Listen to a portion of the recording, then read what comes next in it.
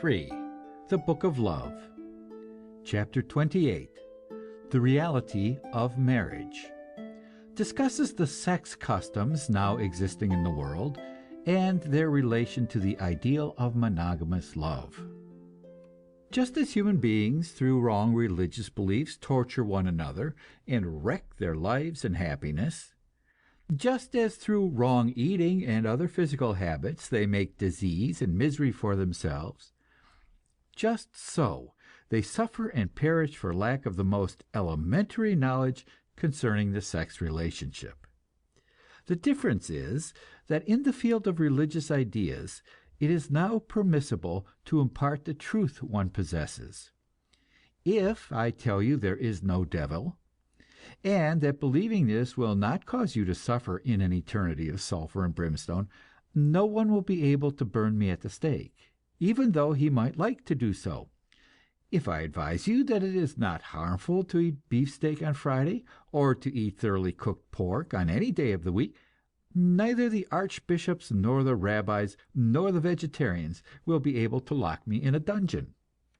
But if I should impart to you the simplest and most necessary bit of knowledge concerning the facts of your sex life, things which every man and woman must know if we are to stop breeding imbecility and degeneracy in the world, then I should be liable, under federal statutes, to pay a fine of $5,000 and to serve a term of 5 years in a federal penitentiary. Scarcely a week passes that I do not receive a letter from someone asking for information about such matters. But I dare not answer the letters, because I know there are agencies, maintained and paid by religious superstition, employing spies to trap people into the breaking of this law. I shall tell you here as much as I am permitted to tell, in the simplest language and the most honest spirit. I believe that human beings are meant to be happy on this earth, and to avoid misery and disease. I believe that they are given the powers of intelligence in order to seek the ways of happiness, and I believe that it is a worthy work to give them the knowledge they need in order to find happiness. At the outset of this book of love, we are going to examine the existing facts of the sex relationships of men and women in present-day society. We shall discover that amid all the false and dishonest thinking of mankind, there is nowhere more falsity and dishonesty than here. The whole world is a gigantic conspiracy of hush, and the orthodox and respectable of the world are like worshippers of some god, who spend their daytime burning incense before the altar, and in the nighttime steal the sacred jewels and devour the consecrated offerings. These worshippers confront you with the question, do you believe in marriage? And they make the assumption that the institution of marriage exists, or at some time has existed, in the world. But if you wish to do any sound thinking about the subject, you must get one thing clear at the outset. The institution of marriage is an ideal which has been preached and taught, but which has never anywhere in any society at any stage of human progress actually existed as the general practice of mankind.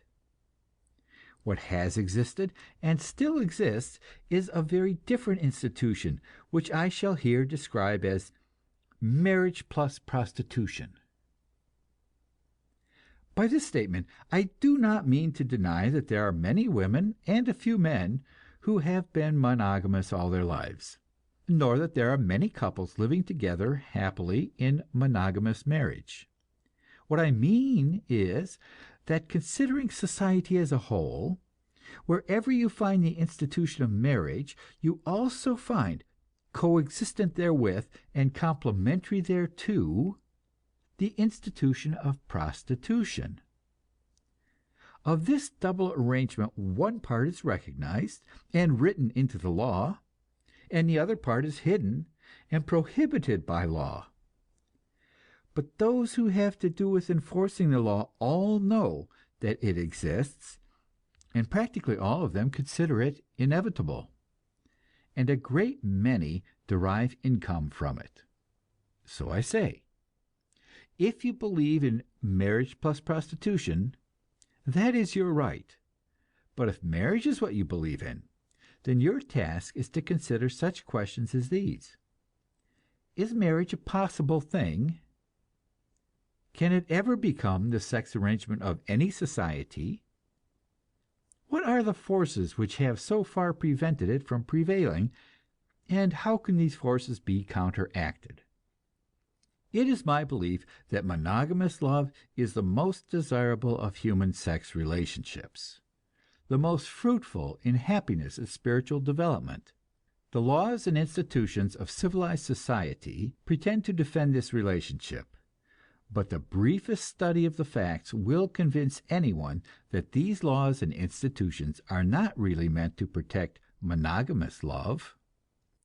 What they are is a device of the property-holding male to secure his property rights to women, and more especially to secure himself as to the paternity of his heirs. In primitive society, where land and other sources of wealth were held in common, and sex monogamy was unknown, there was no way to determine paternity, and no reason for doing so. But under the system of private property and class privilege, it is necessary for some one man to support a child, if it is to be supported.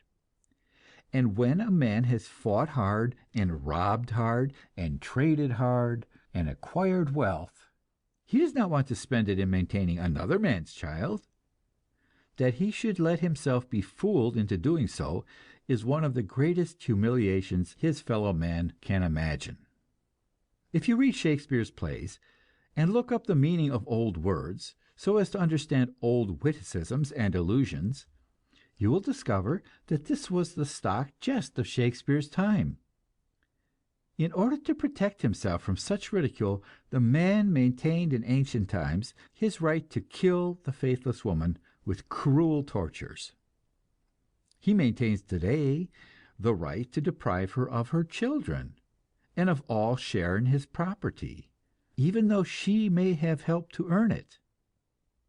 But until quite recent times, the beginning of the revolt of women, there was never any corresponding penalty for faithlessness in husbands.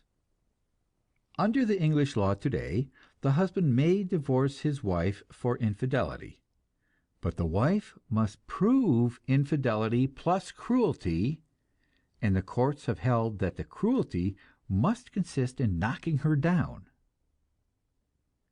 While I was in England, the highest court rendered a decision that a man who brought his mistress to his home and compelled his wife to wait upon her was not committing cruelty in the meaning of the English law.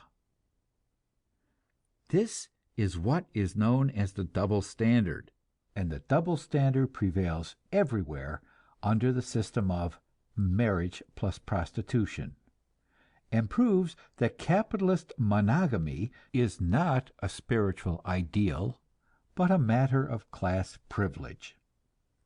It is a breach of honor for the ruling class male to tamper with the wife of his friend. It is frequently dangerous for him to tamper with the young females of his own class, but it is in general practice taken for granted that the young females of lower classes are his legitimate prey. In England, a man may have a marriage annulled if he can prove that the woman he married had what is called a past. But everybody takes it for granted that the man has had a past. It is covered by the polite phrase, sowing his wild oats. Wherever among the ruling class you find men bold enough to discuss the facts of the sex order they have set up, you find the idea expressed or implied that this wild oats is a necessary and inevitable part of this order, and that without it the order would break down. The English philosopher Lecky, making an elaborate study of morals through the ages, speaks of the prostitute in the following frank language: Herself the supreme type of vice, she is ultimately the most efficient guardian of virtue. But for her, the unchallenged purity of countless happy homes would be polluted, and not a few who, in the pride of their untempted chastity, think of her with an indignant shudder, would have known the agony of remorse and despair. On that one degraded and ignoble form are concentrated the passions that might have filled the world with shame. She remains, while creeds and civilizations rise and fall, the eternal priestess of humanity, blasted for the sins of the people. I invite you to study these sentences and understand them fully.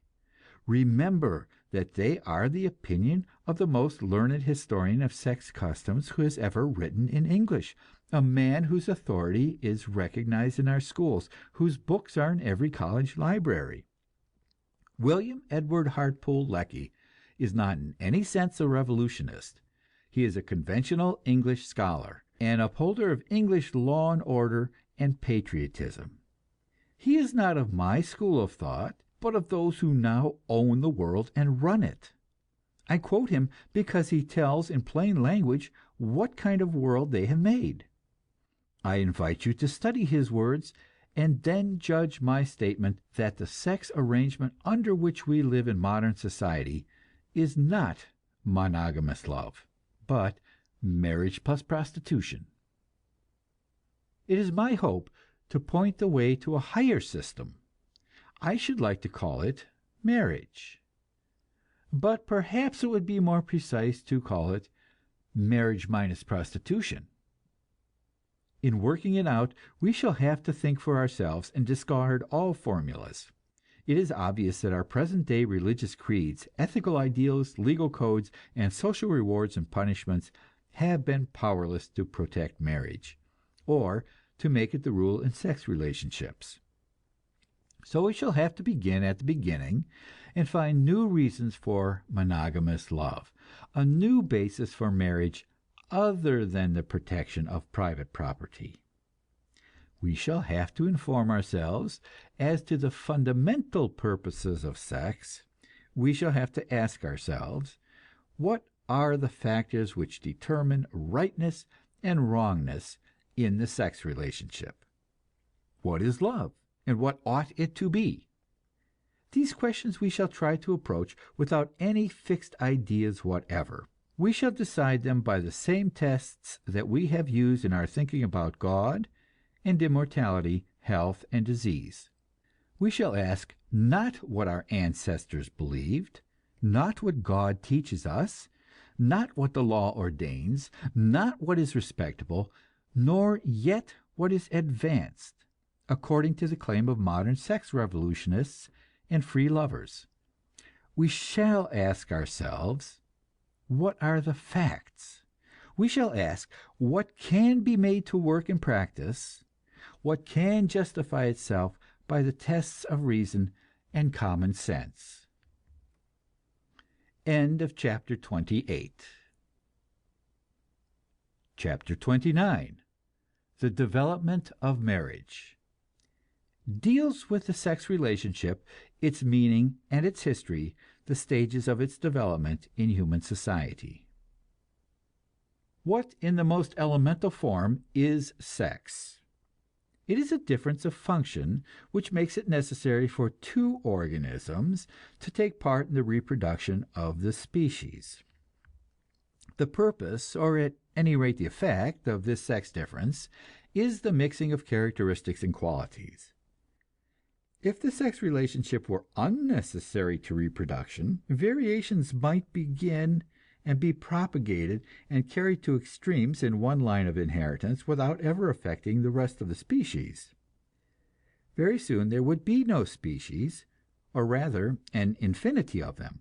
Each line of descent would fly apart and become a group all by itself. You have perhaps heard people comment on the fact that blondes so frequently prefer brunettes, and that tall men are apt to marry short women, and vice versa. This is perhaps nature's way of keeping the type uniform, of spreading qualities widely and testing them thoroughly. Nature is continually trying out the powers of every individual in every species, and by the process of sexual selection, she chooses for the reproduction of the species the individuals which are best fitted for survival. This, of course, refers to nature, considered apart from man. In human society, as I shall presently show, sexual selection has been distorted and partly suppressed. Sex differentiation and sexual selection exist almost universally throughout the animal and vegetable kingdoms, everywhere save in the lowest forms of being. They take strange and startling forms, and like everything else in nature, manifest amazing ingenuity.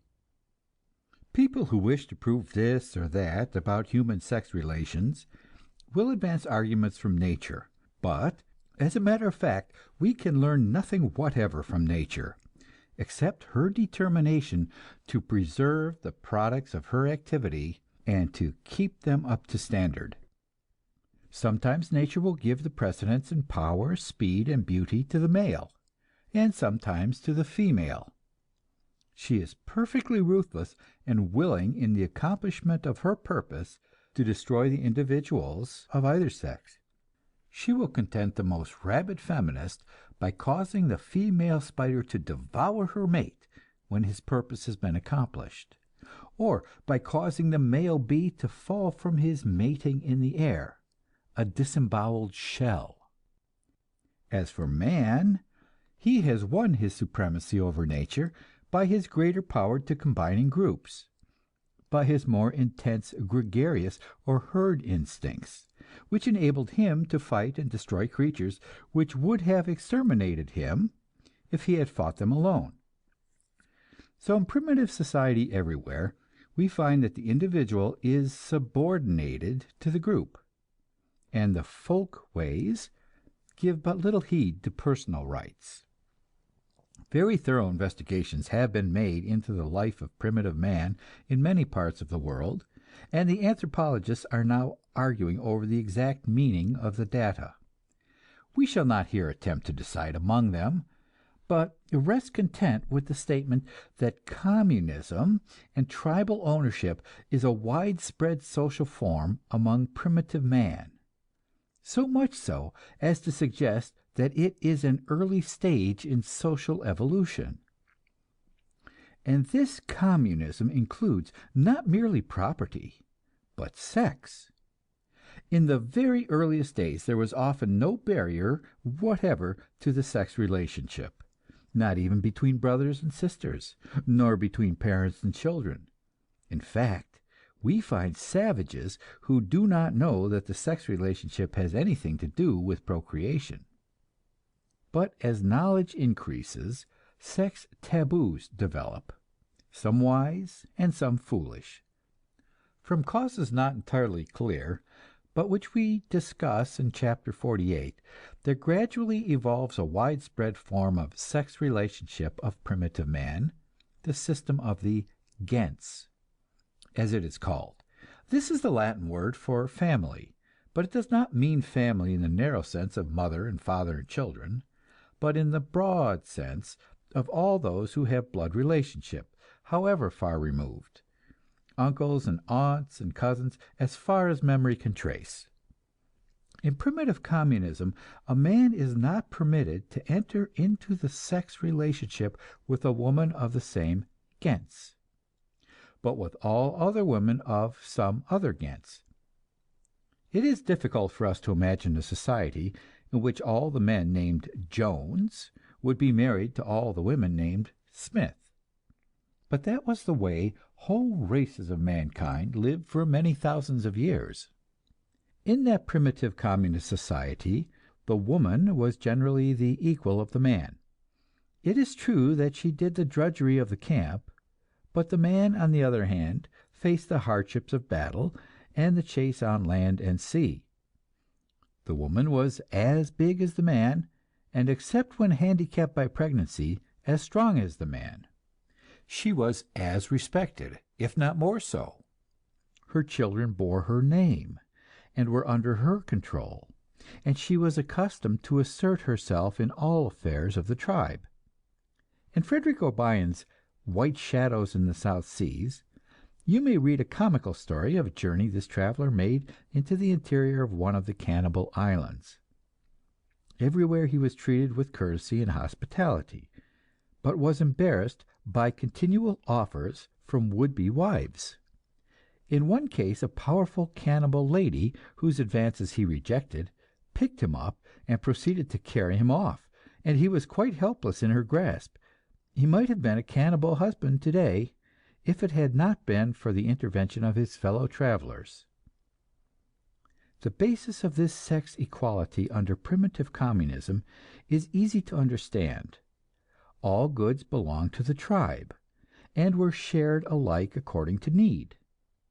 Children were the tribe's most precious possession, therefore the women suffered little handicap from having a child to bear and feed. Primitive woman would bear her child by the roadside and pick it up in her arms and continue her journey, and when she needed food, she did not have to beg for it. If there was food for anyone, there was food for her and her child. She did her share of the gathering and preparing of food, because that was the habit and law of her being. She had energies, and had never heard of the idea of not using them. This primitive communism generally disappears as the tribe progresses. We cannot be sure of all the stages of its disappearance, or of the causes, but in a general way we can say that it gives way before the spread of slavery. In the beginning, primitive man does not have any slaves. He does not have sufficient foresight or self-restraint for that. When he kills his enemies in battle, he builds a fire and roasts their flesh and eats them. And those whom he captures alive, he binds fast and takes with him to be sacrificed to his voodoo gods.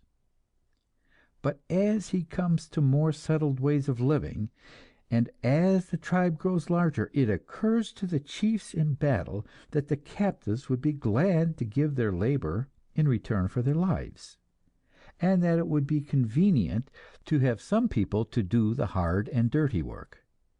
So gradually there comes to be a class at the bottom of society, and another class at the top.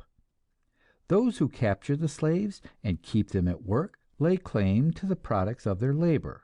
At first better weapons and personal adornments, then separate homes for the chiefs and priests, separate gardens, separate flocks and herds, and, what more natural, separate women. This process becomes complete when the tribe settles down to agriculture, and the ruling classes take possession of the land. When once the land is privately owned, classes are fixed, and class distinctions become the most prominent fact in society. And step by step, as this happens, we see women beaten down from the position of the cannibal lady, who could ask for the man she wanted and carry him off by force if necessary, to the position of the modern woman, who is physically weak, emotionally unstable, economically dependent, and socially repressed. You may resent such phrases, but all you have to do is to read the laws of civilized countries, written into the statute books by men, to define the rights and duties of women. You will see that everywhere, before the recent feminist revolt, women were classified under the law with children and imbeciles. Maternity imposes on woman a heavy burden, and before the discovery of birth control, a burden that is continuous. For 9 months she carries the child in her body, and then for a year or two she carries it in her arms or on her back, and by that time there is another child, and this continues until she is broken down. Having this burden, she cannot possibly compete with the unburdened male for the possession of property. So wherever there is economic competition, wherever certain individuals or classes in the tribe or group are allowed to seize and hold the land, Wherever the products of labor cease to be the community property and become private property, the objects of economic strife, then invariably and by natural process woman comes to be placed among those who cannot protect themselves, that is, among the children and the imbeciles and the slaves.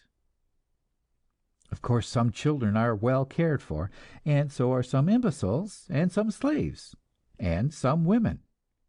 But they are cared for as a matter of favor, not as a matter of their own power. They proceed no longer as the cannibal lady, but by adopting and cultivating the slave virtues, by making themselves agreeable to their masters, by flattering their masters' vanity and sensuality. In other words, by exercising what we are accustomed to call feminine charm. From early barbaric society up to the present day, we observe that there are classes of women just as there are classes of men. The position of these classes changes within certain limits, but in broad outline the conditions are fixed, and may be easily defined. There is, first of all, the ruling class woman. She must have birth. She may or may not have wealth, according as to whether the laws of that society or tribe permit her to have possessions of her own, or to inherit anything from her parents. If she has no wealth, then she will need beauty. She is the woman who is selected by the ruling class man to bear his name and his children, and to have charge of the household where these children are reared, and trained for the inheriting of their father's wealth and the carrying on of his position. This confers upon the ruling class woman great dignity, and makes her a person of responsibility. She rules not merely over the slaves of the household, but over men of inferior social classes. And in a few cases an exceptionally able woman has become a queen, and ruled over men of her own class. This ruling class woman has been known through all the ages by a special name, and the ways and customs regarding her have been studied in an entertaining book, The Lady, by Emily James Putnam. Next in privilege and position to the lady is the mistress, the woman who is selected by the ruling class man not primarily to bear his children, but to entertain and divert him. She may, of course, bear children also. In barbaric societies, and up to quite recent times, the importance of the ruling class man was indicated by the number of concubines he had, and the position of these women was hardly inferior to that of the wife or queen. In the days of the French monarchy, the king's mistress was frequently more important than the queen. She was a woman of ability, maintaining her supremacy in the intrigues of the court. In ancient Greek society, the hetairai were a recognized class, and Aspasia, the mistress of Pericles, was the most brilliant and most conspicuous woman in Athens. In modern France, the position of the mistress is recognized by the phrase demi-monde, or half-world. The American plutocracy has developed upon a superstructure of Puritanism, and therefore in America hypocrisy is necessary. But in the great cities of America, the vast majority of the ruling class men keep mistresses before marriage, and a great many keep them afterwards. And these mistresses are coming to be more and more openly flaunted, and to acquire more and more of what is called social position.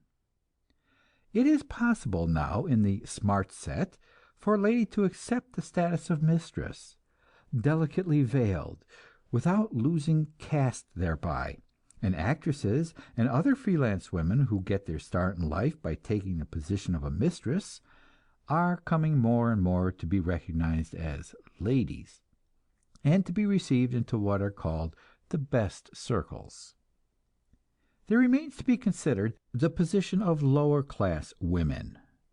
In barbarous societies, these women were very little different from slaves. They had no rights of their own, except such rights as their master man chose to allow them for his own convenience. They were sold in marriage by their parents, and they went where they were sold, and obeyed their new master. They became his household drudges, and reserved their affections for him.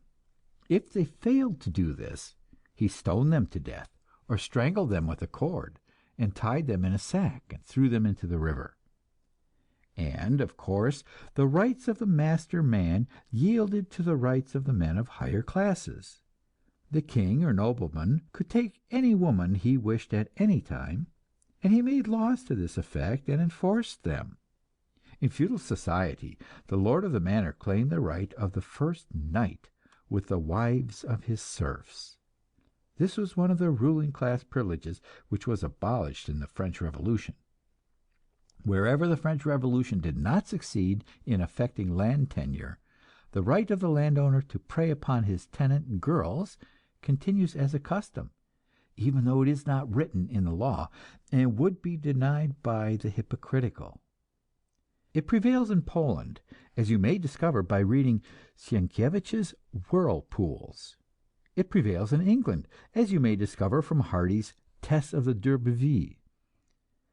You will find that it prevails in every part of the world where women have poverty and men have wealth and prestige, dress suits and automobiles.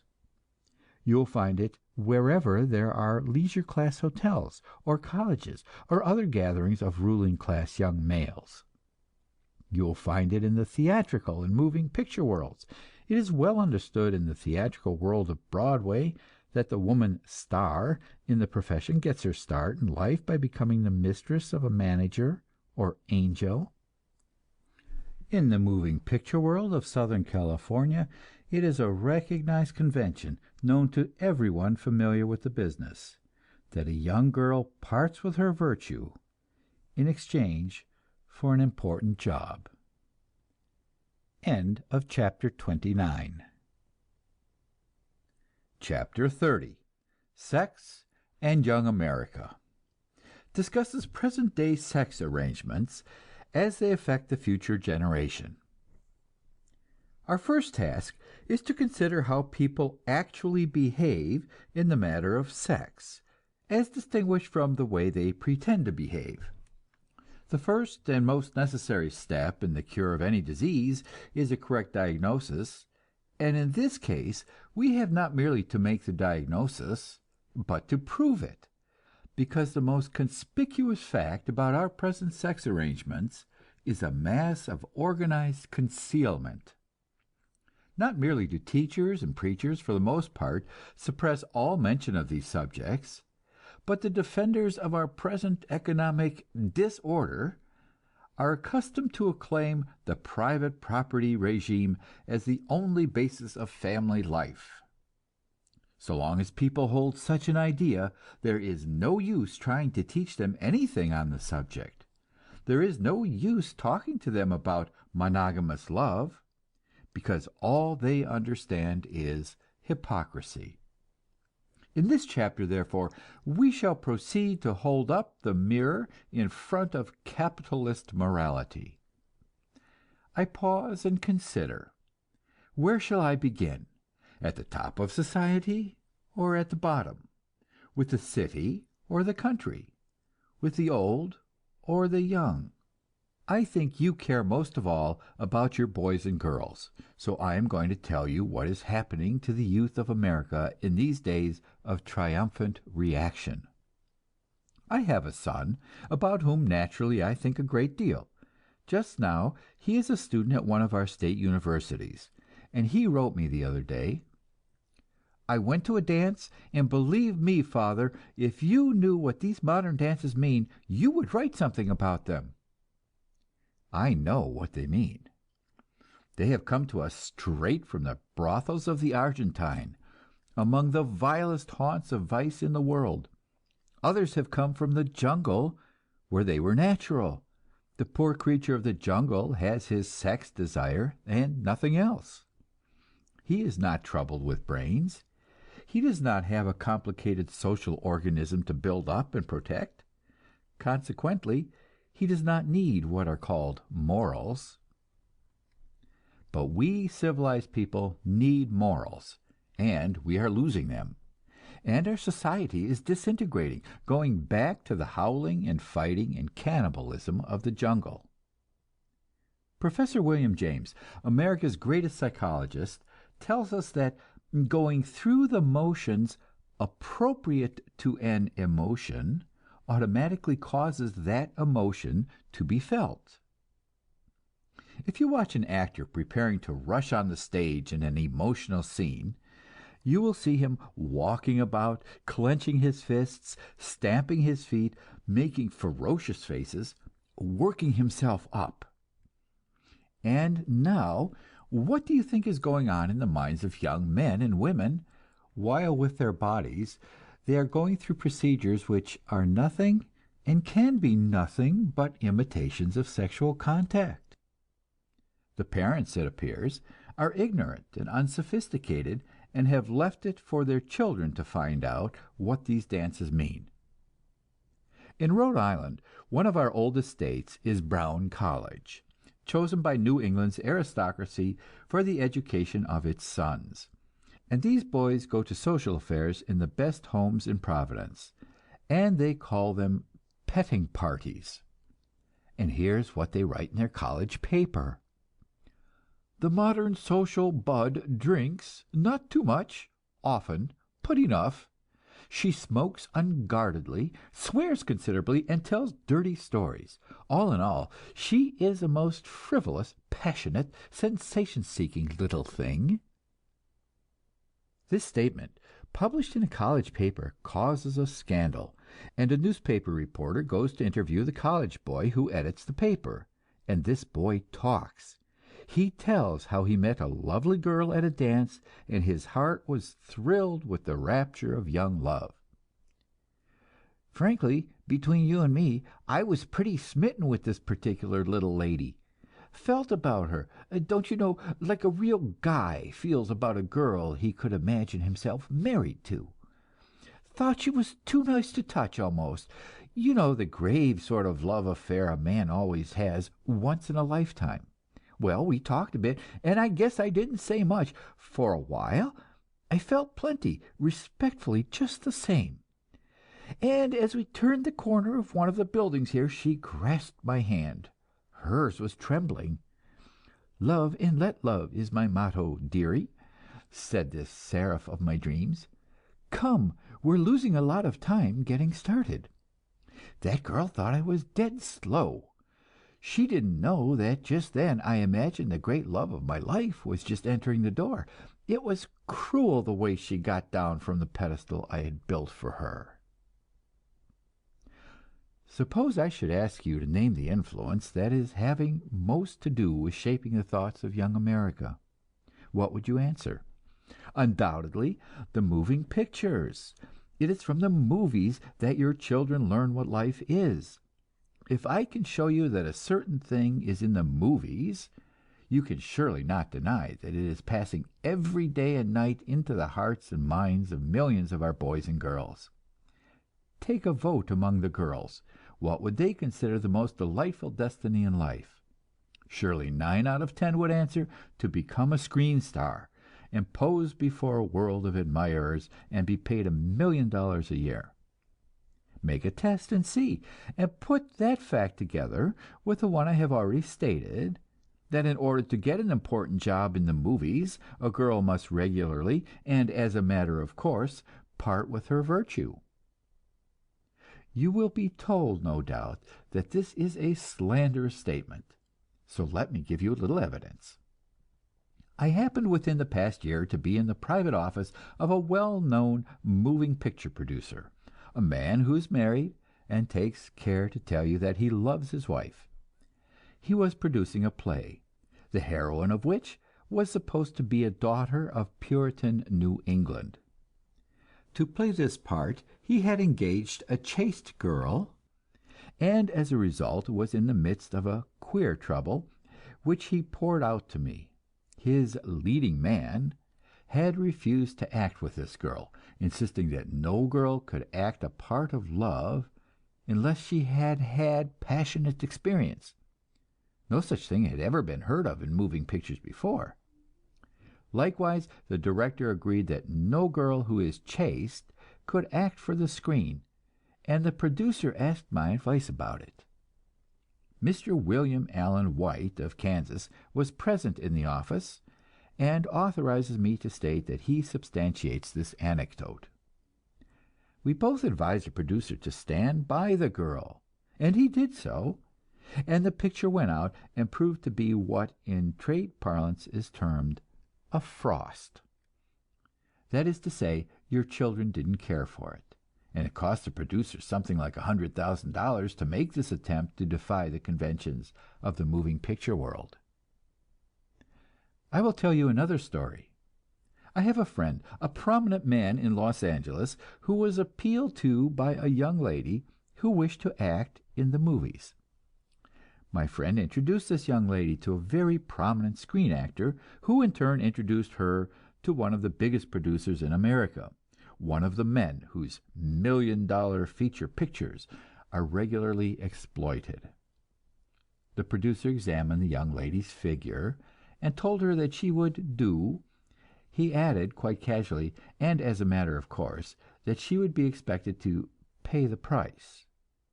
The young lady took exception to this proposition, and gave up the chance.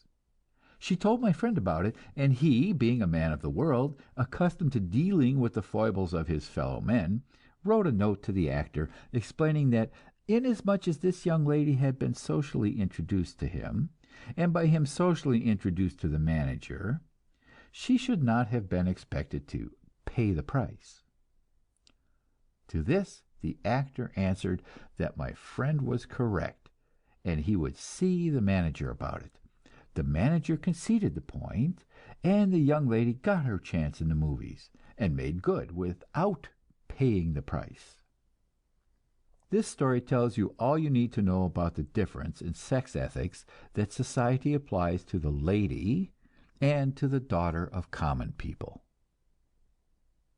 You know, of course, what is the stock theme of all moving pictures: the virtuous daughter of the people who resists all temptations and is finally rescued from her would-be seducer by the strong and sturdy arm of a male doll. Could one ask a more perfect illustration of capitalist hypocrisy than the fact that the girl who plays this role is required to pay with her virtue for the privilege of playing it? And if you knew anything about young girls, you can watch her playing it on the screen and see from her every gesture that what I am telling you is true. My wife knows young girls, and I took her the other day to see a moving picture. She said, "I have solved a problem. When I come home on the streetcars, it happens that I ride with a lot of young girls from the high school. I have been watching them, and I couldn't imagine what was the matter with them. All simple girlish straightforwardness has gone out of them. They are making eyes in the strangest manner, and at nobody, just practicing, apparently. They wear yearning facial expressions. When they start to walk, they do not walk, but writhe and wiggle. I thought there must be some nervous eye and lip disease got abroad in the school, but now, when I go to a moving picture, I discover what it means. They are imitating the stars on the screen." In these pictures, you know, there are ingenues, young girls engaged in making a happy ending to the story by capturing a rich lover. And then there are vamps, engaged in seducing young men or breaking up some happy home. In old-style melodrama, it was possible to tell the ingenue from the vamps. The former would trip lightly and glance coyly out of the corners of their eyes, while the vamp moved with slow, languished, writhing, blinking, heavy-lidded, sinister eyes. But nowadays, the vamps have learned to pose as ingenues, and the ingenues are as vicious as the vamps. They both make the same glances and culminate in the same sensual swoon. It is all sex and nothing else, except revolvers and fighting and wild rushing about. And then, too, there are the musical comedies, made wholly out of sex, being known as girl shows, or more frankly still, leg shows. A row of half-naked women prancing and gyrating on the stage, and in front of them rows of bald-headed old men gazing at them greedily. Also college boys, or boys too imbecile to get through college, sending in their cards with boxes of costly flowers. You will be shocked as you read my plain statements of fact, but if you are the average American, you will take your family to a musical show which has come straight from the brothels of Paris, every allusion of which is obscene.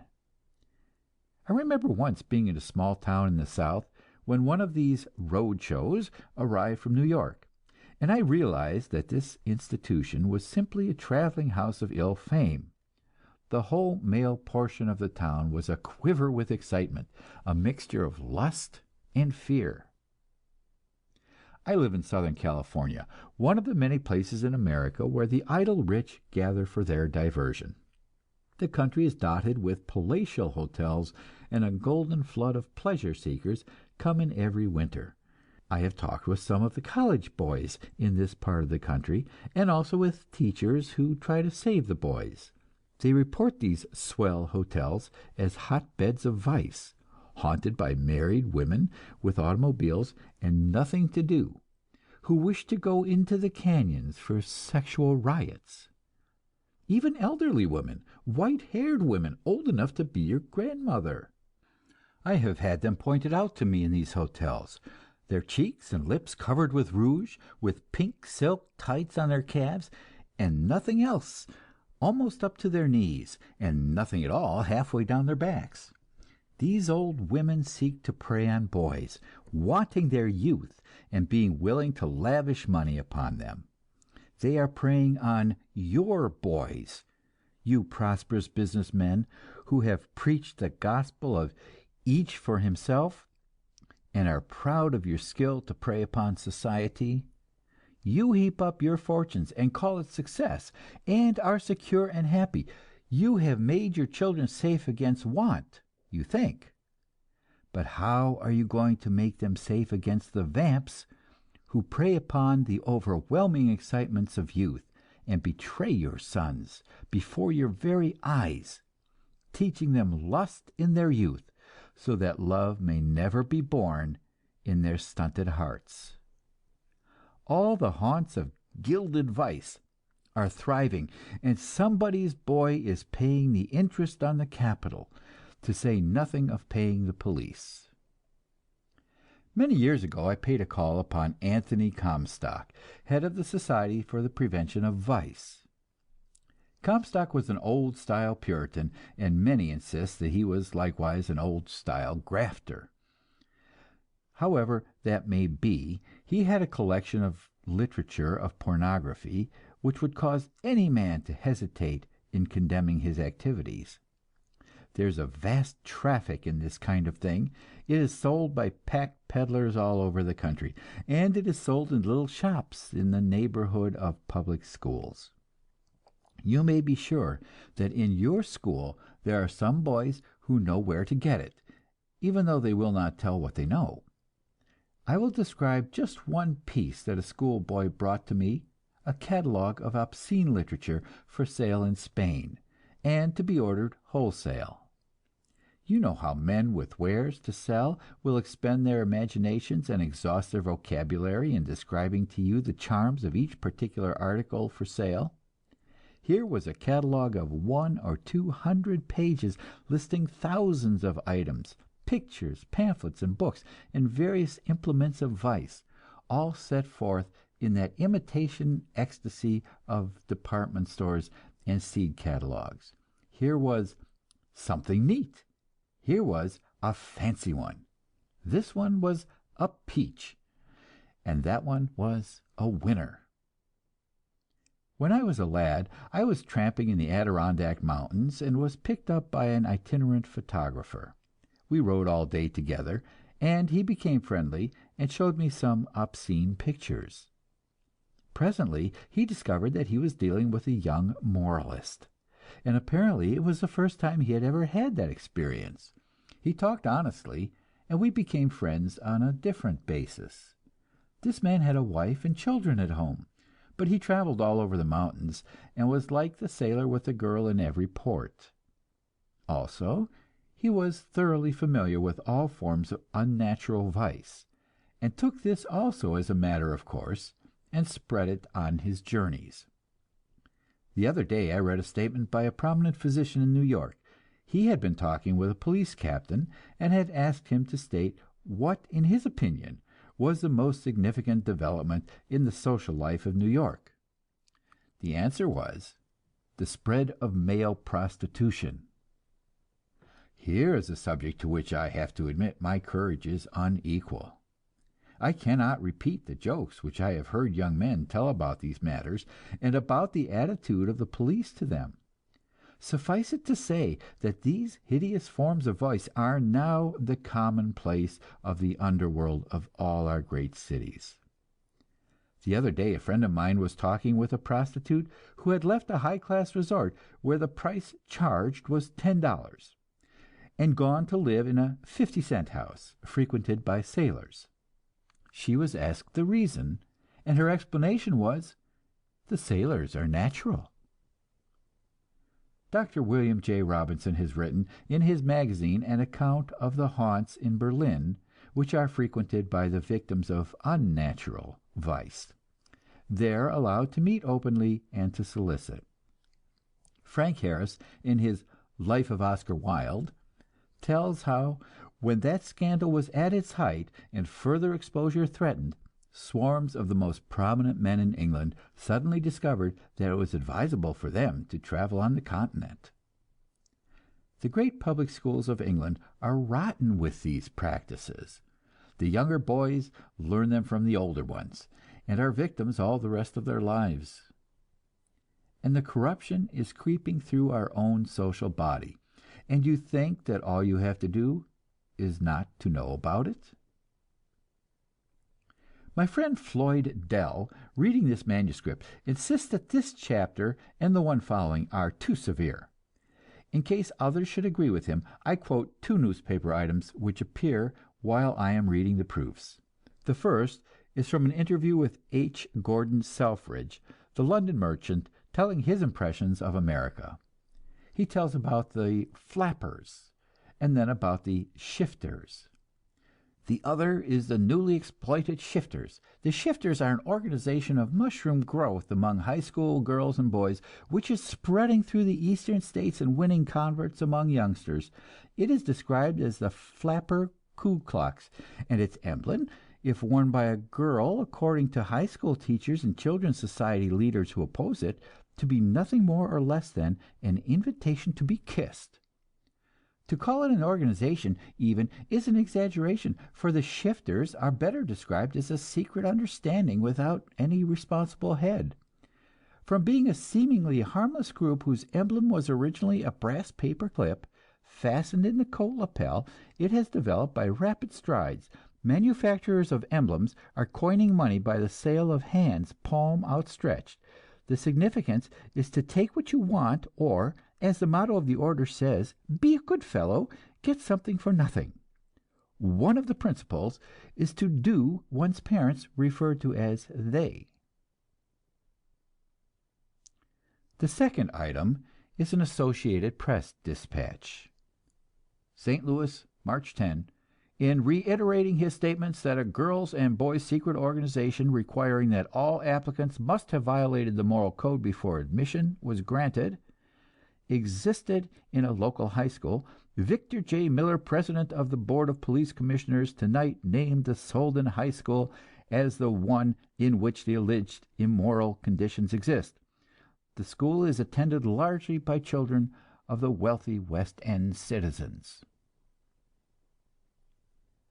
End of chapter 30. Chapter 31. Sex and the Smart Set portrays the moral customs of those who set the fashion in our present-day world. We have discussed what is happening to our young people. Let us next consider what our mature people are doing. Having mentioned conditions in England, I will give a glimpse of London high life 2 years before the war. As a visiting writer, I was invited to luncheon at the home of a woman novelist, whose books at that time were widely read both in her country and here. Present at the luncheon was a prominent publisher, who I afterwards learned was the lady's lover, also the lady's grown and married son. The publisher looked like a buxom hunting squire, but the lady told me that he was very unhappy because his wife would not divorce him. The lady had just come from a week-end party at the home of an earl, who at this moment occupies one of the highest posts in the gift of the British Empire. Things had gone comically wrong at this country house party, she said, because the hostess had failed to remember that Lord So-and-so was at present living with Lady Somebody Else. One of the duties of the hostesses at house parties, it appears, is to know who is living with whom, in order that they may be put in connecting rooms. In this case his lordship had been grouchy, and everybody's pleasure had been spoiled. This produced a discussion of the subject of marriage, and the son remarked that marriage was like an old slipper; you wore it because you had got used to it, but you did not talk about it because it was unimportant and stupid. I went away, and happened to mention these matters to a friend who had met this woman novelist in Nice. The novelist had there, in a group of people, been introduced to a young girl who was suffering from neurasthenia. "My dear," said the novelist affectionately, "what you need is to have an illegitimate baby." This, you will say, is the old world, and you always knew that it was corrupt. If so, let me tell you a few things that I have seen among the upper circles of our own great and virtuous democracy. My first acquaintance with New York society came after the publication of "The Jungle." As the author of that book, I was a sensation, almost as much so as if I had won the heavyweight championship of the world. Out of curiosity, I accepted an invitation for a week-end amid what is called the hunting set of Long Island. Here was a gorgeous palace with many tapestries and soft-footed servants, and decanters and cocktails at every stage of one's journey about the place, like coaling stations on the trade routes of the British Empire. One of the first sights that caught my young eye was a large and stately lady in semi-undress, smoking a big black cigar. If I were to mention her name, every newspaper reader in America would know her, and before I had been introduced to her, I heard two young men in evening dress make an obscene remark about her, and what she was waiting for that evening. I discovered quickly, while there was a great deal of sex among these people, there was very little love. There was principally a wish to score cleverly and subtly at the expense of another person's feelings. It is called the smart set, you understand, and I will give you an idea of how "smart" it is. I was walking down a passage with a lady, and on a couch sat another lady, side by side with a certain very famous lawyer, whose golden eloquence you have probably listened to from platforms, and whom, for the purpose of this anecdote, I will name Jones.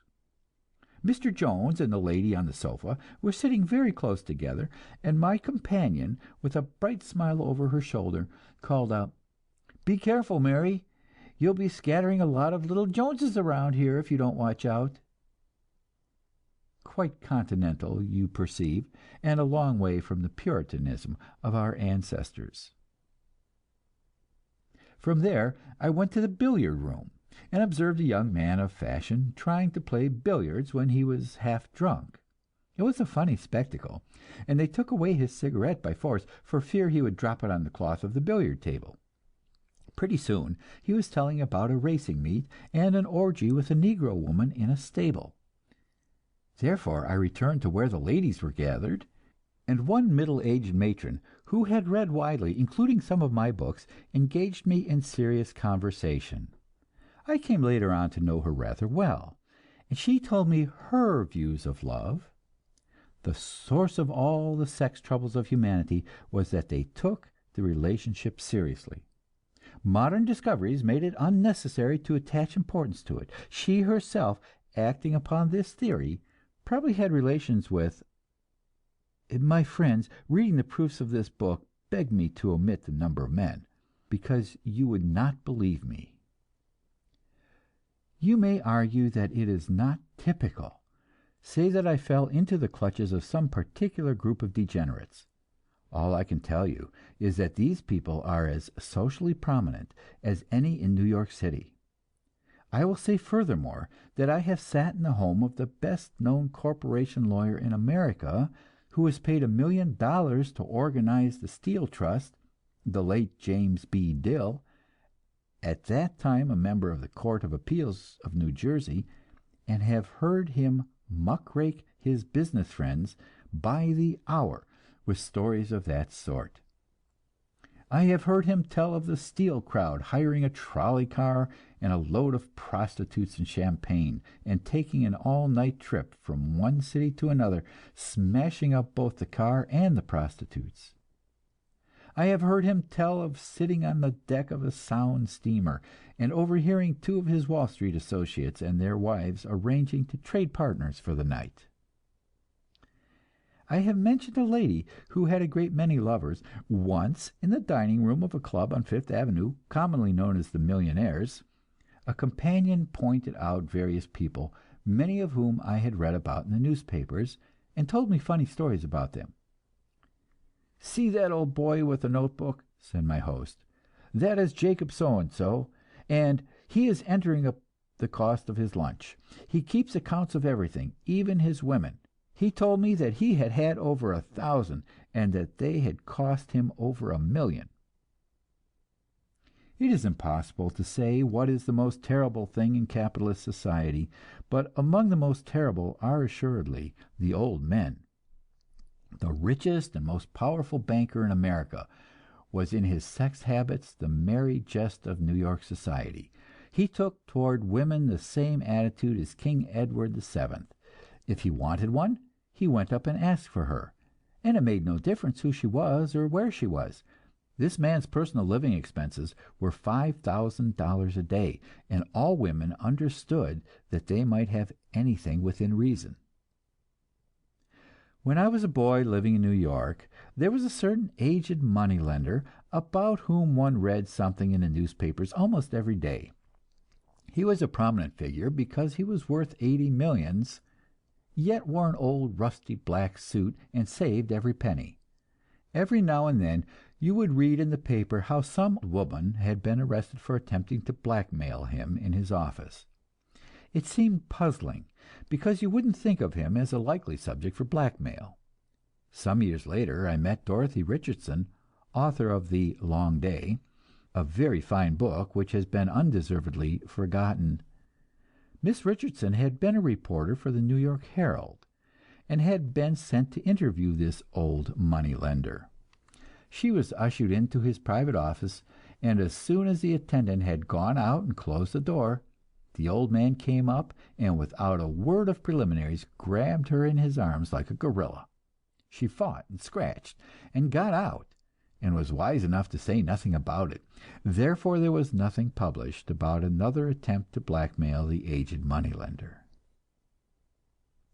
What this means is that men of unlimited means live lives of unbridled lust, and then in their old age they are helpless victims of their own impulses.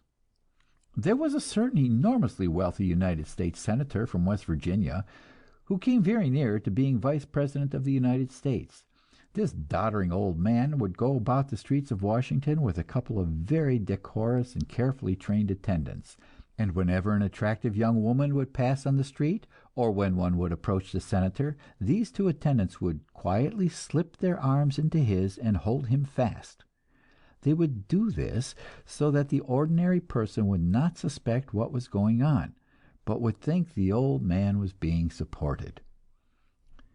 You do not have to take these things on my word. The newspapers are full of them all the time, and they are proven in court. Just now as I write, the president of the most powerful bank in America is claiming in court that his children are not his own, but that their father is an Indian guide. His wife, on the other hand, is accusing the banker of having played the role of husband to several other women. He would take these women traveling on his yacht, which, quaintly enough, was termed the Modesty.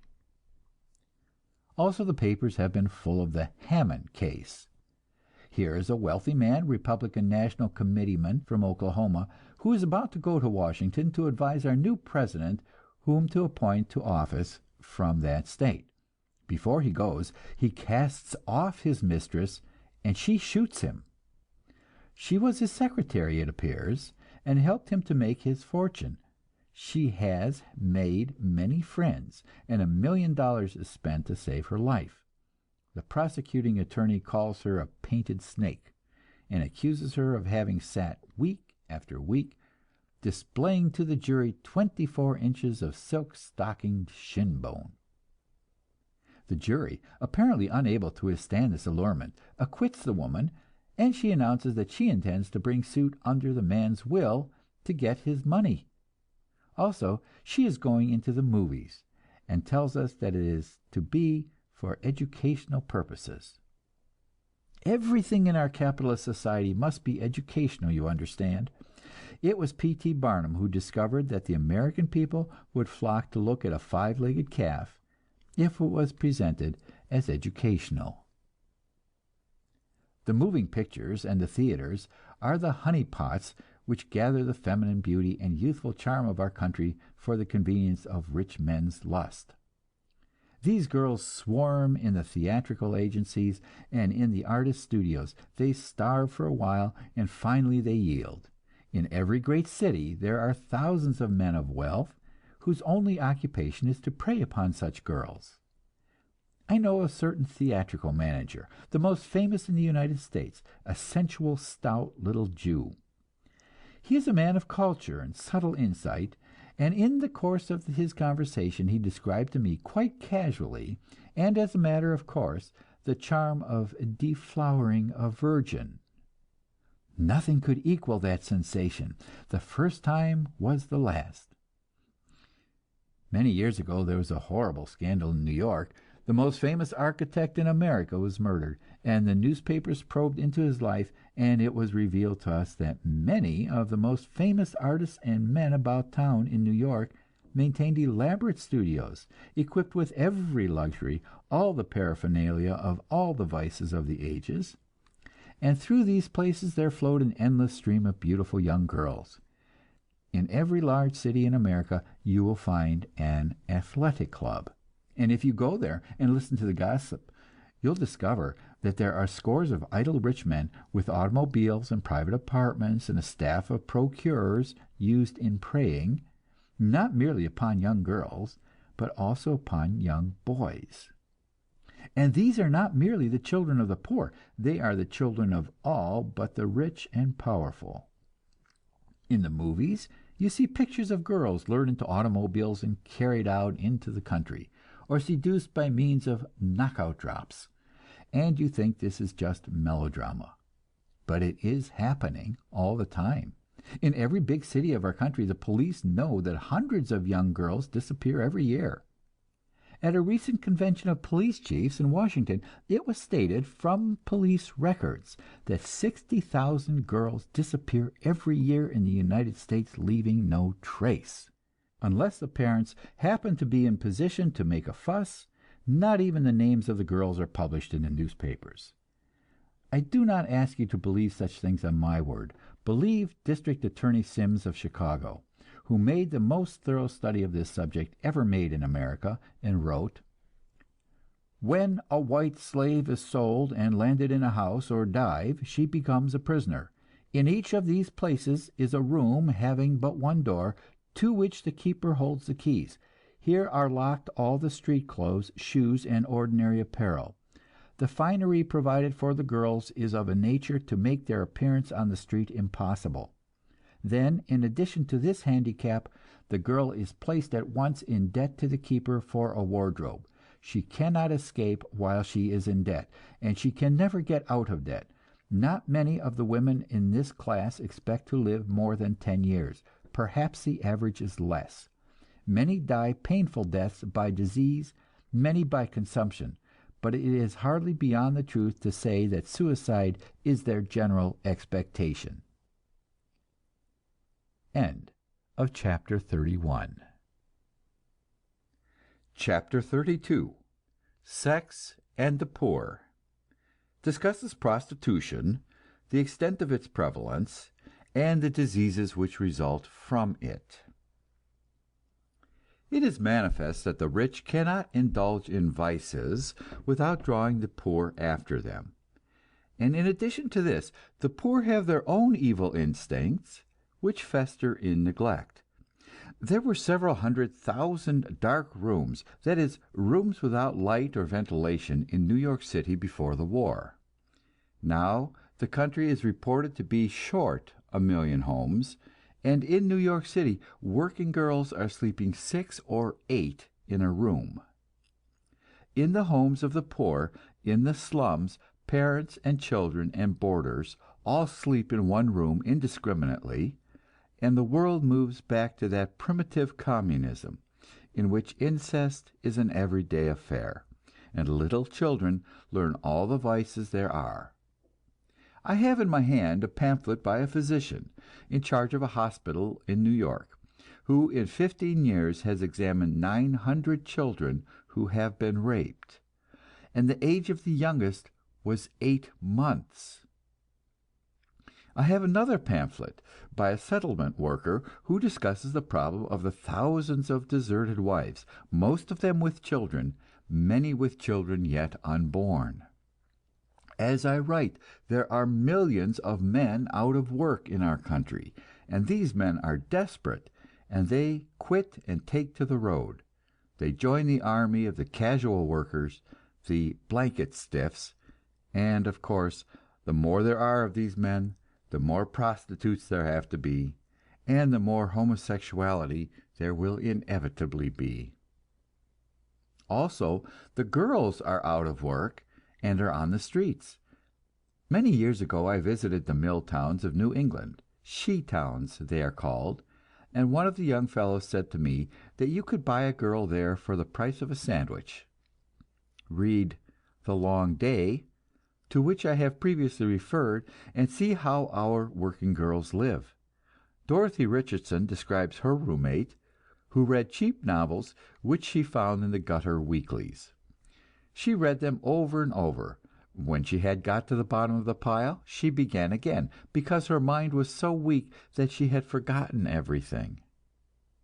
And then one day Miss Richardson happened to be groping in a corner of a closet, and came upon a great pile of bottles, and examined them, and was made sick with horror. Abortion mixtures. Dr. William J. Robinson, an authority on the subject, estimates that there are 1,000,000 abortions in the United States every year. Some of these are accidental, caused by venereal disease, but the vast majority are deliberate acts, crimes under the law, murder of human life. Dr. Robinson also estimates, from the many thousands of cases which come to him, that 95% of all men have at some time practiced self-abuse.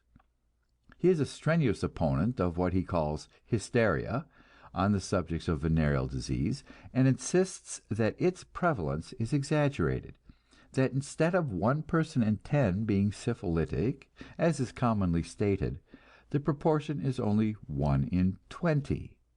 He insists that the percentage of persons having had gonorrhea is only 25%, instead of 75 or 85.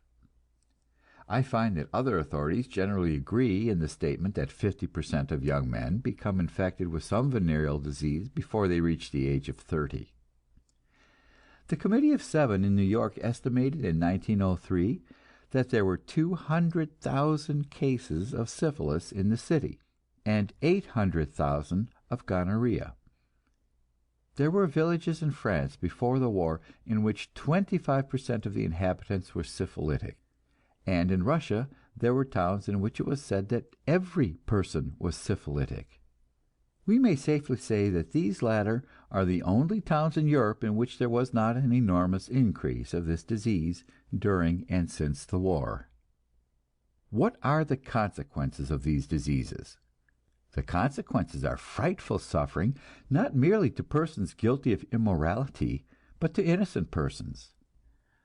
Dr. Morrow, generally recognized as the leading authority on this subject, estimates that 10% of all wives are infected with venereal disease by their husbands. He estimates that 30% of all the infected women in New York were wives who had got the disease from their husbands. It is estimated that 30% of all births where either parent has syphilis result in abortions. It is estimated that 50% of childlessness in marriage is caused by gonorrhea, and 25% of all existing blindness. In Germany, before the war, there were 30,000 persons born blind from this cause. It is estimated that 95% of all abdominal operations performed upon women are due to gonorrhea. And any of these horrors may fall upon persons who lead lives of the strictest chastity. There was a case reported in Germany of 236 children who contracted venereal disease from swimming in a public bath. All of these things are products of our system of marriage plus prostitution. They are all part of that system, and no study of the system is complete without them. Everywhere throughout modern civilization, prostitution is an enormous and lucrative industry.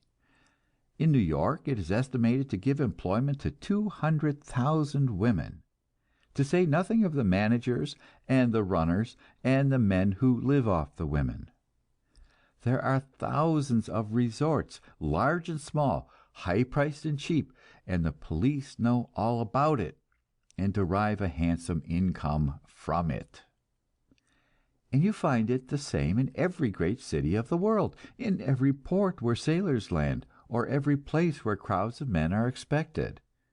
If there is to be a football game or a political convention, the managers of the industry know about it, and while they may never have heard the libel that socialism preaches sexual license, they all know that capitalism practices it, and they provide the necessary means. In the United States, there are estimated to be 500,000 prostitutes, counting the inmates of houses alone. During the late war, at the army bases in France, the British government maintained official brothels, but if you published anything about this in England, you ran a chance of having your paper suppressed. During the occupation of the Rhine country, the French sent in Negro troops, savages from the heart of Africa, whose custom it is to cut off the ears of their enemies in battle, and the French army compelled the German population to supply white women for these troops. I have quoted in The Brass Check a pious editorial from the Los Angeles Times, bidding the mothers of America to be happy because our boys in France were safe in the protecting arms of the YMCA and the Knights of Columbus. I dared not publish at this time a passage which I had clipped from the London Clarion, in which A.M. Thompson told how he watched the doughboys in the cafes of Paris with a girl on each knee and a glass of wine in each hand. I will add one little anecdote, giving you a glimpse of the sex conventions of war. The American army made desperate efforts to keep down venereal disease, and required all men to report to their regimental surgeon immediately after having had sex relations. Our army moved into Koblenz, and the regulations strictly forbade any fraternizing with the inhabitants. But immediately it was discovered that there was an increase of disease, an investigation was made and revealed that men had been ceasing to report to the surgeons because they were afraid of being punished for having fraternized with the enemy. So a new order was issued, providing that having sexual intercourse would not be considered as fraternizing. I do not know any better way to distinguish my ideal of morality from the military ideal than to say that according to my understanding of it, the sex relationship should always and everywhere imply and include fraternizing. Finally, in concluding this picture of our present-day sex arrangements, there is a brief word to be said about divorce. In the year 1916, the last statistics available as I write, there were just over 1 million marriages in the United States, and there were over 112,000 divorces. This would indicate that one marriage in every 9 resulted in shipwreck. But as a matter of fact, the proportion is greater because the marriages necessarily precede the divorces, and the proportion of divorces in 1916 should be calculated upon the number of marriages which took place some 5 or 10 years previously. Of the 1 million marriages in 1916, we may say that 1 in 7 or 1 in 8 will end in the divorce courts. Let this suffice for a glimpse of the system of marriage plus prostitution, a field of weeds which we have somehow to plow up and prepare for a harvest of rational and honest love. End of chapter 32. Chapter 33, Sex and Nature, maintains that our sex disorders are not the result of natural or physical disharmony. Elie Metchnikoff, one of the greatest scientists, wrote a book entitled The Nature of Man, in which he studied the human organism from the point of view of biology, demonstrating that in our bodies are a number of relics of past stages of evolution, no longer useful, but rather a source of danger and harm. We have, for example, in the inner corner of the eye a relic of that third eyelid whereby the eagle is enabled to look at the sun. This is a harmless relic, but we have also an appendix, a degenerate organ of digestion, or gland of secretion, which now serves as a center of infection and source of danger.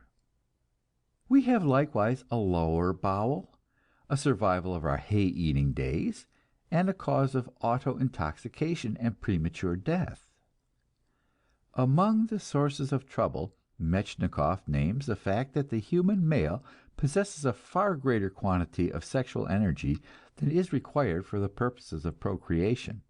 This becomes a cause of disharmony and excess. It causes man to wreck his health and destroy himself. Manifestly, this is a serious matter, for if it is true, our efforts to find health and happiness in love are doomed to failure. And Lecky is right when he describes the prostitute as the guardian of virtue, the eternal and necessary scapegoat of humanity. But I do not believe it is true. I think that here is one more case of the endless blundering of scientists and philosophers who attempt to teach physiology, politics, religion, and law without having made a study of economics. I do not believe that the sex troubles of mankind are physiological in their nature, but have their origin in our present system of class privilege. I believe they are caused not by the blunders of nature, but by the blunders of man as a social animal. Let us take a glimpse at primitive man.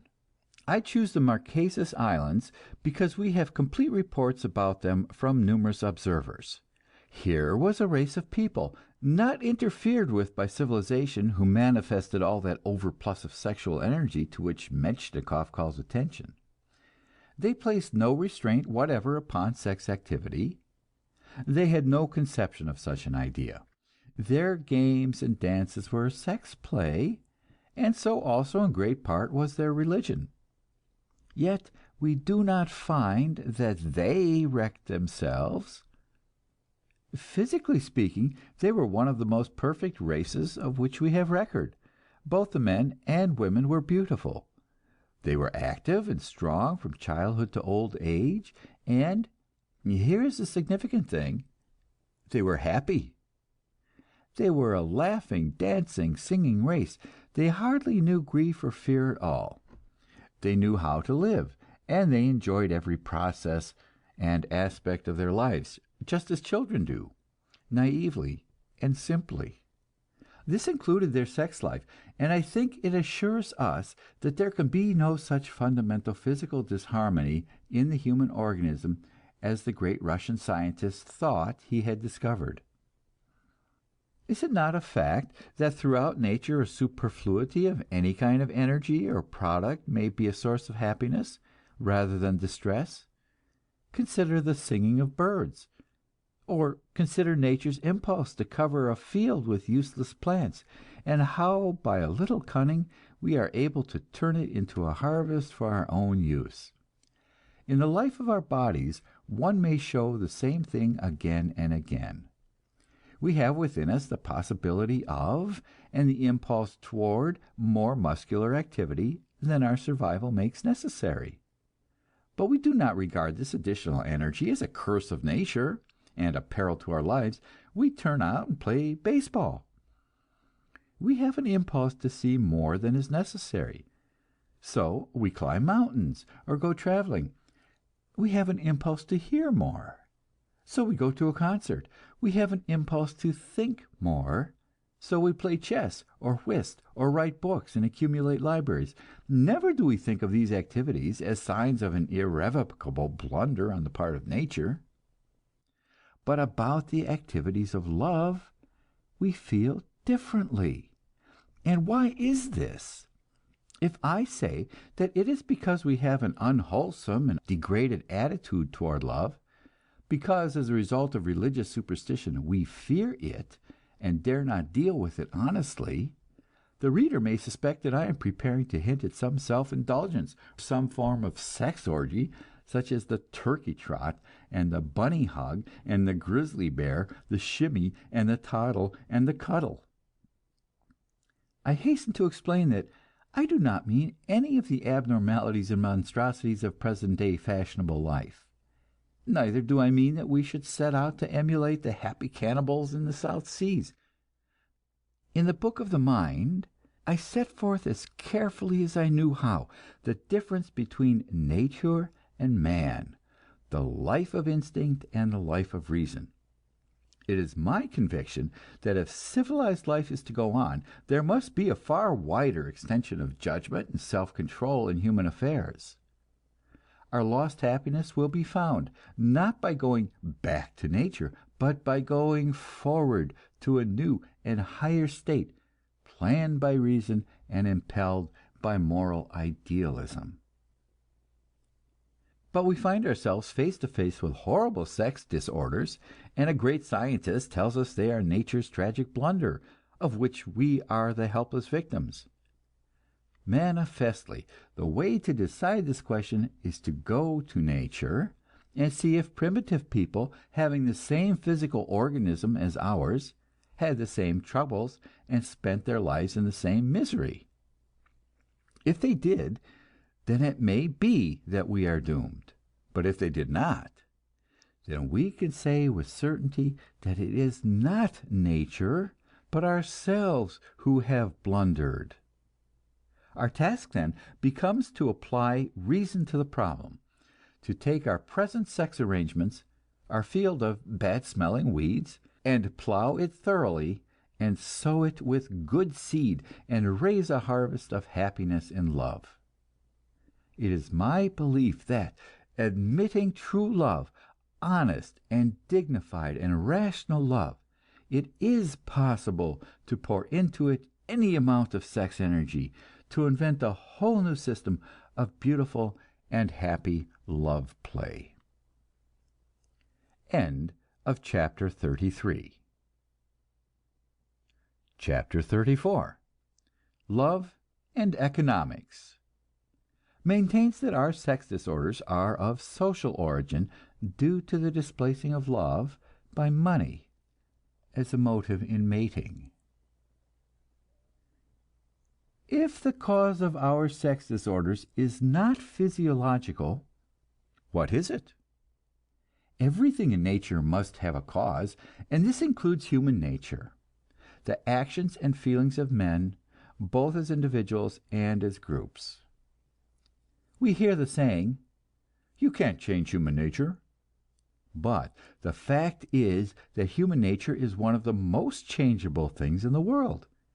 We can watch it changing from age to age, for better or for worse, and if we had the intelligence to use the forces now at our command, we could mold human nature as precisely as a brewer converts a carload of hops into a certain brand of beer. Voltaire was the author of the saying, "Vice and virtue are products like vinegar." Our civilization is based upon industrial exploitation and class privilege, the monopoly of the means of production and the natural sources of wealth by a group. This enables the privileged group to live in idleness upon the labor of the rest of society. It confers unlimited power with practically no responsibility, a strain which not one human being in 1,000 has the moral strength to endure. History for the past 5,000 years is one demonstration after another that the conferring upon a class of power without responsibility means the collapse of that class and the downfall of its civilization. So far as concerns the ruling class male, what the system of privilege does is to give him unlimited ability to indulge his sex desires. What it does for the female is to submit her to the male desires, and to abolish that mutuality in sex, that interaction between male and female influence, which is the very essence of its purpose.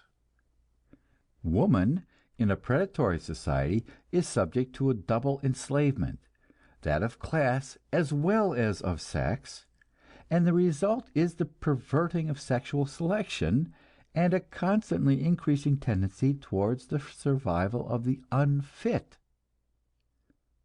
In a state of nature, the males compete among themselves for the favor of the female. The female is not raped, nor is she kidnapped. On the contrary, she exercises her prerogative. She inspects the various male charms which are set before her, and selects those which please her, according to her deeply planted instincts. The result is that the weak and unfit males seldom have the chance to reproduce themselves, and the procreating is done by the highest specimens of the type. But now we have a world which is ruled by money, in which opportunity and indeed survival depend upon money, and the whole tendency of society is to make money standards supreme. We do not like to admit this, of course. Our instincts revolt against it, and our higher faculties reinforce the revolt. So we carefully veil our money motives and invent polite phrases to conceal them. You will hear people deny it is money which determines admission into what is called society, the intimate life of the ruling class. They will tell you that it is not money, it is good taste, refinement, a charm of personality, and so on. But if you analyze all these things, you speedily discover that they are made out of money. They are symbols of the possession of money, devised by those who possess it as a means of keeping themselves apart from those who do not possess it. I would safely defy a member of the ruling class to name a single element in what he calls refinement or good taste that is not, in its ultimate analysis, a symbol of the possession of money. Let it be the pronunciation of a word, or the cut of a coat, or the method of handling a fork, whatever it may be, it is part of a code revealing that the person, or more important yet, the ancestors of the person, have belonged to the leisure class, and have had time and opportunity to learn to do things in a certain precise conventional way. I say conventional, for very frequently these tests have no relationship whatever to reality. Considered as a matter of common sense and convenience, it is a great deal better to eat peas with a spoon and with a fork, and to use both a knife and fork in eating lettuce. But if you eat peas with a spoon or use a knife on lettuce, every member of the ruling class will instantly know that you are an interloper, as much so as if you took to throwing the china at your hostess.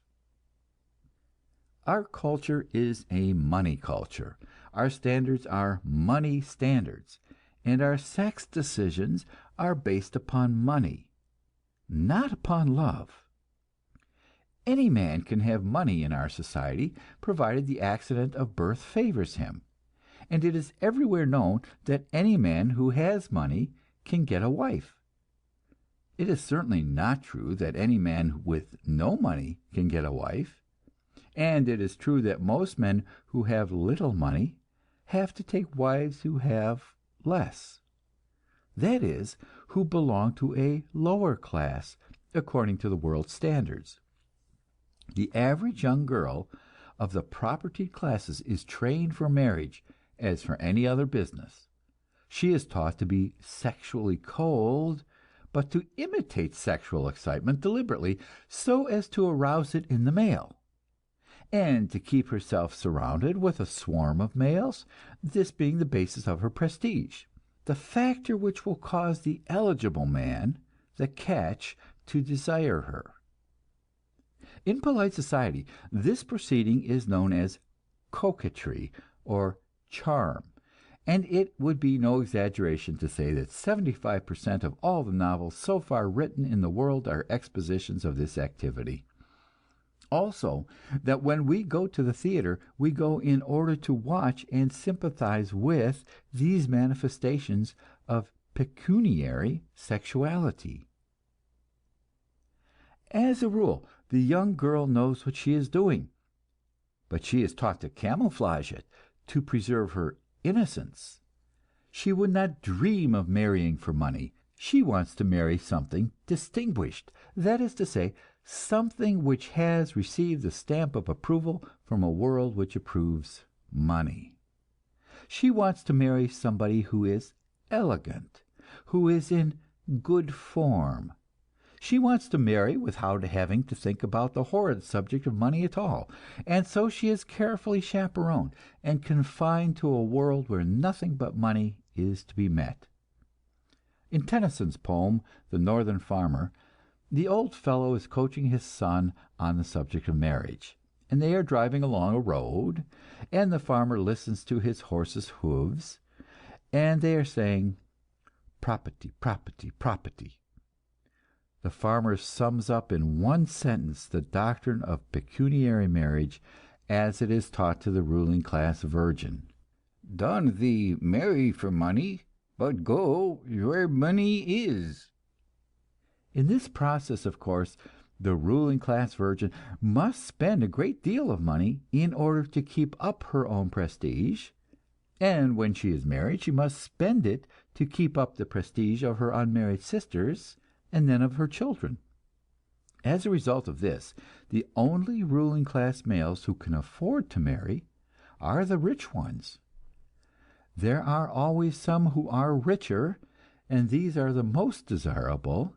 So the tendency with each generation is to put the period of marriage further off. The man has to wait until he has accumulated enough property to satisfy the girl of his desires, a girl whom he admires because of her pecuniary prestige. He delays, and meantime he satisfies his passions with the daughters of the poor. As a result of this, when he does finally come to marry, he is apt to be unlovely and unlovable. The woman frequently does not love him at all, but takes him cold-bloodedly because he is eligible. In that case, she is a cold and sexless wife. Or else, after she has married him, she discovers his unloveliness, and either decides that all men are selfish brutes and reconciles herself to a celibate life, or she goes out and preys upon the domestic happiness of other women. End of chapter 34. Chapter 35, Marriage and Money, discusses the causes of prostitution and that higher form of prostitution known as the marriage of convenience. I realize that all these sex problems are complicated. Every case is individual, and in no two cases can you give exactly the same explanation. But it is my thesis that whatever the cause, if you trace down the causes of the cause, you will find economic inequality and class privilege. It is evident in the lives of the rich, and it is even more evident in the lives of the poor, who are not permitted the luxury of pretense. The poor live in a world dominated by forces which they seldom understand, subjected to enormous pressure which crushes and destroys them, without their being able to see it or touch it. In the world of the poor, there is first of all poverty, there is insecurity of employment and insufficiency of wage, and the daily and hourly terror of starvation and ruin. Above this is a world of power and luxury, a wonderland of marvels and thrills, seen through a colored mist of romance. The working class girl, born to drudgery and perpetual childbearing, has a brief hour in which her cheeks are red and her beauty is ripe, and out of the heaven above her steps a male creature panoplied in the armor of ruling class prestige, that is to say, a dress suit, and scattered about him a shower of automobile rides, jewelry and candy and flowers. She opens her arms to him, and then, when her brief hour of rapture is past, she becomes the domestic drudge of some working man, or else the inmate of a brothel. It is a custom of social workers and church people seeking data about these painful subjects to interview numbers of prostitutes and question them as to the cause of their fall. So you read statistics to the effect that 17% of prostitution has an economic cause, that 26% is caused by love of finery, etc. These pious people, employed by the ruling class to maintain ruling class prestige by demonstrating that wage slavery has nothing to do with white slavery, attain their purpose by restricting the word economic to food and shelter, forgetting that young girls do not live by bread alone, but also by ribbons and silk stockings and moving picture shows and trips to Coney Island and everything else that gives a momentary escape from drudgery into joy. We all understand, of course, that the daughters of the rich are entitled to joy, and we provide them with it as a matter of course. But the daughters of the poor are supposed to work in a cotton mill 10 or 11 hours a day from earliest childhood, and the joy we provide for them is vicarious. As a woman poet sets it forth, the golf links lie so near the mill that almost every day the laboring children can look out and see the men at play. Some years ago my wife and I were invited to meet Mrs. Mary J. Good, a keeper of brothels in the Tenderloin, who had revolted against the system of police graft and had exposed it in the newspapers. My wife questioned her closely as to the psychology of people in her business, and she insisted that the majority of prostitutes were not oversexed, nor were they feeble-minded. They were women who had loved and trusted and had been thrown down. As Mrs. Good phrased it, they said to themselves, "Never again. After this, they'll pay." As a matter of fact, the causes of prostitution are so largely economic that the other factors are hardly worth mentioning. The sale of sex is unknown in the savage society, and would be unknown in a socialist society. If here and there some degenerate individual would rather sell her sex than do her share of honest labor in a free and just world, such an individual would become a patient in the psychopathic ward of a public hospital.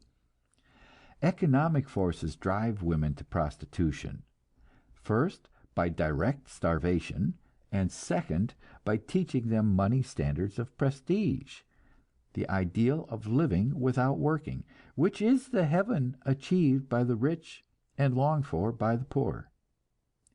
Contributory to the process are policemen, politicians, and judges who protect the property of the rich and prey upon the disinherited.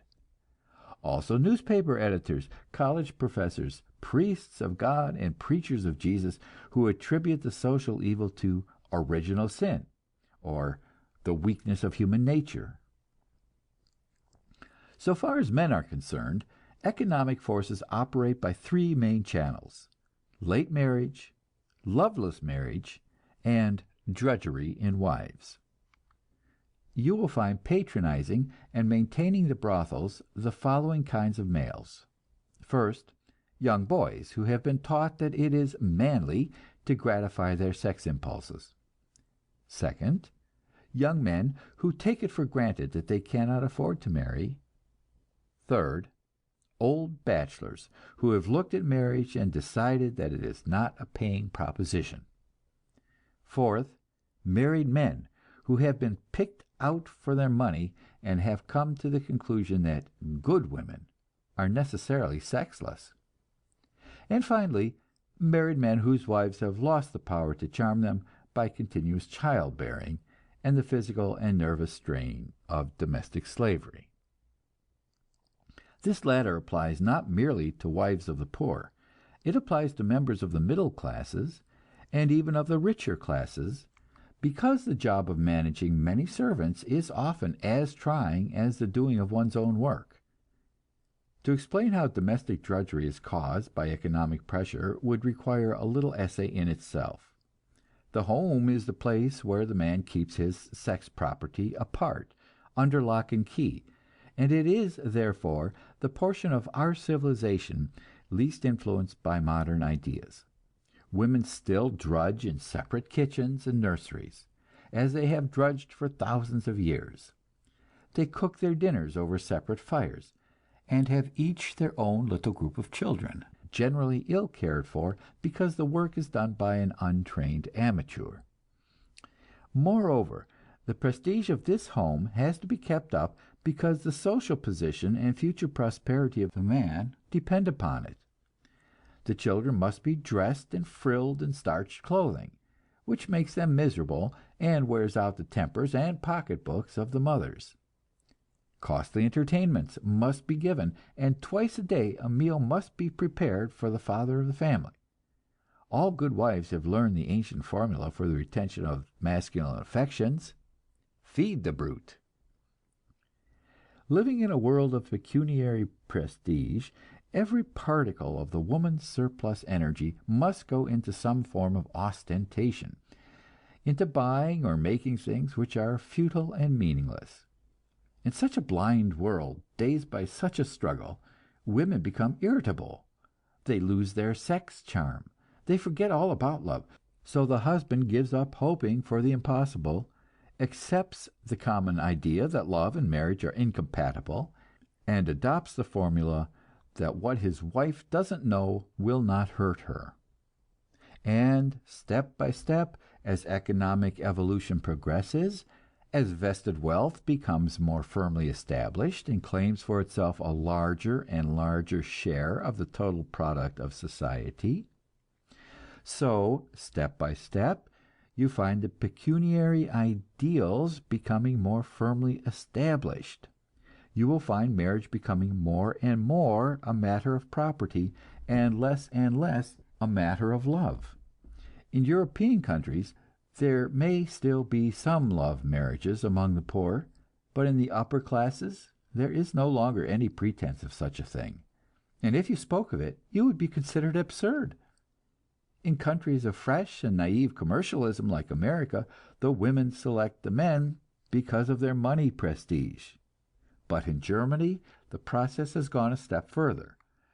The men are so firmly established in their class positions that they insist upon being bought with a fortune. The same is true when titled foreigners condescend to visit our land of the dollar. They will stoop to a vulgar American wife only in case her parents will make a direct settlement of a fortune upon the husband, and then they take her back home and find their escape from boredom in the highly cultivated mistresses of their own land. Everywhere on the continent, and in Great Britain also, it is accepted that marriages are matters of business, and only incidentally and very slightly of affection. The initiative is commonly taken, not by the young people, but by the heads of the families.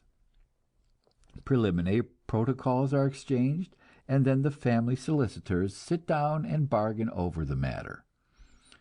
If they were making a deal for a carload of hams, they would be governed by the market price of hams at the moment, also by the reputation of that particular brand of ham, and similarly, in the case of marriage, they are governed by the prestige of the family names, and the market price of husbands prevailing.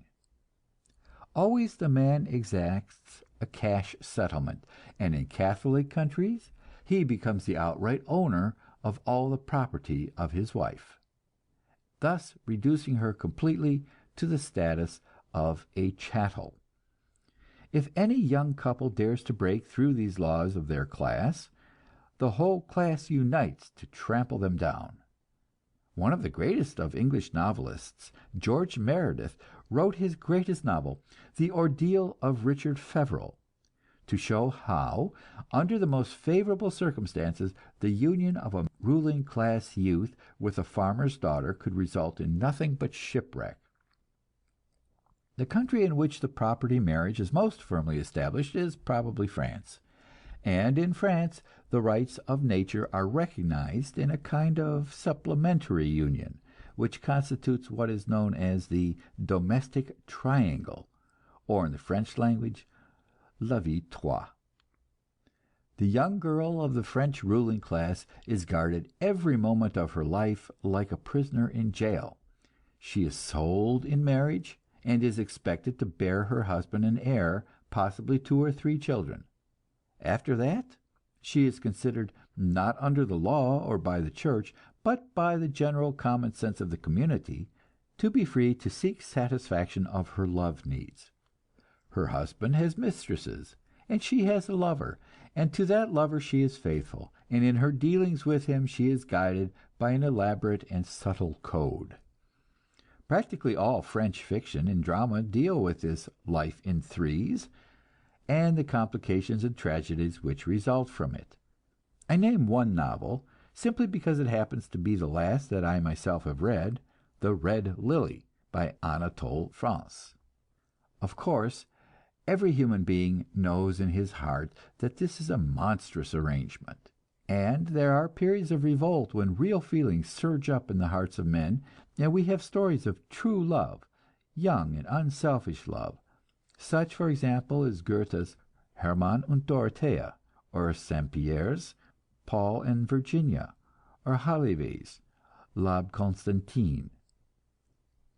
Everybody reads these stories and weeps over them, but nobody knows that they are like the romantic shepherds and shepherdesses of the ancient regime. They never had any existence in reality, and are not meant to be taken seriously. If anybody attempts to carry them into action, or to preach them seriously to the young, then we know that we are dealing with a disturber of the foundations of the social order, a dangerous and incendiary villain, and we give him a name which sends a shudder down the spine of every friend of law and order. We call him a free lover. I see before my eyes the wretch cowering upon the witness stand, and the virtuous district attorney, who has perhaps spent the previous night in a brothel, pointing a finger of accusing wrath in his face, and thundering, "Do you believe in free love?" The wretch, if he is wise, will not hesitate or parley. He will not ask what the district attorney means by love, or what he means by freedom. Here, in very truth, is the case where he who hesitates is lost. Let the wretch instantly answer, "No, he does not believe in free love. He believes in love that pays cash as it goes.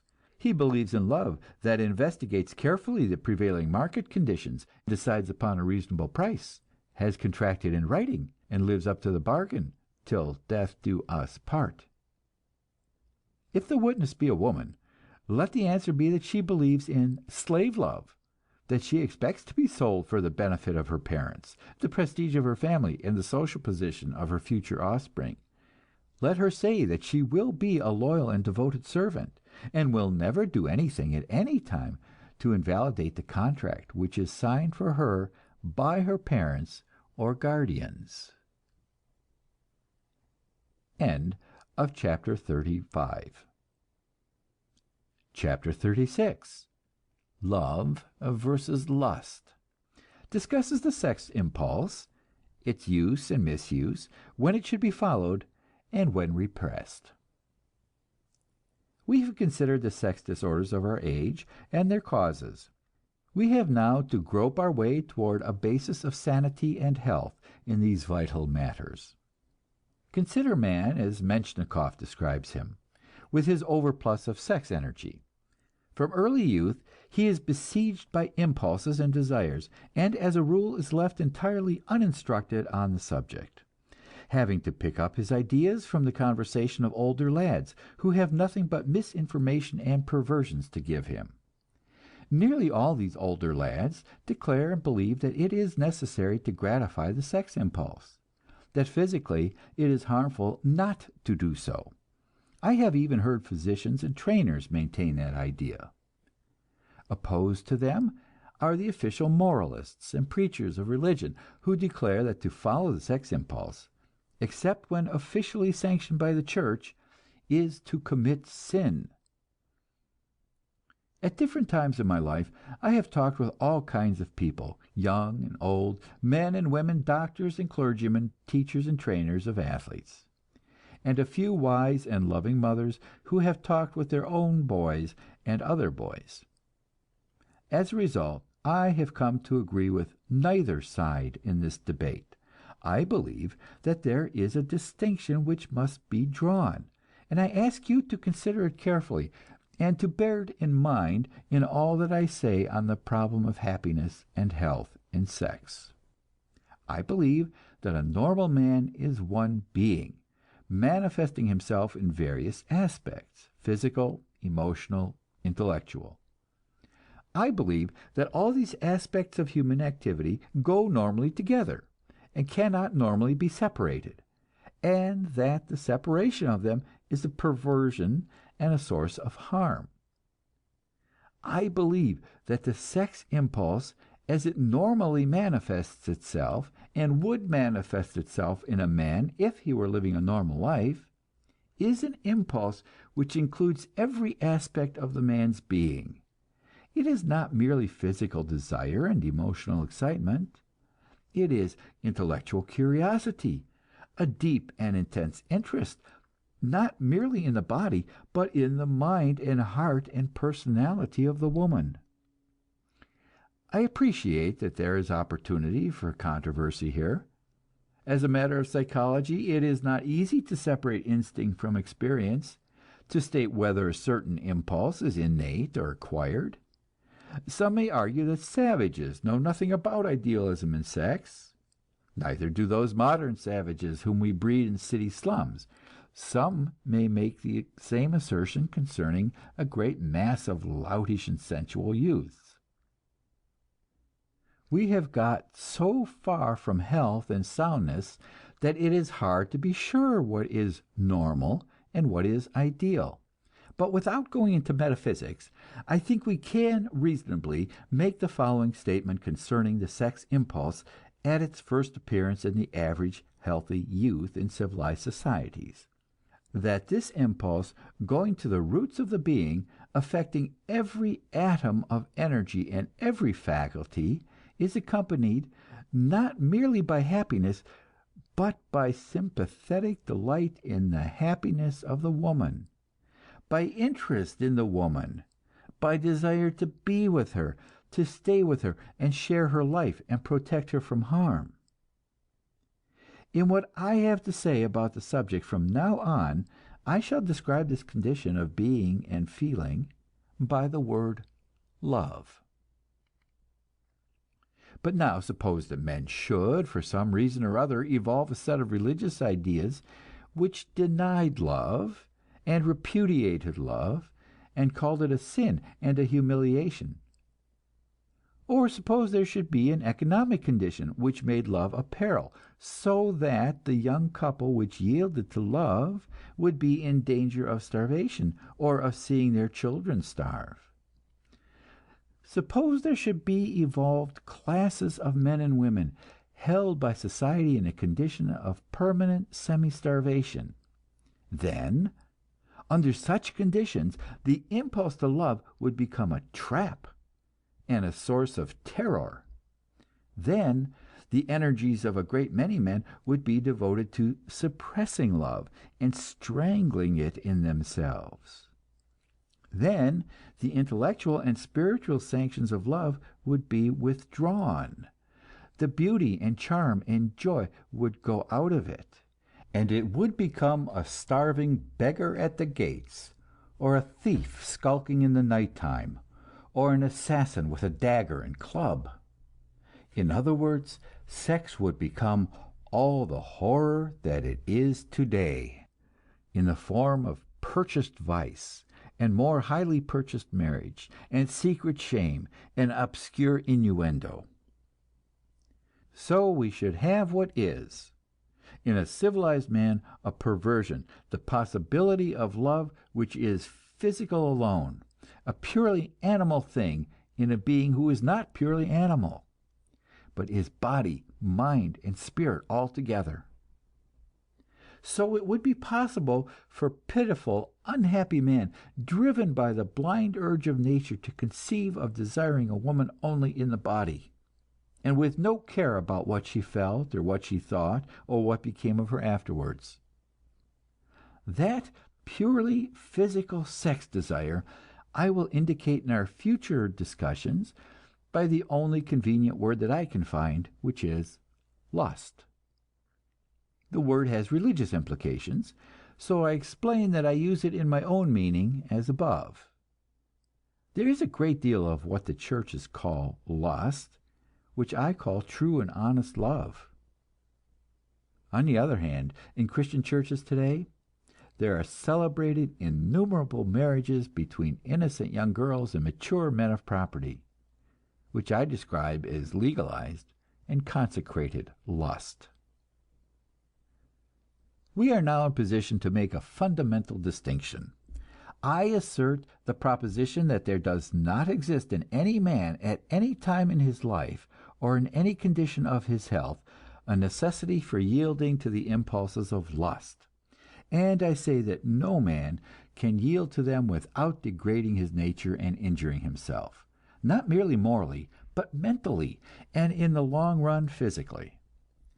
I assert that it is the duty of every man, at all times and under all circumstances, to resist the impulses of lust, to suppress and destroy them in his nature, by whatever expenditure of willpower and moral effort may be required. I know physicians who maintain the unpopular thesis that serious damage may be done to the physical organism of both man and woman by the long-continued suppression of the sex life. Let me make plain that I am not disagreeing with such men. I do not deny that repression of the sex life may do harm. What I do deny is that it does any harm to repress a physical desire which is unaccompanied by the higher elements of sex, that is to say, by affection, admiration, and unselfish concern for the sex partner and her welfare.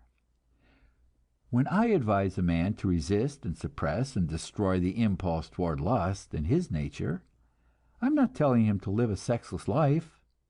I am telling him that if he represses lust, then love will come. Whereas if he yields to lust, then love may never come. He may make himself incapable of love, incapable of feeling it, or of trusting it, or of inspiring it in a woman. And I say that if, on the other hand, he resists lust, he will pour all the energies of his being into the channels of affection and idealism. Instead of having his thoughts diverted by every passing female form, his energies will become concentrated upon the search for one woman who appeals to him in permanent and useful ways.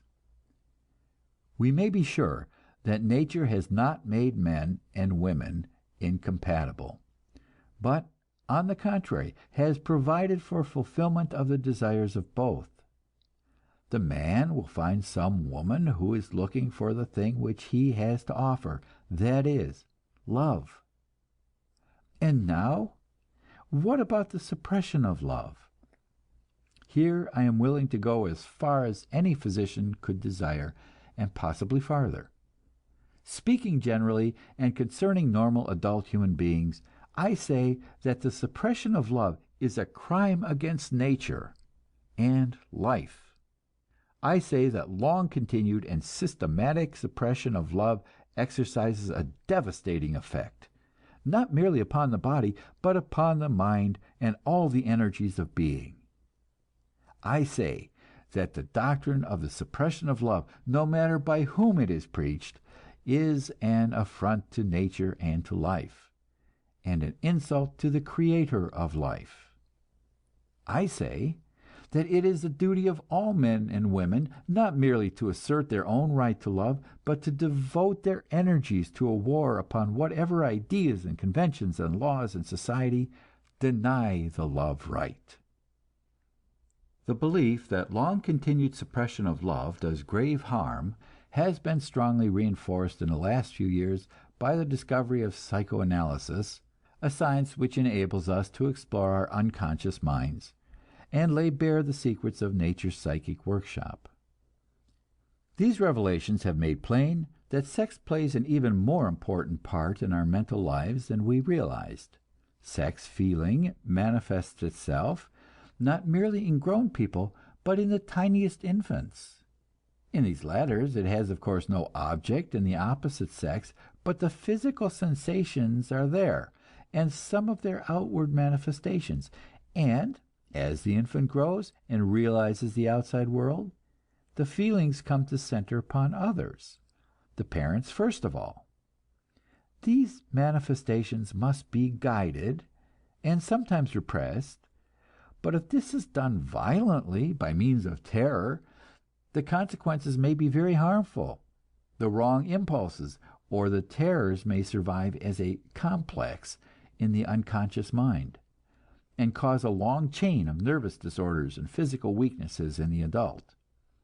These things are no matter of guesswork. They have been proven as thoroughly as any scientific discovery, and are used in a new technique of healing.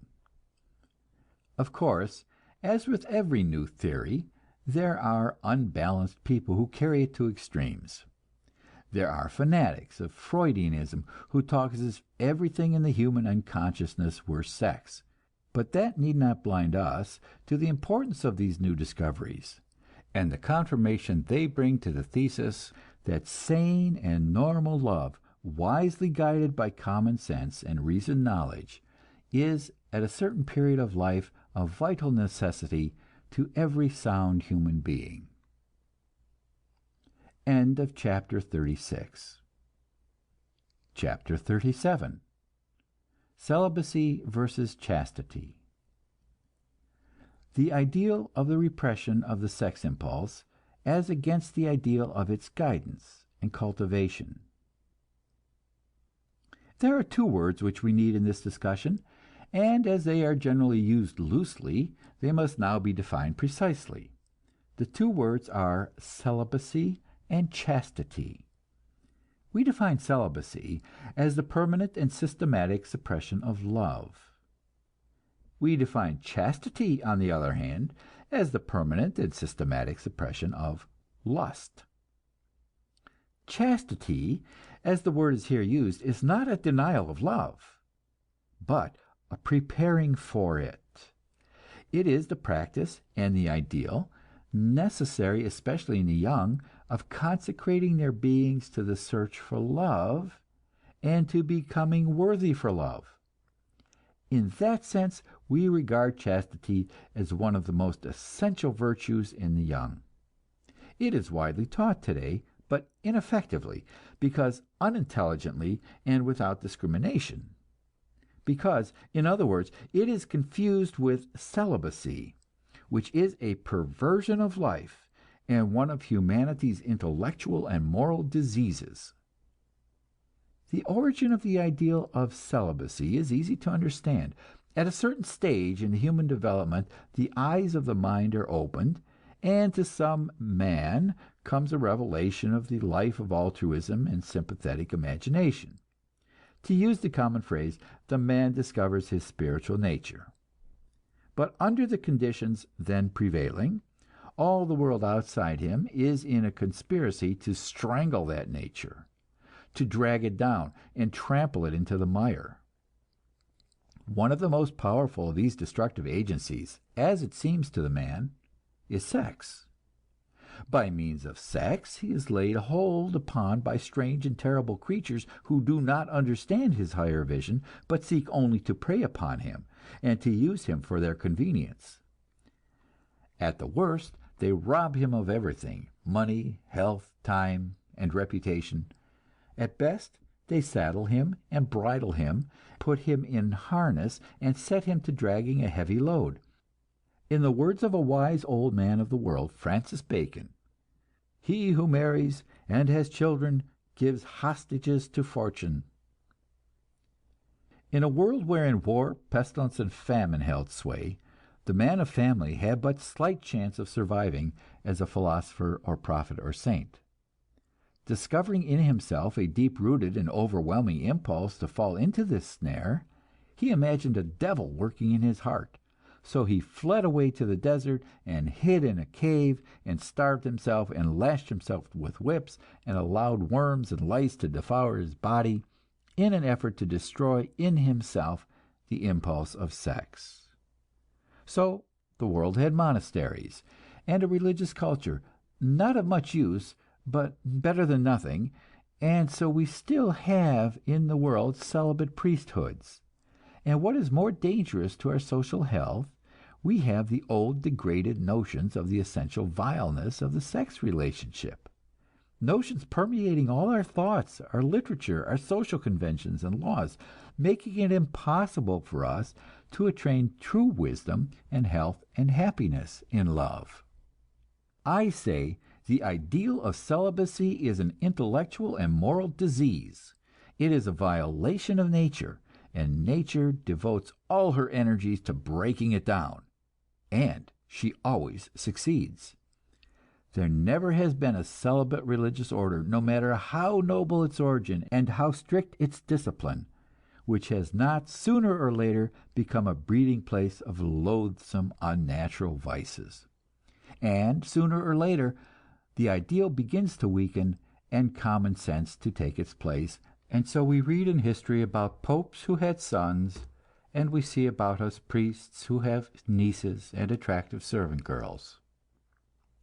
Make the acquaintance of any police sergeant in any big city of America, and get him to chatting on friendly terms, and you will discover that it is a common experience for the police in their raids upon brothels to catch representatives of celibate religious orders. As one old-timer in the Tenderloin of New York said to me, "Of course we don't make any trouble for the good fathers." Nor was this merely because the old sergeant was an Irishman and a Catholic. It was because deep down in his heart he knew, as every man knows, that the craving of a man for the society and companionship of a woman is an overwhelming craving, which will break down every barrier that society may set against it.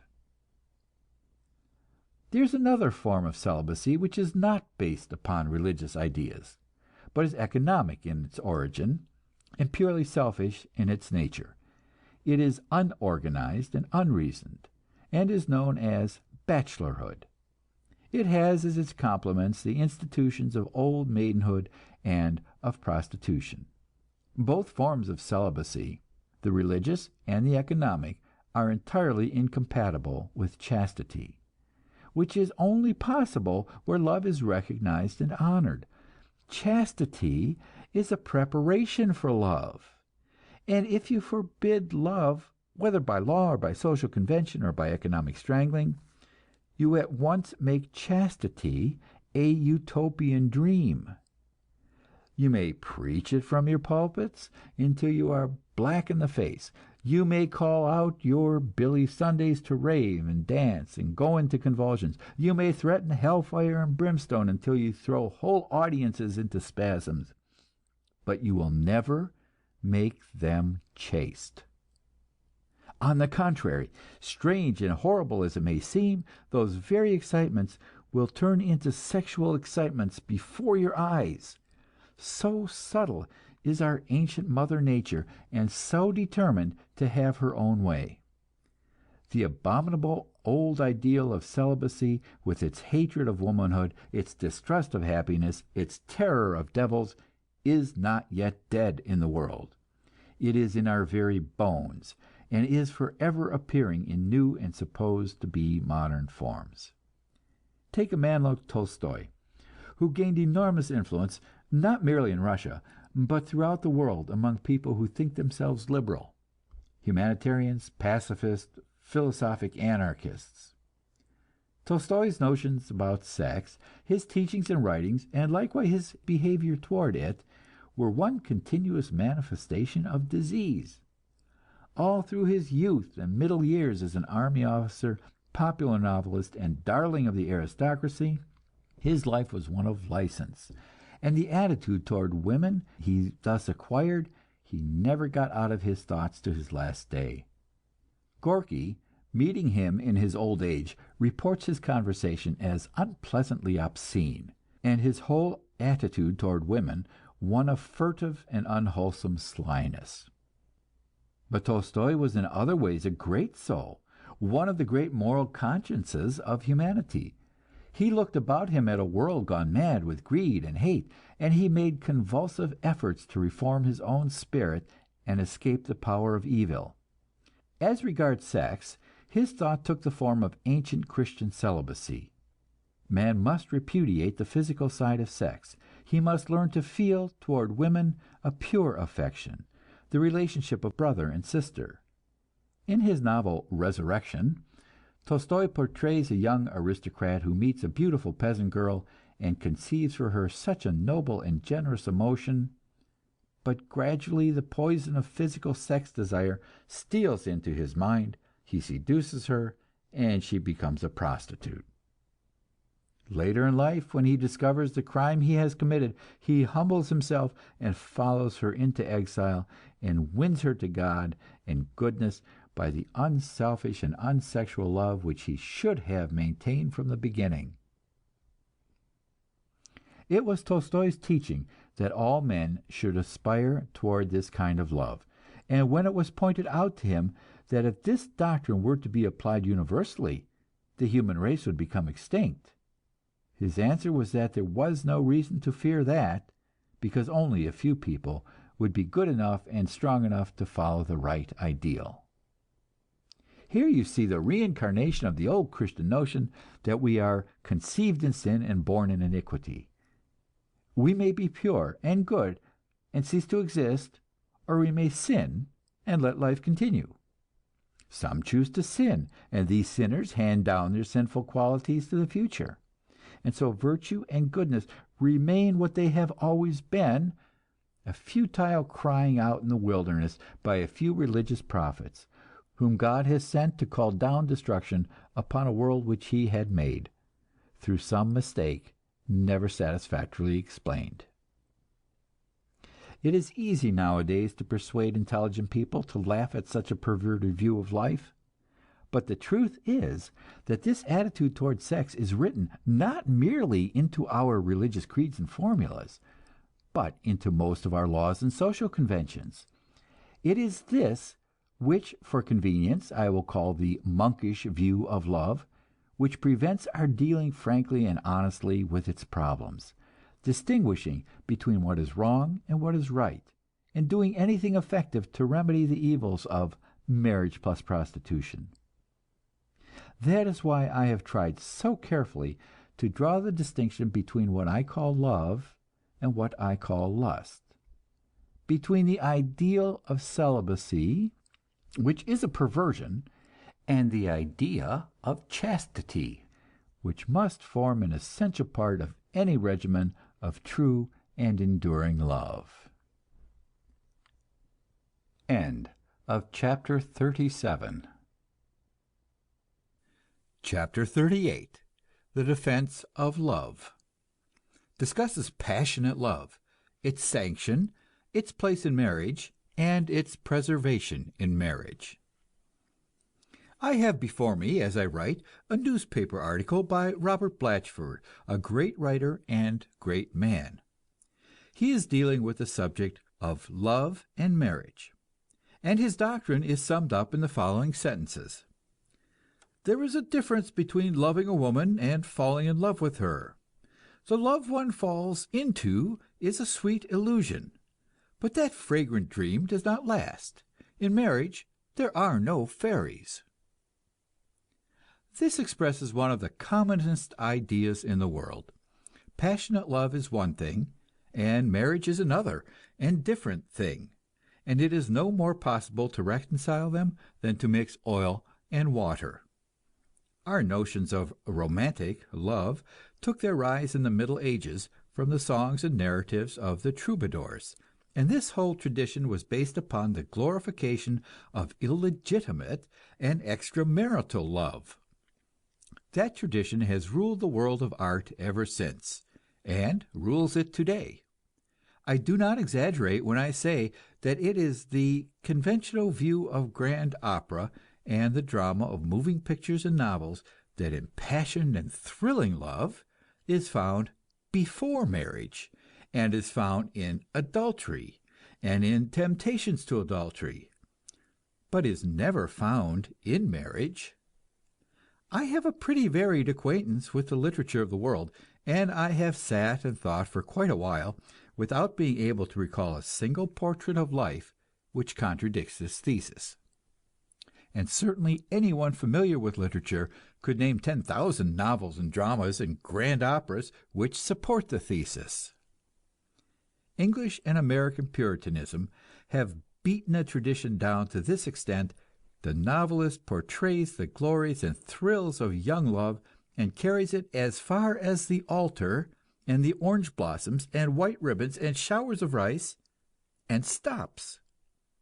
He leaves you to assume that this delightful rapture continues forever after, but he does not attempt to show it to you. He would not dare attempt to show it, because the general experience of men and women in marriage would make him ridiculous. So he runs away from the issue. If he tells you a story of married life, it is a story of a triangle, the thrills of love imperiling marriage, and either crushed out or else wrecking the lives of the victims. Such is the unanimous testimony of all our arts today, and I submit it as evidence of the fact that there must be something vitally wrong with our marriage system. Personally, I am prepared to go as far as the extreme sex radical in the defense of love and the right to love. I believe that love is the most precious of all gifts of life. I accept its sanctions and its authority. I believe that it is to be cherished and obeyed, and not to be run away from or strangled in the heart. I believe it is the voice of nature speaking in the depths of us, and speaking from a wisdom deeper than we have yet attained, or may attain for many centuries to come. And when I say love, I do not mean merely affection. I do not mean merely the habit of living in the same home, which is the basis of marriage, as Blatchford describes it.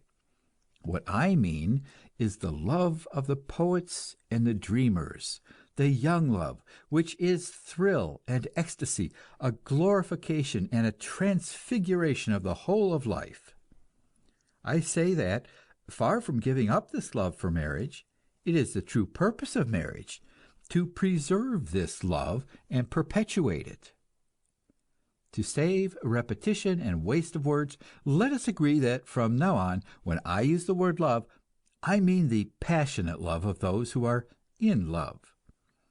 I believe that it is the right of men and women to be in love, and that there is no true marriage unless they are in love and stay in love.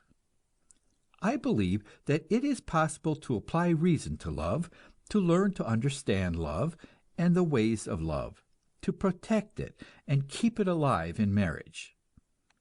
Blatchford writes the sentence, "Matrimony cannot be all honeymoon." I answer that assuredly it can be. And if you ask me how I know, I tell you that I know in the only way we really know anything, because I have proven it in my own life. I say that if men and women would recognize the perpetuation of the honeymoon as the purpose of marriage, and would devote to that end 1/100th part of the intelligence and energy they now devote to the killing of their fellow human beings in war, we might have an end to the wretched romantic tradition, which makes the most sacred emotion of the human heart into a sneak thief, skulking in the darkness, entering our lives by the back alleys and secret stairways, while greed and worldly pomp, dullness and boredom parade in by the front entrance. In the first place, what is love? Young love, passionate love, the love of those who fall in. I know a certain lady, well versed in worldly affairs, who says that it is at once the greatest nonsense and the deadliest snare in the world. This lady was trained as a coquette. She, and all the young ladies she knew, made it their business to cause men to fall in love with them, and their prestige was based upon their skill in that art. So to them, love was a joke, and men in love were victims, whether ridiculous or pitiable. To this I answer that I know nothing in life that cannot be faked, but an imitation has value only as it resembles something that is real, and that has real value. I am aware that it is possible for a society to be so corrupted, so given up to the admiration of imitations, of the paint and powder and silk stocking clad ankle kind of love, that true and genuine love interest, with its impulse to self-sacrifice and self-consecration, is no longer felt or understood. I am aware that in such a society it is possible for even the very young to be so sophisticated that what they take to be love is merely vanity, the worship of money, and the grace and charm which the possession of money confers. I have known girls who were head over heels in love and thought it was with a man, when quite clearly they were in love with a dress suit or a social position. In such a society it is hard to talk about natural emotions and deep and abiding and disinterested affections. Nevertheless, amid all the false conventions, the sham glories and cowardices of our civilization, there abides in the heart the craving for true love, and the idea of it leaps continually into flame in the young. In spite of the ridicule of the elders, in spite of blunders and tragic failures, in spite of dishonesties and deceptions, nevertheless, it continues to happen that out of 1,000 maidens the youth finds one whose presence thrills him with a new and terrible emotion, whose lightest touch makes him shiver, almost makes his knees give way. If you will recall what I have written about instinct and reason, you will know that I am not a blind worshiper of our ancient Mother Nature. I am not humble in my attitude toward her, but perfectly willing to say when I know more than she does.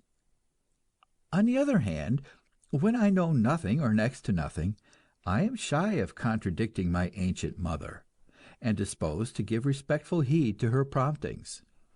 One of the things about which we know almost nothing at present is the subject of eugenics. We are only at the beginning of trying to find out what matings produce the best offspring. Meantime, we ought to consider those indications which nature gives us, just as we consider her advice about what food to eat and what rest to take. It is not my idea that science will ever take men and women and marry them in cold blood, as today we breed our cattle.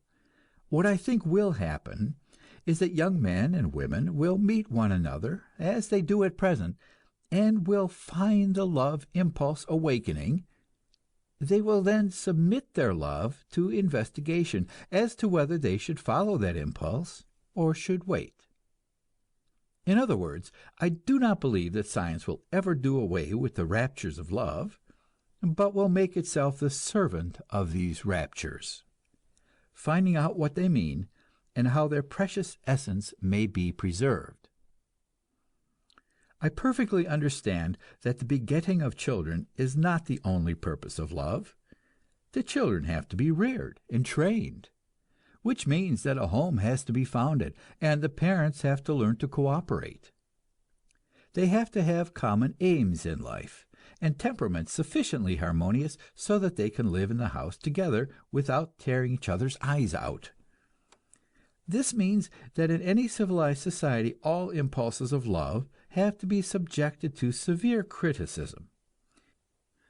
I intend, before long, to show just how I think parents and guardians should cooperate with young people in love, to help them to understand in advance what they are doing and how it may be possible for them to make their love permanent and successful. For the moment, I merely state, to avoid any possible misunderstanding, that I am the last person in the world to favor what is called blind love, the unthinking abandonment to an impulse of sex passion. What I am trying to show is that the passionate impulse, the passionate excitement of the young couple, is the material out of which love and marriage are made. Passion is a part of us, and a fundamental part. If we do not find a place for it in marriage, it will seek satisfaction outside of marriage, and that means lying or the wrecking of the marriage, or both. Passion is what gives to love and marriage its vitality, its energy, its drive.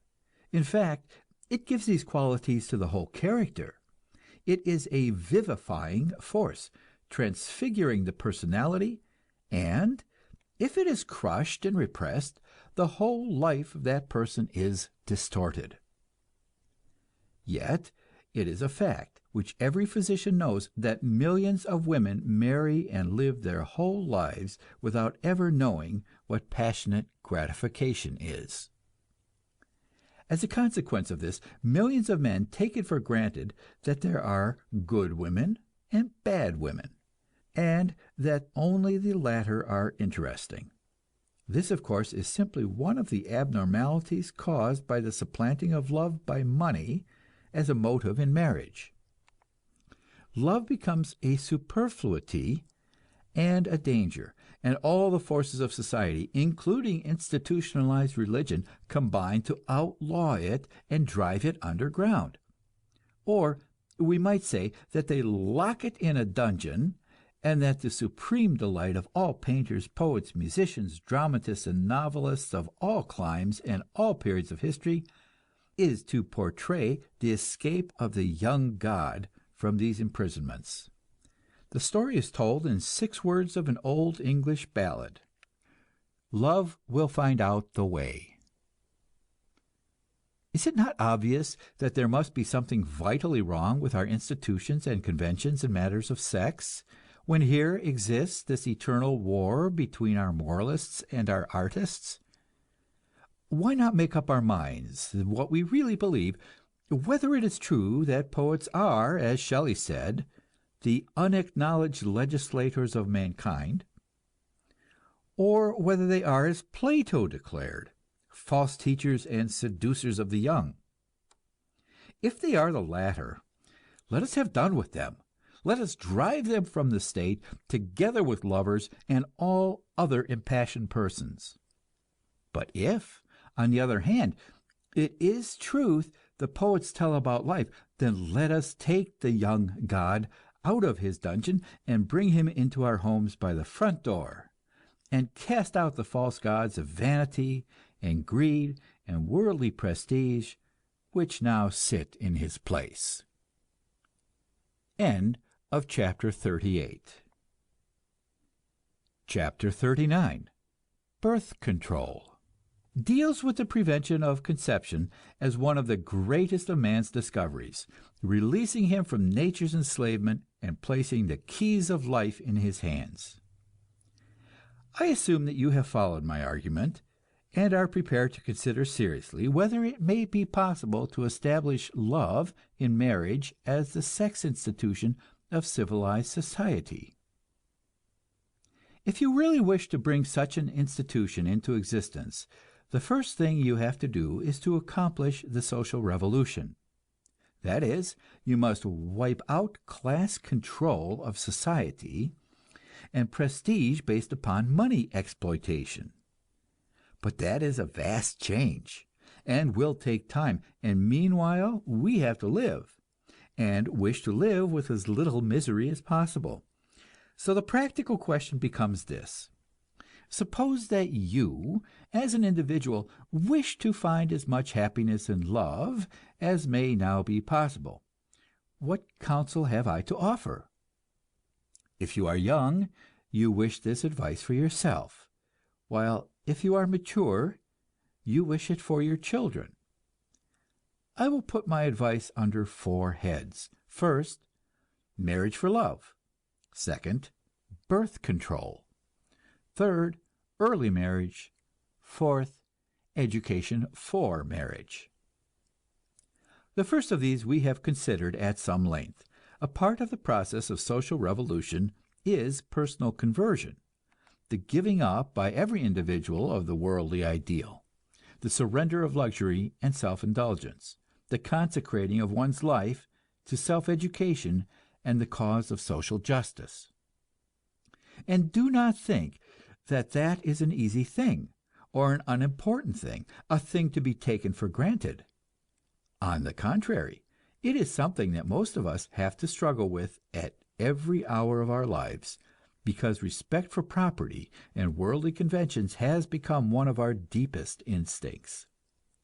Our whole society is poisoned with it, and I can count on the fingers of one hand the people I have known in my life who have completely escaped from it. It is not merely a question of refusing to marry, except for love. It is a question of refusing to love, except for honest and worthy qualities.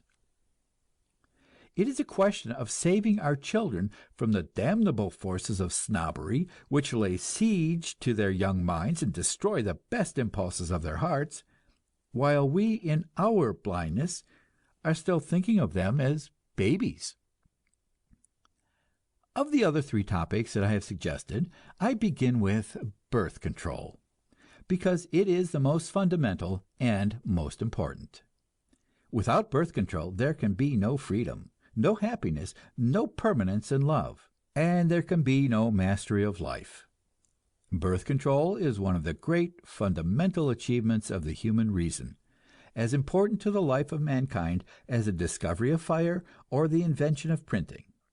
Birth control is the deliverance of womankind, and therefore of mankind also, from the blind and insane fecundity of nature, which created us animals and would keep us animals forever if we did not rebel. Ever since the dawn of history, and probably for long ages before that, our race has been struggling against this blind insanity of nature. Poor, bewildered Theodore Roosevelt stormed at what he called race suicide, thinking it was some brand new and terrible modern corruption. But nowhere do we find a primitive tribe, nowhere in history do we find a race which did not seek to save itself from overgrowth and consequent starvation. They did not know enough to prevent conception, but they did the best they could by means of abortion and infanticide. And because today superstition keeps the priceless knowledge of contraception from the vast majority of women, these crude, savage methods still prevail, and we have our 1,000,000 abortions a year in the United States. Assuming that something near 1/4 of our population consists of women capable of bearing children, we have 1 woman in 25 going through this agonizing and health-wrecking experience every year. They go through with it, you understand, regardless of everything. All the moralists and preachers and priests with their hellfire and brimstone, they go through with it because we have both marriage without love and love without marriage. Also, because we permit some 10 or 20% of our total population to suffer the pangs of perpetual starvation. Because more than half our farms are mortgaged or occupied by tenants, and some 10 or 20% of our workers are out of jobs all the time. Some of our women know about birth control. They are the rich women who get what they want in this world. They object to the humiliations and inconveniences of childbearing, and some of them raise 1 or 2 children, and others of them raise poodle dogs. Also, our middle classes have found out, our doctors and lawyers, and college professors, and people of that sort, but we deliberately keep the knowledge from our foreign populations by the terrors which the church has at its command. And what is the practical consequence of this procedure? It is that while all our Anglo-Saxon stock, those who founded our country and established its institutions, are gradually removing themselves from the face of the earth, our ignorant and helpless populations, whether in city slums or on tenant farms, are multiplying like rabbits.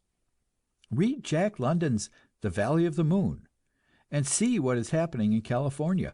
You will find the same thing happening in any portion of the United States where you take the trouble to use your own eyes. Now, I try to repress such impulses toward race prejudice as I find in myself. I am willing to admit, for the sake of this argument, that in the course of time all the races that are now swarming in America, Portuguese and Japanese and Mexican and French Canadian and Polish and Hungarian and Slovakian, are capable of just as high intellectual development as our ancestors who wrote the Declaration of Independence. But no one who sees the conditions under which they now live can deny that it will take a good deal of labor, teaching them and training them, as well as scrubbing them, to accomplish that result. And what a waste of energy, what a farce it makes of culture to take the people who have already been scrubbed and taught and trained for self-government, and exterminate them, and raise up others in their place. It seems time that we gave thought to the fundamental question whether or not there is something self-destroying in the very process of culture. Unless we can answer this, we might as well give up our visions and our efforts to lift the race. Theodore Roosevelt stormed at birth control for something like 10 years, and it would be interesting if we could know how many Anglo-Saxon babies he succeeded in bringing into the world by his preachments. If what he wanted was to correct the balance between native and foreign births, how much more sensible to have taught birth control to those poor, pathetic, half-starved and overworked foreign mothers of our slums and tenant farms. I can wager that for every Anglo-Saxon baby that Theodore Roosevelt brought into the world by his preachings, he could have kept out 10,000 foreign slum babies if only he had lent his aid to Margaret Sanger. Ah, but he wanted all the babies to be born, you say. I see before me the face of a certain devout old Christian lady, known to me, who settles the question by the Bible quotation, "Be fruitful and multiply." But what avails it to follow this biblical advice if we allow 1 out of 5 of the newborn infants to perish from lack of scientific care before they are 2 years old? What avails it if we send them to school hungry, as we do 22% of the public school children in New York City?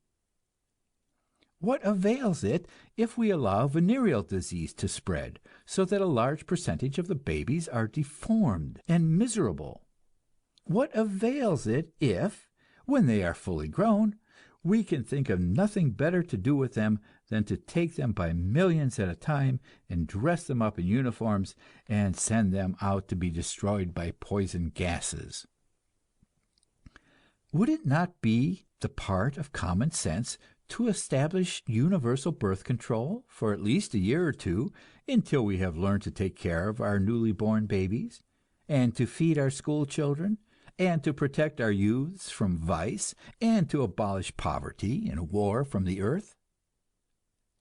These are the social aspects of birth control. There are also to be considered what I might call the personal aspects of it. Because young people do not know about it and have no way to find out about it, they dare not marry. And so the amount of vice in the world is increased. Because married women do not know about it, love is turned to terror, and marital happiness is wrecked. Because the harmless and proper methods are not sensibly taught, people use harmful methods, which cause nervous disorders and wreck marital happiness and break up homes. Thorough and sound knowledge about birth control is just as essential to happiness in marriage as knowledge of diet is necessary to health, or as knowledge of economics is necessary to intelligent action as a voter and citizen. The suppression by law of knowledge of birth control is just as grave a crime against human life as ever was committed by religious bigotry in the blackest days of the Spanish Inquisition. Now, this law stands on the statute books of our country, and if I should so much as hint to you in this book what you need to know, or even where you can find out about it, I should be liable to 5 years in jail and a fine of $5,000. And every person who mailed a copy of this book or any advertisement of this book would be in the same plight. But there is not yet a law to prohibit agitation against the law, so the first thing I say to every reader of this book is that they should obtain a copy of the Birth Control Review, published at 104 Fifth Avenue, New York, and also should join the Voluntary Parenthood League, 206 Broadway, New York. Get the literature of these organizations and circulate them and help spread the light. As to the knowledge which you need, the only advice I am allowed to give is that you should seek it. Seek it and persist in seeking until you find it. Ask everyone you know, and ask particularly among enlightened people, those who are willing to face the facts of human life and trust in reason and common sense. I do not know if I am violating the law in thus telling you how to find out about birth control. One of the charming features of this law, and others against the spreading of knowledge, is that they will never tell you in advance what you may say, but leave you to say it and take your chances. I believe that I am not violating any law when I tell you that there are half dozen simple, inexpensive, and entirely harmless methods of preventing undesired parenthood without the destruction of the marital relationships. I am one of those who, for many years, believed that the destruction of the marital relationship was the only proper and moral method. I was brought up to take the monkish view of love. I thought it was an animal thing which required some outside justification. I had been taught nothing else, but now I have had personal experience of other justifications of love, and I believe that love is a beautiful and joyful relationship, which not merely requires no other justification, but confers justification upon many other things in life. I used to believe in that old ideal of celibacy, thinking it is a fine spiritual exercise. But since then, I have looked out on life and have found so many interesting things to do, so much important work calling for attention, that I do not have to invent any artificial exercises for my spirit. I have looked at humanity and brought myself to recognize the plain common sense fact that whatever superfluous energy I may have to waste upon artificial spirituality, the great mass of the people have no such energy to spare. They need all their energies to get a living for themselves and for their wives and little ones. They have their sex impulses, and will follow them, and the only question is, shall they follow them wisely or unwisely? The religious people decide that sexual indulgence is wrong, and they impose a penalty. And what is that penalty? A poor, unwanted little waif of a soul, which never sinned and had nothing to do with the matter, is brought into a hostile world to suffer neglect, perhaps starvation, in order to punish parents who did not happen to be sufficiently strong-willed to practice continence in marriage. I used to believe that there was benefit to health and increase of power, whether physical or mental, in the celibate life. I have tried both ways of life, and as a result I know that that old idea is nonsense. I know now that love is a natural function. Of course, like any other function, it can be abused, just as hunger may become gluttony, sleeping may become sluggishness, getting the money to pay one's way through life may become ferocious avarice. But we do not on this account refuse ever to eat or sleep or get money to pay our debts. I do not say that I believe, I say I know that free and happy love, guided by wisdom and sound knowledge, is not merely conducive to health, but is in the long run necessary to health. People who condemn birth control always argue as if one wished to teach this knowledge indiscriminately to the young. And perhaps it is natural that those who oppose the use of reason should assume that others are as irrational as themselves. All I can say is that I no more believe in teaching birth control to the young than I believe in feeding beefsteak to nursing infants. There is a period in life for beefsteaks, or, if my vegetarian friends prefer, for lentil hash and peanut butter sandwiches. In exactly the same way, there is a time for teaching the fundamentals of sex, and another time for teaching the art of happiness in marriage, which includes birth control.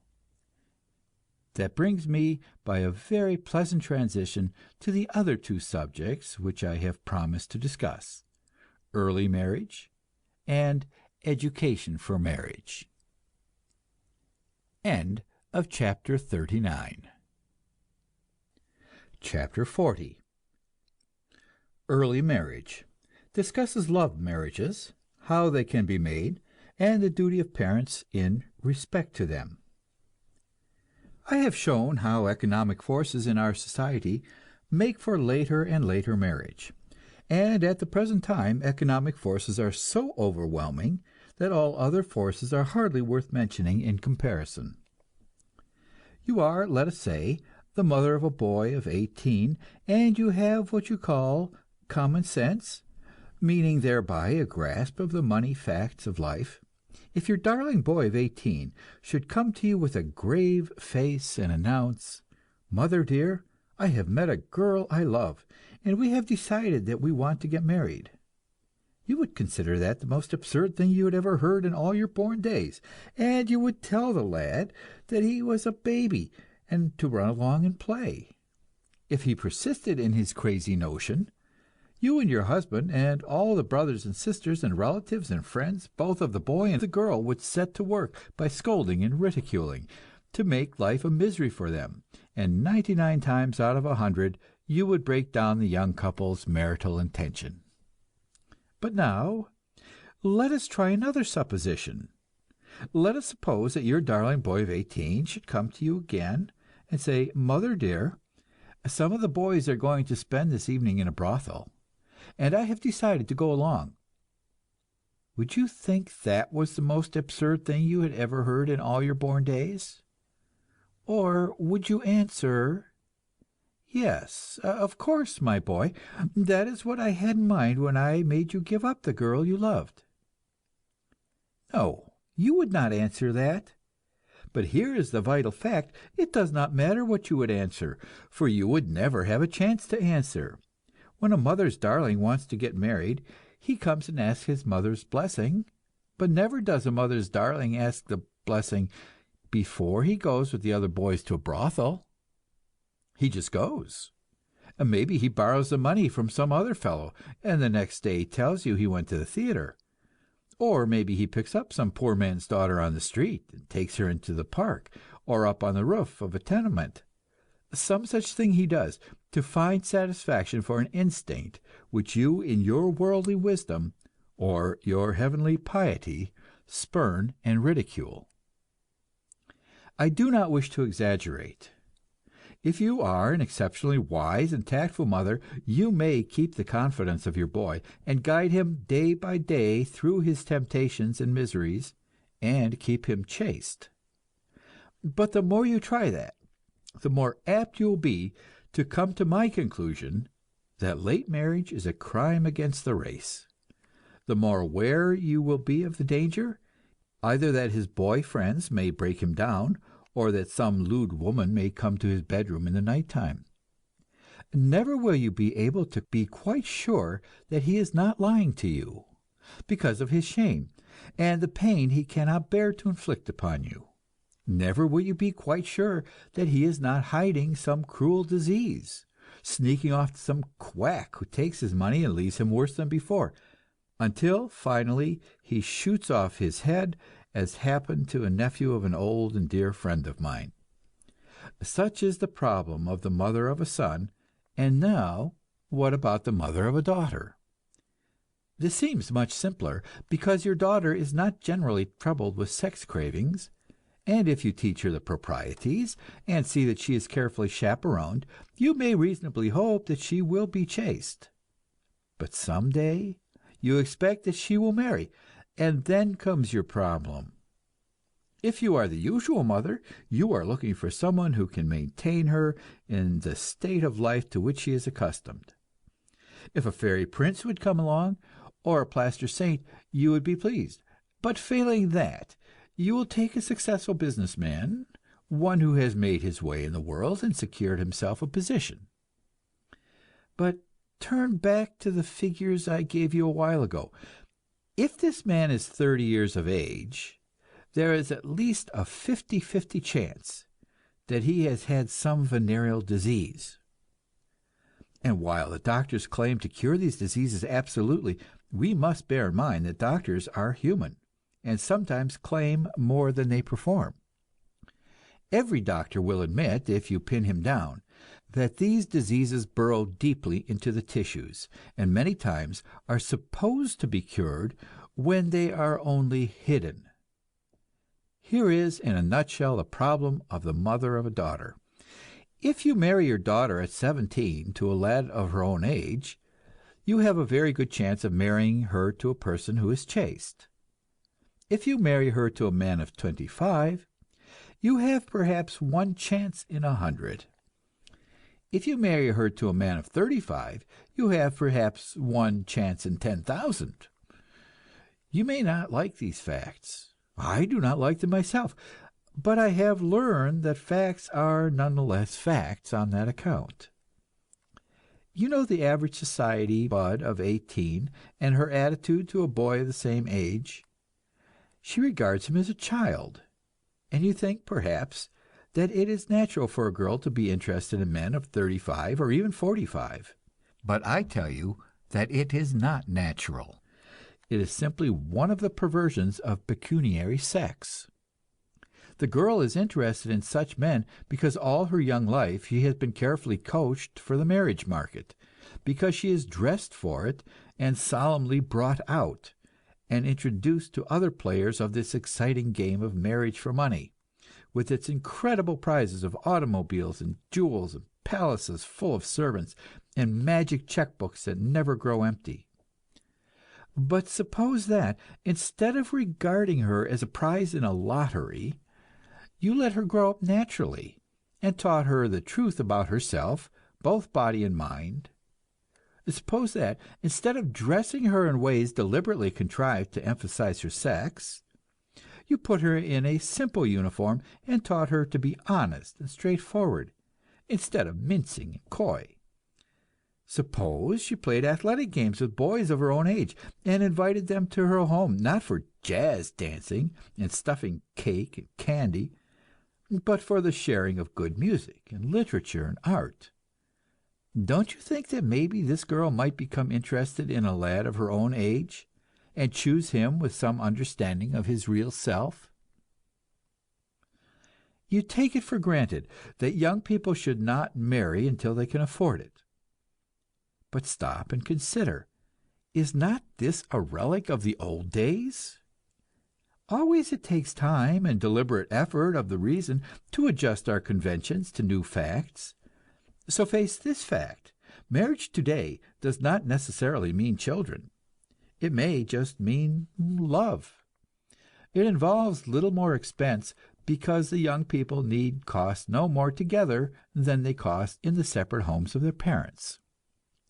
If they are children of the poor, they are already taking care of themselves. If they are the children of the moderately well off, their parents expect to support them while they are getting an education. And why can they not just as well live together, and the parents of each contribute their share? Let the parents of the boy give him not merely what it costs to keep him at home, but also the sums which otherwise a boy would pay to the brothels. By this argument, I do not mean that I favor keeping young people financially dependent upon their parents. My own son is working his own way through college, and I should be glad to see every young man doing the same. All that I am saying is that if parents are going to support their children while they are getting an education, they might just as well support them married as single, instead of penalizing matrimony by making all allowances cease at that point. I know a certain ardent feminist who is all for late marriage for women and abhors my ideas on this subject. She wants women to get a chance to develop their personalities, whereas I want to sacrifice them to the frantic exigencies of the male animal. Young things of 17 and 18 have no idea what they are, or what they want from life. The mating impulse is a blind frenzy in them, and they must be taught to control it, just as they are taught not to kill when they are angry. In the first place, I point out that young ladies in colleges and in ballrooms give a lot of time and thought to sex, even though they do not call it by that inelegant term.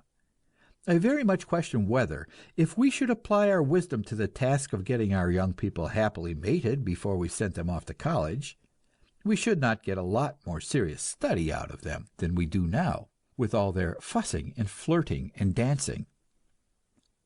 Second, I am willing to make heroic moral efforts where I see any chance of adequate results. But I have examined the facts and definitely made up my mind that it is not worthwhile, in our present stage of culture, to preach to the mass of men the doctrine that they should abstain from sex experience until they are 25 or 30 years of age. You may storm at them, but they only laugh at you. You may pass laws and try to put them in jail, but you only provide a harvest for blackmailers and grafters. As to sacrificing the girl, my answer is simply that I believe in love, and in this I think the girl will agree with me, if you will let her. I have never heard any qualified person maintain that it hurts a girl to respond to love at the age of 17 or 18, nor do I think that it hurts a boy, provided that he is taught the virtues of moderation and self-restraint. Without these, it will hurt him to eat, but that is no argument for starving him. As for the question of his maturity and power to judge, we are able at present to keep him from marrying anybody. So I think we might reasonably hope to keep him from marrying a wanton or a slut. Certainly we might find somebody better than the peroxide blonde he now picks up at the front of the moving picture palace. The question, at what ages we shall advise our young people to have children, is a separate one, depending upon many circumstances. First, of course, they should not have any until they are able financially to maintain them. As to the age at which it is physically advisable, that is a question to be settled by the physicians and the physiologists. I myself had the idea that the proper age would be when the woman had attained her full stature, But my friend Dr. William J. Robinson sends me some statistics from the Johns Hopkins Hospital Bulletin, which startled me. This publication for January 1922 gives the results in 500 childbirths, in which the mother's age was from 12 to 16 years inclusive. It appears that pregnancy and labor at these ages are no more dangerous than in older women. But on the other hand, the duration of the labor is actually shorter, and the size of the children is not inferior.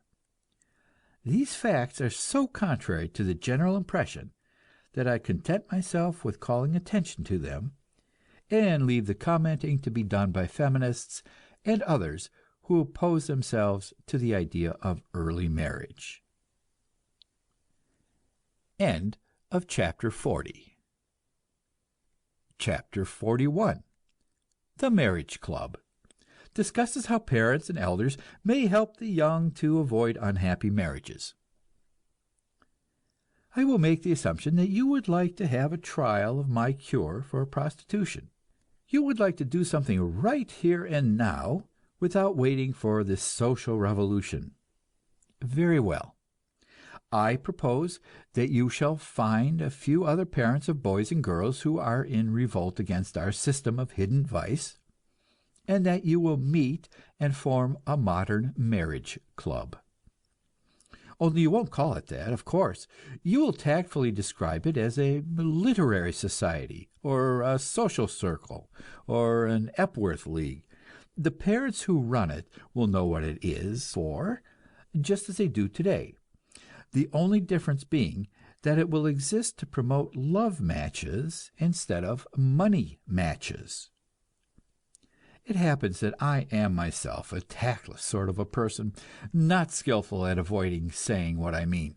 So in this chapter I shall content myself with setting forth exactly what this marriage club will do, and leaving it to more clever people to supply the necessary camouflage. This club will begin by correcting the most stupid of all our educational blunders, the assumption of the necessary immaturity of the young.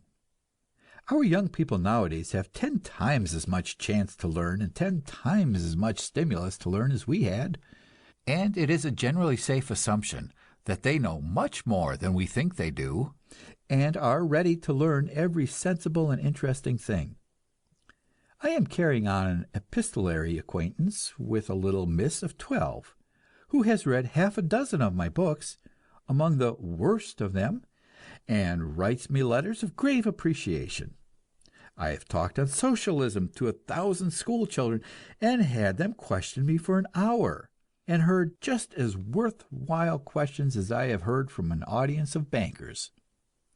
Never in my life have I talked about real things with children that I did not find them proud to be treated seriously, and eager to show that they were worthy of that honor.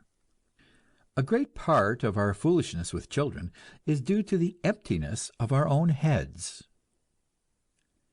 These parents will delegate one man and one woman to make a thorough study of the sex education of the young. Of course, there is knowledge about sex which has to be given to the very youngest child, and more must be given as they grow older and ask more questions. But what I have in mind here is that detailed and precise knowledge which must be given to the young when they approach the period of puberty. At this age of 14 or 15, the man will take each of the boys apart, and the woman will take each of the girls, and will explain to them what they need to know. This duty will not be trusted to parents, for parents have an imbecile fear of talking straight to their children, and try to get by with rubbish about bees and flowers. Let every child know that the days of the hole-and-corner sex business is forever past, and that here is an instructed person who talks real American and knows what he is talking about, and will deal with facts instead of with evasions. This club will help to educate the youngsters, and also to give them a good time, developing both their minds and bodies, and learning to know them thoroughly. When they are 16, each one will have another talk, this time about marriage and what it means, learning that it is not merely flirtations and delicious thrills, but a business partnership and the deepest and best of all friendships. So, when John finds that he likes Mary best of all the girls he knows, this won't be a subject for kidding and sly innuendo and blushes and simpering on Mary's part, but an occasion for decent and sensible talk about what each of them really is and what each thinks the other to be. If they think they are in love, then there will be a council of the elder statesmen to consider that case, and what are the chances of happiness in that love. This may sound forbidding, but it is actually what is done at present, only it is not done honestly and frankly, and therefore does not carry proper weight with the young people. I am an opponent of long engagements, but I am also an opponent of no engagements at all. I know no truer proverb than "marry in haste and repent at leisure." It would be my idea that a very young couple should announce their engagement, and then wait 6 months, and be consulted again about the matter, and have a chance to withdraw with no hard feelings, if either party thought best. If they wished to go on, they might be asked to wait another 6 months, if their elders felt very certain there were reasons to doubt the wisdom of the match. There are, of course, people who, because of disease or physical defect, should never be allowed to marry, and others who might marry, but should not be allowed to have children. There should be laws providing for such cases, requiring physical examination before marriage, and in extreme cases providing for a simple and harmless surgical operation to prevent the hopelessly unfit from passing on their defects to the future. But dealing for the moment with normal young persons, members of our modern marriage club, I should say that if, after they have listened to the warning of their elders, and have waited for a decent interval to think things over, they still remain of the opinion that they can make a successful marriage, then it is up to the elders to wish them luck. I have known of young couples who have refused to heed warnings, and regretted it, but I have known of others who went ahead and had their own way and proved they were right. There is a form of wisdom called experience, and there is another form called love. I hear the worldly and cynical rail at the blindness of young love, and I can see the truth in what they say, but also I can see the deeper truth in the magic dreams of the young soul. Here is a youth who adores a girl, and you know the girl, and it is comical to you because you know she is not any of the things the youth imagines. But who are you that claim to know the last thing about a human soul? Look into your own and see how many different things you are. Look back, if you can, to the time when you were young, and remember the visions and hopes. They have lost all reality to you now. But who could say how many of them you might have made real if there had been one other person who believed in them, and loved them, and would not give them up? I write this, and then I think of the other side, the fools that I have known in love, the trusting women marrying rotten men to reform them, the pitiful people who think that fine phrases and sentimentality can take place of facts. I implore my young couples to sit down and face the realities of their own natures, to decide what they are and what they want to be, and if there is going to be any change, let it be made and tried out before marriage. I implore them to begin now to control their desires by their reason and judgment, to begin, each of them, at the very outset, to carry their share of the burdens and do their share of the hard work. I implore them to value independence and self-reliance in the other, and never, above all things, to marry from pity, which is a worthy emotion in its place, but has nothing to do with sex, which should be an affair between equals, a matter of partnership and not of parasitism. I think that, on the whole, the most dreadful thing in love is the use of it for preying, for the securing of favors and advantages of any sort, whether by men or by women.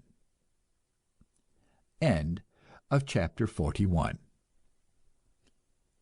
Chapter 42. Education for Marriage. Maintains that the art of love can be taught, and that we have the right and duty to teach it.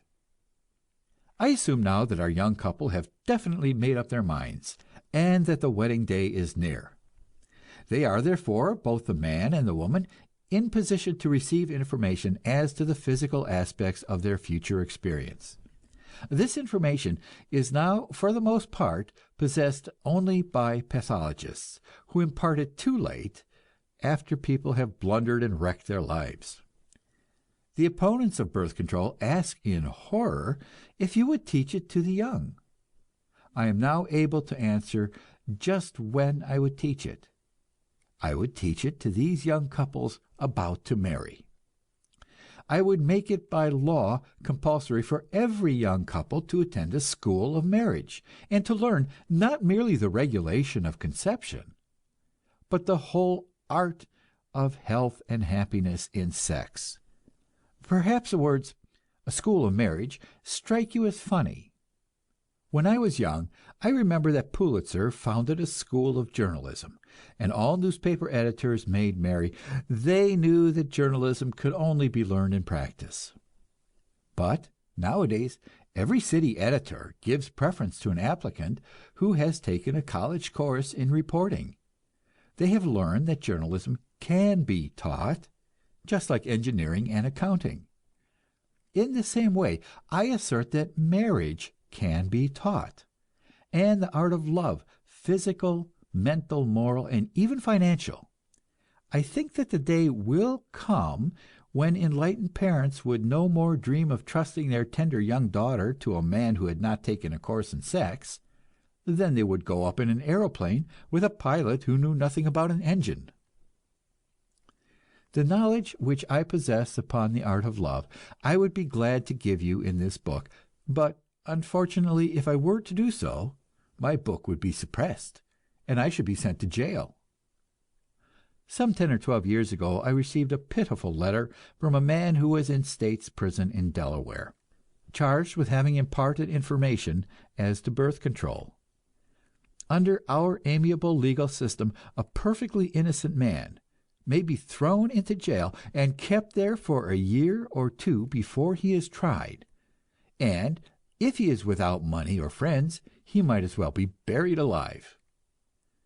I went to Wilmington to call on the United States attorney who had caused the indictment in this case, and had an illuminating conversation with him. The official was anxious to justify what he had done. He assured me that he was no bigot, but on the contrary, an extremely liberal man, a Unitarian, a progressive, etc. "But Mr. Sinclair," he said, "I assure you this prisoner is not a reformer or humanitarian or anything like that. He is a depraved person. Look, here is something we found in his trunk when we arrested him, a pamphlet explaining about sex relations. See this paragraph. It says that the pleasure of intercourse is increased if it is prolonged." I looked at the pamphlet, and then I looked at the attorney. "Do you think you have stated the matter quite fairly?" I asked. "Apparently, the purpose is to explain that the emotions of women are more slow to be aroused than those of men, and that husbands, failing to realize this, often do not gratify their wives." "Well," said the other, "do you consider that a subject to be discussed?" "Pardon me if I discuss it just a moment," I replied. "Do you happen to know whether the statement is a fact?" "No, I don't. It may be, I suppose." "You have never investigated the matter?" The legal representative of our government was evidently annoyed by my persistence. "I have not," he answered. "But then, suppose I were to tell you that thousands of homes have been broken up for lack of just that bit of knowledge. that tens of thousands of marriages are miserable for lack of it. "Surely, Mr. Sinclair, you exaggerate." Not at all. I could prove to you by one medical authority after another that if the desire of the woman in marriage is roused and then left ungratified, the result is nervous strain, and in the long run it may be nervous breakdown. The above covers only one detail of the pamphlet in question. I read some pages of it and argued them out with the attorney. It was a perfectly simple, straightforward exposition of facts about the physiology of sex. And one of the reasons a man was to be sent to jail for several years was, not that he had circulated such a pamphlet, not that he had showed it to young people, but merely that he had it in his trunk. There is an honest and very useful book written by an English physician, Dr. Marie C. Stopes, entitled Married Love, published by Dr. William J. Robinson of New York, a specialist of authority and integrity. The book deals with just such vital facts in a perfectly dignified and straightforward manner. Yet, Dr. Robinson has been hounded by the Post Office Department because of it. He was convicted and forced to pay a fine of $250, and the book was barred from the mails. I have so much else of importance to say in this book of love that it would not be sensible to jeopardize it by causing a controversy with our official censors of knowledge. Therefore, I will merely say in general terms that men and women differ, not merely as a sex, but as individuals, and every marriage is a separate problem. Every couple has to solve it in the intimacy of their love life. And for this there are needed, first of all, gentleness on the part of the man, especially in the first days of the honeymoon, and on the part of both at all times, consideration for each other's welfare and enjoyment, and above all, frankness and honesty in talking out the subject. Reticence and shyness may be virtues elsewhere, but they have no place in the intimacies of the sex life. If men and women will only ask and answer frankly, they can find out by experience what makes the other happy and what causes pain.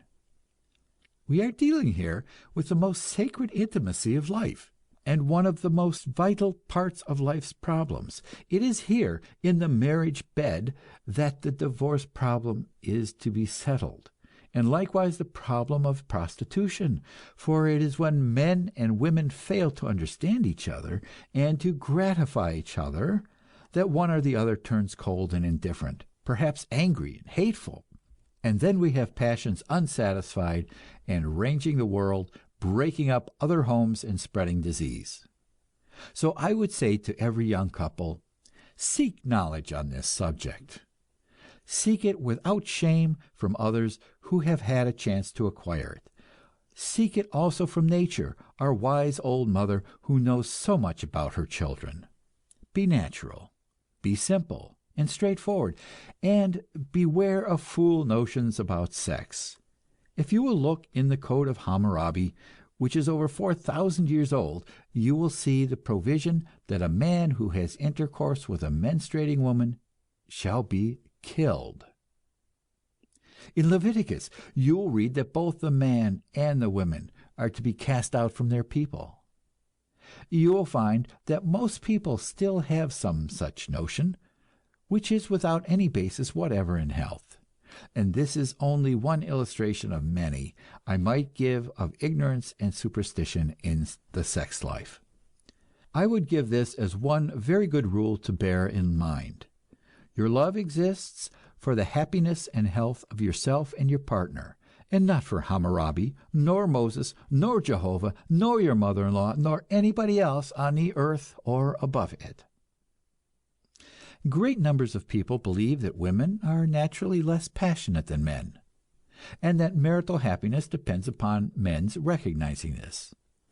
Of course, there are defective individuals, both men and women, but the normal woman is every bit as passionate as a man, if once she has been taught, and if love is given its proper place in life, and monkish notions not allowed to interfere.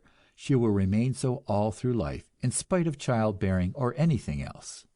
I say to married couples that they should devote themselves to making and preserving passionate gratification in love, because this is the bright jewel in the crown of marriage, and if lovers solve this problem, they will find other problems comparatively simple.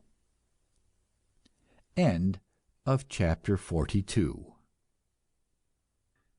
Chapter 43, The Money Side of Marriage, deals with the practical side of life partnership, of matrimony. So far, we have discussed marriage as if it consisted only of love. But it is manifest that this is not the case. Marriage is everyday companionship, and also it is partnership in a complicated business. In our school of marriage, therefore, we shall teach the rights and duties of both partners to the contract, and shall face frankly the money side of the enterprise. One of the first facts we must get clear is that the economics of marriage are in most parts of the world still based upon the subjection of women, and are therefore incompatible with the claims of woman as a partner and comrade. They will never be right until the social revolution has abolished privilege, and the state has granted to every woman a maternity endowment, with a mother's pension for every child during the entire period of the rearing and education of that child. Until this is done, the average woman must look to some man for the support of her child, and that, by the automatic operation of economic force, makes her subject to the whims of the man. What women have to do is to agitate for a revision of the property laws of marriage, and meantime to see that in every marriage there is an extra legal understanding, which grants to the woman the equality which laws and conventions deny her. When I was a boy, my mother had a woman friend who, if she wanted to go downtown, would borrow a quarter from my mother. This woman's husband was earning a generous salary, enough to enable him to buy the best cigars by the box and to keep a supply of liquors always on hand, but he gave his wife no allowance, and if she wanted pocket money, she had to ask him for it, each time a separate favor. Yet this woman was keeping a home, she was doing just as hard work and just as necessary work as the man. Manifestly, this was a preposterous arrangement. If a woman is going to be a homemaker for the husband, it is a simple, common sense proposition that the salary of the husband shall be divided into three parts. First, the part which goes to the home, the benefit of which is shared in common. Second, the part which the husband has for his own use. And third, the part which the wife has for hers. The second and third parts should be equal, and the wife should have hers, not as a favor, but as a right. If the two are making a homestead, or running a farm, or building up a business, then half the proceeds should be the woman's, and it should be legally in her name, and this as a matter of course as any other business contract. If the woman does not make a home, but merely displays fine clothes at tea parties, that is of course another matter. Just what she is to do is something that had better be determined before the marriage. And if a man wants a life partner, to take an interest in his work, or to have a useful work of her own, he had better choose that kind of woman, and not merely one that has a pretty face and a trim ankle. The business side of marriage is something that has to be talked out from time to time. There have to be meetings of the board of directors, and at these meetings there ought to be courtesy and kindness, but also plain facts and common sense, and no shirking of issues. Love is such a very precious thing that any man or woman ought to be willing to make money sacrifices to preserve it. But, on the other hand, it is a fact that there are some people with whom you cannot be generous. The more you give them, the more they take. And with such people, the only safe rule is exact justice. Let married couples decide exactly what contribution each makes to the family life and what share of money and authority each is entitled to. I might spend several chapters discussing the various rocks on which I have seen marriages go to wreck. For example, extravagance and worldly show, clothes for women. In Paris there is a demi-monde, a world of brutal lust combined with riotous luxury. The women of this half-world are in touch with the world of art and fashion, and when the rich costumers and women decorators want what they call ideas, it is to these lust women they go. The fashions they design are always depraved, of course, always for flaunting of sex, never for the suggestion of dignity and grave intelligence. At several seasons of the year, these lust women are decked out and paraded at the race courses and other gathering places of the rich, and their pictures are published in the papers and spread all over the world. So forthwith it becomes necessary for your wife in Oshkosh or Kalamazoo to throw away all the perfectly good clothes she owns and get a complete new outfit because they are wearing something different. Of course, the costume makers have seen that it is extremely different, so as to make it impossible for your wife and children to be happy in their last season's clothes. I have a winter overcoat which I bought 14 years ago, and as it is still as good as new, I expect to use it another 14 years, which will mean that it has cost me $1.50 per year. But think what it would have cost me if I had considered it necessary each year to have an overcoat cut as the keepers of French mistresses were cutting theirs. But then, suppose you put it up to your wife and daughters to wear sensible clothes, and they do so, and then they observe that on the street your eyes turn to follow the ladies in the latest disappearing skirt. The point is, you perceive, that you yourself are partly to blame for the fashions. They appeal to a dirty little imp you have in your own heart, and when the decent women discover that, it makes them blazing hot, and that is one of the ways you may wreck your domestic happiness if you want to.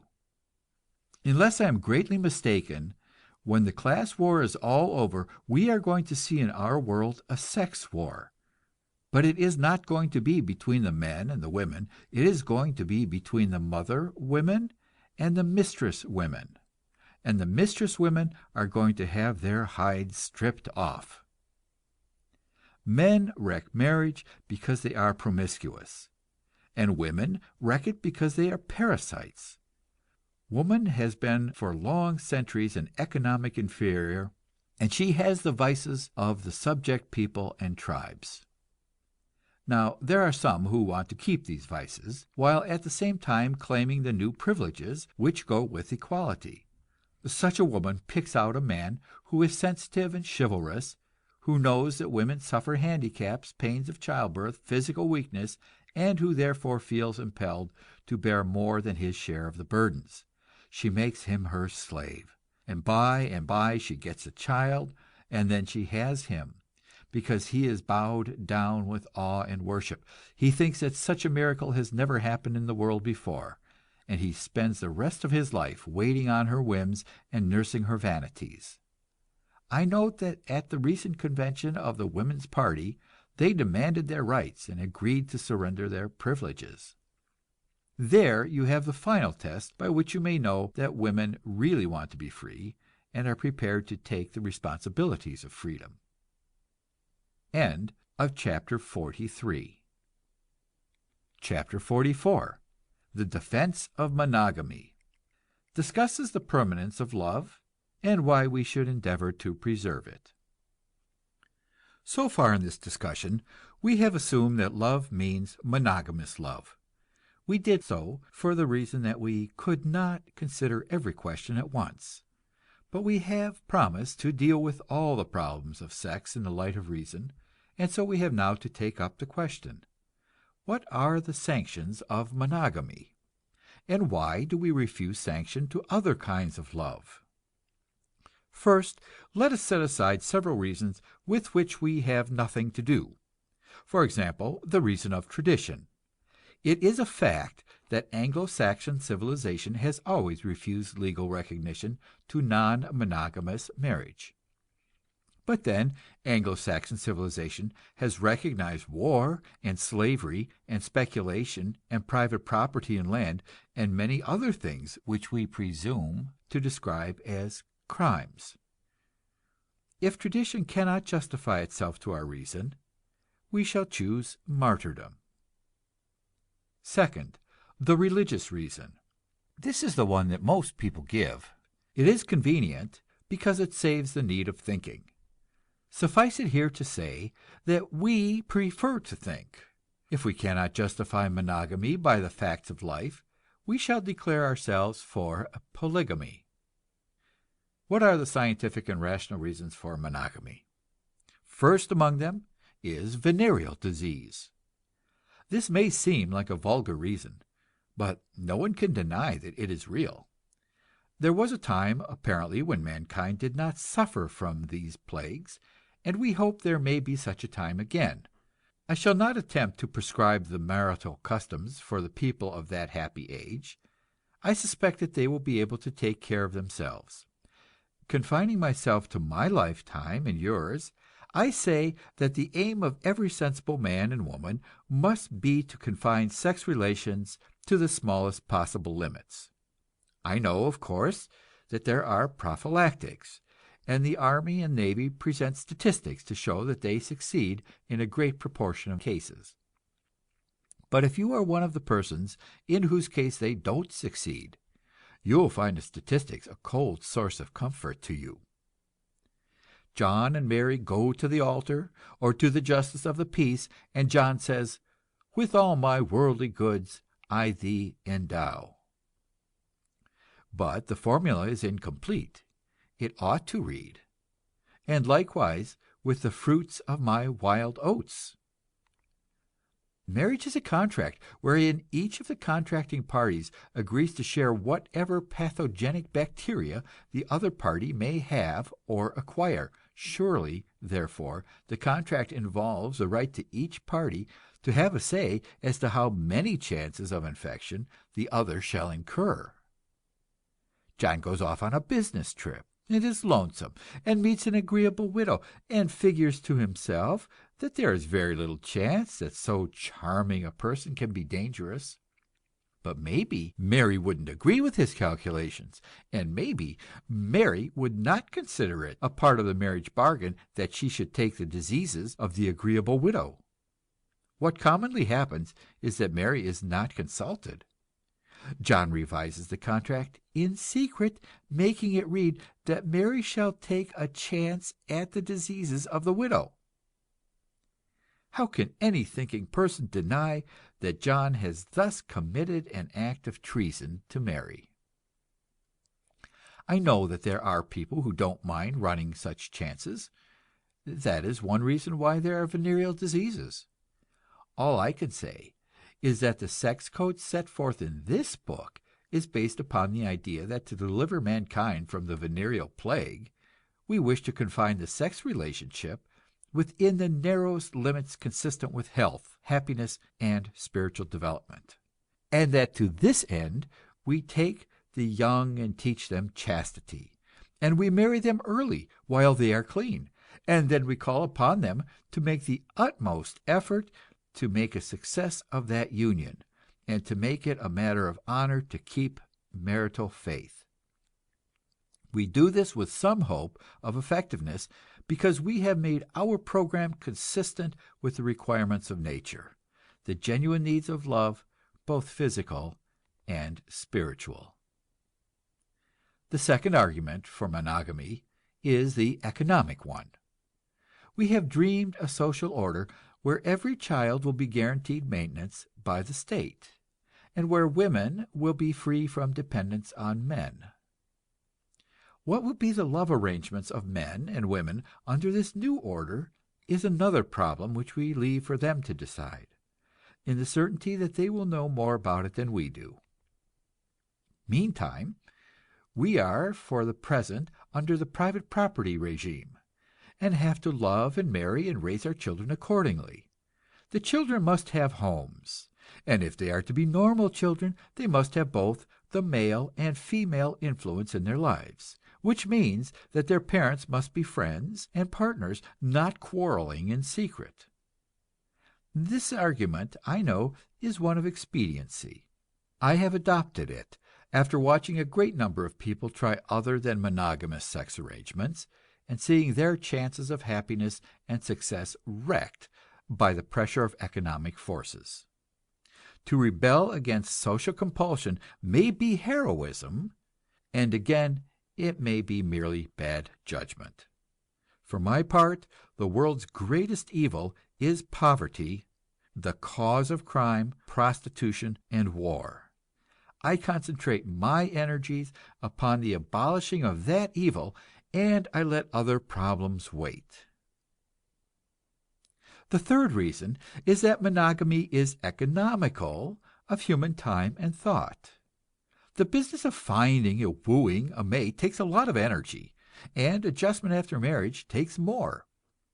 To throw away the results of this labor and do it all over again is certainly not common sense. Of course, if you bake a cake and burn it, you have to get more material and make another try. But that is a different matter from baking a cake with the deliberate intention of throwing it away after a bite or two. The advocates of varietism in love will here declare that we are begging the question. We are assuming that love and the love chase are not worthy in themselves, but merely means to some other end. Can it be that love delights are the keenest and most intense that humans can experience, and that all other purposes of life are contributory to them? Certainly a great deal of art lends support to this idea, and many poets have backed up their words by their deeds. As Coleridge phrased it, "All thoughts, all passions, all delights, whatever stirs this mortal frame, all are but ministers of love, and feed his sacred flame." This is a question not to be played with. Experimenting in love is costly, and millions have wrecked their lives by it. The sex urge in us is imperious and cruel. It wants nothing less than the whole of us, body, mind, and spirit, and oftentimes it behaves like the genie in the bottle. It gets out, and not all the powers in the universe can get it back. I have talked with many men about sex, and have heard them say that it presents itself to them as an unmitigated torment, something they would give everything they own to be free of. And these, mind you, not men living in monasteries trying to repress their natural impulses, but men of the world who have lived freely, seeking pleasure and taking it as it came. The primrose path of dalliance did not lead them to peace, and the pursuit of variety in love brought them only monotony. I stop and think of one after another of these sex-ridden people, and I cannot think of one whom I would envy. I know one who in a frenzy of unhappiness seized a razor and castrated himself. I think of another, a certain classmate in college, whom I once stopped in a conversation, remarking, "Did you ever realize what a state you have got your mind into? Everything means sex to you. Every phrase you hear, every idea that is suggested, you try to make some sort of pun to connect it somehow or other with sex." The man thought and said, "Oh, I guess that's true." The idea had never occurred to him before. He had just gone on letting his instincts have their way with him, without ever putting his reason upon the matter. That was a crude kind of sex, but I think of another man, an idealist and champion of human liberty. One of the forms of liberty he maintained was the right to love as many women as he pleased, and although he was a married man, one hardly ever saw him that he was not courting some young girl. As a result, his mental powers declined, and he did little but talk about ideas. I do not know anyone today who respects him, except a few people who live the same sort of life. The thought of him brings to my mind a sentence of Nietzsche. a man who surely stood for freedom of personality. I pity the lovers who have nothing higher than their love. A question like this can be decided only by the experience of the race. Some will make love the end and aim of life, and others will make it the means to other ends, and we shall see which kind of people achieve the best results. Which kind are the most useful, the most dignified, the most original and vital. I have seen a great many young people try the experiment of free love, and I have seen some get enough of it and quit. I could name among these half a dozen of our younger novelists. I know others who are still in it, and I watch their lives and find them to be restless, jealous, egotistical, and idle. My defense of monogamy is based upon the fact that I have never known any happy or successful free lovers. Of course, I know some noble and sincere people who do not believe in the marriage contract and refuse to be bound by law. But these people are as monogamous as I am, even more tightly bound by honor than if they were duly married. It seems to be in the very nature of true and sincere love to imagine permanence, to desire it, and to pledge it. If you aren't that much in love, you aren't really in love at all, and you had better content yourself with strolling together and chatting together and dining together and playing music together. So many pleasant ways there are in which men and women can enjoy each other's company without entering upon the sacred intimacy of sex. You can learn to take sex lightly, of course, but if you do so, you reduce by so much the chances that true and deep love will ever come to you, for true and deep love requires some patience, some reverence, some tending at a shrine. The animals mate quickly and get it over with. But the great discoveries about love and the possibilities of the human soul in love have come because men and women have been willing to make sacrifices for it, to take it seriously, and more especially to take seriously the beloved person, the rights and needs and virtues of that person. From the lives of such, we learn that love is nature's device for taking us out of ourselves and making us truly social creatures. Early in my life as a writer, I undertook to answer Gertrude Atherton in her glorification of the sex corruptions of capitalist society. She indicted American literature for its bourgeois qualities, among these the fact that American authors had a prejudice in favor of living with their own wives. Mrs. Atherton set forth the joys of sex promiscuity as they are understood by European artists, and I ventured in replying to remark that one woman can be more to a man than a dozen can possibly be. That sounds like a paradox, but it is really a profound truth, and the person who does not understand it has missed the best there is in the sex relation. There is a limit to the things of the body, but to those of the mind and spirit there is no limit, and so there is no reason why true love should ever fall prey to boredom and satiety. End of chapter 44. Chapter 45. The problem of jealousy discusses the question to what extent one person may hold another to the pledge of love. Once upon a time I knew an anarchist shoemaker, the same who had sent me to jail for playing tennis on Sunday, as I have narrated in The Brass Check. I remember arguing with him concerning his ideas of sex, which were of the freest. I can hear the very tones of his voice as he put the great unanswerable question, "What are you going to do about the problem of jealousy?" And I had no response at hand, for jealousy is truly a most cruel and devastating and unlovely emotion. And yet, how can you escape it, if you are going to preserve monogamy? The anarchist shoemaker's solution was to break down all the prejudices against sexual promiscuity. Free and unlimited license was every person's right, and for any other person to interfere was enslavement. For any other person to criticize was superstition. But the power of superstition is strong in the world, and the shoemaker found men resentful of his teachings and disposed to confiscate the rights of their wives and daughters. Hence the shoemaker's disapproval of jealousy. Other men, less purely physiological in their attitude to sex, have wrestled with this same problem of jealousy. H.G. Wells has a novel, In the Days of the Comet, in which he portrays two men, both nobly and truly in love with the same woman.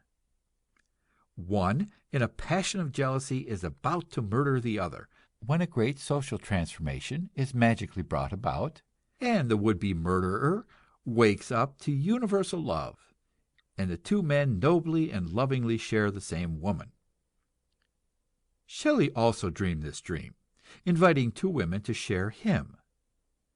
I have known others who tried it, but never permanently. I do not say that it never has succeeded, or that it never can succeed. In this book, I am renouncing the future. I am trying to give practical advice to people for the conduct of their lives here and now. And my advice on this point is that polygamous and polyandrous experiments in modern capitalist society cost more than they are worth. I once knew a certain high school teacher who believed religiously in every kind of freedom. When she married, she and her husband, an artist, made a vow against jealousy. But as it worked out, this vow meant that the wife had a steady job and took care of the husband, while he loafed and loved other women. When finally she grew tired of it, he accused her of being jealous. Also, she had brought it down to the matter of money. I know another woman, an anarchist, widely known as a lecturer on sex freedom. She laid down the general principle of unlimited personal freedom for all, and she tried to live up to her faith. She entered into a free union with a certain man, and when she discovered that he was making love to another woman in the presence of a friend of mine, she threw a vase of flowers at his head. You see, her general principles had clashed with another general principle, to the effect that a person who feels deep and strong love inevitably desires that love to endure, and cannot but suffer to see it preyed upon and destroyed. Let us first consider the question, just what are the true and proper implications of monogamous love? The Roman Catholic Church advocates monogamy and understands thereby that a man and woman pledge themselves till death do us part, and if either of them cancels this arrangement, it is adultery and mortal sin. I hope that none of my readers understands by monogamy any such system of spiritual strangulation. My own idea is rather what some churchman has sarcastically described by the term progressive polygamy. I believe that a man and woman should pledge their faith in love, and should keep that faith and endeavor with all their best energies to make a success of it. They should strive each to understand the other's needs and unselfishly to fulfill them within the limits of fair play. But if, after such an effort has been truly made, it becomes clear that the union does not mean health and happiness for one of the parties, that party has a right to withdraw from it, and for any government or church or other power to deny that right is both folly and cruelty. Now, on the basis of this definition of monogamy, or if you prefer, of progressive polygamy, we are in a position to say what we think about jealousy. If two people pledge their faith and one breaks it and the other complains, we do not call that jealousy, but just common decency.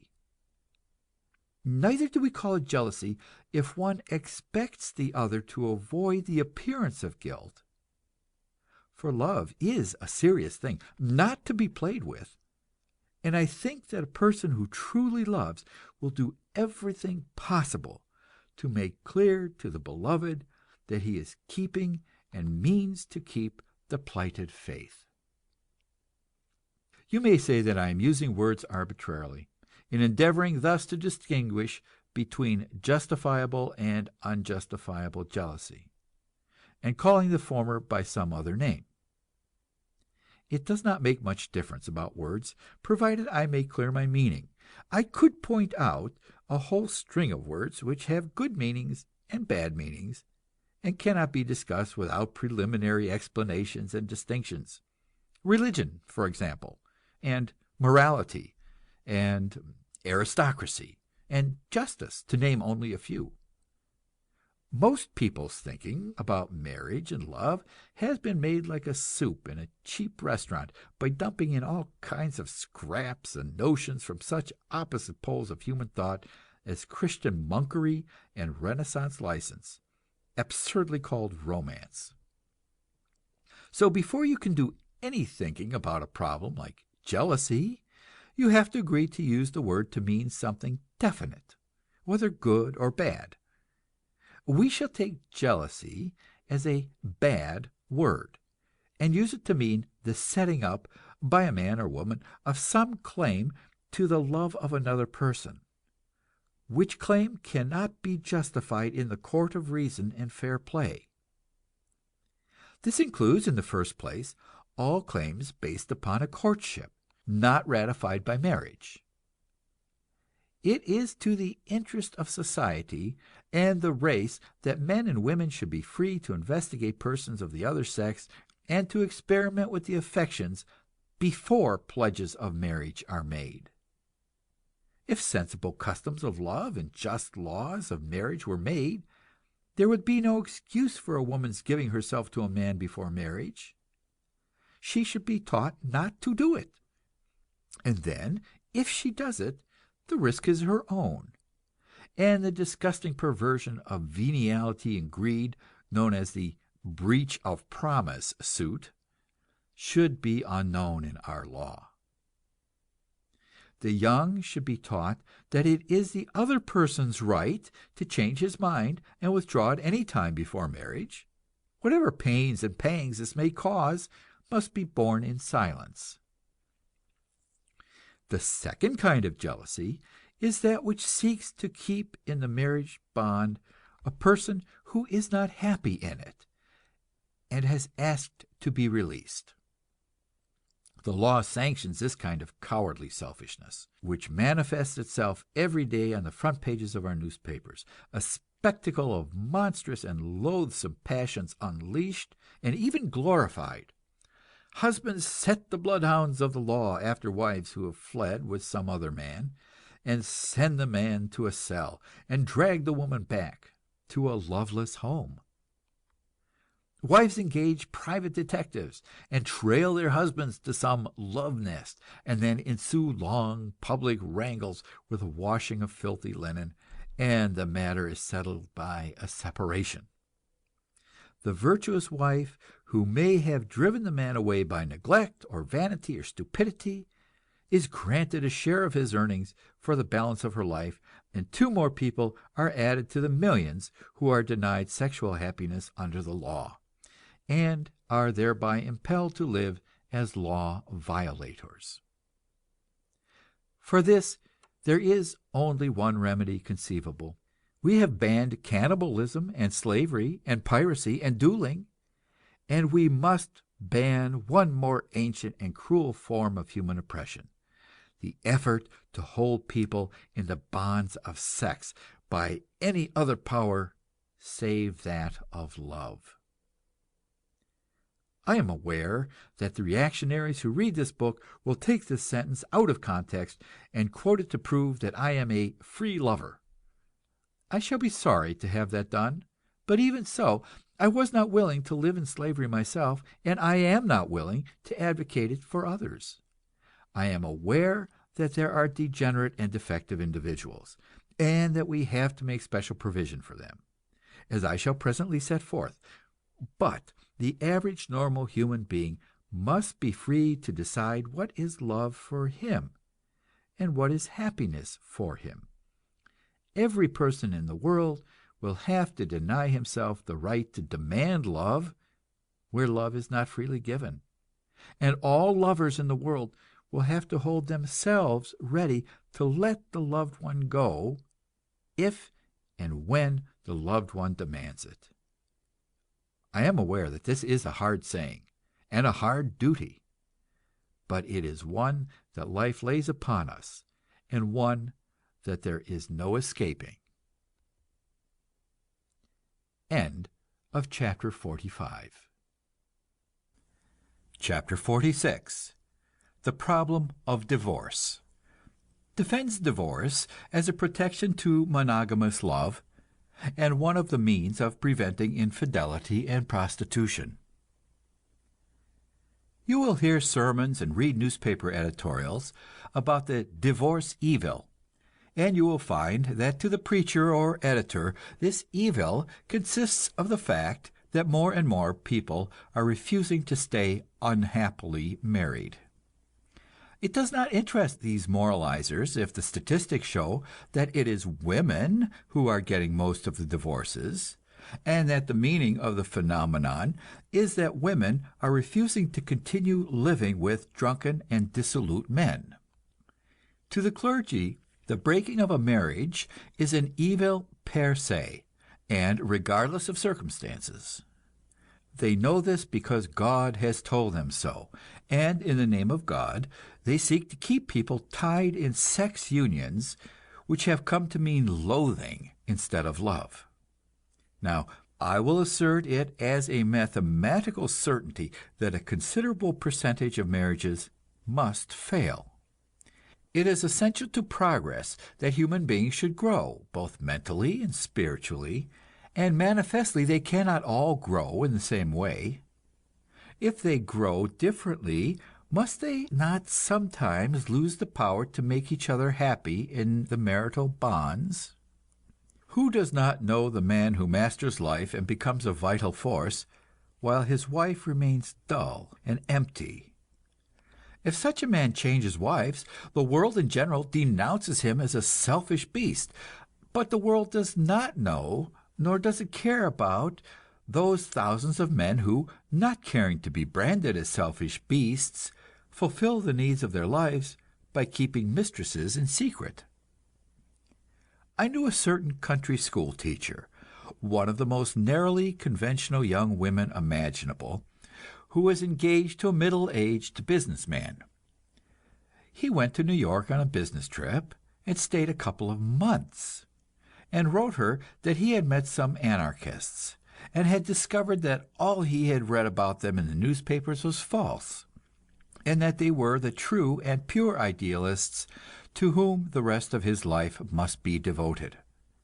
The young lady was horrified, nor was she any happier when she came to New York and met her fiancé's new friends. She ought, in common sense, to have broken the engagement, but she was in love, and she married, as many another fool woman does, with the idea of reforming the man. She failed, and was utterly and unspeakably wretched. I know another man, a conservative capitalist of narrow and aggressive temper, whose wife turned into an ardent Bolshevik. The man thinks that all Bolsheviks should be shut up in jail for life, while the wife is equally certain that all jails should be razed to the ground and all Bolsheviks placed in control of the government. These two people have got to a point where they cannot sit down to the breakfast table without flying into a quarrel. I know another case of a modern scientist, an agnostic, whose wife, a half-educated, sentimental woman, took to dabbling in mysticism, and drove him wild by setting up an image of Buddha in their bedroom, and consorting with swamis in long yellow robes. I know another whose wife turned into an ultra-pious Catholic, and turned over the care of his domestic life to a priest. Is it not obvious that the only possible solution of such problems lies in divorce? Unless, indeed, we are all of us going to turn over the care of our domestic lives to the priests. Our grandfathers and grandmothers believed one thing, and believed the same thing when they were 70 as when they were 20. So it was possible for them to dwell in domestic security and permanence till death did them part. But we are learning to change our minds, and whether what we believe is better or worse than what our ancestors believed, at least it is different. Also, we are coming to take what we believe with more seriousness. The intellectual life means more and more to us, and it becomes harder and harder for us to find sexual and domestic happiness with a partner who does not share our convictions, but, on the contrary, may be contributing to the campaign funds of the opposition party. I do not mean by this that people should get a divorce as soon as they find they differ about some intellectual idea. On the contrary, I have advocated that they should do everything possible to understand and to tolerate each other.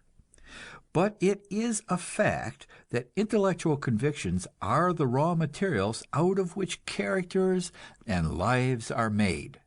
And it is inevitable that some characters and lives that fit quite well at 20 should fit very badly at 30 or 40. When we refuse divorce under such circumstances, we are not fostering marriage, as we fondly imagine. We are really fostering adultery. It is a fact that not one person in 10 who is held by legal or social force in an unhappy sex union will refrain from seeking satisfaction outside. And because these outside satisfactions are disgraceful, and in some cases criminal, they seldom have any permanence. Therefore, it follows that strict divorce laws, such as the clerical propaganda urges upon us, are in reality laws for the promotion of fornication and prostitution. There's a short story by Edith Wharton, in which the divorce evil is exhibited to us in its naked horror. The story, called The Other Two, in the volume The Descent of Man. A society woman has been divorced twice and married 3 times, and by an ingenious set of circumstances, the woman and all 3 of the men are brought into the same drawing room at the same time. Just imagine, if you can, such an excruciating situation.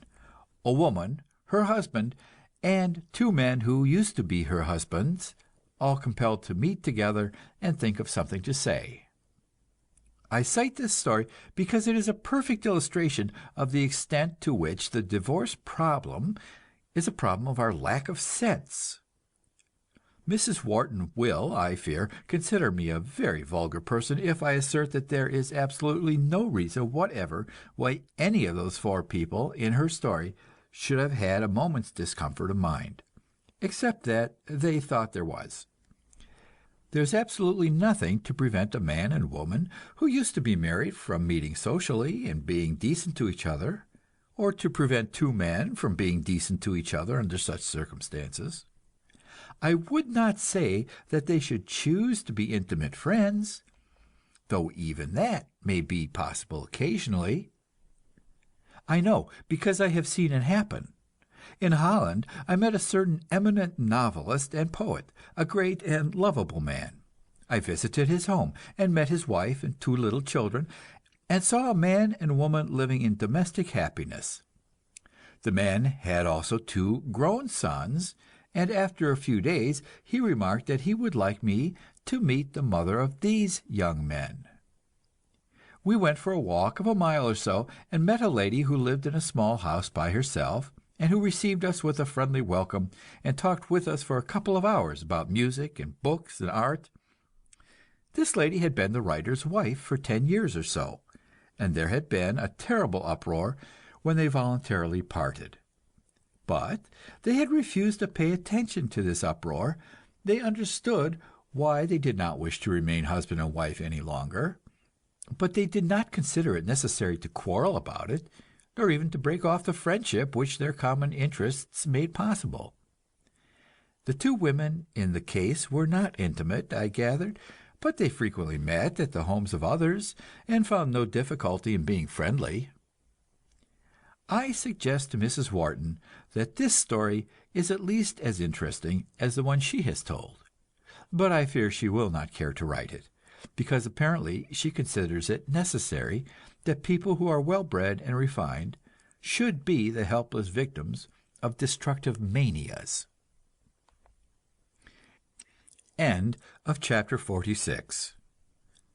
Chapter 47. The restriction of divorce discusses the circumstances under which society has the right to forbid divorce or to impose limitations upon it. We have quoted the old maxim, "Marry in haste and repent at leisure," and we suggested that parents and guardians should have the right to ask the young to wait before marriage, and make certain of the state of their hearts. We have now the same advice to give concerning divorce, the same claim to enter on behalf of society, that it has and should assert the right to ask people to delay and think carefully before breaking up a marriage. What interest has society in the restriction of divorce? What affair is it of any other person if I choose to get a divorce and marry a new wife once a month? There are many reasons, not in any way based upon religious superstition or conventional prejudice. In the first place, there are or may be children, and society should try to preserve for every child a home with a father and a mother in it. Second, there are property rights, of which every marriage is a tangle, and the settlement of which the law should always oversee. Third, there is the question of venereal disease, which society has an unquestionable right to keep down, by every reasonable restriction upon sexual promiscuity. And finally, there is the respect which all men and women owe to love. It seems to me that society has the same right to protect love against extreme outrage as it has to forbid indecent exposure of the person on the street. There is in successful operation in Switzerland a wise and sane divorce law based upon common sense and not upon superstition. A couple wish to break their marriage, and they go before a judge, and in private session, as to a friendly advisor, they tell their troubles. He gives them advice about their disagreement, and sends them away for 3 months to think it over. At the end of 3 months, if they still desire divorce, they meet with him again. If he still thinks there is a chance of reconciliation, he has the right to require them to wait another 3 months. But if at the end of this second period they are still convinced that the case is hopeless and that they should part, the judge is required to grant the divorce. You may note that this is exactly what I have suggested concerning young couples who become engaged. In both cases, the parties directly interested have the right to decide their own fate, but the rest of the world requires them to think carefully about it and to listen to counsel. Except for grave offenses, such as adultery, insanity, crime, or venereal disease, I do not think that anyone should receive a divorce in less than 6 months. Nor do I think that any personal right is contravened by the imposing of such a delay. Next, what are we going to say to the right, or the claim to the right, on the part of a man or woman to be married once a year throughout a lifetime? In order to illustrate this problem, I will tell you about a certain man known to me. In his early life, he spent a couple of years in a lunatic asylum. He lays claim to extraordinary spiritual gifts and uses the language of the highest idealism known. He is a man of culture and good family, and thus exerts a peculiar charm upon young women of refinement and sensitiveness. To my knowledge, he was 3 times married in 6 years, and each time he deserted the woman and forced her to divorce him and to take care of herself, and in one case of a child. In addition, he had begotten one child out of marriage, and left the mother and child to starve. For 10 years or so I used to see him about once in 6 months, and invariably he had a new woman, a young girl of fine character, who had been ensnared by him, and was in the agonizing process of discovering his moral and mental derangement. Yet there was absolutely nothing in the law to place restraint upon this man. He could wander from state to state, or to the other side of the world, preying upon lovely young girls wherever he went. This particular man happens to call himself a radical, but I could tell you of similar men in the highest social circles, or in the political world, the theatrical world, the sporting world. They are in every rank of life, and are just as definitely and certainly menaces to human welfare and progress as pirates on the high seas or highwaymen on the road. Nor are they confined to the males. The world is full of women who use their sex charms for predatory purposes, and some of them are far too clever for any law that you or I can contrive at present. But I think we might begin by refusing to let any man or woman have more than 2 divorces in one lifetime, in any state or part of the world. If any man or woman tries 3 times to find happiness in love and fails each time, we have a right to assume that the fault must lie with that person, and not with the 3 partners. I think we may go further yet. Having made wise laws of love and marriage, taking into consideration all human needs, we have a right to require that men and women shall obey the laws. At present, the great mass of the public has sympathy for the law breaker, just as, in old days, the peasants could not help admiring the outlaw who resisted unjust land laws and robbed the rich. Or, as today, under the capitalist regime, we cannot withhold our sympathy from political prisoners, even though they have committed acts of violence which we deplore. But when we have made sex laws that we know are just and sensible, then we shall consider that we have the right to restrain sex criminals.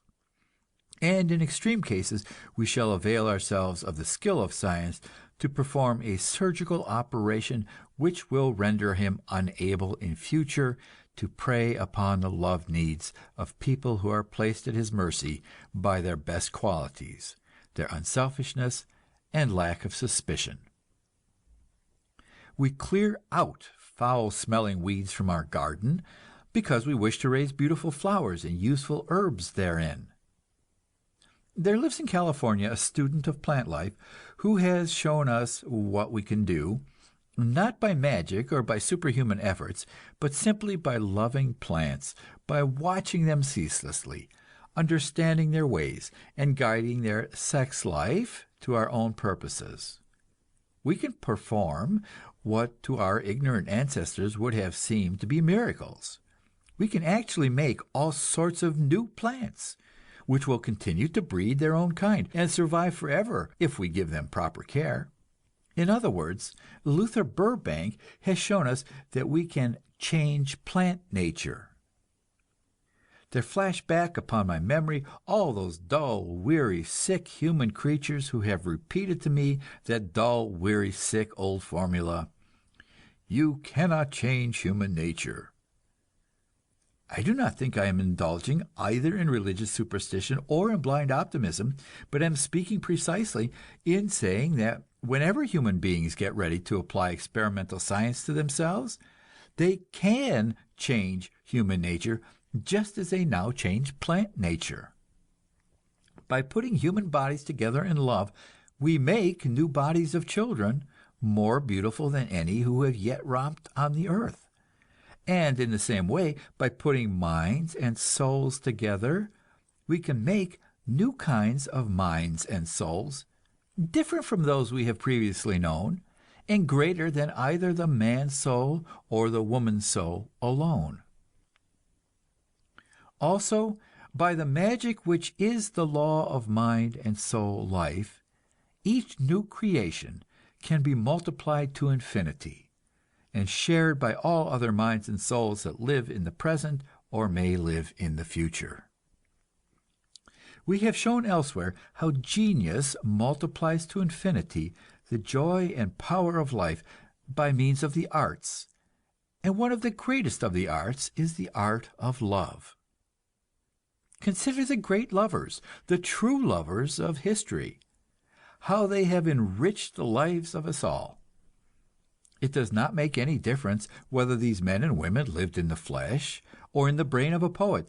We learn alike from Dante and Beatrice, from Abelard and Eloise, from Robert and Elizabeth Browning, from Tristan and Isolde, from Romeo and Juliet, what is the depth and the splendor of this passion which lies hidden within us, and how it may enrich and vivify and glorify all life. End of chapter 47. End of section 3. Part 4. The Book of Society. Chapter 48. The Ego and the World.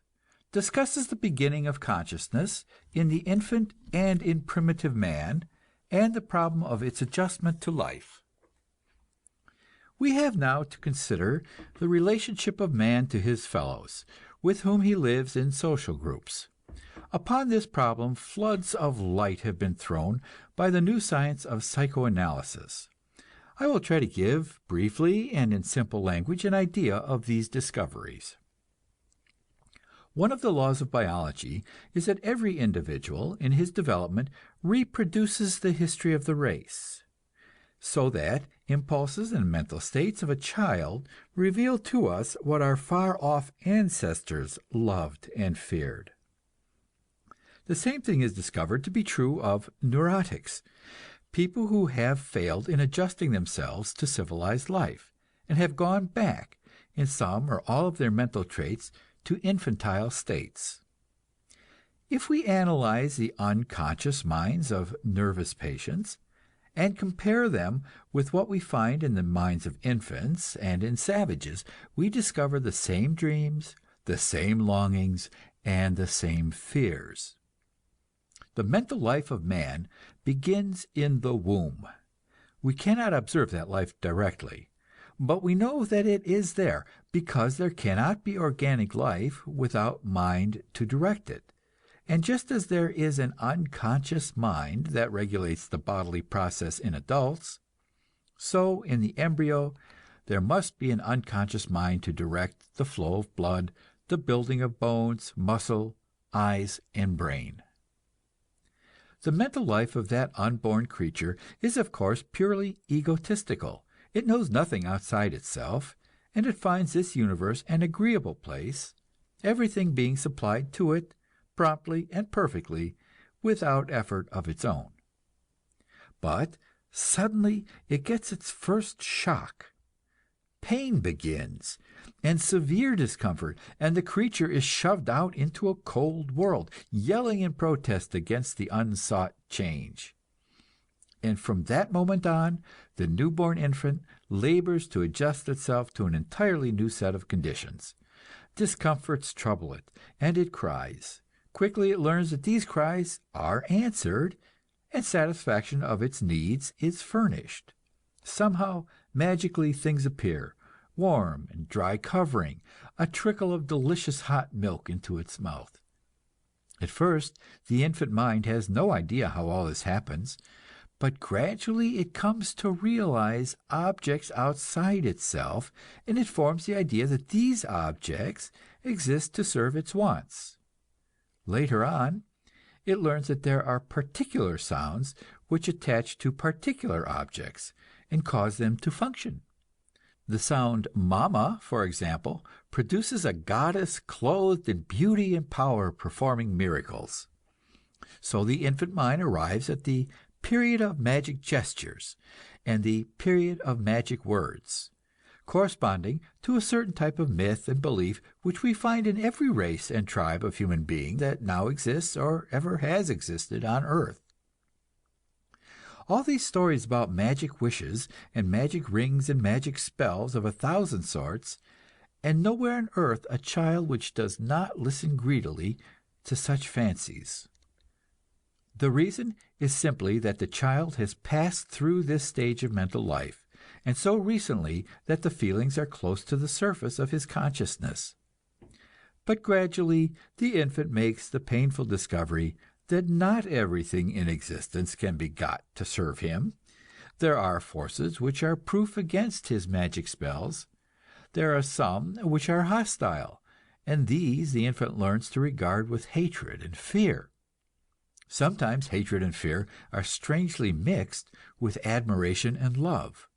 For example, there is a powerful being known as Father, who is sometimes good and useful, but at other times takes the attention of the supremely useful Mother, the source of food and warmth and life. So Father is hated, and in fancy he is wished out of the way, which to the infant is the same thing as killing. Out of this grows a whole universe of fascinating mental life, which Freud calls by the name the Oedipus complex, after the legend of the Greek hero who murdered his father and committed incest with his mother, and then, when he discovered what he had done, put out his own eyes. There is a mass of legends, old as human thought, repeating this story. We cannot be sure whether they have grown out of the greeds and jealousies of this early wish life of the infant, or whether they had their base in the fact that there was a stage in human progress in which the father really was killed off by the sons. This latter idea is discussed by Freud in his book, Totem and Taboo. It appears that primitive man lived in hordes, which were dominated by one old male, who kept all the women to himself, and either killed the young males or drove them out to shift for themselves. So the young men would combine and murder their father. The forming of human society, of marriage and family, depended upon one factor: the decision of the young victors to live and let live. The only way they could do this was to agree not to quarrel over the women of their own group, but to seek other women from other groups.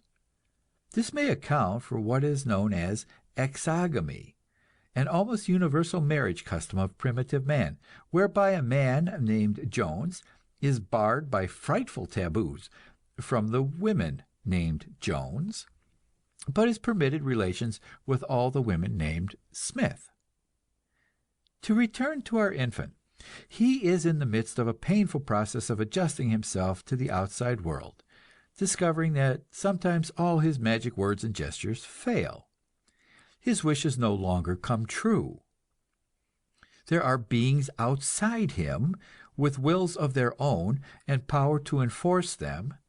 He has to learn to get along with these beings and give up his pleasures to theirs. These processes which go on in the infant's soul, the hopes and the terrors, the griefs and the angers, are of the profoundest significance for later adult life. For nothing gets out of the mind that has once got into it. The infantile cravings, which are repressed and forgotten, stay in the unconscious and work there and strive still for expression. The conscious mind will not tolerate them, but they escape in the form of fairy tales and stories, of dreams and delusions, slips of the tongue, and many other mental events which it is fascinating to examine. Also, if we are weakened by ill health or nervous strain, these infantile wishes may take the form of neuroses, and fully grown people may take to stammering or become impotent or hysterical or even insane because of failures of adjustment to life that happened when they were a year or two old. These things are known, not merely as a matter of theory, but because as soon as by analysis these infant secrets are brought into consciousness and adjusted there, the trouble instantly ceases. So it appears that the whole process of human life, from the very hour of birth, consists of the correct adjustment of men and women in relation to their fellows. Not merely is man a social being, but all the prehuman ancestors of men, for ages upon geologic ages, have been social beings. They have lived in groups, and their survival has depended upon their success in fitting themselves snugly into group relationships. Failure to make correct adjustments means punishment by the group, or by enemies outside the group, if the failure is serious enough. It means death. We may assert that the task of understanding one's fellow men and making oneself understood by them is the most important task that confronts every individual. And if we look about the world at present, the most superficial of us cannot fail to realize that the task is far from being correctly performed. So many people unhappy, so many striving for what they cannot get, so many having to be locked behind bars like savage beasts because they demand something which the world is resolved not to let them have. So many having to be killed by rifles and machine guns, by high explosive shells and poison gas, because they misunderstood the social facts about them, and thought they could fulfill some wishes which the rest of mankind wanted them to repress. As I read the psychoanalyst's picture of the newly born infant with its primitive ego, its magic cries and magic gestures, I cannot be sure how much of it is sober science and how much is mordant irony.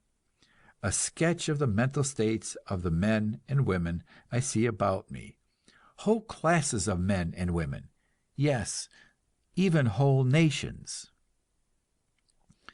The effort of the following chapters will be to interpret to men and women the world which they have made, and to which they are trying to adjust themselves.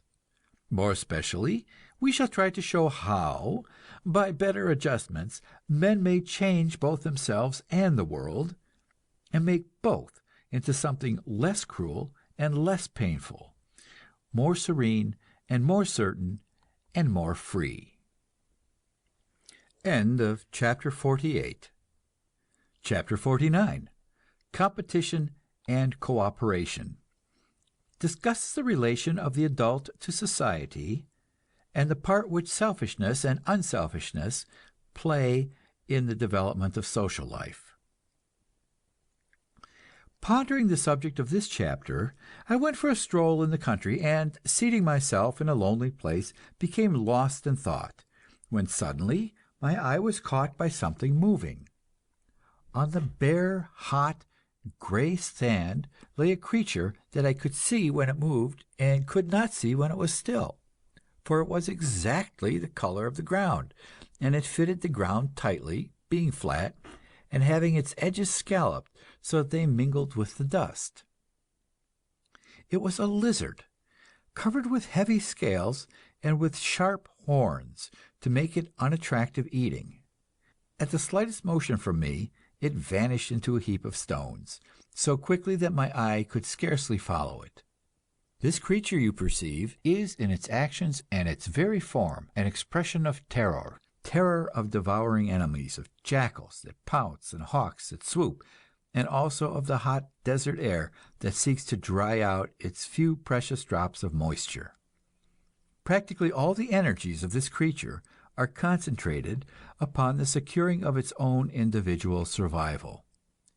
To be sure, it will mate, but the process will be quick, and the eggs will be left for the sun to hatch out, and the baby lizards will shift for themselves. That is to say, they will be incarnations of terror from the moment they open their eyes to the light. The jackal seeks to pounce upon the lizard, and so inspires terror in the lizard. But when you watch the jackal, you find that it exhibits terror toward more powerful foes.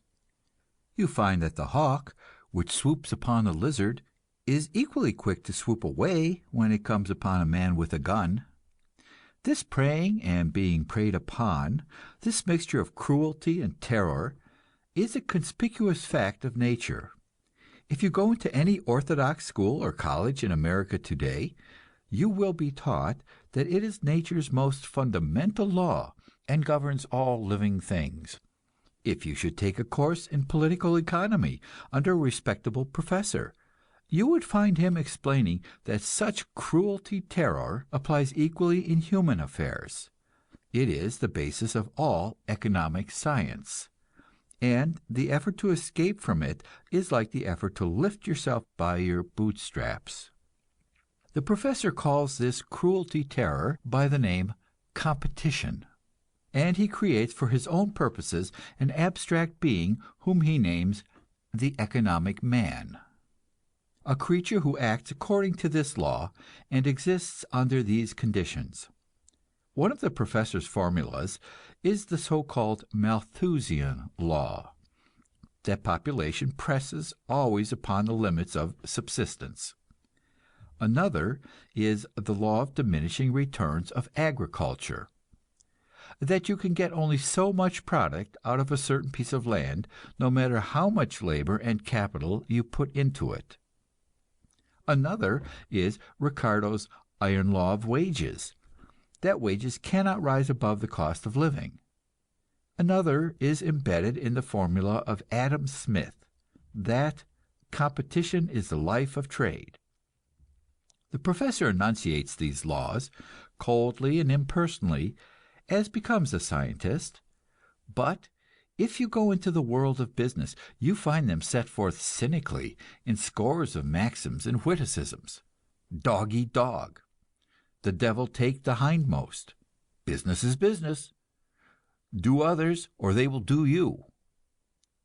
Evidently, however, there is something in man which rebels against these natural laws. In our present society, man has set aside 6 days in the week in which to live under them, and 1 day in the week in which to preach an entirely different and contradictory code, that of Christian ethics, which bids you love your neighbor and do unto others as you would they should do unto you.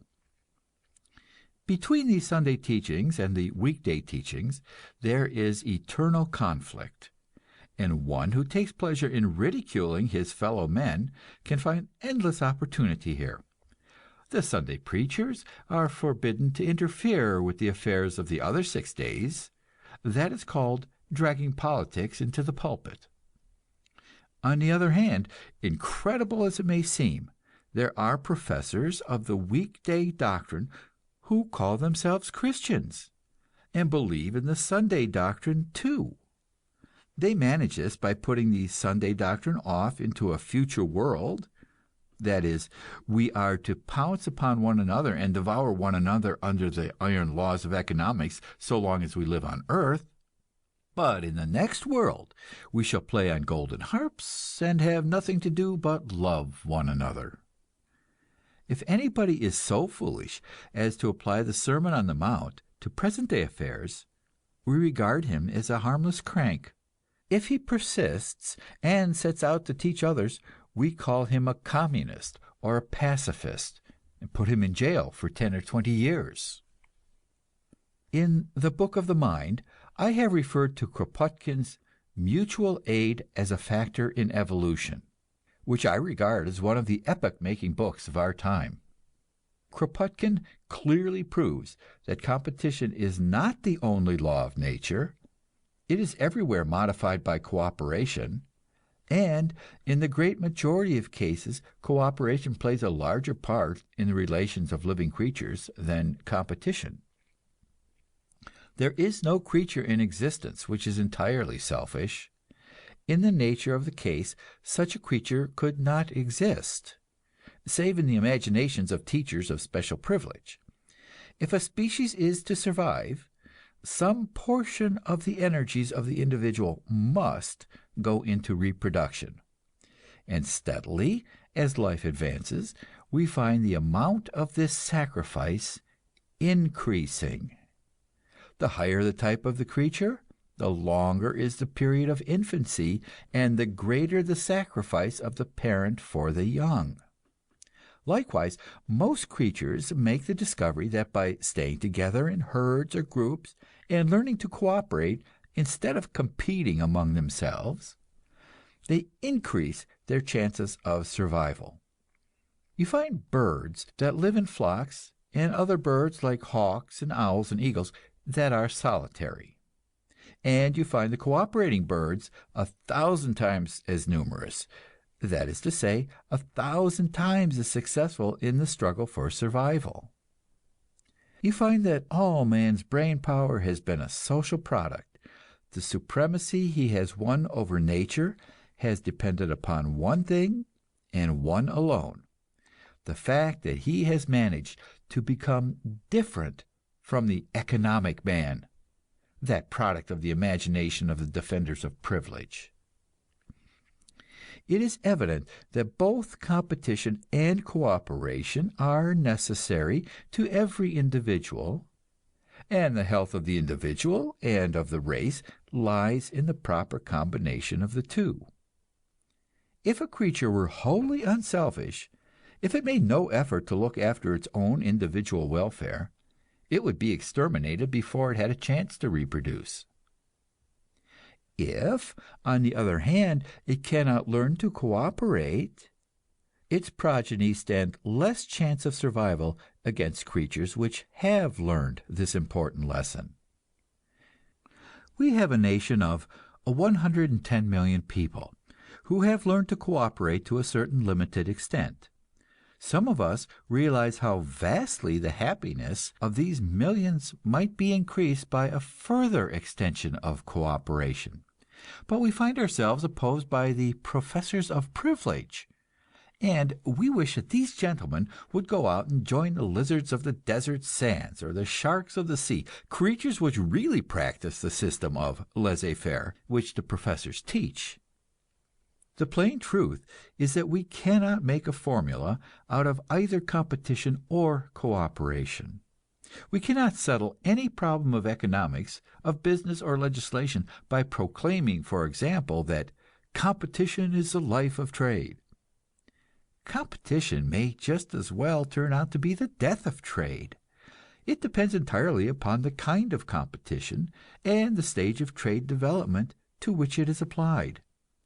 In the early 18th century, when that formula of Adam Smith was written, competition was observed to keep down prices and provide stimulus to enterprise, and so to further abundant production.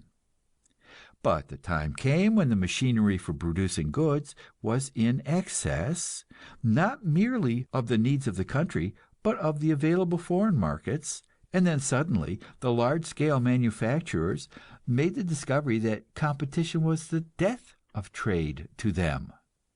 They proceeded, as a matter of practical common sense, and without consulting their college professors, to abolish competition by forming trusts.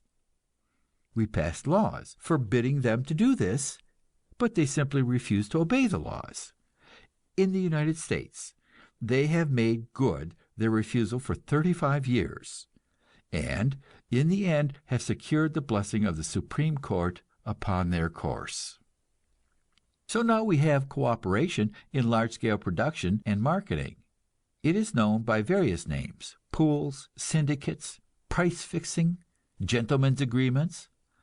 It is a blessing for those who cooperate, but it proves to be the death of those who labor, and also of those who consume. And we see these also compelled to combine, forming labor unions and consumer societies. Each side to the quarrel insists that the other side is committing a crime in refusing to compete, and our whole social life is rent with dissensions over this issue.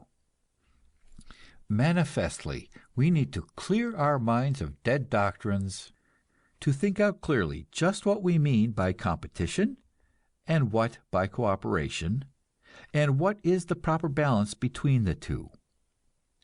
I have been at pains in this book to provide a basis for the deciding of such questions.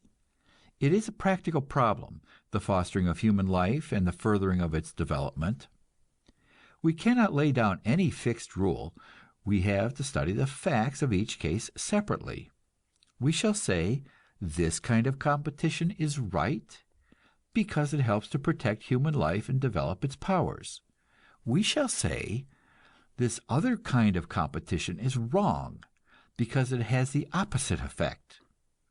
We shall say, perhaps, that some kind was right 50 years ago or even 10 years ago because it then had certain effects, but meantime some factor has changed, and it is now having a different effect, and therefore ought to be abolished. There has never been any kind of human competition which men did not judge and modify in that way.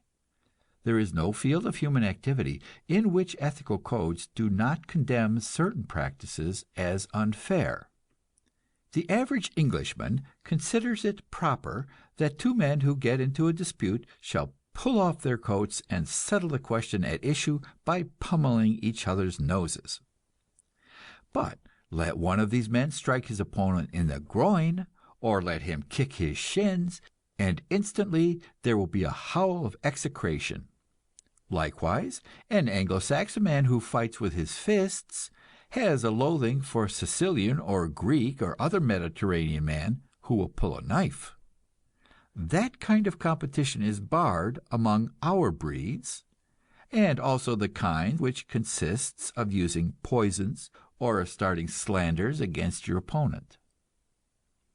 If you look back through history, you find many forms of competition which were once eminently respectable, but now have been outlawed. There was a time, for example, when the distinction we draw between piracy and sea war was wholly unknown. The ships of the Vikings would go out and raid the ships and seaports of other peoples, and carry off booty and captives, and the men who did that were sung as heroes of the nation. The British sea captains of the time of Queen Elizabeth, Drake, Frobisher, and the rest of them, are portrayed in our school books as valiant and hardy men, and the British colonies were built on the basis of their activities. Yet, according to the sea laws in force today, they were pirates. We regard a cannibal race with abhorrence, yet there was a time when all vigorous races of men were cannibals, and the habit of eating your enemies in battle may well have given an advantage to the races which practiced it. On the other hand, you find sentimental people who reject all competition on principle, and would like to abolish every trace of it from society, and especially from education. But stop and consider for a moment what that would mean. Would you abolish, for example, the competition of love, the right of a man to win the girl he wants? You could not do it, of course, but if you could, you would abolish one of the principal methods by which our race has been improved. Of course, what you really want is not to abolish competition in love, but to raise it to a higher form.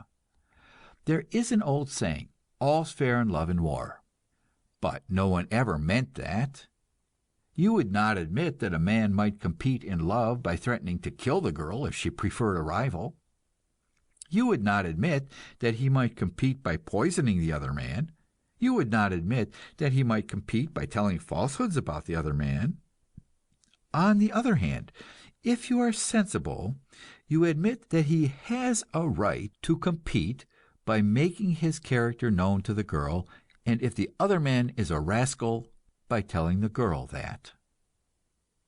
Would you abolish the competition of art, the effort of men to produce work more beautiful and inspiring than has ever been known before? Would you abolish the effort of scientists to overthrow theories which have hitherto been accepted? Obviously not.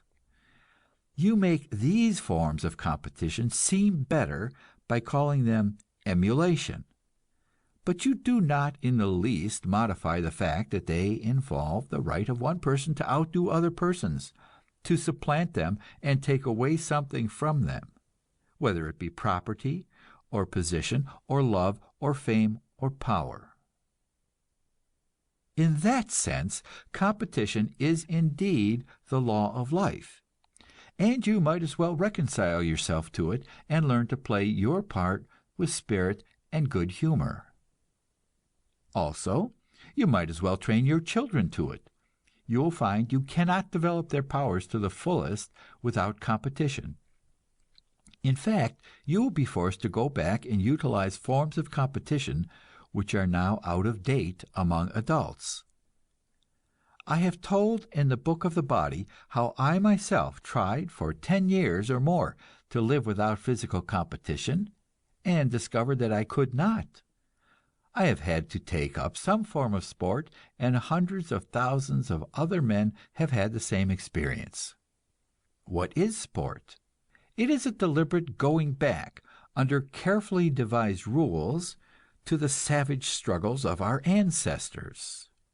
The very essence of real sport is that the contestants shall, within the rules laid down, compete with each other to the limit of their powers. With what contempt would a player of tennis or baseball or whist regard the proposition that his opponent should be merciful to him and let him win now and then? Obviously, these things have no place in the game, and to be a good sport is to conform to the rules, and take with enjoyment whatever issue of the struggle may come. But then again, suppose you are competing with a child. Obviously, the conditions are different. You no longer play the best you can.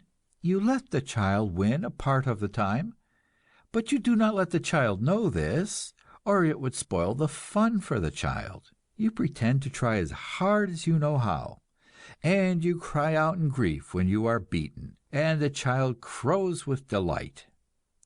And yet, that does not keep you from loving the child, or the child from loving you.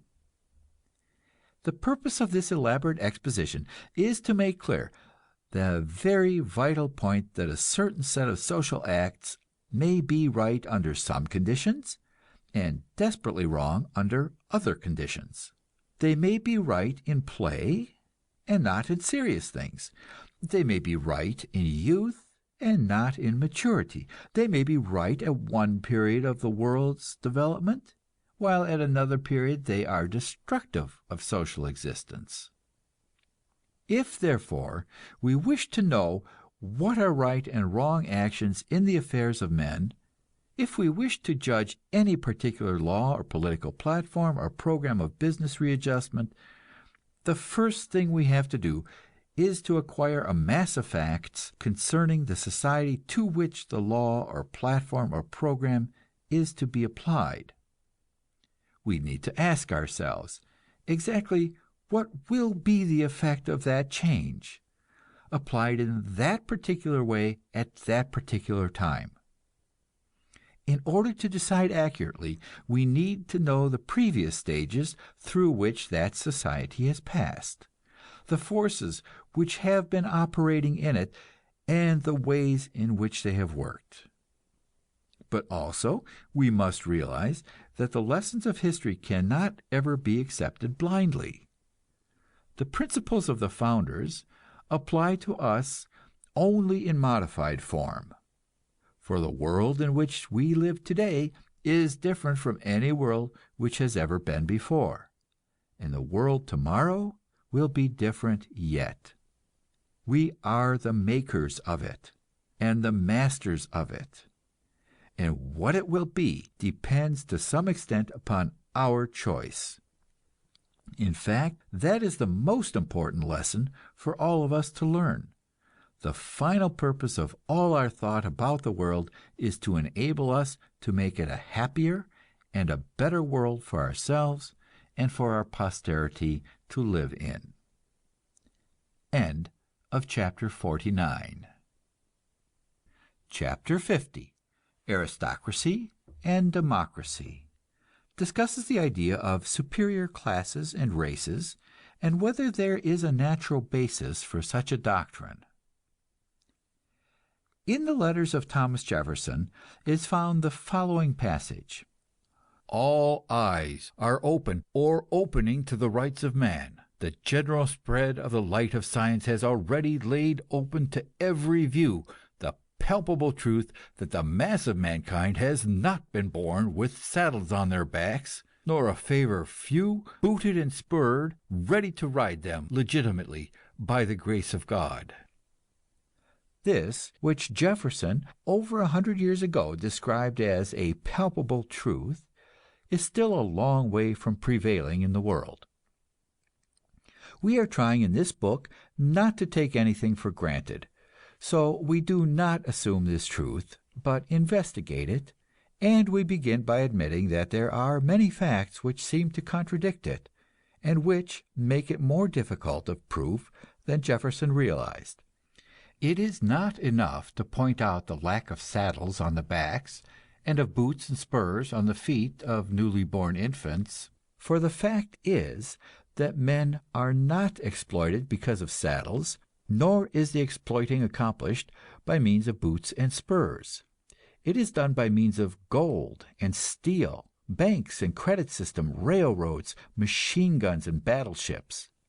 And while it is not true that certain races and classes are born with these things on them, they are born to the possession of them, and the vast majority of mankind are without them all their lives, and without the ability to use them, even if they had them. The doctrine that all men are created equal, or that they ought to be equal, we shall describe for convenience as the democratic doctrine. It first came to general attention through Christianity, which proclaimed the brotherhood of all mankind in a common fatherhood of God. But even as taught by the Christians, the doctrine had startling limitations. It was several centuries before church councils summoned the courage to decide that women were human beings and had souls. And today many devout Christians are still uncertain whether Japanese and Chinese and Filipinos and Negroes are human beings and have souls. I have heard old gentlemen in the South gravely maintain that the Negro is not a human being at all, but a different species of animal. I have heard learned men in the South set forth that the sutures in the Negro skull close at some very early age, and thus make moral responsibility impossible for the black race. And you will find the same ideas maintained not merely as to differences of race and color, but as to differences of economic condition. You will find the average aristocratic Englishman quite convinced that the lower orders are permanently inferior to himself, and this, though they are of the same Anglo-Saxon stock. For convenience, I will refer to the doctrine that there is some natural and irremovable inferiority of certain races or classes as the aristocratic doctrine. I will probably startle some of my readers by making the admission that if there is any such natural or irremovable inferiority, then a belief in political or economic equality is a blunder. If there are certain classes or races which cannot think or cannot learn to think as well as other classes and races, those mentally inferior classes and races will obey, and they will be made to obey. And neither you nor I, nor all the preachers and agitators in the world will ever be able to arrange it otherwise. Suppose we could do it. We should be committing a crime against life. We should be holding down the race and aborting its best development. Is there any such natural and irremovable inferiority in human beings? When we come to study the question, we find it complicated by a different phenomenon, that of racial immaturity, which we have to face frankly and get clear in our minds. One of the most obvious facts of nature is that of infancy and childhood. We have just pointed out that if you are competing with a child, you do it in an entirely different way and under an entirely different set of rules, and if you fail to do this, you are unfair and even cruel to the child. And it is a fact of our world that there are some races more backward in the scale of development than other races. You may not like this fact, but it is silly to try to evade it. People who live in savage huts and beat on tom-toms and fight with bows and arrows and cannot count beyond a dozen. Such people are not the mental or moral equals of our highly civilized races, and to treat them as equals and compete with them on that basis means simply to exterminate them. And we should either exterminate them at once and be done with it, or else make up our minds that they are in a childhood stage of our race, and that we have to guide them and teach them as we do our children. There is no more useful person than the wise and kind teacher. But suppose we saw someone pretending to be a teacher to our children, while in reality enslaving and exploiting them, or secretly robbing and corrupting them. What would we say about that kind of teacher? The name of that teacher is capitalist commercialism, and his profession is known as the white man's burden. His abuse of power is the cause of our present racial wars and revolts of subject peoples. A fair-minded man, desirous of facing all the facts of life, hardly knows what stand to take in such a controversy. That is, hardly knows from which cause the colored races suffer more, the white man's exploitation or their own native immaturity. To say that certain races are in a childhood stage and need instruction and discipline is an entirely different thing from saying that they are permanently inferior and incapable of self-government. Whether they are permanently inferior is a problem for the man of science, to be determined by psychological tests, continued possibly over more than one generation. We have not as yet made a beginning. In fact, we have not even acquired the scientific impartiality necessary to such an inquiry. In the meantime, all that we can do is to look about us and pick up hints where we can. In places like Massachusetts, where Negroes are allowed to go to college and are given a chance to show what they can do, they have not ousted the white man, but many of them have certainly won his respect, and one finds charming and cultured men among them who show no signs of prematurely closed-up skulls. And one after another we see the races which have been held down as being inferior developing leadership and organization and power of moral resistance. The Irish are showing themselves today one of the most vigorous and high-spirited of all races. The Hindus are developing a movement which, in the long run, may prove more powerful than the white man's gold and steel. The Egyptians, the Persians, the Filipinos, the Koreans are all devising ways to break the power of capitalist newspaper censorship. How sad that the subject races of the world have to get their education through hatred of their teachers instead of through love. Of course, these rebel leaders are men who have absorbed the white man's culture, at least in part. Practically always, they are of the younger generation, which has been to the white man's schools. But this is the very answer we have been seeking, as to whether the race is permanently inferior or merely immature and in need of training. It is not only among the brown and black and yellow races that progress depends upon the young generations. That is a universal fact of life. In the course of this argument, we shall assume that the Christian or democratic theory has the weight of probability on its side, and that nature has not created any permanently and necessarily inferior race or class. We shall assume that the heritage of culture is a common heritage, open to all our species.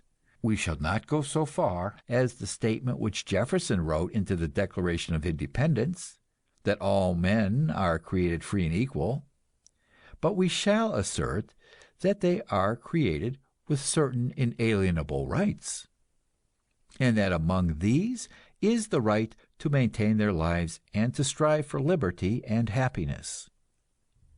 Also, we shall say that there will never be peace or order in the world until they have found liberty and recognition of their right to happiness.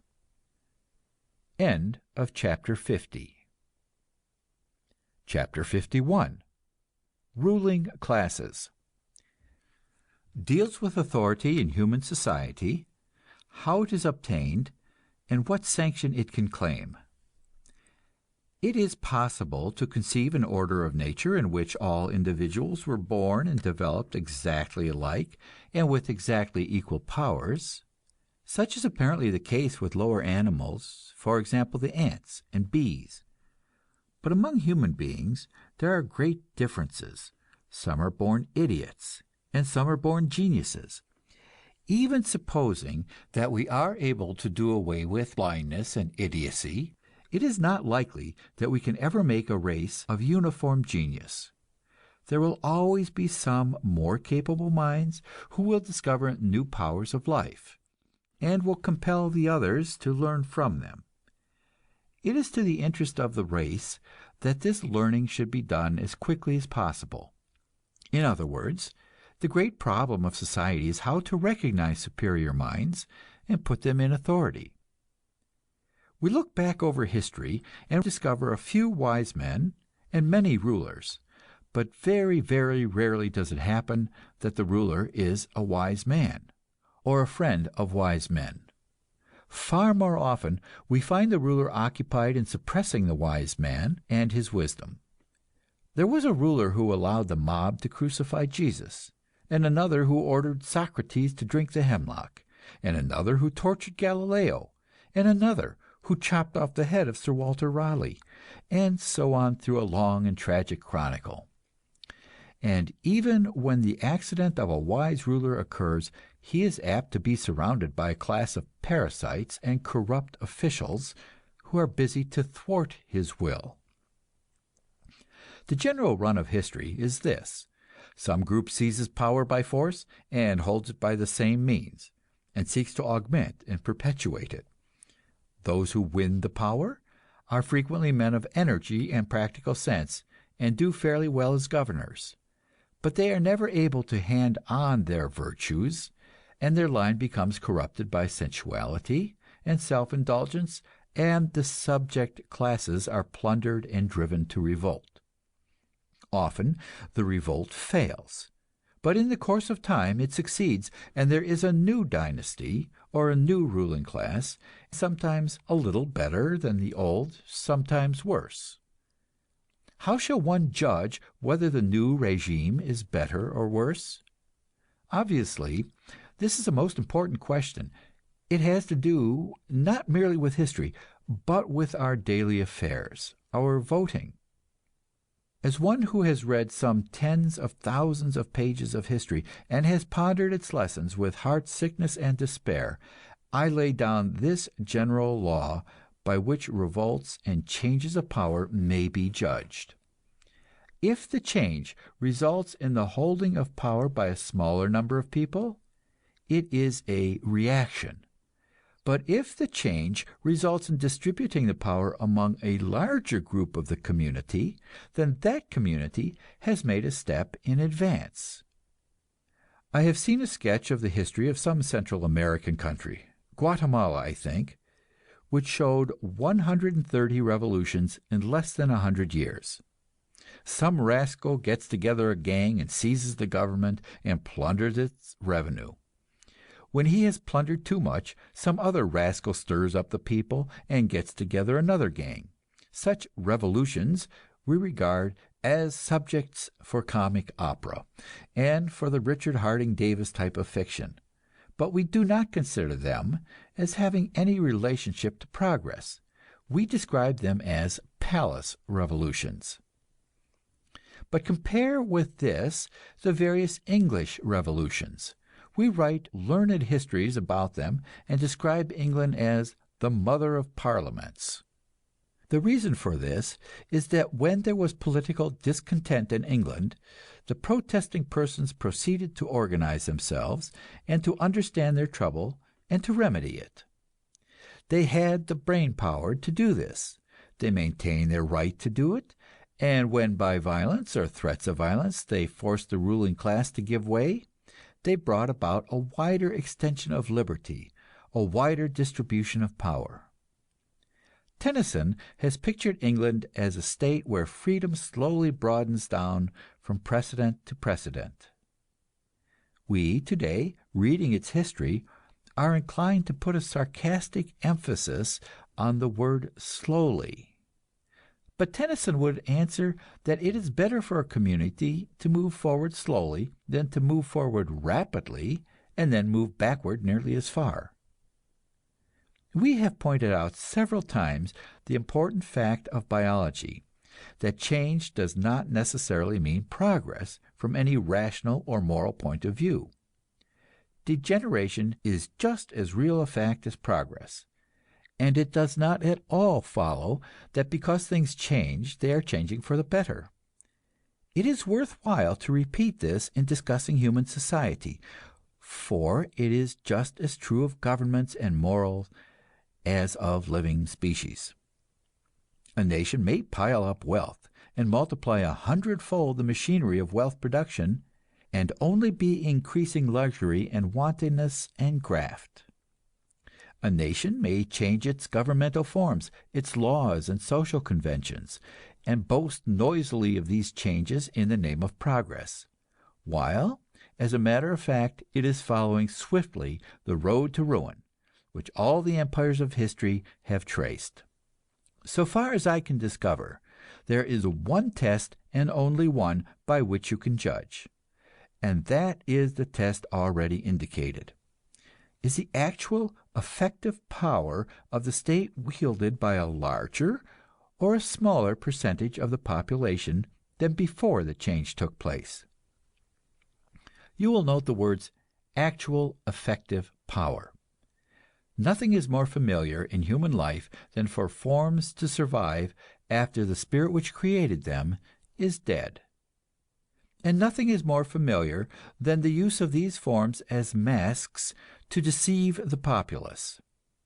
There have been many times in history when people have gone on voting long after their votes ceased to count for anything. There have been many times when people have gone through the motions of freedom long after they have been slaves. Mexico, under Diaz, had one of the most perfect of constitutions, and was in reality one of the most perfect of despotisms. And we Americans are sadly familiar with political democracies which do not work. Shall we, therefore, join the pessimists and say that history is a blind struggle for useless power, and that the notion of progress is a delusion? I do not think so. On the contrary, I think it is easily to be demonstrated that there has been a steady increase in the amount of knowledge possessed by the race, and in the spread of this knowledge among the whole population. I think that through most of the period of written history, we can trace a real development in human society. I think we can analyze the laws of this development and explain its methods. And I think this knowledge is precious to us because it enables us to accelerate the process and to make the end more certain. This task, the analysis of social evolution, is the task we have next to undertake.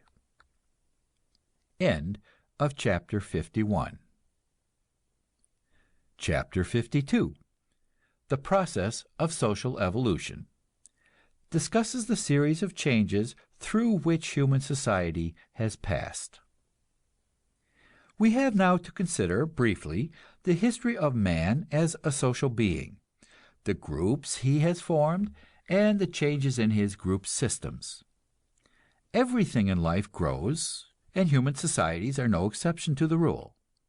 They have undergone a long process of evolution, which we can trace in detail, and which we find conforms exactly to the law laid down by Herbert Spencer, a process whereby a number of single and similar things become different parts of one complex thing.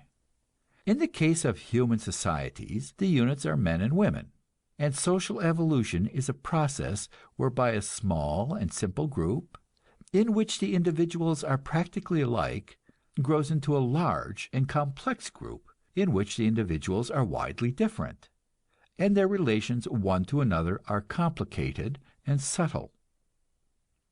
There are two powerful forces pressing upon human beings and compelling them to struggle and grow. The first of these forces is fear, the need of protection against enemies. The second is hunger, the need of food and the means of producing and storing food. The first causes the individual to combine with his fellows and establish some form of government, and this is the origin of political evolution. The second causes him to accumulate wealth and to combine industrially, and this is the origin of economic evolution.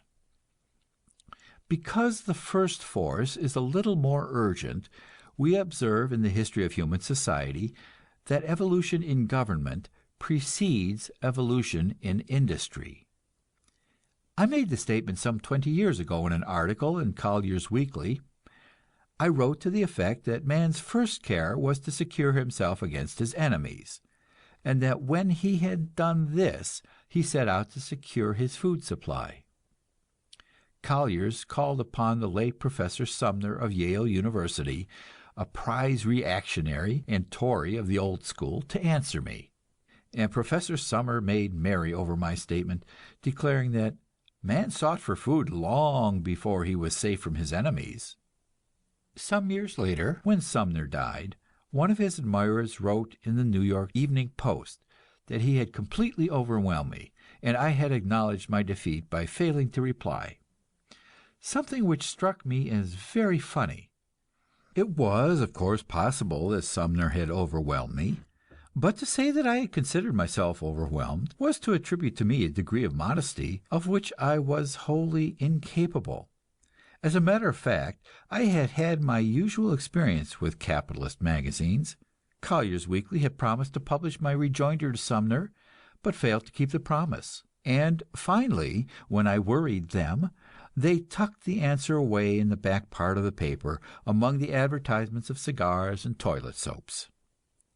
Professor Sumner is gone, but he has left behind him an army of pupils, and I will protect myself against them by phrasing my statement with extreme care.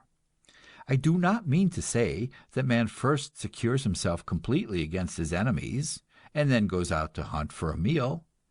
Of course he has to eat while he is countering the moves of his enemies. He has to eat while he is on the march to battle, or in flight from it. But ask yourself this question: which would you choose if you had to choose?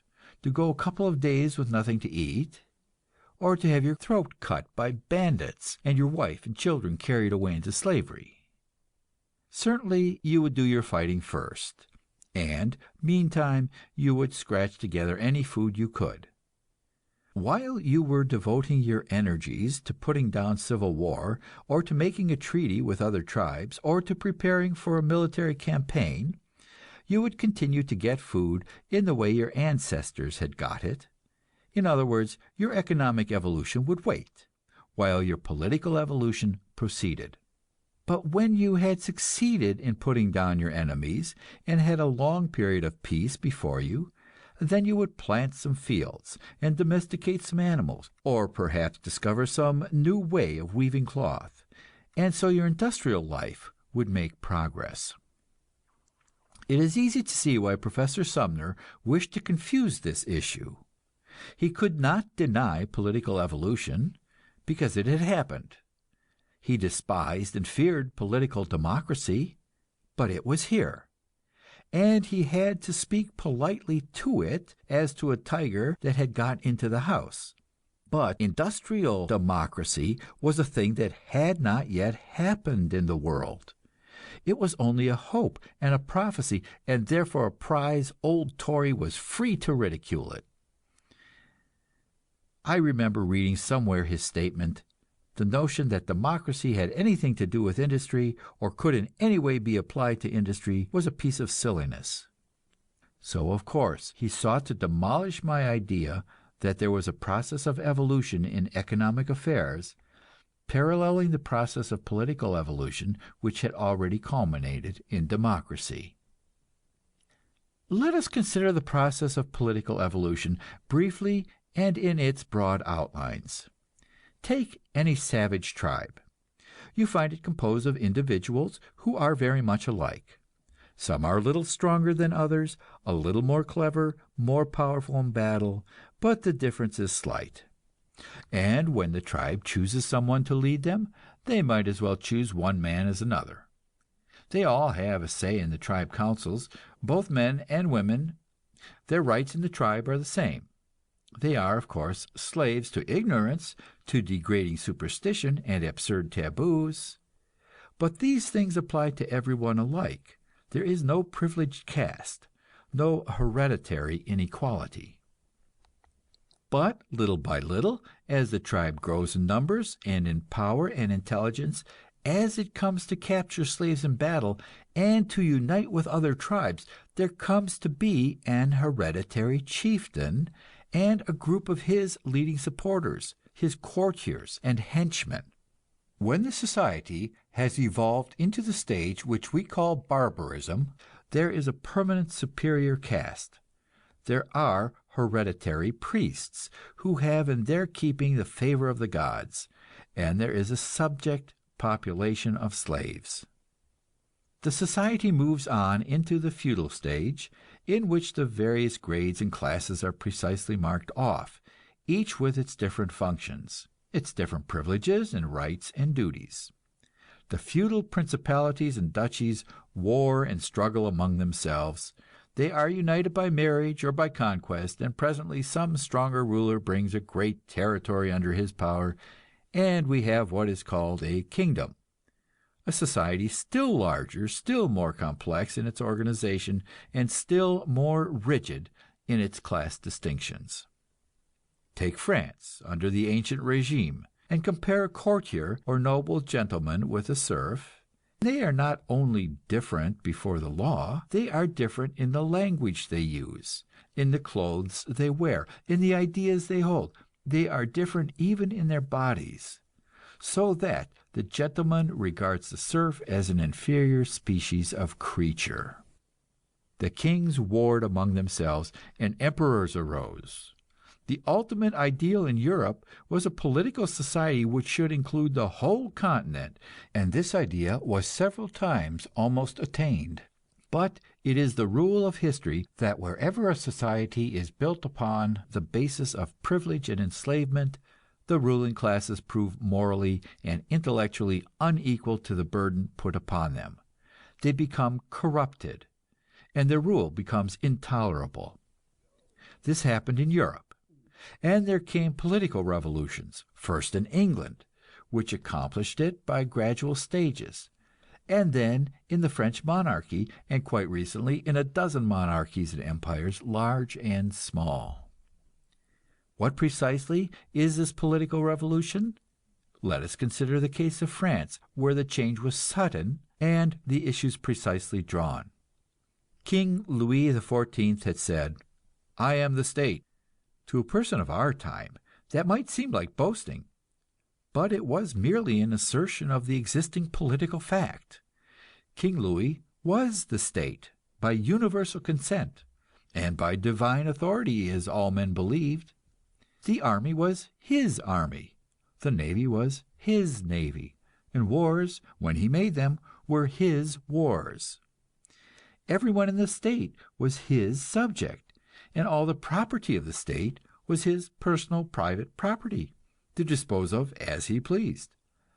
The government officials carried out his will, and members of the nobility held the land and ruled in his name. But now suddenly the people of France overthrew the king and put him to death, and drove the nobles into exile. They seized the power of the French state and proclaimed themselves equal citizens in the state, with equal voices in its government, and equal rights before the law. So we call France a republic, and describe this form of society as political democracy.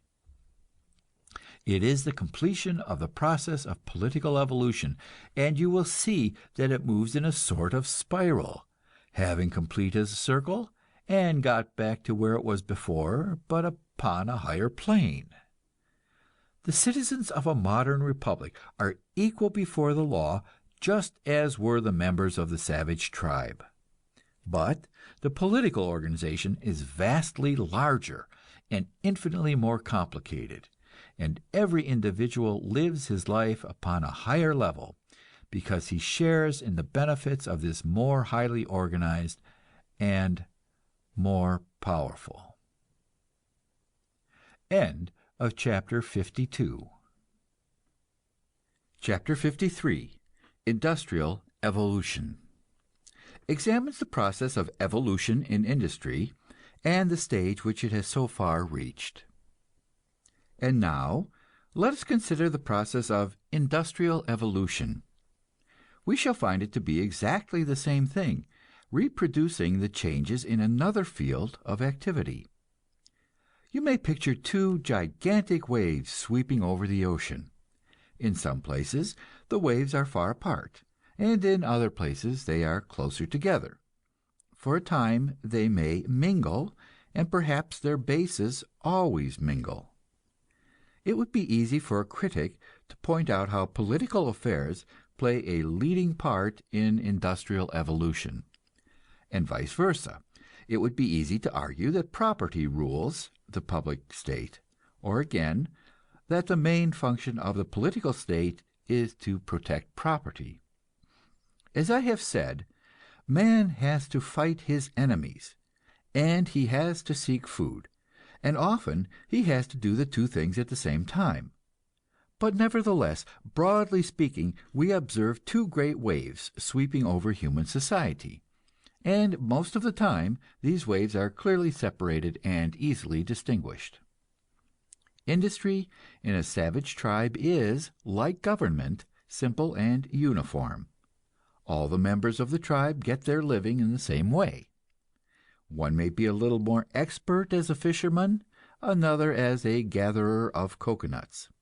But the fisherman gathers coconuts, and the coconut gatherer fishes. In the days of primitive communism, there is little economic strife and little change. But as slavery comes in, and the private property system, there begins industrial war. The members of the tribe trade with one another and argue over prices, and gradually some get the better of others. They accumulate slaves and goods, and later on they appropriate the land to their private use. Of course, the men who do this are often the rulers of the tribe, and so politics and industry are mixed. But even assuming that the state never interfered, assuming that the government allowed business affairs to work themselves out in their own way, the tendency of competition is always to end in monopoly. The big fish eat the little fish. The strong gain advantage over the weak, the rich grow richer, and the poor grow relatively poorer. As the amount of trading increases, and men specialize in the arts of bargaining, we see again and again how money concentrates in the hands of a few. It does this even when the political state tries to prevent it, as for example when the princes and dukes of the Middle Ages would torture the Jewish moneylenders and take away their treasure. But the Jews never failed to grow rich again. It is when political evolution has completed itself and a republic has been set up that a free field is given to economic forces to work themselves out to their logical end. We have seen this in the United States, where we all started pretty much on the same economic level, and where political tyranny has had little hold. Our civilization is a civilization of the trader, the businessman as we call him, and we see how big business absorbs little business and grows constantly larger and more powerful. We are familiar with what we call graft, the use by businessmen of the powers of government to get trade advantage for themselves. And we have a school of old-time thinkers, calling themselves Jeffersonian Democrats, who insist that if only there had never been any government favors, economic equality and democracy would have endured forever in our country. But it is my opinion that government has done far more to prevent monopoly and special privilege in business than to favor it. And nevertheless, monopoly has grown. In other words, the tendency toward concentration in business, the absorption of small business by the big business, is an irresistible natural process which neither can be nor should be hindered. The condition of competition, whether in politics or in industry, is never a permanent one, and can never be made permanent. It is a struggle which automatically brings itself to an end. Large-scale production and distribution is more economical than small-scale, and big business has irresistible advantages of credit and permanence over little business. As we shall presently show, the blind and indiscriminate production of goods under the competitive system leads to the glutting of markets and to industrial crises. At such times, the weaker concerns are weeded out and the strong ones take their trade. And as a result, we have the modern great corporation, the most powerful machine of production yet devised by man, and which corresponds in every aspect to the monarchy in political society. We are accustomed to speak of our captains of industry, our coal kings and beef barons and lords of steel, and we think we are using metaphors, but the universality of these metaphors points to a fundamental truth in them. As a matter of fact, our modern captain of industry fills in the economic world exactly the same functions as were filled in the ancient days by the head of the feudal state. He has won his power in a similar struggle, and he holds it by similar methods. He rules over an organization of human beings, arranged, economically speaking, in grades and classes, with their authorities and privileges and duties precisely determined, as under the ancient regime. And just as King Louis said, "I am the state," so Mr. Armour considers that he is Armour and Company, and Mr. Morgan considers that he is the House of Morgan, and that the business exists for him and is controlled by him under divine authority. If I am correct in my analysis of the situation, this process of industrial evolution is destined to complete itself, as in the case of the political state. The subject populations of industry are becoming more and more discontented with their servitude, more and more resentful of that authority which compels them to labor while others reap the benefit. They are organizing themselves and preparing for a social transformation which will parallel in every detail the revolution by which our ancestors overthrew the authority of King George III over the American colonies, and made inhabitants of those colonies no longer subjects of a king, but free and equal citizens of a republic. I expect to see a change throughout the world which will take the great instruments of production which we call corporations and trusts out of the hands of their present private owners, and make them the property either of the entire community or of those who do the work in them. This change is the social revolution, and when it has completed itself, we shall have in that society an industrial republic, a form of business management which constitutes economic democracy. The history of the world's political revolutions has been written almost exclusively by aristocratic or bourgeois historians, that is to say, by men who, whatever their attitude toward political democracy, have no conception of industrial democracy, and believe that industrial strife and enslavement are the normal conditions of life. If, however, you will read Kropotkin's Great French Revolution, you will be interested to discover how important a part was played in this revolution by economic forces. Underneath the political discontent of the merchants and middle classes lay a vast mass of social discontent of the peasants and workers.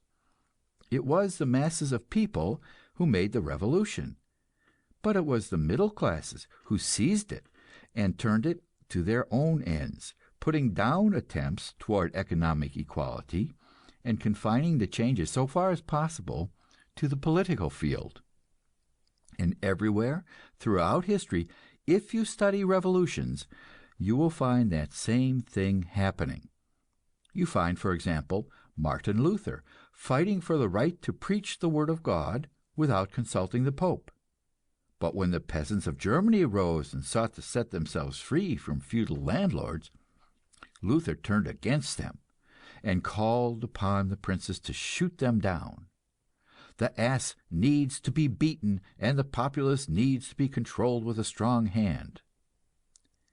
The landlords and property classes of England were willing to restrict the power of the king and to give the vote to the educated and well-to-do, but from the time of Jack Cade to our own, they shoot down the poor.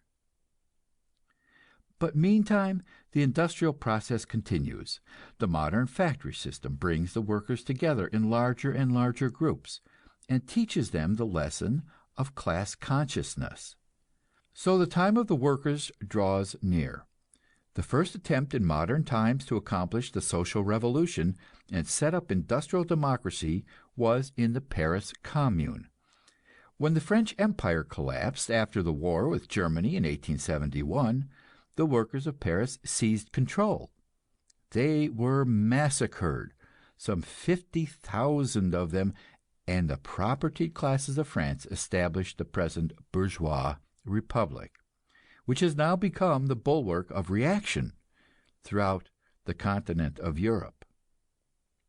Next came the Russian Revolution of 1905.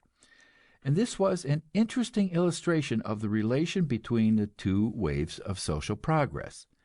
Russia was a backward country industrially, and according to theory, not at all prepared for the social revolution. But nowadays, the thoughts of men circulate all over the world, and the exiles from Russia had absorbed Marxian ideas and were not prepared to accept a purely political freedom. So in 1905, after the Japanese War, when the people rose and forced the Tsar to grant a parliament, the extremists made an effort to accomplish the social revolution at the same time. The peasants began to demand the land, and the workers the factories, whereupon the capitalists and middle classes, who wanted a parliament but did not want socialism, went over to the side of reaction, and both the political and social revolutions were crushed. But then came the Great War, for which Russia, with her incompetent government and her undeveloped industry, was unprepared. The strain of it broke her down long before the other allies, and in the universal suffering and ruin, the Russian people were again forced to rise. The political revolution was accomplished. The Tsar was imprisoned, and the Duma reigned supreme.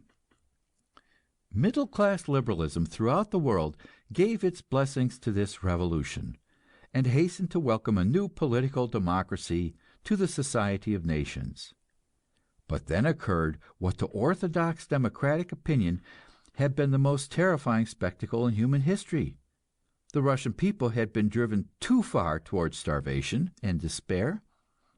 The masses had been too embittered, and they rose again, overthrowing not only their Tsar and their Grand Dukes, but their capitalists and landowners. For the first time in history, the social revolution established itself, and the workers were in control of a great state.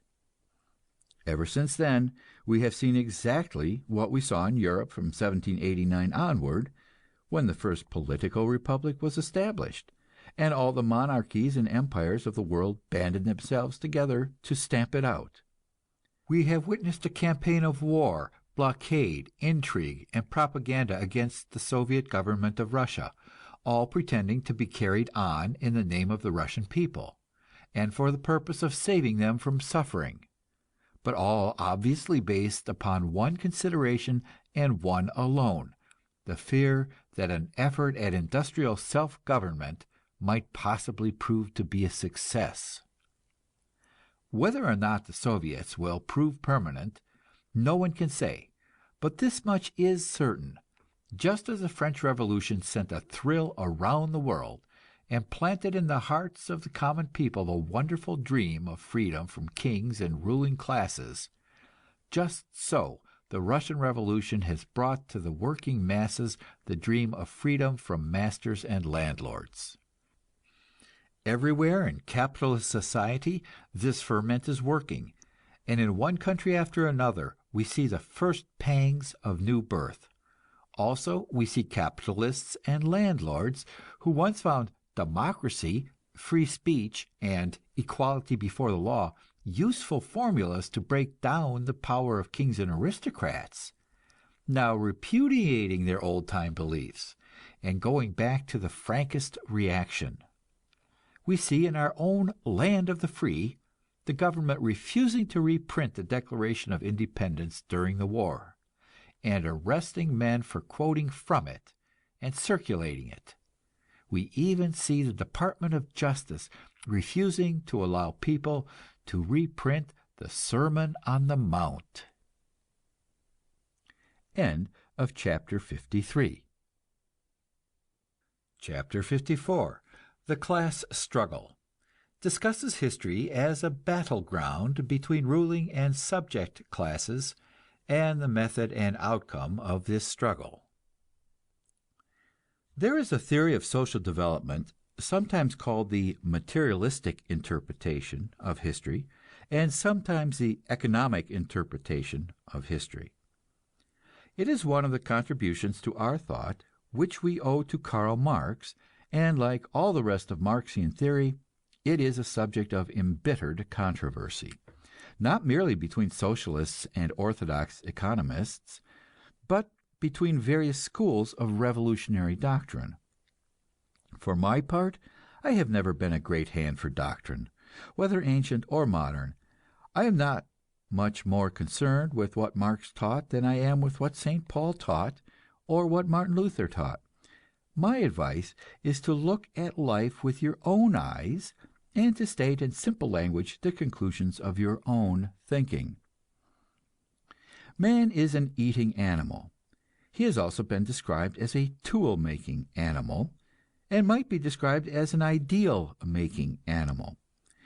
There is a tendency on the part of those who specialize in the making of ideals to repudiate the eating and the tool-making sides of man, which accounts for the quarrel between the Marxians and the moralists. All through history you find new efforts of man to develop his emotional and spiritual nature, and to escape from the humiliating limitations of the flesh. These efforts have, many of them, been animated by desperate sincerity, but none of them have changed the fundamental fact that man is an eating animal insufficiently provided by nature against cold, and with an intense repugnance to having streams of cold water run down the back of his neck. The religious teachers go out with empty purse and take no thought for the morrow, but the forces of nature press insistently upon them, and little by little they make compromises.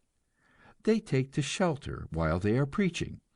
They consent to live in houses, and even to own houses, and to keep a bank account. So they make terms with the powers of this world, and the powers of this world, which are subtle and awake to their own interests, find ways to twist the new doctrine to their ends. So the new religion becomes simply another form of the old hypocrisy, and it comes to us as a breath of fresh air in a room full of corruption when someone says, Let us have done with aged shams and false idealisms. Let us face the facts of life and admit that man is a physical animal and cannot do any sane and constructive thinking until he has food and shelter provided. Let us look at history with unblinking eyes and realize that food and shelter, the material means of life, are what men have been seeking all through history, and will continue to seek until we put production and distribution upon a basis of justice instead of a basis of force. Such is, as simply as I can phrase it, the materialistic interpretation of history. Put into its dress of scientific language, it reads: the dominant method of production and exchange in any society determines the institutions and forms of that society. I do not think I exaggerate in saying that this formula, applied with judgment and discrimination, is a key to the understanding of human societies. Wherever man has moved into the stage of slavery and private property, there has been some group which has held power and sought to maintain and increase it. This group has set the standards of behavior and belief for the community, and if you wish to understand the government and religion, the manners and morals, the philosophy and literature and art of that community, the first thing you have to do is to understand the dominant group and its methods of keeping itself on top. This statement applies not merely to those cultural forms which are established and ordained by the ruling class. It applies equally well to the revolutionary forms, the behavior and beliefs of those who oppose the ruling class. For men do not revolt in a vacuum. They revolt against certain conditions, and the form of their revolt is determined by the conditions. Take, for example, primitive Christianity, which was certainly an effort to be unworldly, if ever such an effort was made by man. But you cannot understand anything about primitive Christianity unless you see it as a new form of slave revolt against Roman imperialism and capitalism. The theory of the class struggle is the master key to the bewilderments and confusions of history.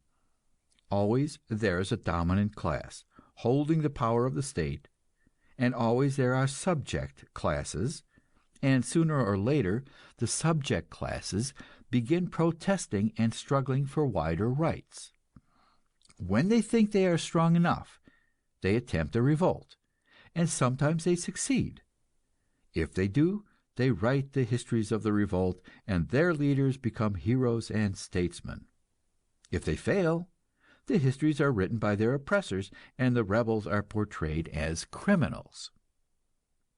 One of the commonest of popular assumptions is that if the rebels have justice on their side, they are bound to succeed in the long run. But this is merely the sentimental nonsense that is made out of history.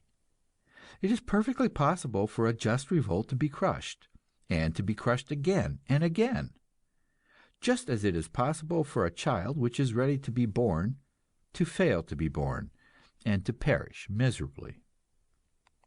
The fact that the Huguenots had most of the virtue and industry and intelligence of France did not keep them from being slaughtered by Catholic bigots, and reaction riveted upon the French people for a couple of 100 years. The fact that the Moors had most of the industry of Spain did not keep them from being driven into exile by the Inquisition, and the intellectual life of the Spanish people strangled for 300 or 400 years. Some 800 years ago, our ancestors in England brought a cruel and despotic king to battle, and conquered him, and on the field of Runnymede forced him to sign a grant of rights to Englishmen. That document is known as Magna Carta, or the Great Charter, and everyone who writes political history today recognizes it as one of the greatest of man's achievements, the beginning of a process which we hope will bring freedom and equality before the law to every human being on earth. And now we have come to the stage in our industrial affairs when the organized workers seek to bring the monarchs of industry into the council chamber and force them to sign a similar great charter which will grant freedom and self-government to the workers. Just as King John was forced to admit that the power to tax and spend the public revenue belonged to the people of England and not to the ruler, just so the workers will establish the principle that the finances of industry are a public concern, that the books are to be opened and prices fixed and wages paid by the democratic vote of the citizens of industry. If that change is accomplished, the historian of the future will recognize it as another momentous step in progress, and he will heed the protests of the lords of industry that they are being deprived of their freedom to do business and of their sacred legal rights to their profits, as little as he heeded the protests of King John against the treason and usurpation and infringement of divine right by the rebellious barons. End of chapter 54. Chapter 55. The capitalist system shows how wealth is produced in modern society and the effect of this system upon the minds of the workers. In the beginning, man got his living by hunting and fishing. Then he took to keeping flocks and herds, and later, by slow stages, he settled down to agriculture. With the introduction of slavery and the ownership of the land by ruling classes, there came to be a subject class of workers who toiled on the land from dawn to dark, year in and year out, and got, if they were fortunate, an existence for themselves and their families. Whether these workers were called slaves or serfs or peasants, whether their product was taken from them in the form of taxes by the king or of rent by the landlord, made no difference. The workers were bound to the soil, like the beasts with which they lived in intimate contact. They were drafted into armies and made to fight for their lords and masters. They suffered pestilence and famine, fire and slaughter, but with infinite patience they would rebuild their huts and dig and plant again, whether for the old master or for a new one. In the early days these workers made their own crude tools and weapons, but very early there must have been some who specialized in such arts, and with the growth of towns and communications came a new kind of labor based upon a new system. Some enterprising man would buy slaves or hire labor, and obtain a supply of raw material and manufacture goods to be bartered or sold. He would pay his workers enough to draw them from the land, and would sell the product for what he could get, and the difference would be his profit. That was capitalism, and at first it was a thing of no importance, and the men who engaged in it had no social standing. But princes and lords needed weapons and supplies for their armies, and the men who could furnish these things became more and more necessary, and the states which encouraged them were the ones which rose to power. Merchants and sea traders became the intimates of kings, and by the time of the Roman Empire, capitalism was a great world power, dominating the state, using the armies of the state for its purposes. It went down with the rest of Roman civilization, but in the Middle Ages it began once more to revive, and by the end of the 18th century, the merchants and moneylenders of France, with their retainers, the lawyers and journalists, were powerful enough to take control of society. Then, in the beginning of the 19th century, came the invention of machinery and of the power process. Capitalism began to grow like a young giant among pygmies. In the course of a century, it has ousted all other methods of production and all other forms of social activity. 100 years ago, the British House of Commons was a parliament of landlords. Today, it is a merchants and manufacturers association. Out of the 707 members of the British House of Commons, 361 are members of the Federation of British Industries, the labor-smashing organization of British big business. And the same is true of every other parliament and congress in the modern capitalist state. Practically all the wealth of the world today is produced by the capitalist method and distributed under capitalist supervision, and therefore capitalist ideas prevail in our society, to the practical exclusion of all other ideas.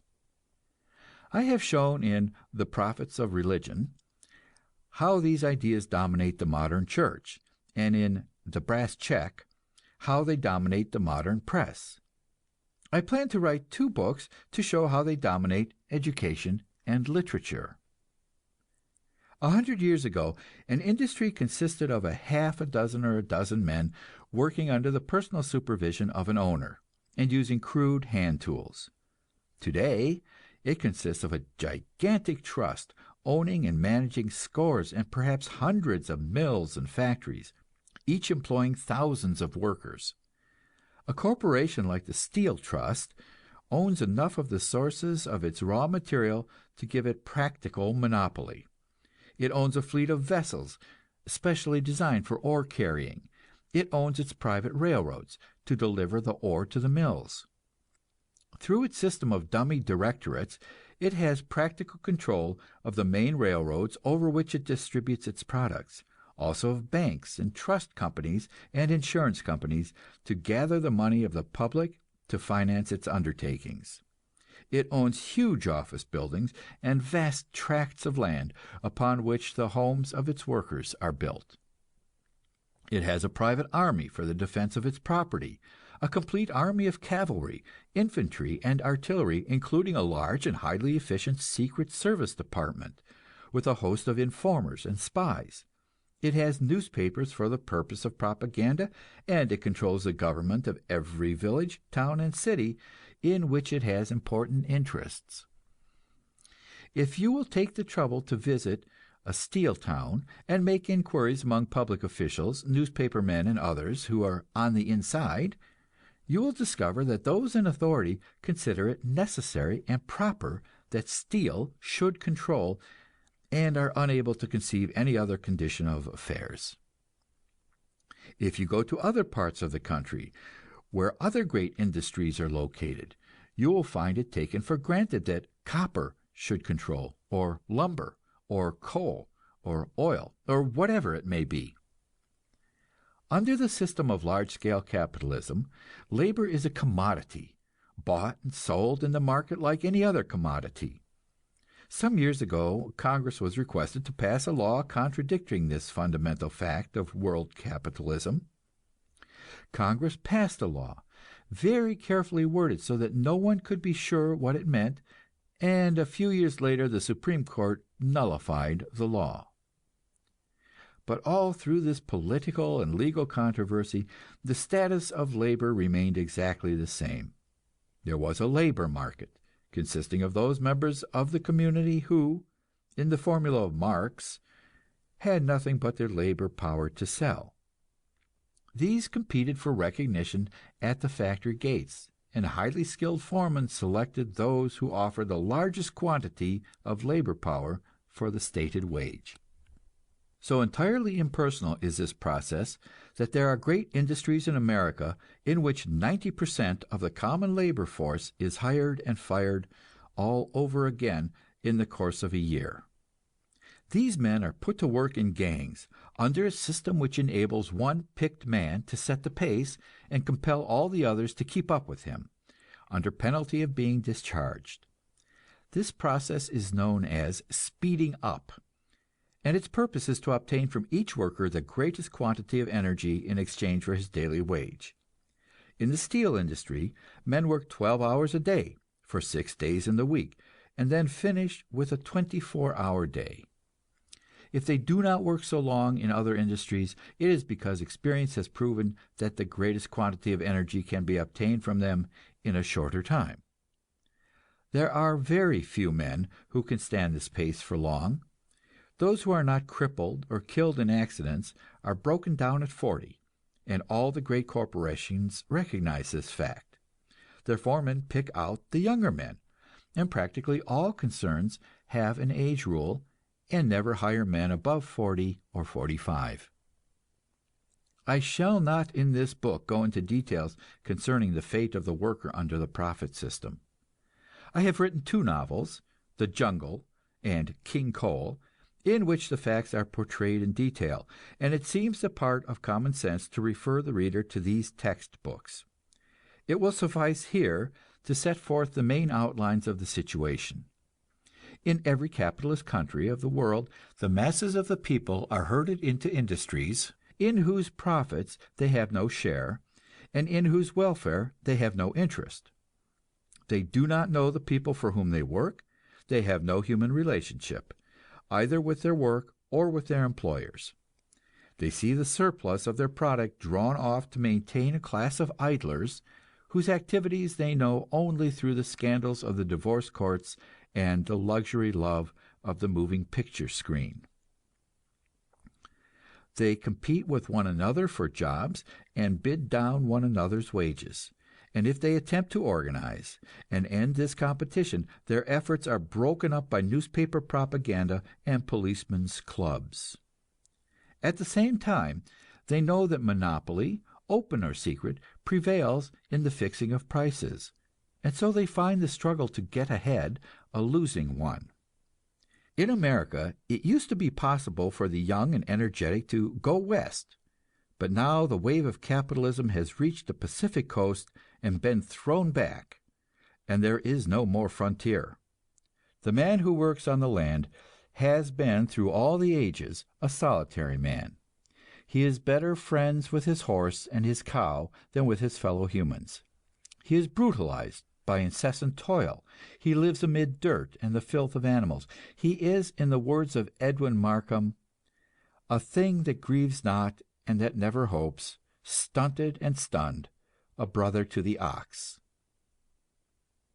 He is a victim of natural forces which he does not understand, and inevitably, therefore, he is superstitious. Being alone, he is helpless against his masters, and only utter desperation drives him to revolt. But consider the capitalist system. How different the conditions of its workers! Here they are gathered into city slums, and their wits are sharpened by continual contact with their fellows. The printing press makes cheap the spread of information, and the soapbox makes it even cheaper. Any man with a grievance can shout aloud and be sure of an audience to listen, and he can get a great deal said before the company watchman or the policeman can throttle him. Moreover, the modern worker is not struggling with drought and tempest and hail. He does not see his labors wiped out by a volcanic eruption or lightning stroke. He is dealing with machinery, something that he himself has made, and that he fully understands. If a machine gets out of order, he does not fall down upon his knees and pray to God to fix it.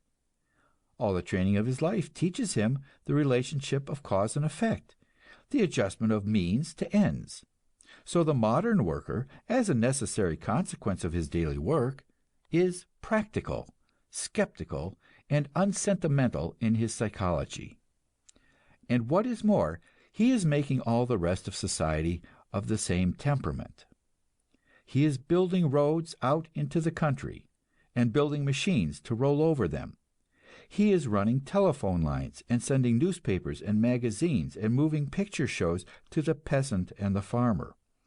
So the young peasants and farmers hunger for the city, and they learn to fix machinery instead of praying to God. Such is the psychology of the modern working class, and the supreme achievement of their sharpened wits is an understanding of the capitalist process. As a matter of fact, they did not make this discovery for themselves. It was made for them by middle-class men, lawyers and teachers and writers, Fourier, Owen, Marx, Lassalle. The modern doctrine is called by various names: socialism, communism, anarchism, Bolshevism, syndicalism, collectivism. Later on, I shall define these various terms and point out the distinctions between them. For the moment, I emphasize the factor they all have in common, which is fundamental. They wish to break the power of class ownership and control of the instruments and means of production.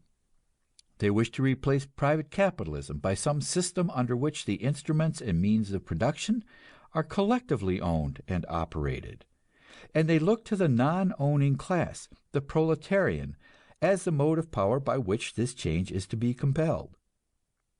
I shall in future refer to this as the social revolutionary doctrine, taking pains to explain that the word revolutionary is to be divested of its popular meaning of physical violence.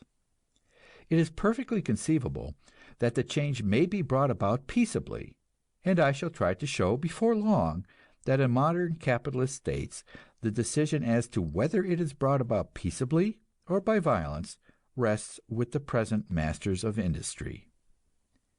End of chapter 55. Chapter 56. The capitalist process.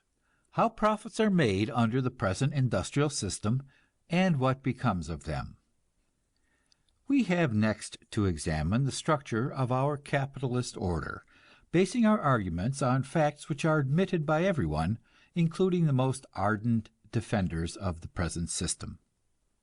All men have to have certain material things which we describe as goods. As these goods do not produce themselves, it is necessary that some should work. The workers must have tools. Also, they must have access to the land and the sources of raw materials. These means of production are owned by some individuals in the community, and this ownership gives them power to direct the work of the rest. Those who own the land and the natural sources of wealth we call capitalists, or businessmen, and those who do not own these things, or whose share in them is insignificant, are the proletariat, or working class. If you state to the average American that there is a capitalist class and a proletariat in this country, he will point out that many who are now members of the capitalist class were originally members of the proletariat. They have worked hard and saved and accumulated property. But this is merely confusing the issue.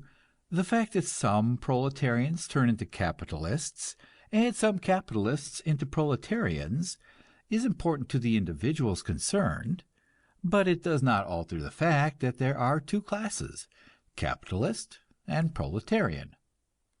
Consider, by way of illustrating, a field with trees growing on it. We have earth and we have trees, and the distinction between them is unmistakable. The roots of the trees go down into the earth and take up portions of the earth and turn it into tree. The leaves and the dead branches fall, and in the course of time are turned once more to earth. There are all sorts of stages between earth and tree, and between tree and earth. But you would not therefore say that the word earth and the word tree are misnomers. The working men go to the businessman and apply for work. The businessman gives them work and takes their product, and offers it in the market at a price which allows him a profit above cost. If he can sell at a profit, he repeats the process and the worker has a job. If he cannot sell at a profit, the worker is out of a job. Here and there may be a benevolent businessman who, rather than turn his workers out of a job, will sell his goods at cost, or even for a short time at a loss. But if he keeps the factory going simply for the benefit of his workers, and with no expectation of ever making a profit, that is a form of charity, and not the common system under which our business is now carried on. So it appears that the worker is dependent for his wages upon the ability of the businessman to make a profit. The worker's life is inextricably bound up with the profit of the capitalist. No profit for the capitalist, no life for the worker. The capitalist, going out to look for markets for his goods, is seeking not merely profit for himself, but life for his workers. Now, the businessman pays a certain percentage of his total receipts for labor, another percentage for raw materials, another percentage for his overhead charges, and the rest is profit in various forms: rent to the landlord, interest to the bondholder, dividends to the stockholder. All this total sum goes to human individuals, and each has thus a certain amount of money to spend. They pay it over to other individuals for goods or services, and so the money keeps circulating and business keeps going. That is as deep as the average mind probes into the process. But let us probe a little deeper. It is evident that in the course of all this exchanging of goods, some individuals get a larger share than other individuals. Our government collects an income tax, and thus we have statistics representing what people are willing to admit about the share they get. In 1917, it appeared that, speaking roughly, one family out of 6 had an income of over $1,000 a year, and one family out of 12 had an income of over $2,000. But there were 19,000 families which admitted incomes of over $50,000 a year, and 300 with over $1 million a year. Now, the families that get less than $1,000 a year obviously have to spend the greater part of their income upon their immediate living expenses. But the families that get $50,000 a year do not need to spend everything, and most of them take the greater part of their income and reinvest it. That is, they spend it upon the creating of new machinery of production, railroads, mills, factories, office buildings, the whole elaborate structure of capitalist industry. Exactly what proportion of the total product of industry is thus taken and reinvested, no one can say. But this we know: our cities are growing at an enormous rate, our manufacturing power is increasing by leaps and bounds, we are perfecting processes which enable one man to do the work of 100 men, which increase the product of one man's labor 100-fold. All this goes on blindly, automatically. A Niagara of goods of all sorts is poured out, and we call it prosperity. But then suddenly, a strange and bewildering thing happens. All at once and without warning, orders fall off. Values begin to drop. Business collapses. Factories are shut down, and millions of men are thrown out of jobs. Merchants look at one another with blanched faces. Each one has been counting on paying his bills with the profits he was going to make, and now his profits are gone, and he can't pay. The newspapers and magazines keep insisting that it can't be true, that business is going to revive next week, that prosperity is just ahead. But the factories stay shut, and the millions of men stay idle. This is the condition in which we find ourselves as I write this book. It has been happening regularly in our history every 10 years or so, ever since America started. We have had 100 years to reflect upon it and to probe into the causes of it. And such is business intelligence in the most enlightened country in the world. You may search the pages of our newspapers from the first column of millionaire divorce suits to the last column of situations wanted, and nowhere can you find one word to explain this mysterious calamity of hard times, how it comes to happen to our social system, or what could be done to prevent it. To supply this deficiency in present-day thinking is our next task. End of chapter 56.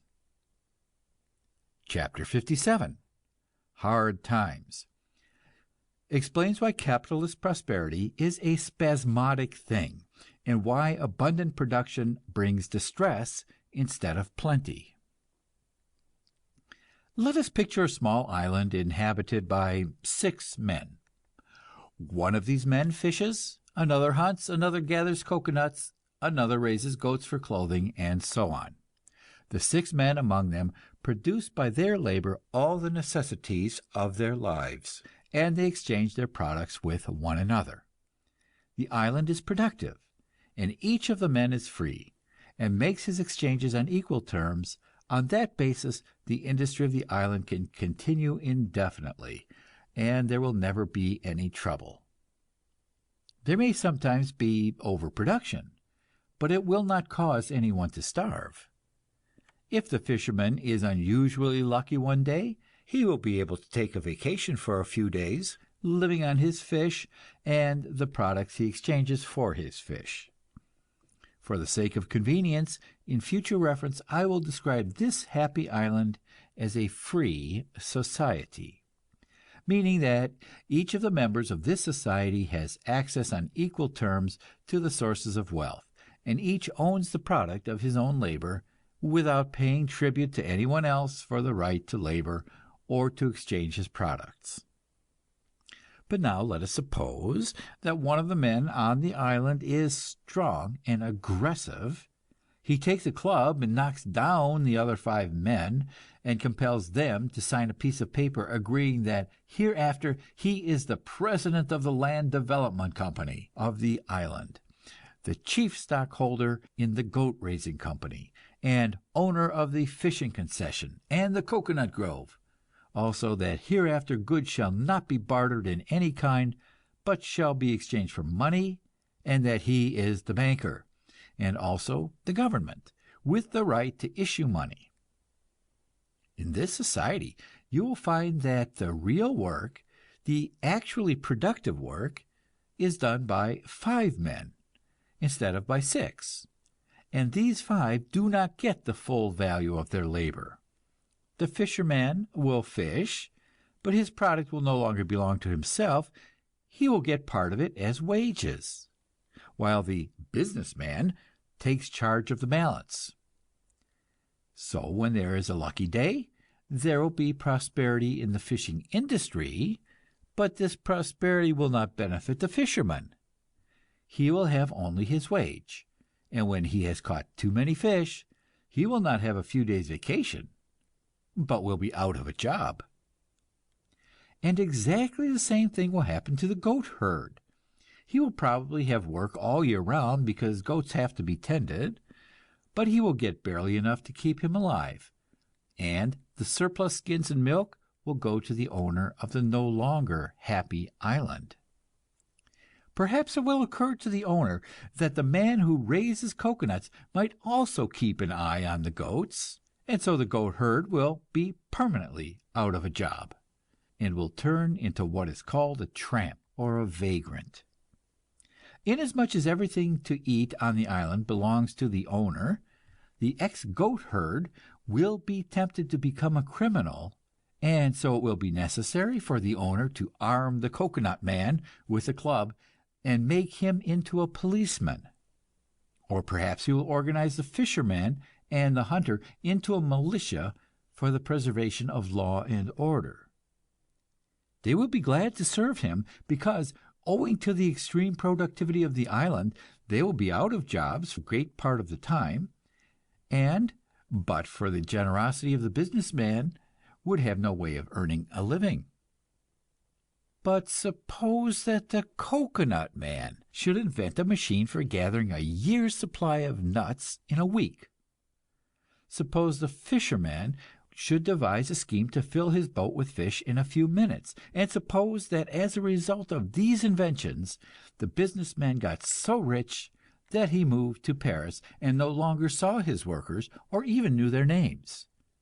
Under these conditions, you can see that overproduction and unemployment might increase on the island, and also the businessman might seem less human and lovable to his wage slaves, and might need a larger police force. It might even happen that he would discover the need of a propaganda department in order to keep his police force loyal, and a secret service to make sure that the agitators did not get into the schools.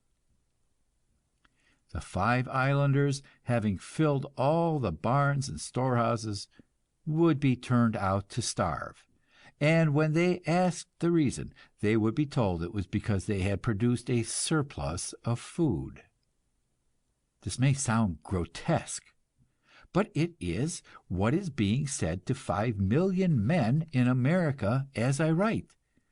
There are clothing workers who are going about in rags, and they are told it is because they have produced too much clothing. There are shoe workers whose shoes are falling off their feet, and they are told it is because they have produced too many shoes. There are carpenters who have no homes, and they are told that a great many homes are needed, but unfortunately it doesn't pay the builders to go ahead just now. This may sound like a caricature, but it happens to be the most prominent single fact in the consciousness of 5 million Americans at the close of the year 1921. No wonder they are discontented with the present order. The solution of the mystery is so simple that the 5 million unemployed cannot be kept permanently from understanding it. The reason the 5 men on the island are starving is because one man owns the island and the others own nothing. If the island were community property, the 5 men would each own a share of the contents of the barns and storehouses and would not be starving. If 100 million people of America owned the productive machinery of America, then instantly the unemployment crisis would pass like an evil dream. The farm workers who need shoes would exchange their food with the starving shoe workers, and the starving shoe workers would have jobs.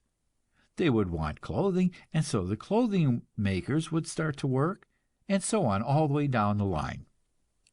There is only one thing necessary to make this possible, and that is the thing which we have agreed to call the social revolution. End of chapter 57. Chapter 58. The Iron Ring analyzes further the profit system which strangles production and makes true prosperity impossible.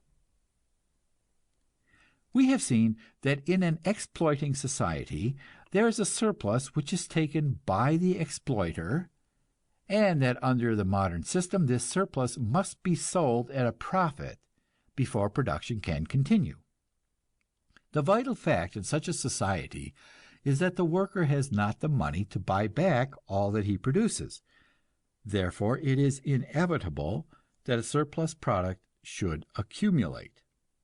When this happens, production must be cut down, and during that period, the worker is without a job and without a means of living. The fact that he needs the product does not help him. The point is that he has not the money to buy it.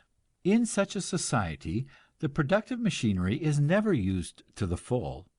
The machinery is controlled by a profit-seeking interest, seeking an opportunity to make sales and restricting production according to the prospect of sales. So the actual product bears no relationship to the possible product, and people who live in an exploiting society can form no conception of true prosperity. For, you see, the market is limited by the competitive wage system. We have seen that in our own rich, prosperous country, only one family out of 6 has more than $1,000 a year income. Only one family out of 12 has $2,000 a year. It does not make any difference that the warehouses are bursting with goods. A family constitutes a market of so many dollars a year, and then, so far as the profit system is concerned, that family is non-existent. That family stops consuming, and the productive machinery is halted to that extent. I have been accustomed to portray the profit system under the simile of an iron ring riveted about the body of a baby. That ring would cause the baby some discomfort at the beginning, but it would not be serious, and the baby would get used to it. But as the baby grew, the trouble caused by the ring would increase, and finally there would come a time when the baby would be suffering from a whole complication of troubles, and for each of these troubles there would be but one remedy: break the ring. Does the baby cry all the time? Break the ring. Is its digestion defective? Break the ring. Is it threatened with convulsions or with blood poisoning? Break the ring. Here is our industrial society, growing at a rate never equaled by any human baby, and here is this iron ring riveted about its middle. Here is poverty, here is unemployment, here is graft, here is crime, here is war and plague and famine. And for all these evils there is but one cause and but one remedy: break the ring. Set production free from the strangulation of the profit system. I will admit that there may have been a time in the history of the social infant when this ring was necessary. I admit that if the great industrial machine was to be constructed, it was necessary that the mass of the people should consume only part of what they produced, and should allow the balance to be reinvested as capital. But now it has been done, and the process is complete. We have a machine capable of producing many times more than we can consume. Shall we still go on building that machine? Shall we go on starving ourselves to save the money to multiply over and over again the products in order that we may be thrown out of work and be starved even more completely? A few generations ago, we had in colonial America a society that in part at least was free. In that society, everybody got the necessities of life. They did not have the modern Sunday supplement and the moving picture show, but they had bread and meat and good substantial clothing and furniture so well made that we still preserve it. The children in those days grew up to be strong and sturdy men and women who would have seen nothing to envy in the bodies or minds of the slum population of New York and Chicago. In short, they had all the true necessities of life, and yet their work was done by hand. The power process was unknown and undreamed of. Now comes modern machinery, and multiplies the productive power of the hand laborer by 5, by 10, sometimes by 100. Here, for example, is the appeal to reason, selling millions of cheap books for 10 cents apiece, and making a profit on it, installing a gigantic press which takes paper, sheet after sheet, prints 128 pages of a book at one impression, and folds and stitches and binds the books all in one process, and turns them out complete at the rate of 10,000 copies per hour. Here is a factory which turns out 100,000 automobiles a month. Here is a mill which turns out many millions of yards of cloth a month. If our colonial ancestors had been told about these marvels, they would have said instantly, "Then of course everybody in that society will have all the books they want, and all the clothing they want, and all the automobiles.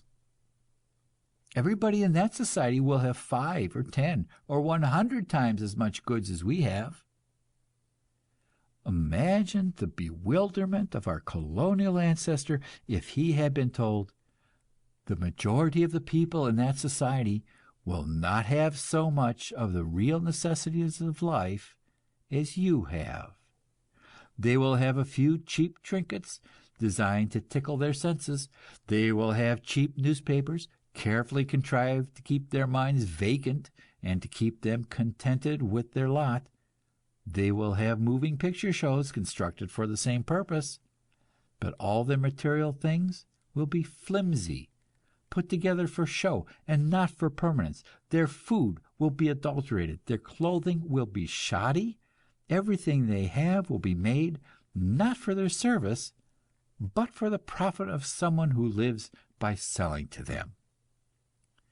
The average wage earned by those who do the work of this new machine civilization will be less than half the amount necessary to purchase the necessities of a decent life, and 1/10 of the total population will be living in such poverty that they are unable to maintain physical fitness or to rear their children into full-sized men and women. End of chapter 58. Chapter 59. Foreign Markets considers the efforts of capitalism to save itself by marketing its surplus products abroad. and what results from these efforts. If our analysis of present-day society is correct, we have the enormous populations of the modern industrial countries living always on the verge of starvation, their chance for survival depending at all times upon the ability of their employers to find a profitable market for a surplus of goods. At first the employer seeks that market at home, but when the home markets are glutted, he goes abroad, and so develops a phenomenon of foreign trade and rivalry for foreign trade as the basic fact of capitalism and the fundamental cause of modern war. Let us get clear a simple distinction concerning foreign trade. There is a kind of trade which is normal and would thrive in a free society. In the United States, we can produce nearly all the necessities of life, but there are a few which we cannot produce. Rubber, for example, and bananas, and good music. These things we wish to import. We buy them from other countries and incur a debt, which we pay with products which the other countries need from us. Wheat, for example, and copper, and moving pictures with cowboys in them. This is equal exchange, and a natural phenomenon. A free society would produce such surplus goods as were necessary to procure the foreign products that it desired. When it had produced that much, the workers would stop and take a vacation until they wanted more foreign products.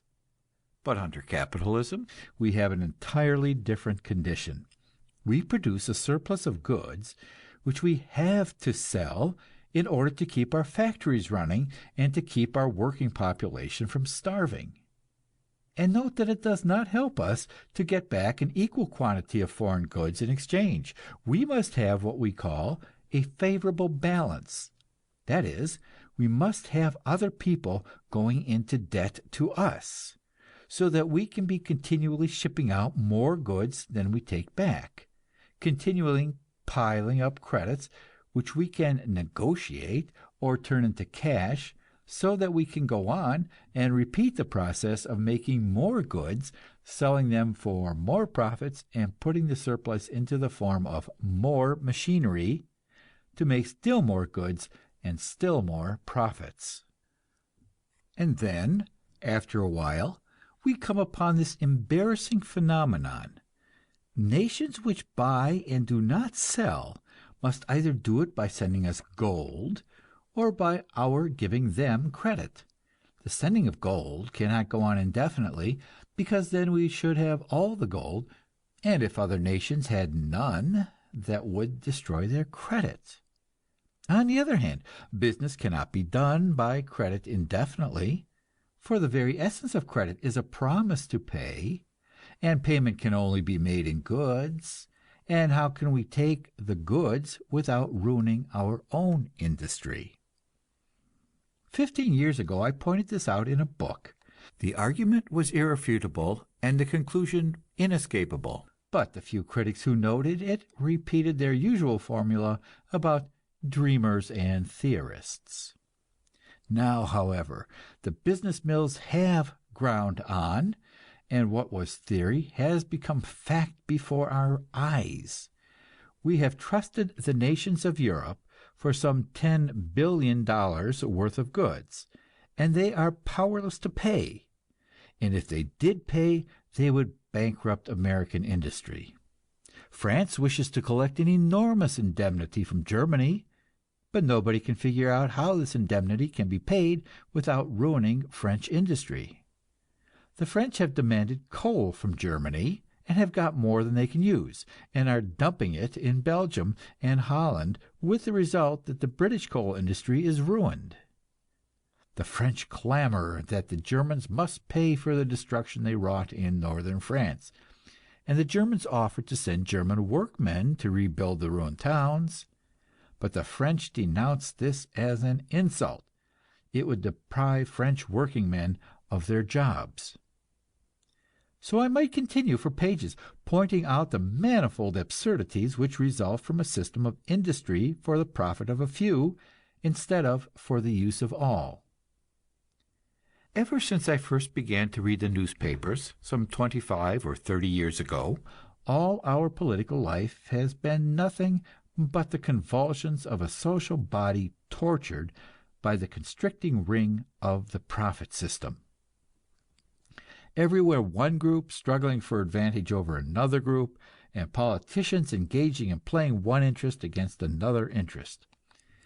My boyhood recollections of public life consist of campaign slogans having to do with the tariff, production and prosperity, reciprocity, the full dinner pail, the foreigner pays the tax, etc.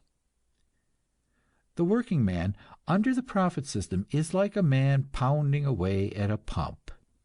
He can get a thin trickle of water from the spout of the pump if he works hard enough, but in order to get it, he has to supply 10 times as much to someone who has tapped the pipe. But the tapping has been done underground, where the working man cannot see it.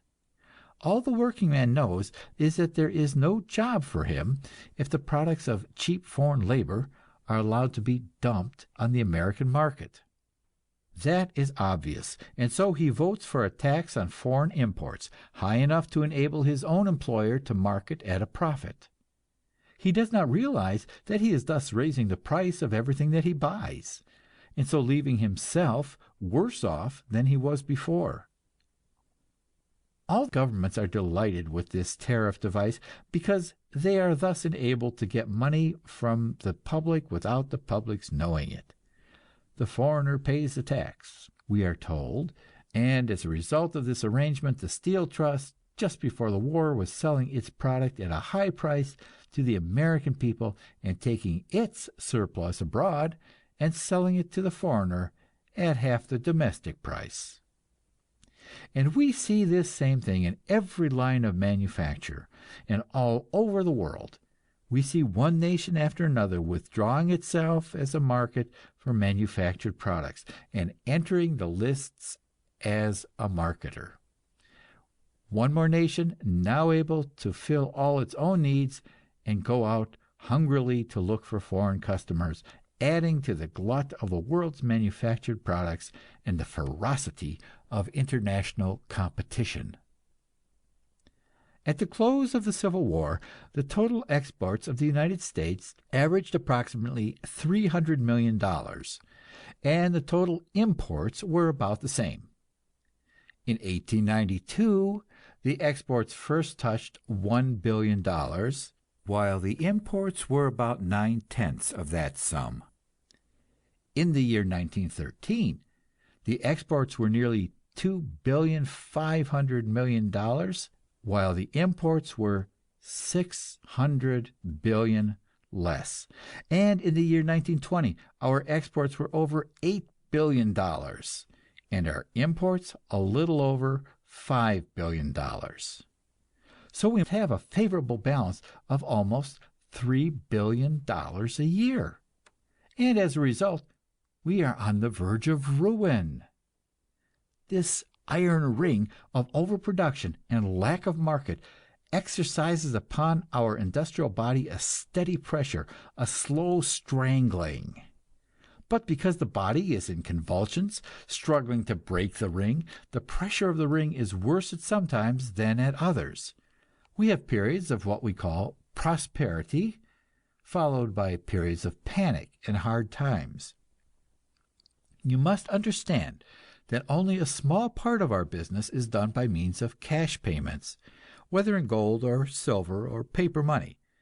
Close to 99% of our business is done by means of credit, and this introduces into the process a psychological factor.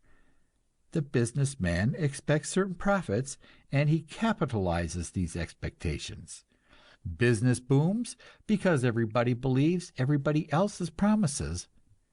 Credit expands like a huge balloon with the breath of everybody's enthusiasm.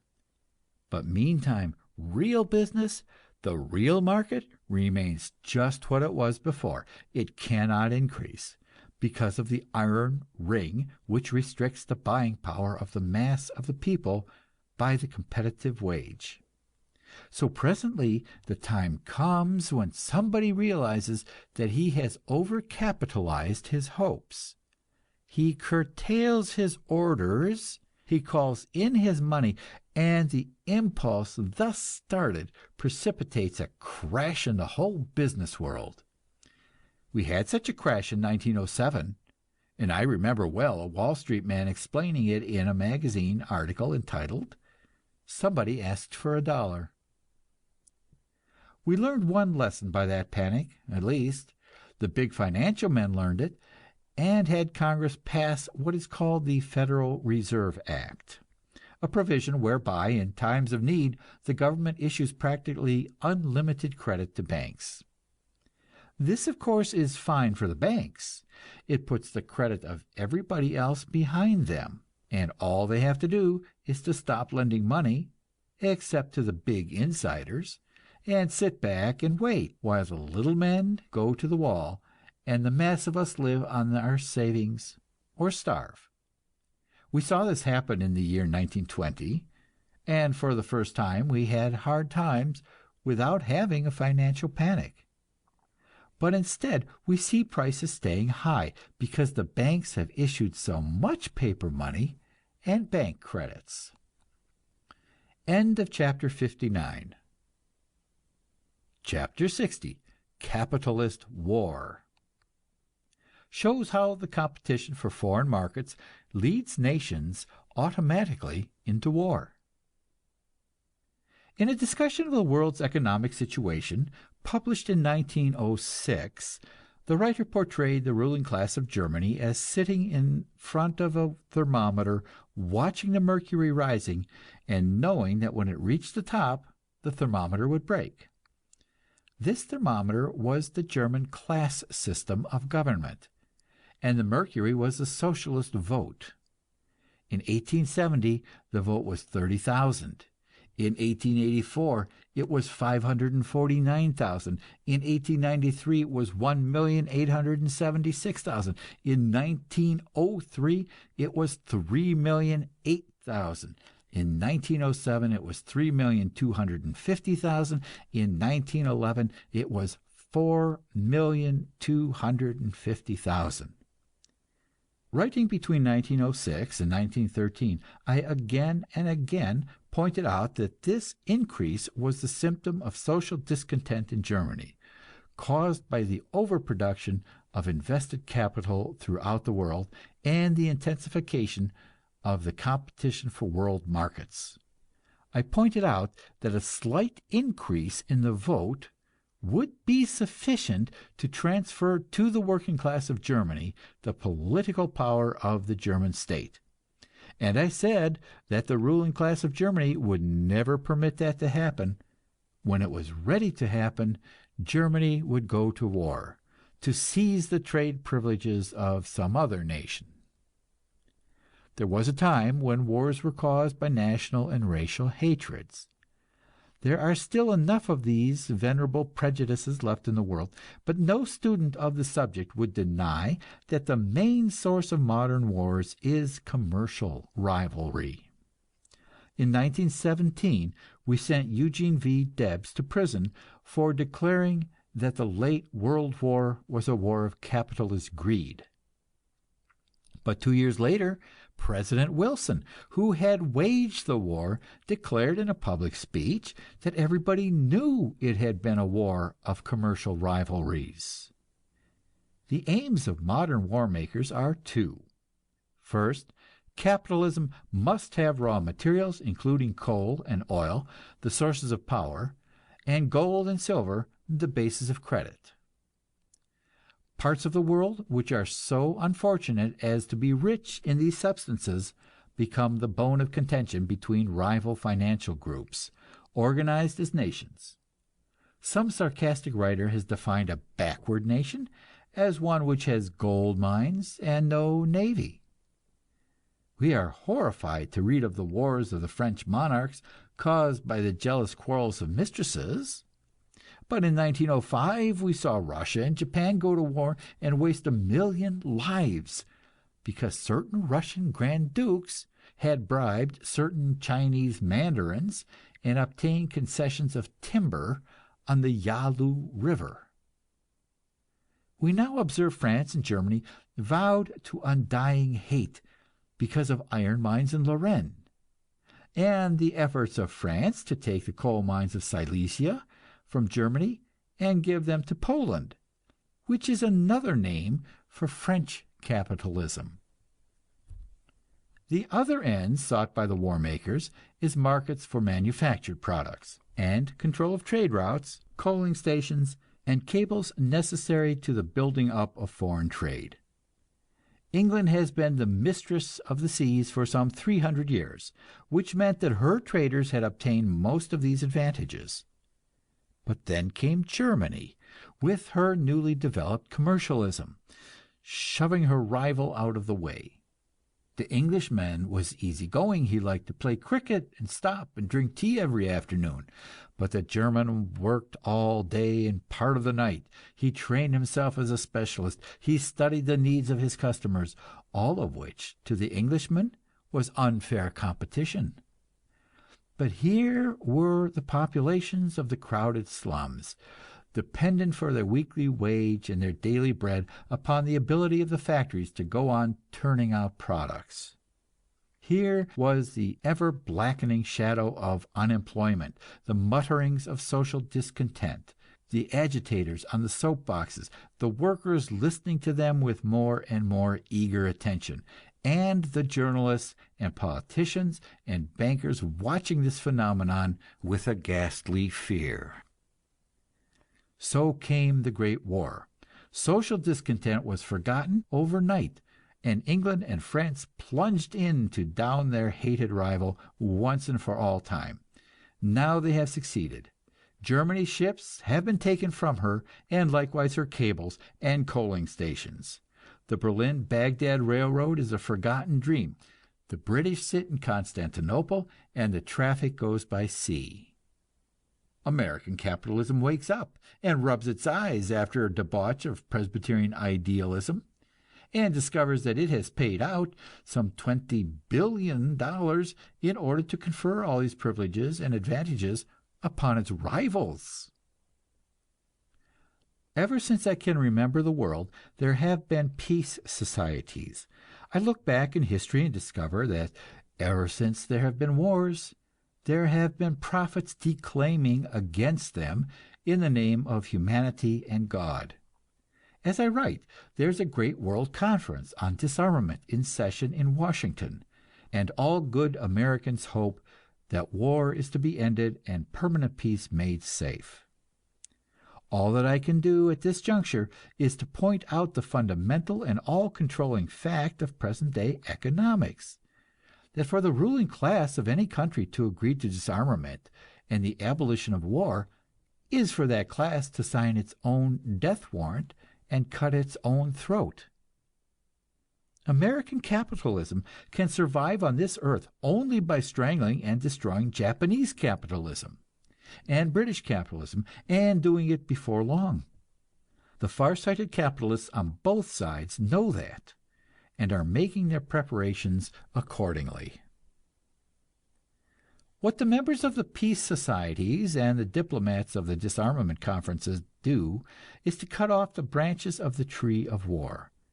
They leave the roots untouched, and then, when the tree continues to thrive, they are astounded. I conclude this chapter with a concrete illustration cut from my morning newspaper. We went to war against German militarism, and to make the world safe for democracy, meaning thereby capitalist commercialism. We commanded the German people to beat their swords into plowshares, that is, to set their Krupp factories to making tools of peace, and they did so. We saddled them with an enormous indemnity, making them our serfs for a generation or two, and compelling them to hasten out into the world markets to sell their goods and to raise gold to pay us. And now, how does their behavior strike us? Do we praise their industry and fidelity to their obligations? Here are the headlines of a news dispatch published by the Los Angeles Times on December 10th, 1921. at the top of the front page, right-hand column, the most conspicuous position in the paper. Read it and understand the sources of modern war. New attack by Berlin. Dumping goods by wholesale. Cheap German trash puts thousands of Americans out of employment. Glove plants shut down and potash industry killed by Teuton intrigue. End of chapter 60. Chapter 61. The possibilities of production. Shows how much wealth we could produce if we tried, and how we proved it when we had to. One of the commonest arguments in defense of the present business system runs as follows: the amount of money which is paid to labor is greatly in excess of the amount which is paid to capital. Suppose that tomorrow you were to abolish all dividends and profits, and divide the money up among the wage workers. How much would each one get? The sum is figured for some big industry, and it is shown that each worker would get $100 or $200 additional per year. Obviously, this would not bring the millennium. It would hardly be worthwhile to take the risk of reducing production in order to gain so small a result. But now we are in a position to realize the fallacy of such an argument. The tax which capital levies upon labor is not the amount which capital takes for itself, but the amount which it prevents labor from producing. The real injury of the profit system is not that it pays so large a reward to a ruling class. It is the iron ring which it fastens about industry, barring the workers from access to the machinery of production, except when the product can be sold for a profit. Labor pays an enormous reward to the businessman for his management of industry, but it would pay labor to reward the businessman even more highly if only he would take his goods in kind, and would permit labor, after this tax is paid, to go on making those things which labor itself so desperately needs. But you see, the businessman does not take his goods in kind. The owner of a great automobile factory may make for himself one automobile or a score of automobiles, but he quickly comes to the limit where he has no use for any more, and what he wants is to sell automobiles and make money. He does not permit his workers to make automobiles for themselves or for anyone else. He reserves the product of the factory for himself, and when he can no longer sell automobiles at a profit, he shuts the workers out, and automobile making comes to an end in that community. Thus it appears that the iron ring which strangles the income of labor strangles equally the income of capital. It paralyzes the whole social body, and so limits production that we can form no conception of what prosperity might and ought to be. Consider the situation before the war. We were all of us at work under the competitive system, with the exception of a few parasites, and everybody was occupied pretty close to the limit of his energy. If anyone had said that it would be possible for our community to pitch in and double or treble our output, you would have laughed at him. But suddenly we found ourselves at war and in need of a great increase in output, and we resolved one and all to achieve this end. We did not waste any time in theoretical discussions about the rights of private capital or the dangers of bureaucracy and the destruction of initiative. Our government stepped in and took control. It took the railroads and systematized them. It took the big factories and told them exactly what to make. It took the raw materials and allotted them where they were needed. It fixed the prices of labor and ordered millions of men to this or that place, to this or that occupation. It even seized the foodstuffs and directed what people should eat. In 1,000 ways it suppressed competition and replaced it by order and system. And what was the result? We took 5 million of our young men, the very cream of our industrial force, and withdrew them from all productive activities. We put them into uniforms and put them through a training which meant that they were eating more food and wearing more clothing and consuming more goods than 9/10 of them had ever done in their lives before. We built camps for them and supplied them with all kinds of costly products of labor, such as guns and cartridges, automobiles and airplanes. We treated 2 million of them to an expensive trip to Europe, and there we set them to work burning up and destroying the products of industry to the value of many billions of dollars. And not only did we supply our own armies, we supplied the armies of all our allies. We built millions of dollars worth of ships, and we sent over to Europe, whether by private business or by government loans, some $10 billion worth of goods, more than 10 years of our exports before the war. All the labor necessary to produce all this wealth had to be withdrawn from industry, so far as concerned our domestic uses and needs. It would not be too much to say that from domestic industry we withdrew a total of 10 million of our most capable labor force. I think it would be reasonable to say that 2/3 of our productive energies went to war purposes, and only 1/3 was available for home use. And yet, we did it without a particle of real suffering. Many of us worked hard, but few of us worked harder than usual. Most of us got along with less wheat and sugar, but nobody starved, nobody really suffered ill health. And our poor made higher wages and had better food than ever in their lives before. If this argument is sound, it proves that our productive machinery is capable, when properly organized and directed, of producing 3 times the common necessities of our population. Assuming that our average working day is 9 hours, we could produce what we at present consume by 3 hours of intelligently directed work per day. Let us look at the matter from another angle. Just at present, the hero of the American businessman is Herbert Hoover, and Mr. Hoover recently appointed a committee, not of socialists and utopians, but of engineering experts, to make a study of American productive methods. The report showed that American industry was only 35 or 40% efficient. Incidentally, this committee on waste assessed, in the case of the building industry, 65% of the blame against management and only 21% against labor. In 6 fundamental industries, it assessed 50% of the blame against management and less than 25% against labor. 15 years ago, a professor of engineering, Sidney A. Reeve by name, made an elaborate study of the wastes involved in our haphazard and planless industrial methods, and embodied his findings in a book, The Cost of Competition. His conclusion was that of the total amount of energy expended in America, more than 70% was wasted. We were doing 100% of work and getting 30% of the results. If we would get 100% of the results, we should produce 3 1/3 times as much wealth, and the income of our workers would be increased $1,000 or $2,000 a year.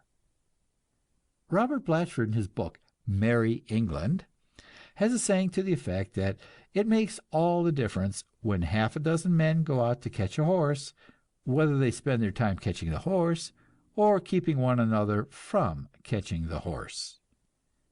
Our next task will be to point out a few of the ways in which good, honest American businessmen and working men, laboring as intelligently and conscientiously as they know how, waste their energies in keeping one another from producing goods. End of chapter 61. Chapter 62, The Cost of Competition, discusses the losses of friction in our productive machine, those which are obvious and those which are hidden. The United States government is by far the largest single business enterprise in the United States. And a study of congressional appropriations in 1920, made by the United States Bureau of Standards, reveals the fact that 93% of the total income of the government went to paying for past wars or preparing for future wars. We have shown that modern war is a product of the profit system, and if civilized nations would put their industry upon a cooperative basis, they could forget the very idea of war, and we should then receive 14 times as much benefit from our government as we receive at present. We should have 14 times as good roads, 14 times as many schools, 14 times as prompt a post office, and 14 times as efficient a Congress. What it would mean to industry to abolish war is something wholly beyond the power of our imagination to conceive. For along with 93% of our government money, there goes into military preparation the vast bulk of our intellectual energy and inventive genius, our moral and emotional equipment. Next, strikes and the losses incidental to strikes, and the costs of preparing against strikes. This includes not merely the actual loss of working time, it includes police and militia, private armies of gunmen, and great secret service agencies, whose total income runs up into hundreds of millions of dollars per year. Industrial warfare is simply the method by which capitalists and workers determine the division of the product of industry, as if two men should cooperate in raising poultry, and then fall to quarreling over the ownership of the eggs, and settle the matter by throwing the eggs at each other's heads. Next, bankruptcy. Statistics show that regularly some 10% of our business enterprises fail every year. Take any block occupied by little businessmen, grocers and haberdashers and notions, and you will see that they are always changing. Each change represents a human tragedy, and the total is a frightful waste of human energy. It happens because we think of no better way to distribute goods than to go through the work of setting up a business and then discover that it cannot succeed because the neighborhood is already overstocked with that kind of goods. Next, fires, which are a result of bankruptcy. You may laugh, perhaps thinking that I am making a joke, but every little man who fails in business knows that he has a choice of going down in the social scale, or of setting fire to his stock some night and having a big insurance company set him on his feet again. The result is that a certain percentage of bankrupts do regularly set fire to their stores. Some 15 years ago there was published in the Collier's Weekly a study of costs to society of incendiary fires. The Fire Underwriters Association estimated the amount as $250 million a year. And all this cost, you understand, is paid out of the pockets of those who insure their homes and their stores, and do not burn them down. From this follows the cost of insurance, and the whole insurance industry, which is inevitable under the profit system, but its entire waste so far as true production is concerned. Big enterprises like the Steel Trust do not carry insurance, and neither does the United States Post Office. They are wealthy enough to stand their own losses. A national cooperative enterprise would be in the same position, and the whole business of collecting money for insurance and keeping records and carrying on lawsuits would be forgotten. Next, advertising. It would be no exaggeration to say that 70% of the material published in American newspapers and magazines today is pure waste, and therefore 70% of the labor of all the people who cut down forests and manufacture and transport paper and set up type and print and distribute publications is wasted. There is, of course, a small percentage of advertising that is useful, but most of it is boasting and falsehood, and even where it tells the truth, it simply represents the efforts of a merchant to persuade you to buy in his store instead of in a rival store. An achievement which is profitable to the merchant, but utterly useless to society as a whole. This same statement applies to all traveling salesmen, and to a great percentage of middlemen. It applies also to a great part of delivery service. If you live in a crowded part of any city, you see a dozen milk wagons pass your door every morning, doing the work which could be done exactly as well by one. That is only one case out of 1,000 I might name. Next, crime. I have already discussed the crime of arson, and I might discuss the crimes of pocket-picking, burglary, forgery, and 100 others in the same way. I am aware of the fact that there may be a few born criminals, there may be a few congenital cheats whom we should have to put in hospitals. But we have only to consult the crime records during the war and after, in order to see that when jobs are hunting men, there are few criminals, and when men are hunting jobs, there are many criminals. I have no figures as to the cost of administering justice in the United States, policemen, courts, and jails, but it must be hundreds of millions of dollars every year. I have discussed at great length the suppression of the productive power of society. I should not fail to mention the suppression of the inventive power of society, a factor less obvious, but equally in the long run even greater. Everyone familiar with the inside of a big industry knows that hundreds and even thousands of useful processes are entirely suppressed because it would not pay one particular concern to stand the expense of the change involved. You know how, during the war, our government brought all the makers of engines together and perfected in triumph a Liberty motor.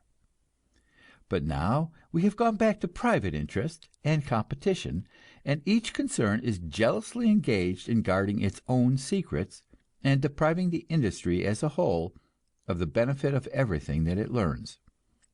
Each is spying upon the others, stealing likewise from those who invent new ideas, and thus discouraging them from inventing any more. I use the word discourage, and I might write a chapter upon it. What human imagination can conceive the amount of social energy that is lost because of the factor of discouragement, directly caused by the competitive method? Who can figure what it means to human society that a great percentage of the people in it should be haunted by fear of one sort or another? The poor in fear of unemployment, sickness, and starvation; the little businessman in fear of bankruptcy and suicide; the big businessman in fear of hard times and treachery of his competitors; the idle rich in fear of robbery and blackmail; and the whole community in fear of foreign war and domestic tumult. Anyone might go on and elaborate these factors that I have named, and think of scores of others. Anyone familiar with business life or with industrial processes would be able to put his finger on this or that enormous savings which he would be able to make if he and all his rivals could combine and come to an agreement. This has been proven over and over again in large-scale industry. It is the fact which has made of large-scale industry an overwhelming power, sucking all the profits to itself, reaching out and taking in new fields of activity, and setting at naught all popular clamor and even legal terrors. How can anyone, seeing these facts, bring himself to deny that if we did systematize production and make it one enterprise, precisely adapted to one end, we should enormously increase the results of human labor and the benefit to all who do the world's work? A good deal of this waste we can stop when we get ready, and other parts of it our bountiful Mother Nature will replace. When in a world war we kill some 10 or 20 millions of the flower of our young manhood, we have only to wait several generations, and our race will be as good as ever. But on the other hand, there is some waste that can never be repaired, and this is the thing truly frightful to contemplate. When we dig the iron ore out of the bowels of the earth and rust it away in wars, we are doing something our race can never undo. And the same is true of many of our precious substances: phosphorus, sulfur, potash. When we cut down the forests from our mountain slopes and lay bare the earth, we not merely cause floods and washouts, and silt up our harbors, we take away from the surface of our land the precious life-giving soil, and make a habitable land into a desert, which no irrigating and reforesting can ever completely restore. The Chinese have done that for many centuries, and we are following in their footsteps. More than 600 million wagon loads of our best soil are washed down to the sea every year. If you wish to know about these matters, I send you to a book, On Board the Good Ship Earth, by Herbert Quick. It is one of the most heartbreaking books you ever read, yet it is merely a quiet statement of the facts about our present commercial anarchy. End of chapter 62. Chapter 63, Socialism and Syndicalism, discusses the idea of the management of industry by the state, and the idea of its management by the trade unions. Let us now assume that we desire to abolish the wastes of the competitive method, and to put our industry on a basis of cooperation. How should we effect the change, and how should we run our industry after it was done? Let us take the United States Steel Corporation. What change would be necessary to the socializing of this concern? United States Steel is owned by a group of stockholders and governed by a board of directors elected by them. The owners are now to be bought out with government bonds, and the board of directors retired. It may also be necessary to replace a certain number of the higher executive officials who are imbued entirely with the point of view of this board, and have to do with finance rather than with production. Of course, some other governing authority would have to be put in control. What would this authority be? There are several plans before the world, several different schools of thought, which we shall consider one by one. First, the socialist program. The socialist says, consider the post office, how that is run. It is run by the president, who appoints a postmaster general as his executive. Let us therefore turn the steel industry over to the government, and let the president appoint another member of his cabinet, a director of steel.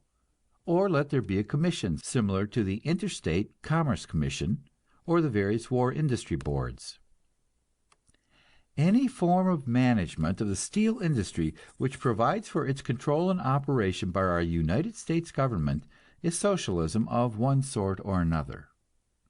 There has been, of late, a great deal of dissatisfaction with government, on the part of the general public and also of labor. The post office clerks, for example, complain that they are inadequately paid and autocratically managed, deprived of their rights not merely as workers, but as citizens. The steel workers complain that when they go on strike against their masters, the government sends in troops and crushes their strike, regardless of the rights or wrongs of it. In order to meet such tactics, labor goes into politics and elects here and there its own representatives, but these representatives become mysteriously affected by the bureaucratic point of view, and even where they try hard, they do not accomplish much for labor. Therefore, labor becomes disgusted with the political process, and labor men do not welcome the prospect of being managed by government. If you ask such men, they will say, "No, the politicians don't know anything about industry, and can't learn. The people who know about industry are those who work in it. The true way to run an industry is through an organization of the workers, both of hand and brain. The true way to run the Steel Trust is for all the workers in it, men and women high and low, to be recognized by law as citizens of that industry. Each shop must elect its own delegates to run that shop, and elect a delegate to a central parliament of the industry, and this industry in turn must elect delegates to a great parliament or convention of all the delegates of all the industries. In such a central gathering everyone would be represented, because every person would be a producer of some sort And whether he was a steel worker or a street sweeper or a newsboy, he would have a vote at the place where he earns his living, and would have a say in the management of his job. The great central parliament would elect an executive committee and a president, and so we should have a government of the workers, by the workers, for the workers. This idea is known as syndicalism, derived from the French word syndicat, meaning a labor union. Since the Russian Revolution, it has come to be known as Soviet government, Soviet being the Russian word for trade council. Now take these two ideas of socialism and syndicalism. It is evident that they may be combined in various ways and applied in varying degrees. It is perfectly conceivable, for example, that the people of the United States might elect a president pledged to call a parliament of industry and to delegate the control of industry to this parliament. He might delegate the control to a certain extent and provide for its extension step by step, so our society might move into syndicalism by the way of socialism. You have only to put your mind on the possibilities of the situation to realize that one method shades into the other with a great variety of stages. Consider next the stages between capitalism and socialism.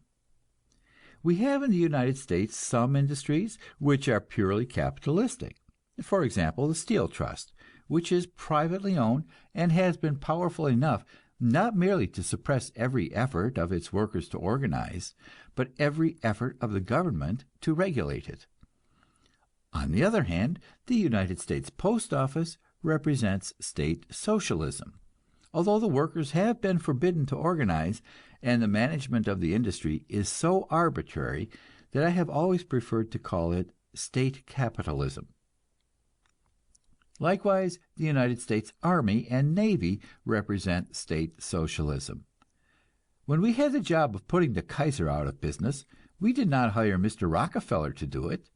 It never once occurred to our advocates of individualism, of capitalist enterprise and initiative, to suggest that we should hire out our Army and Navy, or employ the Steel Trust or the Powder Trust to organize its own Army and Navy to do the fighting for us. Likewise, for the most part, we run the job of educating our children by the method of municipal socialism. We run our libraries in the same way, and likewise our job of fire protection. It is interesting to note how in every country the line between capitalism and socialism is drawn in a different place. In America, we run practically all our libraries for ourselves. But it would seem to us preposterous to think of running our theaters. In Europe, however, they have state-owned theaters, which set a far higher standard of art than anything we know at home. Also, they have state-owned orchestras and opera houses, something we Americans leave to the subscriptions of millionaires. In Europe, it seems perfectly natural to the people that the state should handle their telegrams in connection with the post office. But if you urge government ownership of the telegraphs in the United States, they tell you that the proposition is socialistic, and that saves the need of thinking about it. We take it for granted that our cities could run the libraries, even though we were glad when Carnegie came along and saved us the need of appropriating money for buildings. Just why a city should be able to run a library, and should not be able to run an opera house or a newspaper, is something which has never been made clear to me. Let us next examine the stages between capitalism and syndicalism. A great many large corporations are making experiments in what they call shop management, allowing the workers membership in the boards of directors and a voice in the conditions of their labor. This is syndicalism so far as it goes. Likewise, it is syndicalism when the clothing workers and the clothing manufacturers meet together and agree to the setting up of a permanent committee to work out a set of rules for the conduct of the industry, and to fix wages from time to time. Obviously, these things are capable of indefinite extension, and in Europe they are being developed far more rapidly. For example, in Italy, the agricultural workers are organized, and are gradually taking possession of the great estates which are owned by absentee landlords. They wage war upon these estates by means of sabotage and strikes, and then they buy up the estates at bargain prices and develop them by cooperative labor. This has been going on in Italy for 10 years, and has become the most significant movement in the country. It is a triumph of pure syndicalism. And such is the power of pure capitalism in the United States that the American people have not been allowed to know anything about this change. Next, what are the stages between socialism and syndicalism? These also are infinite in number and variety. As a matter of fact, there are very few socialists who advocate state socialism without any admixture of syndicalism. The regular formula of the Socialist Party is the social ownership and democratic control of the instruments and means of production. And what the phrase democratic control means is simply that you introduce into your socialist mixture a certain flavoring of syndicalism, greater or less according to your temperament. In the same way, there are many syndicalists who are inclined towards socialism. In every convention of radical trade unionists, such as, for example, the IWW, you find some who favor political action, and these will have the same point of view as the more radical members of the Socialist Party, who urge a program of industrial as well as political action. End of chapter 63. Chapter 64. Communism and Anarchism considers the ideas of goods owned in common and the idea of a society without compulsion, and how these ideas have fared in Russia. The Russian Revolution has familiarized us with the word communism. In the beginning of the revolutionary movement, communism denoted what we now call socialism. For example, the Communist Manifesto of Marx and Engels became the platform of the social democratic parties.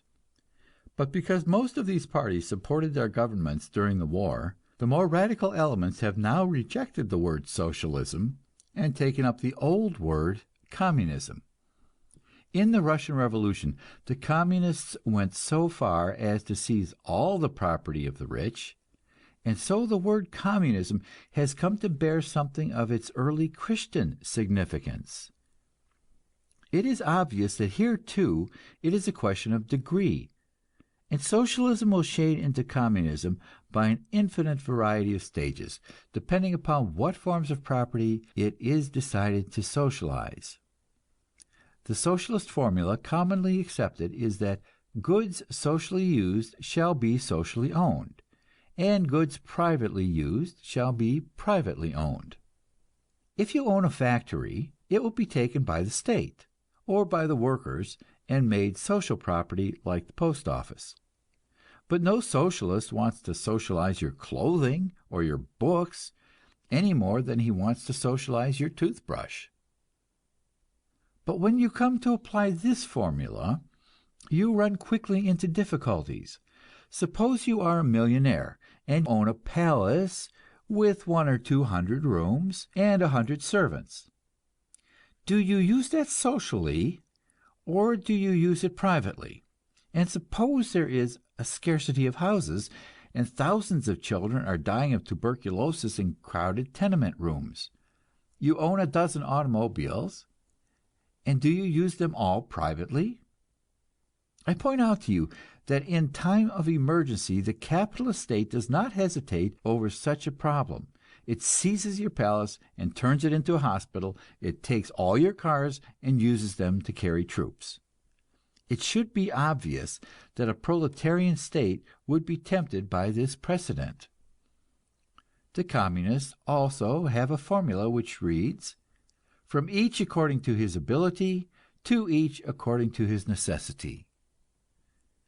I do not see how any sensitive person can deny that this is an extremely fine statement of an ideal in social life.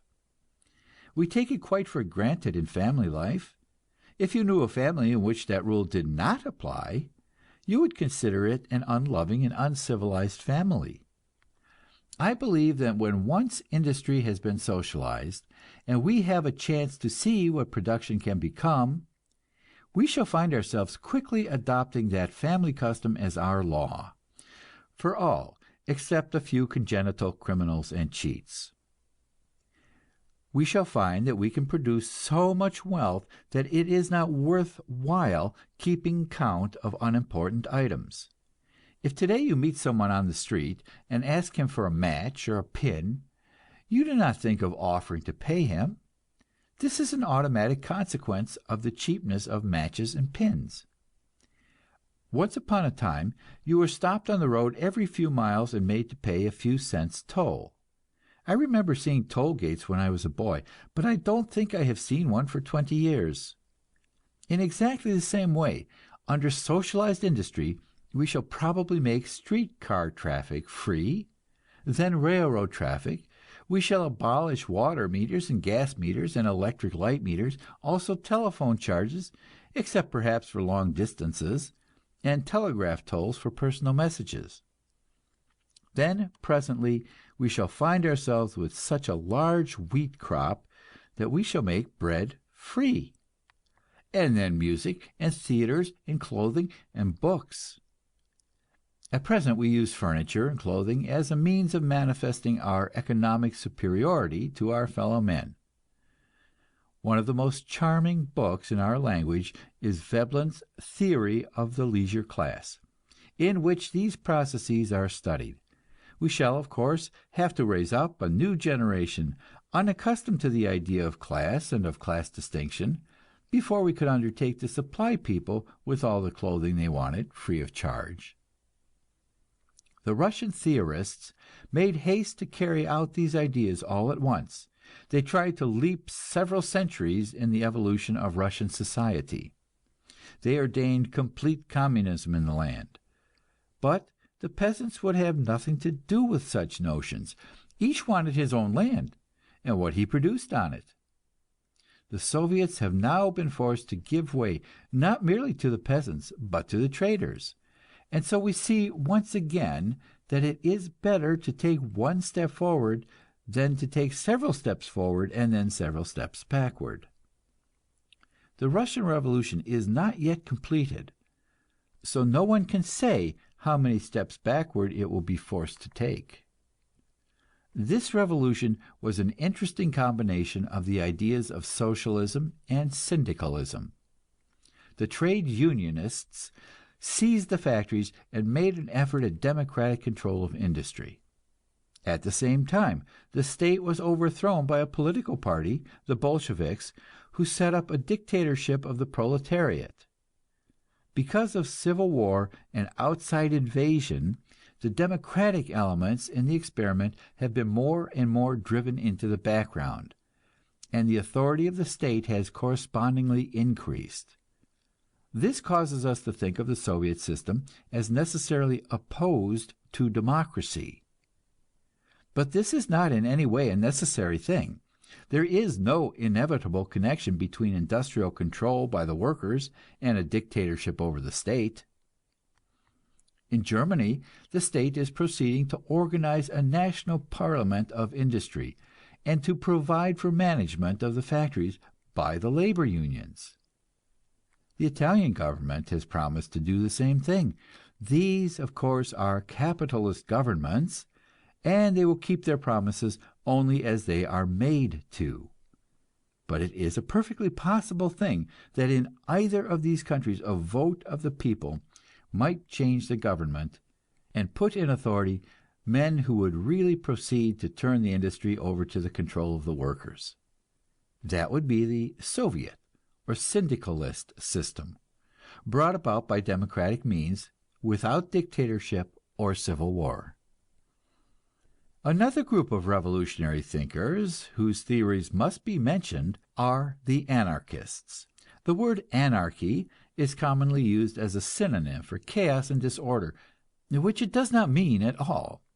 It means the absence of authority, and it is characteristic of people's view of life that they are unable to conceive of there being such a thing as order unless it is maintained by force. The theory of the anarchist is that order is a necessity of the human spirit, and that people would conform to the requirements of a just order by their own free will and without external compulsion. The anarchists believe that the state is an instrument of class oppression and has no other reason for being. He wishes the industries to be organized by free associations of the people who work in them. Some of the greatest of the world's moral teachers have been anarchists. Jesus, for example, and Shelley, and Thoreau, and Tolstoy, and in our time, Kropotkin. These men voiced the highest aspirations of the human spirit, and the form of society which they dreamed is the one we set before us as our final goal. But the world does not leap into perfection all at once, and meantime here we have the capitalist system and the capitalist state, and what attitude shall we take to them? There are impassioned idealists who refuse to make any terms with injustice, or to submit to compulsion, and these preach the immediate destruction of the capitalist government, and capitalist government responds with prison and torture, and so we have some anarchists who throw bombs. There are those who call themselves philosophic anarchists, wishing to indicate thereby that they preach this doctrine, but do not attempt to carry it into action as yet. Some among these verge toward the communist point of view and call themselves communist anarchists. Such was Kropotkin, whose theories of social organization you will find in his book, The Conquest of Bread. There are others who call themselves syndicalist anarchists, finding their centers of free association in the radical labor unions. After the Russian Revolution, the anarchists found themselves in a dilemma, and their groups were torn apart like every other party and class in Russia. Here was a new form of state set up in society, a workers' state, and what attitude should the anarchists take toward that? Many of them stood out for their principles, and resisted the Bolshevik state, and put the Bolsheviks under the embarrassing necessity of throwing them into jail. We good Orthodox Americans, who are accustomed to dump socialists and communists and syndicalists and anarchists all together into one common kettle, took Emma Goldman and Alexander Berkman and shipped them over to Russia, where we thought they belonged.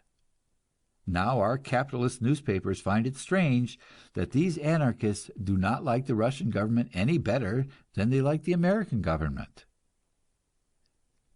On the other hand, a great many anarchists have suddenly found themselves compelled by the Russian situation to face the facts of life.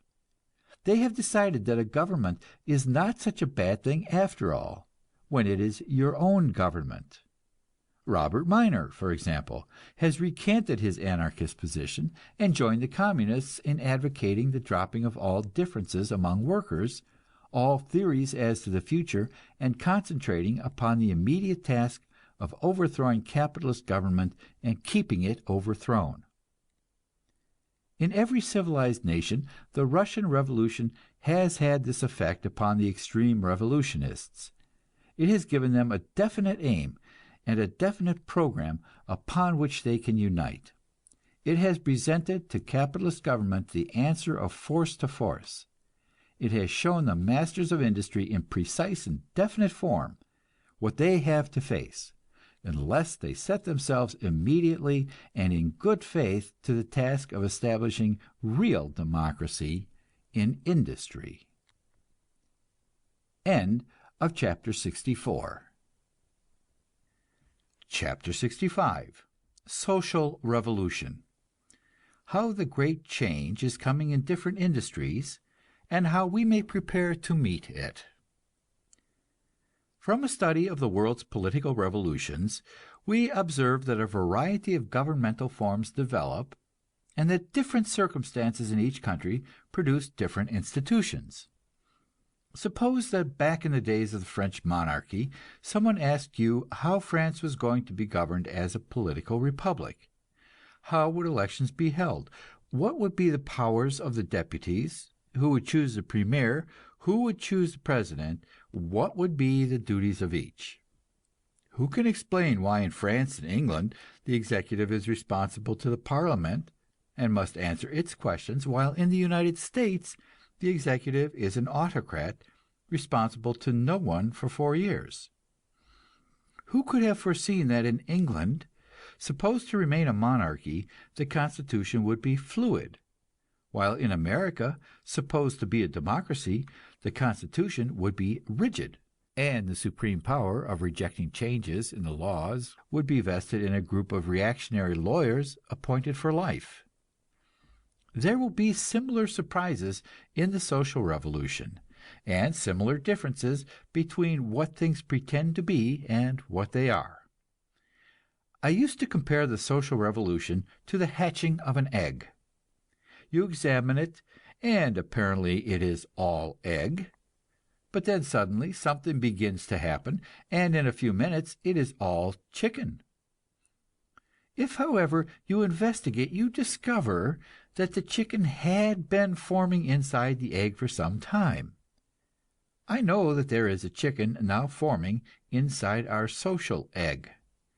But having realized the complexity of social phenomena, I no longer venture to predict the exact time of the hatching, or the size and color of the chicken. Perhaps it is more useful to compare the social revolution to a childbirth.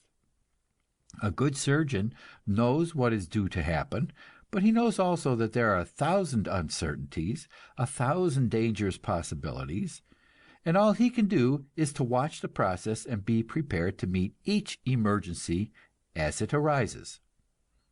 The birth process consists of one pang after another. No one can say which pang will complete the birth, or whether it will be completed at all. Karl Marx is the author of saying that force is the midwife of progress. So you may see that I am not the inventor of this simile of childbirth. There are 3 factors in the social revolution, each of which will vary in each country and in different parts of the country and at different periods. First, there is the industrial condition of the country, a complex set of economic factors. The industrial life of England depends primarily on shipping and coal. In the United States, shipping is of less importance and railroads take the place. In the United States, the eastern portion lives mainly by manufacture, the western by agriculture, while the south is held a generation behind by a race problem. In France, the great estates were broken up, and agriculture fell into the hands of peasant proprietors, who are the main support of French capitalism. In Prussia, the great estates were held intact, and remained the basis of a feudal aristocracy. In America, land changes hands freely, and therefore 1/3 of our farms are mortgaged, and another third are worked by tenants. In Russia, there was practically no middle class, while in the United States there is practically nothing but middle class. The rich have been rich for such a short while that they still look middle class and act middle class, in spite of all their efforts, while the working class hopes to be middle class and is persuaded that it can become middle class. Such varying factors produce in each country a different problem, and make inevitable a different process of change. The second factor is the condition of organization and education of the workers. This likewise varies in every country and in every part of every country. There is a continual struggle on the part of the workers to organize and educate themselves, and a continual effort on the part of the ruling class to prevent this. In some industries in America, you find the workers 100% organized, and in other industries, you find them not organized at all. It is obvious that in the former case, the social change, when it comes, will be comparatively simple, involving little bloodshed and waste. In the latter case, there will be social convulsions, rioting and destruction of property, disorganization of industry, and widespread distress. The third factor is the state of mind of the propertied classes, the amount of resistance they are willing to make to social change. I have done a great deal of pleading with the masters of industry in my country. I have also written appeals to Vincent Astor and John D. Rockefeller, to capitalist newspapers and judges and congressmen and presidents. I have been told that this is a waste of my time, that these people cannot learn and will not learn, and that it is foolish to appeal either to their hearts or to their understanding. But I perceive that the class struggle is like a fraction. It has a numerator and a denominator, and you can increase the fraction just as well by decreasing the denominator as by increasing the numerator. To vary the simile, here are two groups of men engaged in a tug of war, and you can affect the result just as decisively by persuading one group to pull less hard, as by persuading the other group to pull harder. Picture to yourself two factories. In factory number one, the owner is a hard-driving businessman, an active spirit in the so-called open shop campaign. He believes in his divine right to manage industry, and he believes also in the gospel of all that the traffic will bear. He prevents his men from organizing and employs spies to weed out the radicals and to sow dissensions. When a strike comes, he calls in the police and the strike-breaking agencies, and in every possible way he makes himself hated and feared by his workers. Then some day comes the unemployment crisis, and a wave of revolt sweeping over the country. The workers seize that factory and set up a dictatorship of the proletariat and a red terror. If the owner resists, they kill him. In any case, they wipe out his interest in his business and do everything possible to destroy his power over it, even to his very name. They run the business by a shop committee, and you have for that particular factory a syndicalist or even anarchist form of social reconstruction. Now for factory number two, whose owner is a humane and enlightened man, studying social questions and realizing his responsibility and the temporary nature of his stewardship. He gives his people the best possible working conditions. He keeps open books and discusses wages and profits with them. He educates the young workers. He meets with their union committees on a basis of free discussion. When the unemployment crisis comes and the wave of revolt sweeps the country, this man and his workers understand one another. He says, I can no longer pay profits, and so I can no longer keep going under the profit system. But if you are ready to run the plant, I am ready to help you the best I can. Manifestly, this man will continue the president of the corporation. And if he trains his sons wisely, they will keep his place. So, instead of having in that factory a dictatorship and a terror, you will have a constitutional monarchy gradually evolving into a democratic republic. End of chapter 65. Chapter 66. Confiscation or compensation? Shall the workers buy out the capitalists? Can they afford to do it? And what will be the price? The problem of whether the social revolution shall be violent or peaceable depends in great part upon our answer to the question of confiscation versus compensation. We are now going to consider first the abstract rights and wrongs of the question, and second, the practical aspects of it. There is a story very popular among single taxers and other advocates of freedom of the land. An English landowner met a stranger walking on his estate and rebuked him for trespassing. Said the stranger, "You own this land?" Said the other, "I do." "And how did you get it?" "I inherited it from my father." "And how did your father get it?" "He inherited it from his father." So on for half a dozen or more ancestors, until at last the Englishman answered, "He fought for it." Whereupon the stranger took off his coat and rolled up his sleeves and said, "I'll fight you for it." This is all there is to say on the subject of the abstract rights of land titles. There is no title to land which is valid on a historical basis.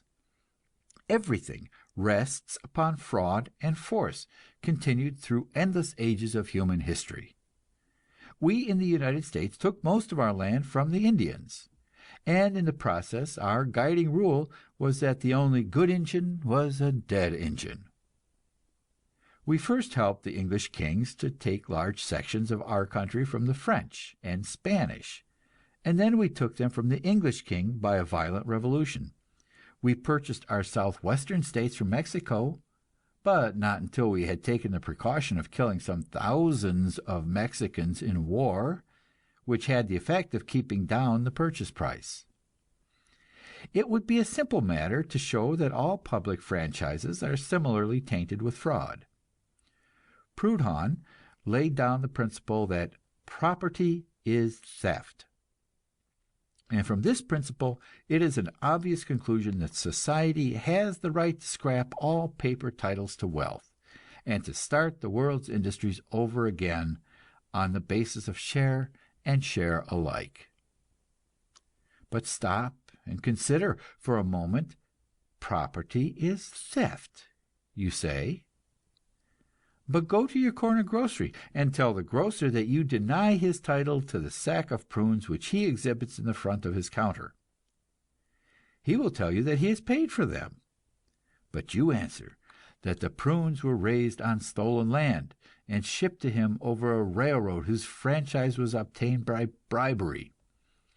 Will that convince the grocer? It will not. Neither will it convince the policeman or the judge, nor will it convince the voters of the country. Most people have a deeply rooted conviction that there are rights to property, now definitely established and made valid by law. If you have paid taxes on land for a certain period, the land belongs to you. And I am sure you might agitate from now to kingdom come without persuading the American people that New Mexico ought to be returned to Mexico, or the western prairies to the Indian tribes. Such are the facts. Now, let us apply them to the right of exploitation, embodied in the ownership of a certain number of bonds or shares of stock in the United States Steel Corporation. Pass a law, says the socialist, providing for the taking over of United States Steel by the government. At once to every owner comes one single thought: are you going to buy the stock, or are you going to confiscate it? If you attempt confiscation, the courts will declare the law unconstitutional, and you either have to defy the courts, which is revolutionary action, or to amend the Constitution. If you adopt the latter course, you have before you a long period of agitation. You have to carry both houses of Congress by a 2/3 majority, and the legislatures of 3/4 of the states. You have to do this in the face of the most bitter and infuriated opposition of those who are defending what they regard as their rights. You have to meet the arguments of the entire capitalist press of the country, and you have the certainty of widespread bribery of your elected officials. The prospect of doing all this under the forms of law seems extremely discouraging. So come the syndicalists, saying, Let us seize the factories and stop the exploitation at the point of production. So come the communists saying, let us overthrow capitalist government and break the net of bourgeois legality and establish a dictatorship of the proletariat, which will put an end to privilege and class domination all at once. What are we to say to these different programs? Suppose we buy out the stockholders of United States Steel and issue to them government bonds. What have we accomplished? Nothing, say the advocates of confiscation. We have changed the form of exploitation. But the substance of it remains the same. The stockholders get their money from the United States government instead of from United States Steel Corporation. But they get their money just the same, the product not of their labor, but of the labor of the steel workers. Suppose we carried out the same procedure all along the line. Suppose the government took over all industries and paid for their securities with government bonds. Then we should have capitalism administered by a capitalist government instead of by our present masters of industry. We should have a state capitalism instead of a private capitalism. We should have the government buying and selling products and exploiting labor and paying over the profits to an hereditary, privileged class. The capitalist system would go on just the same, except that labor would have one all-powerful tyrant instead of many lesser tyrants, as at present. So argue the advocates of confiscation. And the advocates of purchase reply that in buying the securities of United States Steel, we should fix the purchase price at the present market value of the property, and that price, once fixed, would be permanent.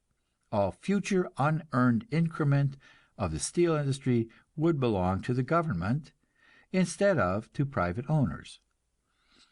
Consider, for example, what happened during the World War. When I was a boy, soon after the Steel Trust was launched, its stock was down to something like $6, and I knew small investors who lost every dollar they had put in. But during the war, steel stock soared to $136 per share. It paid dividends of some 30% per year and accumulated enormous surpluses besides. The same thing was true of practically all the big corporations. According to the Secretary of the Treasury, McAdoo, there were coal companies which paid as high as 800% per year. That is to say, the profits in 1 year were 8 times the total investment. Assuming that our government bonds paid 5%, it appears that the owners of these coal companies got 160 times as much under our present private property system as they would have got under a system of state purchase. Even completely dominated by capitalism as our courts are today, they would not dare require us to pay for industries more than 6% on the market value of the investment.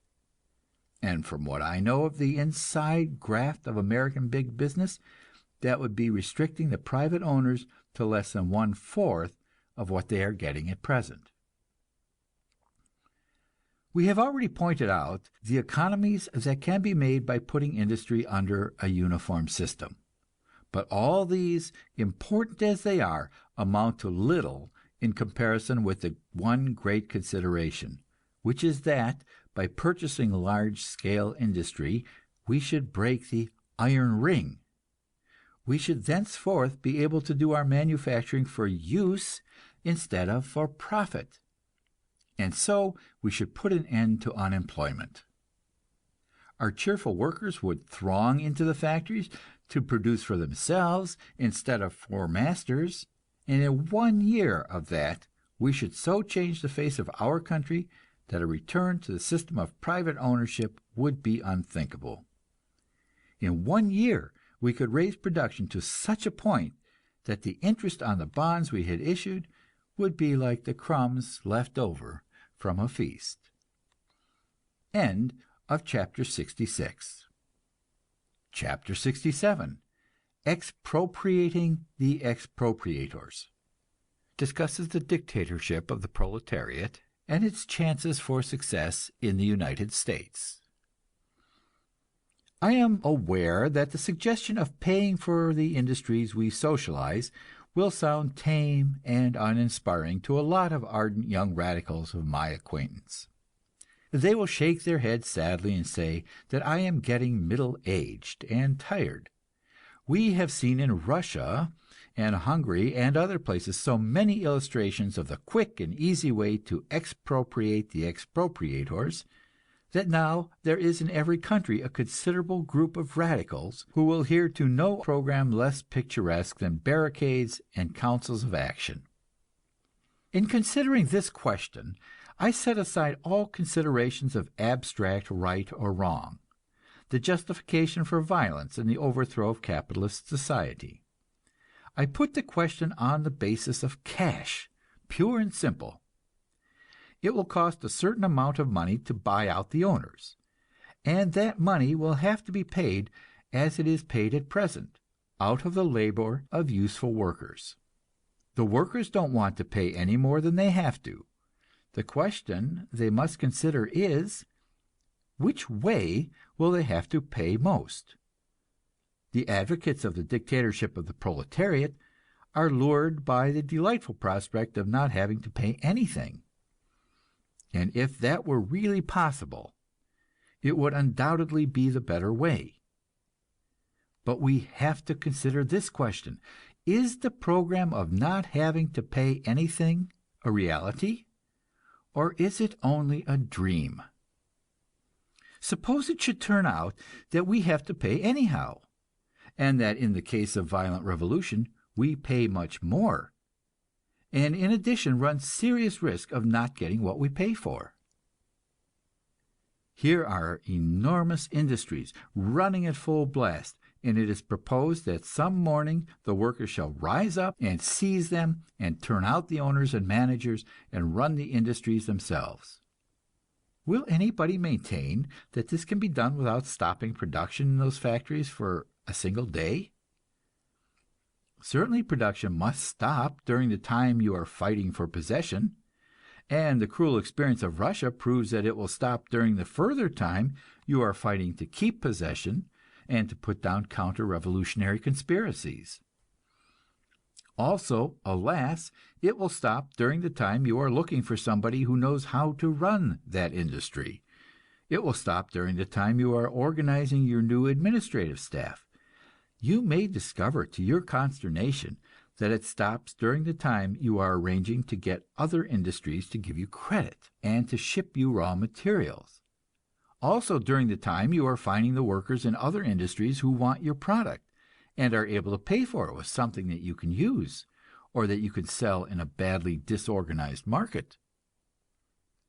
And all the time that you are arranging these things, you are going to have the workers at your back, not getting any pay, or being paid with your paper money, which they distrust, and growling and grumbling at you because you are not running things as you promised.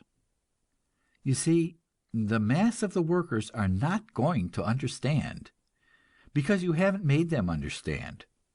You have brought about the great change by your program of a dictatorship, of action by an enlightened minority, and now you have the terror that the unenlightened majority may be won back by their capitalist masters and may kick you out of control, or even stand you up against the wall and shoot you by a firing squad. And all the time you are worrying over these problems, who can estimate the total amount the factory might have been producing if it had been running at full blast?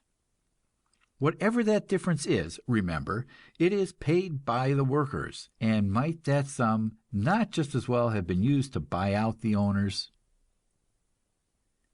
If we were back in the old days of hand labor and crude, unorganized production, I admit that the only way to benefit the slaves might be to turn out the masters by force. But here we have a social system of infinite complexity, a delicate and sensitive machine which no one person in the world and no group of persons understands thoroughly. In the running of such a machine, a slight blunder may cost a fortune, and certainly all the skill, all the training, all the loyal services of our expert engineers and managers is needed if we are to remodel that machine while keeping it running. The amount of wealth which we could save by the achieving of that feat would be sufficient to maintain a class of owners in idleness and luxury for a generation. And so I say, with all the energy and conviction I possess, pay them. Pay them anything that is necessary in order to avoid civil war and social disorganization. Pay them so much that they can have no possible cause of complaint, that the most hidebound, capitalist-minded judge in the country cannot find a legal flaw in the bargain.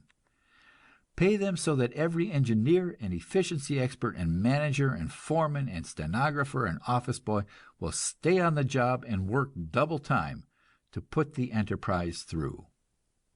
Pay them such a price that even Judge Gary and John D. Rockefeller will be willing to help us do the job of social readjustment.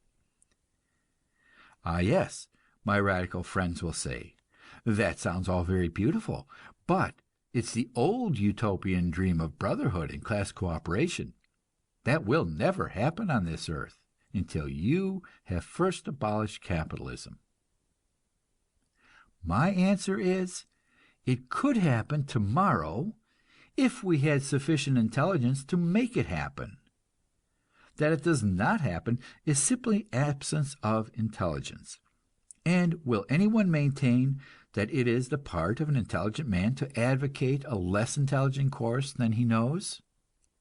What is the use of our intelligence if we abdicate its authority and give ourselves up to programs of action which we know are blind and destructive and wasteful? We may see a great vessel going on the rocks, we may feel certain that it is going, in spite of everything we can do, but shall we fail to do what we can to make those in the vessel realize how they might get safely into harbor? We have had the Russian Revolution before us for 4 years. Mankind will spend the next 100 years in studying it, and still have much to learn, but the broad outlines of the great experiment are now plain before our eyes. Russia was a backward country, and she tried to fight a modern war, and it broke her down. She had practically no middle class, and her ruling class was rotten, and so the revolutionists had their chance, and they seized it. Perhaps it would be more correct to say that they came to the rescue of Russia, saving her from the hands of those who were trying to force her to fight when she was utterly exhausted and incapable of fighting. Anyhow, here was your dictatorship of the proletariat.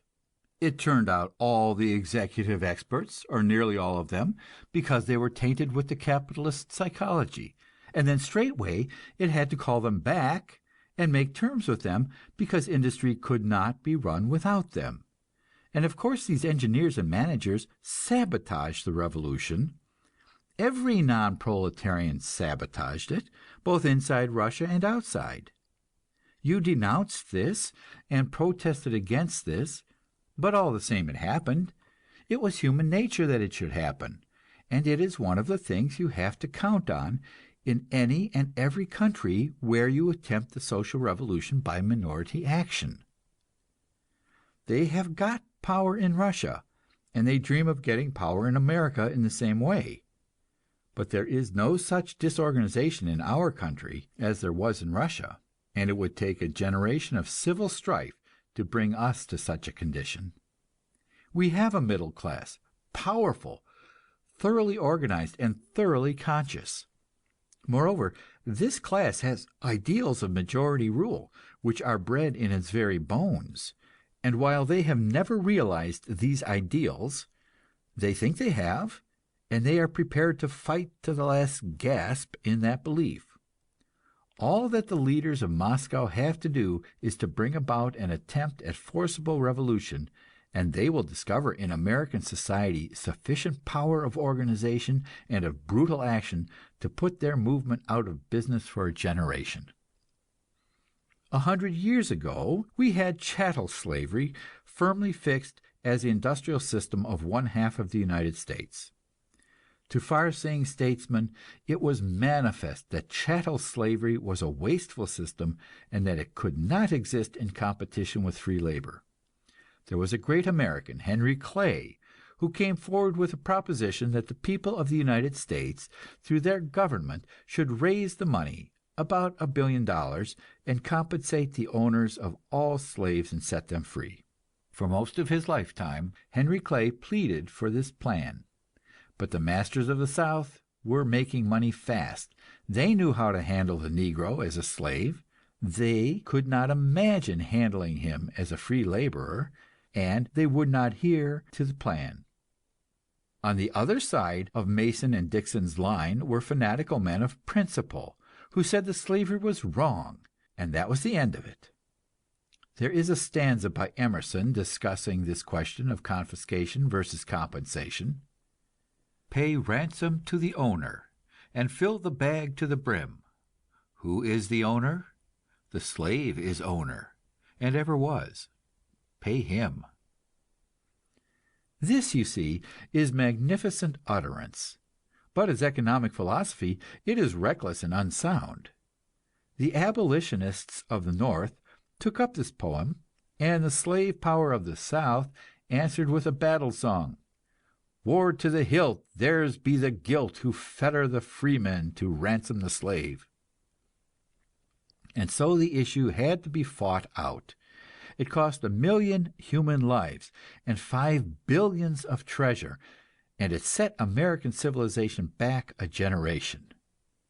And now we confront exactly the same kind of emergency, and are coming to exactly the same method of solution.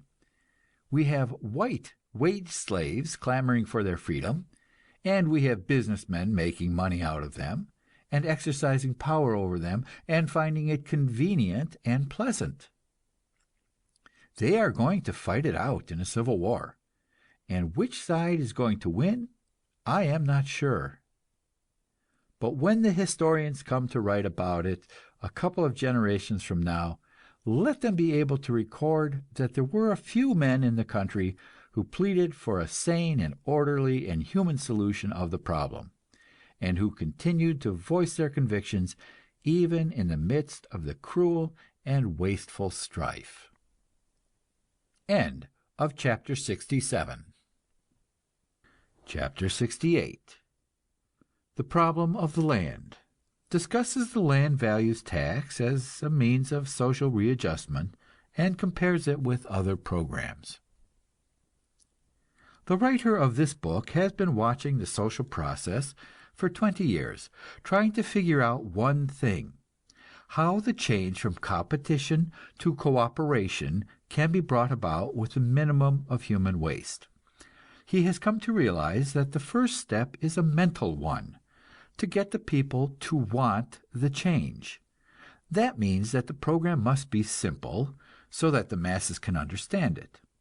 As a social engineer, you might work out a perfect plan, but find yourself helpless because it was hard to explain. As illustration of what I mean, I cite the single tax, a theory which has a considerable hold in America, but which politically has been utterly ineffective.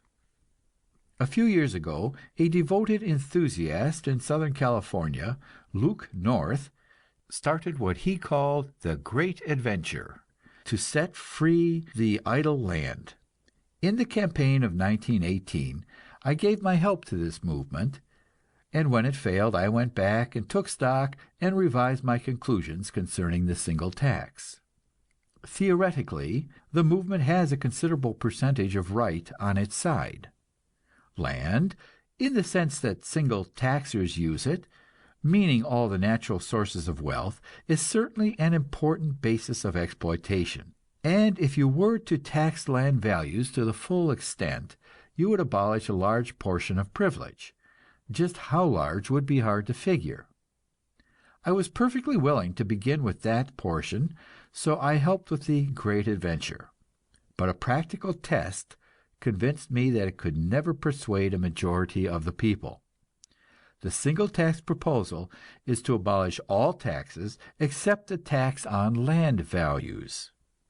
Then come the associations of the bankers and merchants and real estate speculators, crying in outraged horror, "What? You propose to let the rich man's stocks and bonds go free?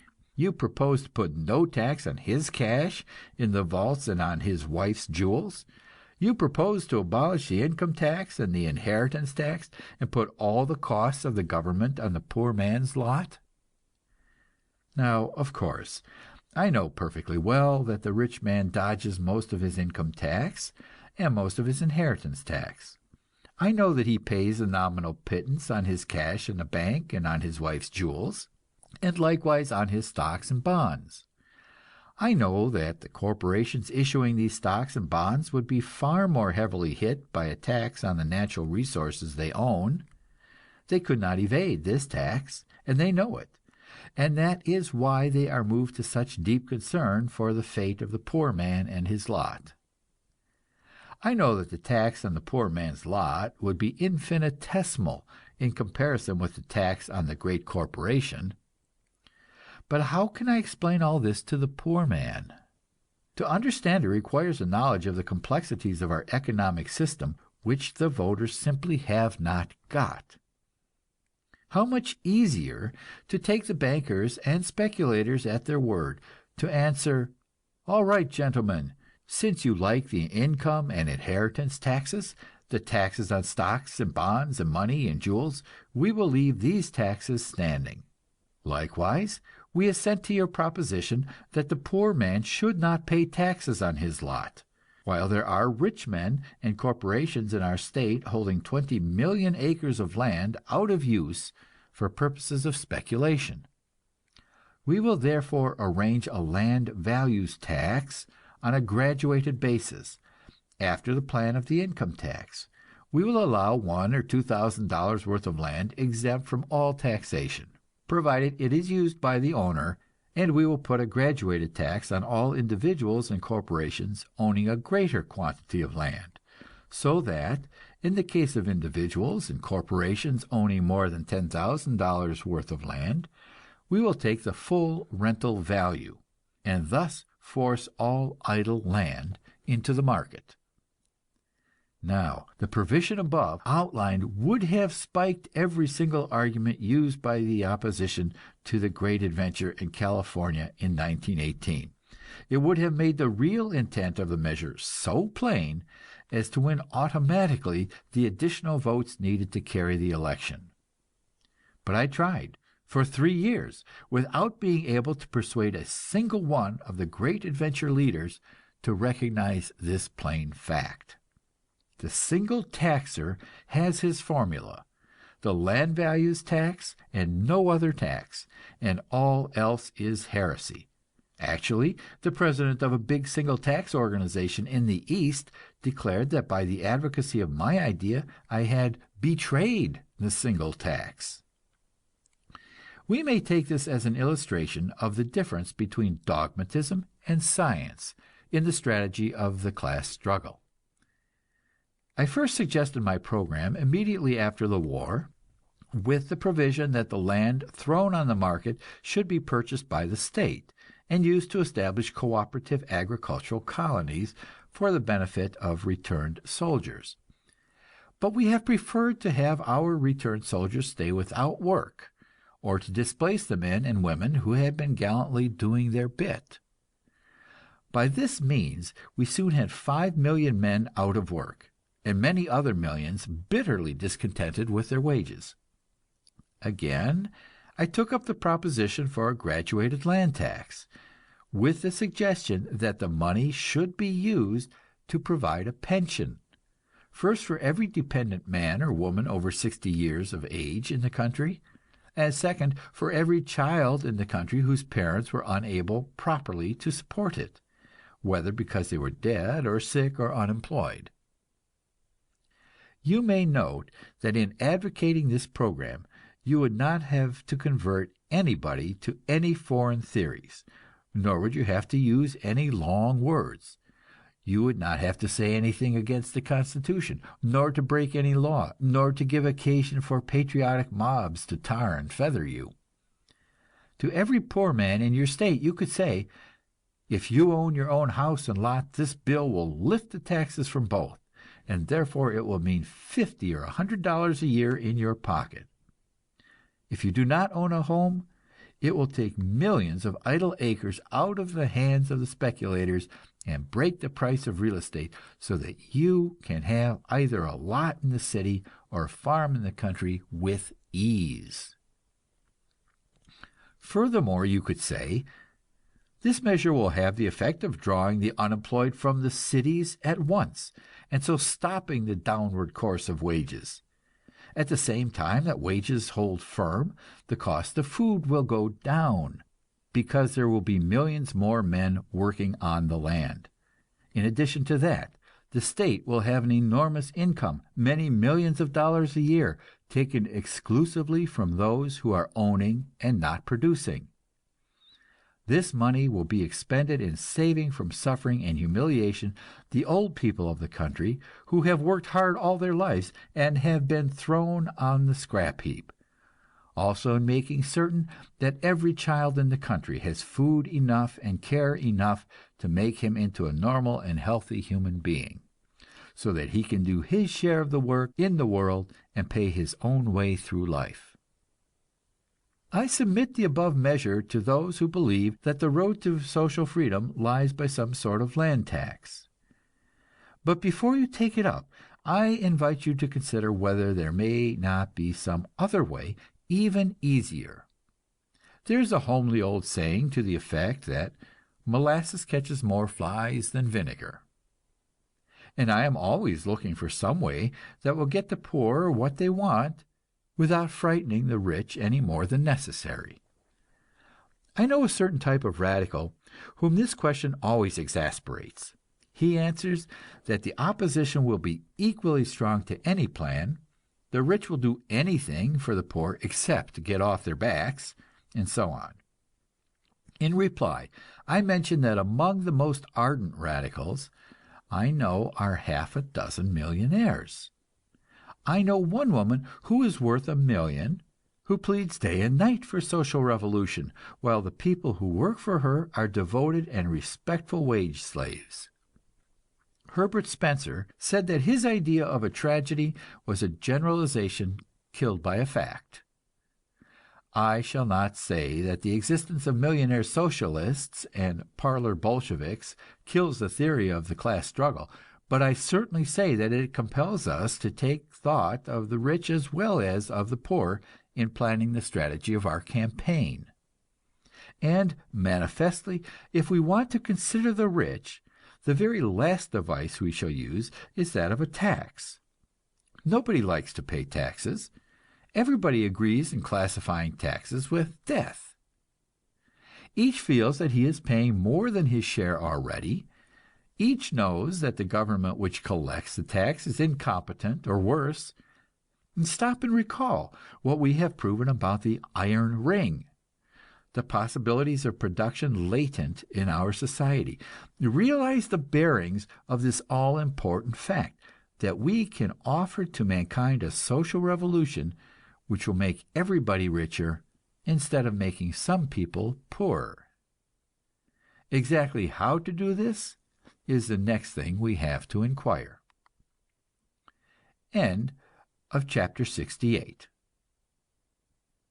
Chapter 69, the control of credit, deals with money, the part it plays in the restriction of industry, and may play in the freeing of industry. How is it that the rich are becoming richer? The single taxer answers that it is by monopoly of the land, the natural sources of wealth. The socialist answers that it is by the control of the machinery of production.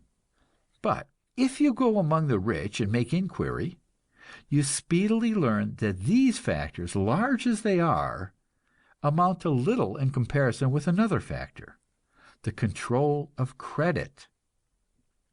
There are hosts of little capitalists and businessmen who deal in land and produce goods with machinery, but the men who make the real fortunes and dominate the modern world are those who control credit, and whose business it is, not the production of anything, but speculation and the manipulation of markets. Money makes the mare go, our ancestors used to say, and money today determines the destiny of empires. What is money? We think of it as gold and silver coins and pieces of engraved paper promising to pay gold and silver coins. But the report of the U.S. Comptroller of the Currency for 1919 shows that the business of the country was done 5% by such means and 95% by checks. So for practical purposes, we may say that money consists of men's willingness to trust other men, or groups or organizations of men, when they make written promises to pay. In other words, money is credit, and the control of credit means the control of industry. The problem of social readjustment is mainly but the problem of taking the control of credit out of the hands of private individuals and making it a public or social function. Who controls credit today? The bankers. And how do they control it? We give it to them. We, the masses of the people, who take them our money and leave it with them. And very little real money in hand becomes, under our banking system, the basis of a great amount of imaginary money. The Federal Reserve Law requires the bank shall hold in reserve from 7 to 13% of demand deposits, which means, in substance, that when you leave $1 with the banker is allowed, under the law, to turn that dollar into anywhere from $7 to $13 and lend those dollars out. In addition, he deposits his reserves with the Federal Reserve Bank, and that bank keeps only 35% in reserve. In other words, the 7 to 13 imaginary dollars are multiplied again by 3. Under the stress of war, this process of credit inflation has been growing like the genie let out of the bottle. Under the law, the Federal Reserve banks are supposed to hold a gold reserve of 40% to secure our currency. But in December 1919, these banks held a trifle over $1 billion worth of gold, while our paper money was over $4 billion. In addition, our banks have over 33 billions of deposits, and all these are supposed to be secured by gold. In addition, there are 25 billions of government bonds, and uncounted billions of private notes, bonds, and accounts, all supposed to be payable in gold. So it appears that about 1% of our outstanding money is real, and the rest is imaginary. That is, it is credit. The point for you to get clear is this: the great mass of this imaginary money is created by law, and we have the power to abolish it or to change the ownership of it at any time we develop the necessary intelligence. Let us consider the ordinary paper money, the $1 and $2 and $5 and $10 bills with which we plain people do most of our business. These are Federal Reserve notes, and there are about 3 billions of them. How do they come to be? Why, we grant to the national banks by law the right to make this money. The government prints it for them, and they put it into circulation. And what does it cost them? They pay 1% for the use of the money. In some cases, they pay only 0.5%, and then they lend it to us, the people. And what do they charge us? The answer is available in a recent report of the U.S. Comptroller of the Currency as follows. I have the record of the loans made by one Texas national bank to a hard-working woman who owned a little farm a few miles from town. She borrowed in the aggregate $2,375, making about 30 loans during the year. Listen to the details of the robbery. $162.50 for 30 days at 36%, $377 for 34 days at 44%, $620.25 for 23 days at 77%, $11 for 30 days at 120%, $21.50 for 30 days at 90%, $33 for 2 days at 93%, $27 for 15 days at 195%, $110 for 30 days at 120%. That was to buy a horse for her plowing. $20 for 48 days at 187%, $6 for 10 days at 720%, $7 for 3 days at 2,000%, and so on, every cent paid off by what sweat and struggle only God knows. In Oklahoma, where the legal rate of interest is 6%, with 10% as the maximum under special contract, harassed farmers paid all the way from 12 to 2,400%, with 40% as the average. In the case of one bank, the comptroller proved that not a single solitary loan had been made under 15%. He cited one particular case that he asked to be regarded as typical. In the spring, the farmer went to the bank and arranged for a loan of $200. Out of his necessity, he was compelled to pay 55% interest charge. Unable to meet the note at maturity, he had to agree to 100% interest in order to get the renewal. The next renewal forced him to pay up to 125%. For 4 years the thing went on, and all the drudgery of the father and the mother and the 6 children could never keep down the terrible interest or wipe out the principal. As a finish, the bank swooped down and sold him out. The wretched man, barefoot and hungry, went to work clearing a swamp, caught pneumonia, and died. The county buried him, and neighbors raised a purse to send the widow and children back to friends in Arkansas. This is the thing called the money trust in action, and this is the power we have to take out of private control. It is our first job, and all other jobs are in comparison hardly worth mentioning. How are we going to do it? The farmers of North Dakota have shown one way. They took the control of their state government into their own hands, and the most important and significant thing they did was to start a public bank. The interests fought them tooth and nail, not merely the interests of North Dakota, not merely of the Northwest, but of the entire United States. They fought them in the law courts up to the United States Supreme Court, which decided in favor of the people of North Dakota. Therefore, make note of this vital fact, the most important single fact in the strategy of the class struggle. Every state can, under the Constitution, have a public bank. Every city and town can have one, and no court can ever forbid it.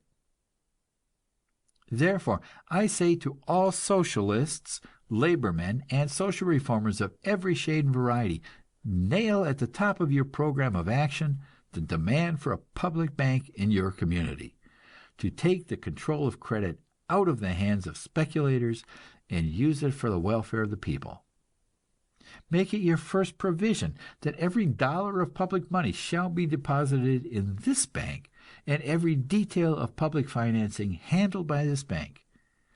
Make it your second provision that the purpose of this bank shall be to put all private banks out of business, and to take over their powers for the people. At present, you understand, it is taken for granted that the first purpose of the government is to foster the private credit system. Take, for example, the Postal Savings Bank. The private banks fought this for a generation, and finally they allowed us to have it, on condition that it should be turned into a device for collecting money for them. Our postal bank turns over all its money to the private banks at the grotesque rate of 2% interest. And recently I read of the director of the postal bank appearing before a convention of bankers, asking for some small favor, and humbly explaining that it was not his idea to make the postal bank a rival of the private savings banks. Why should he not do so? Let us nail it to our radical program that the postal savings bank is to fight for business, just as do the private banks, and lend its funds direct to the people on good security. Let our federal banking system also become the servant of the public welfare, and let its energy be devoted to breaking the stranglehold of predatory finance on our industry. Let the government issue all the money and use it for the transfer of industry from private into public hands. Do we want to socialize our railroads, our coal mines, our telegraphs and telephones? Do we want to buy them in order to avoid the waste of civil war and insurrection? We have agreed that we do, and here we have the way of doing it. If the bankers can create out of our willingness to trust them billions upon billions of imaginary money, then so can we, the people of the United States, create money out of our willingness to trust ourselves. And do not let anybody fool you for a single second by talking about fiat money and inflation of currency. If you are paying twice as much for everything as you did before the war, you are paying it because the bankers have doubled the amount of money in circulation. For that reason and that alone. That double money the bankers own. The only question now to be decided is, who is to own the double money that will be created tomorrow?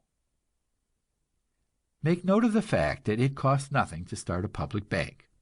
If you want to put the Steel Trust out of business by competition, you have several $100,000 worth of rolling mills and ore land to buy. But the banks can be put out of business by nothing but a law. The material parts of a bank, the white marble columns and bronze railings and mahogany trimmings, are as nothing compared with the inner soul of a bank, its control of the lifeblood of your business and mine. And this we can have for the taking. We can keep our own credit instead of sending it to Wall Street, where the speculators use it to bleed us white. We could set it to building up our own community under the direction of officials whom we select. Also, we can have our gigantic national bank controlling all our 33 billions of dollars of deposits, and likewise the hundreds of billions of credit built upon them. The first time you suggest this plan to a banker or businessman, you will be told that increase of money by the government does not benefit labor or the general consumer. Inflation of currency causes prices to go up correspondingly. To this I will furnish an effective reply: that at the same time the government issues new money, the government will also fix prices. And then watch the face of your banker or businessman. If he is a man who can really think, and is not just repeating like a parrot the formulas he has learned from others, he will perceive that the combination of currency inflation and price fixing would catch him as the two parts of a nutcracker catch a nut. And he will know that you can take the meat out of him any time you please. He may argue that it is not fair, but point out to him that it is exactly what the big banks and trusts have been doing to us right along, increasing the amount of money in circulation and at the same time raising the prices we pay for goods, and so taking out the meat from us nuts. We have agreed that we do not mean to be unfair either to the banker or the manufacturer. We are simply going to stop their being unfair to us. We are going to convince them that their power to catch us in a nutcracker is forever at an end. We allow them 6% on their investments, and guarantee them this by turning over to them some of our new money, that is, government bonds. When we have thoroughly convinced them that they can't get any more, They will take these bonds and quit. And thus, simply without violence or destruction of property, we shall slide from our present system of commercial cannibalism into the new cooperative commonwealth. We have had cheap money campaigns in the United States many times, and as this book is written, it becomes evident that we are to have another. Henry Ford is advocating the idea, and so is Thomas A. Edison.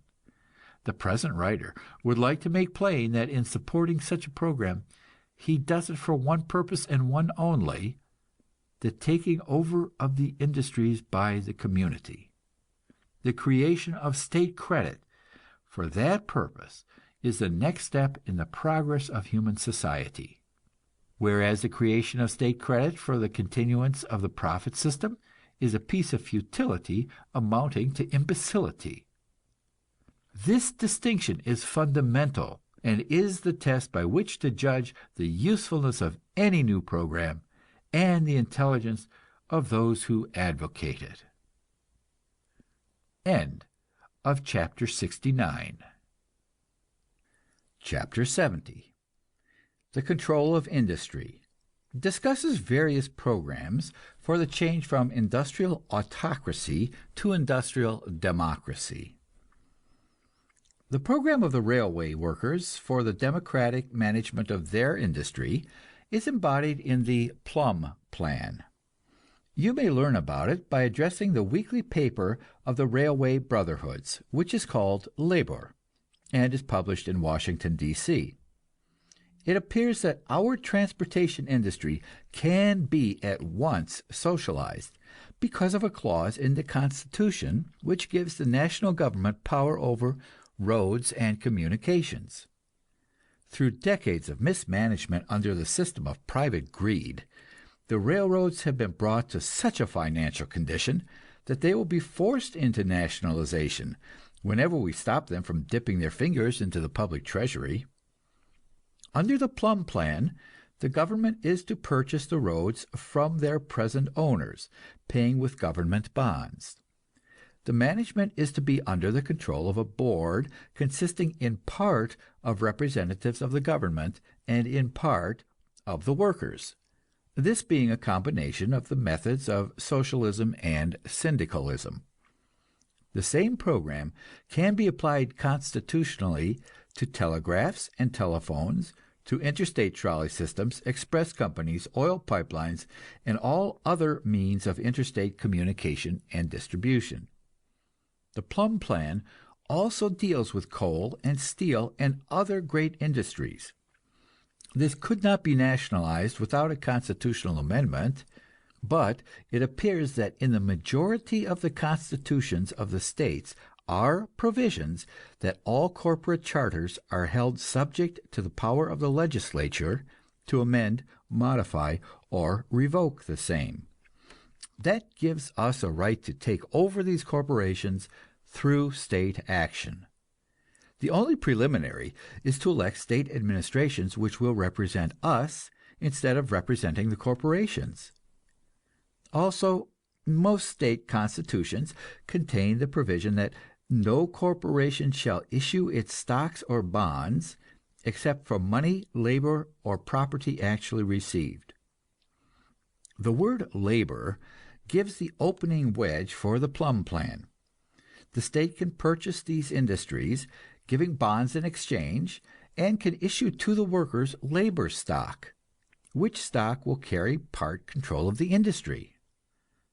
Also, the railroad brotherhoods have started their own bank in Cleveland, Ohio, and it is proving an enormous success. Make note of this point. Every large labor union can have its own bank to finance its industries and its propaganda. Stop and consider how preposterous it is that the 5 million organized workers of the United States should deposit their hundreds of millions of savings in capitalist banks to be used to finance private undertakings which crush unions and hold labor in bondage. Let every big labor union have its own building, its own banking and insurance business, its own vacation camp in the country, its own school for the training of its future leaders. Also, let every labor council in every big city start a labor daily to tell the workers the truth and point the way to freedom. Let every farmers' organization follow suit, and let these groups get together to exchange their products upon a cooperative basis. Already, the railway men are arranging with the farmers to buy the farm products and distribute them cooperatively. They are getting together with the clothing workers to have the latter make clothing for them, and with the shoe workers to make shoes.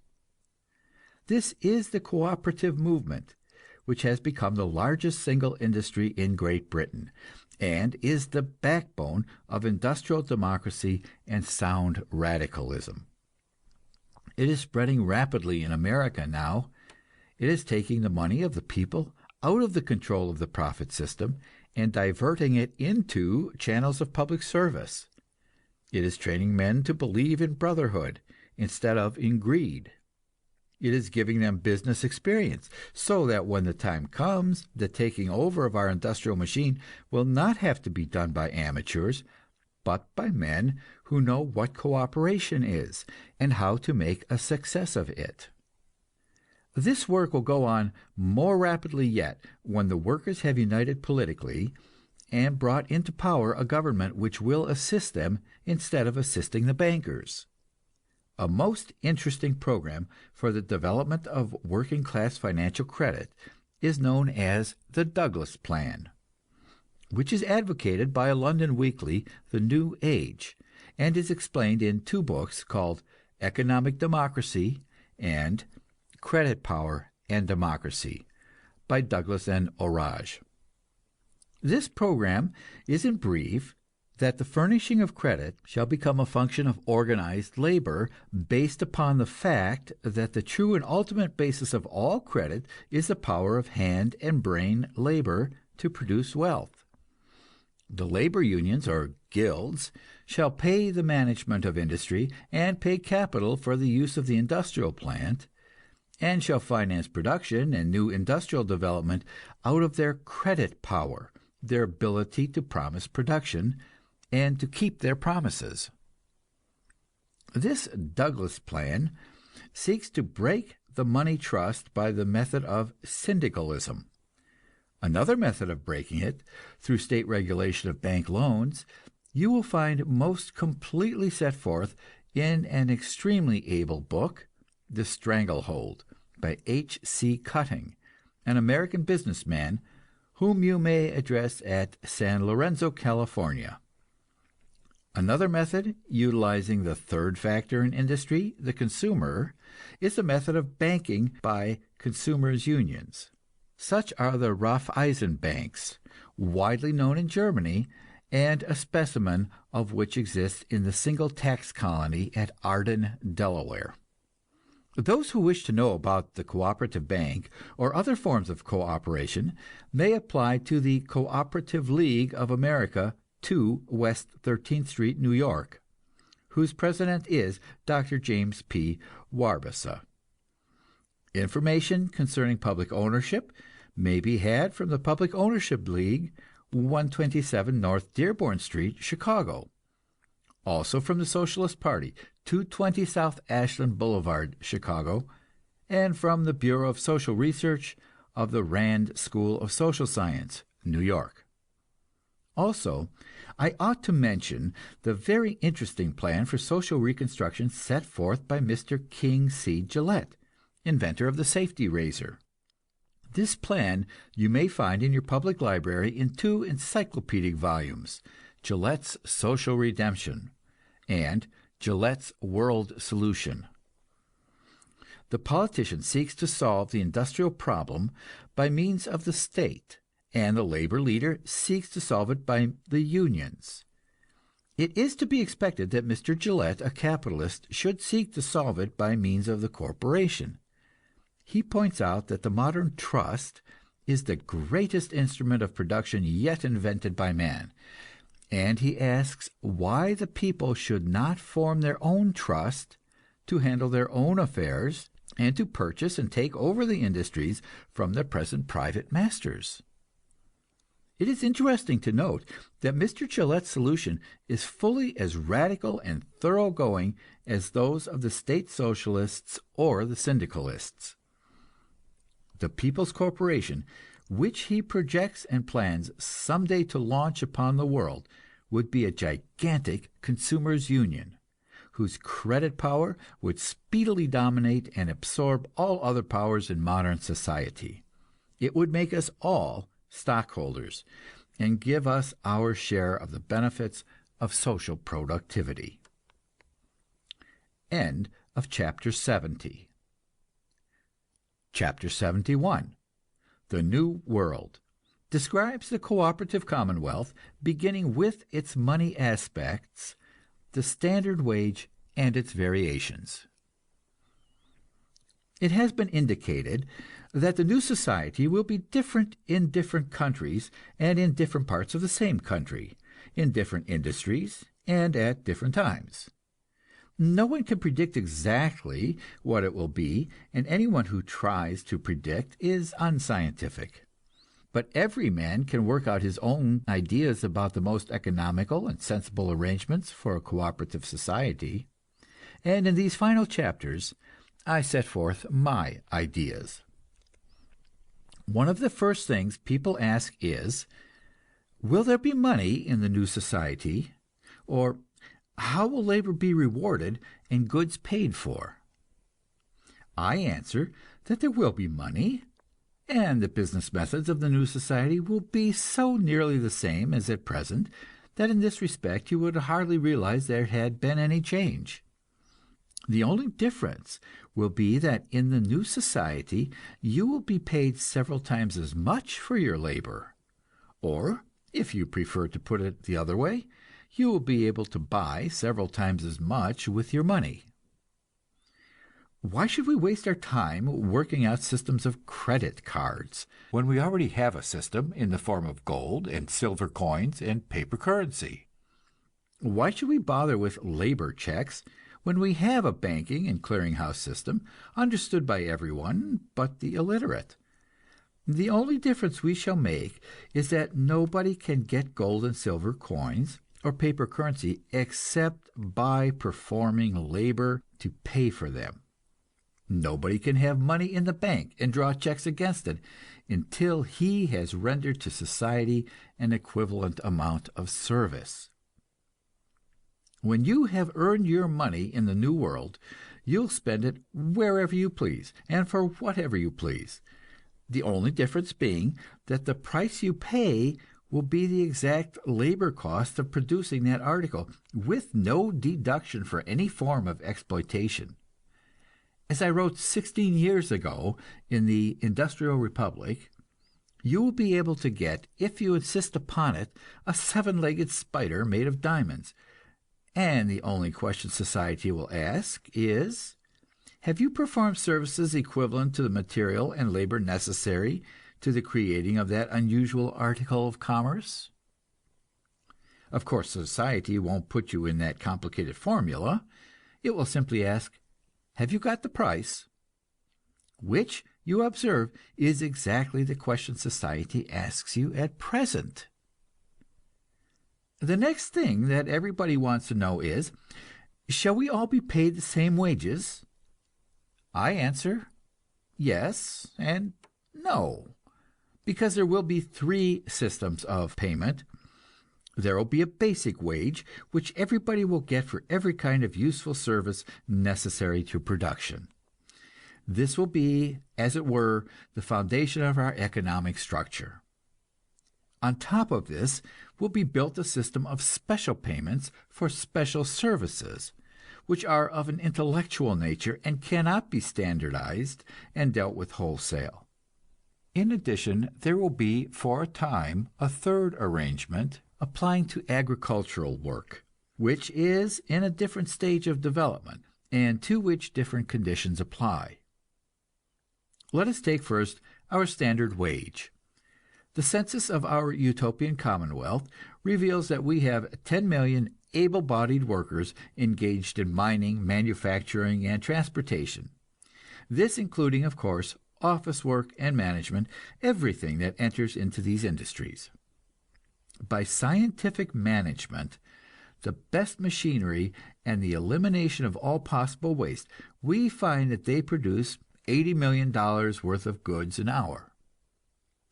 A portion of this we have to set aside to pay for the raw materials which they do not produce, and for the upkeep of the plant, and for margin of error, what our great corporations call a surplus.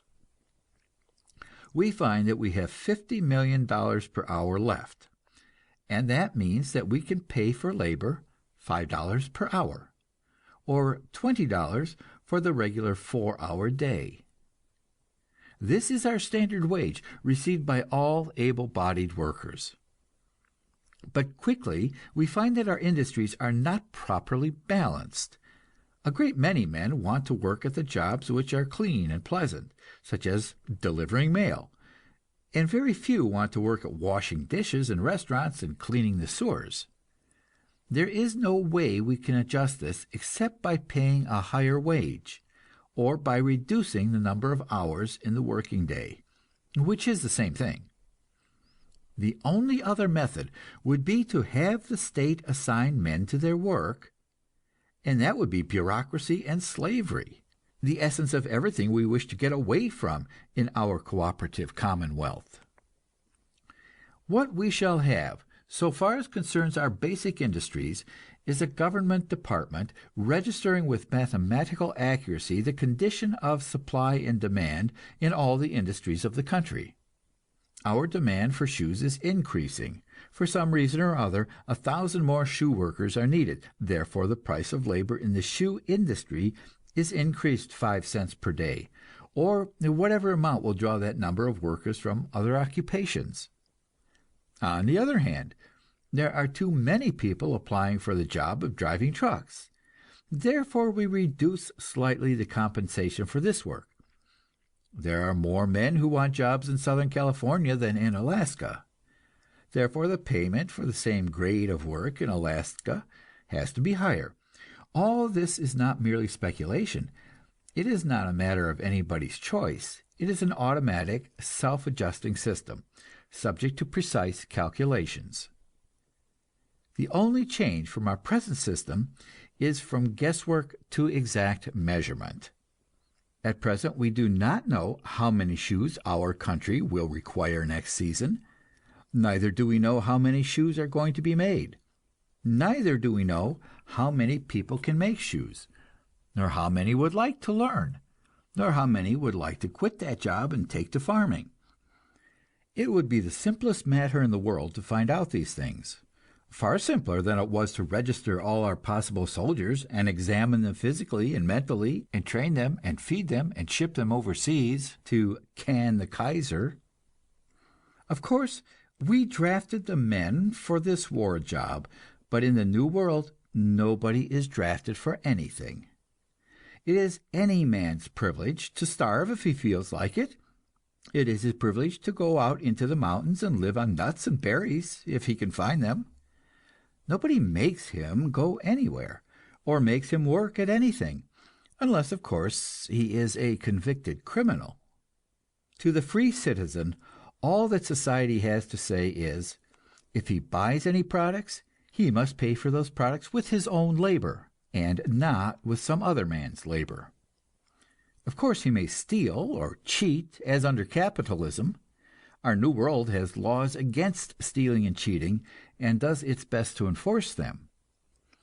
The difference between the capitalist world and our world is merely that we make it impossible for any man to get money legally without working. Under these conditions, the average man wishes to work, and the only question remaining is, how shall he work? If he wants to work by himself and in his own way, nobody objects to it. He is able to buy anything he pleases, whether raw materials or finished products. If he wants to buy leather and make shoes after his own pattern, no one stops him, and if he can find anyone to buy these shoes, he can earn his living in that way. he is able to get land for as long a time as he wants it by paying to the state the full rental value of that land. And if he wants to farm the land, he can do so, and sell his products. As a matter of theory, he is perfectly free to hire others to farm the land for him or with him. There is no law to prevent it. Neither is there any law to prevent his renting a factory and buying machinery and hiring labor to make the shoes. But as a matter of practical fact, it is impossible for him to do this because the community is in the business of making shoes, and on an enormous scale, with great factories run democratically by the workers, and there is very small chance of any private businessman being able to draw the workers away from these factories. The community factories have all the latest machinery, they apply the latest methods of scientific management, and they turn out standard shoes at such a rate that private competition is unthinkable. Of course, there may be some special kind of shoes involving an intellectual element in which there can be private competition. This kind of manufacture is covered in our second method of payment. But before we discuss it, let us settle the problem of our most important basic industry, which is agriculture. End of chapter 71. Chapter 72. Agricultural production discusses the land in the New World and how we foster cooperative farming and cooperative homes. Farming the land is a very ancient industry, and while its tools have been improved, its social forms have been the same for a long time. The worker on the land is conservative, and the Russian Bolsheviks, who tried to rush their peasants into communism, found that they had only succeeded in stopping the production of food. We make no such blunder in our new society.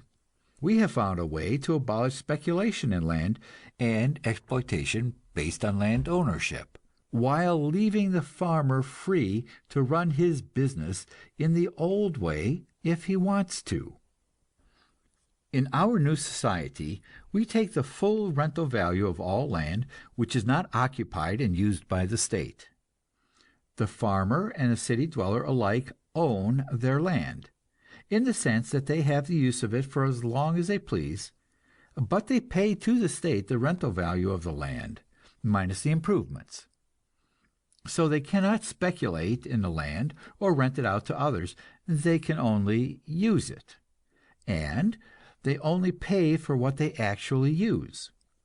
They may put improvements on the land with full assurance of having the use and benefit thereof, and they may sell the improvements, and the new owner enters into possession with no obligation but to pay the rental value of the unimproved land to the state.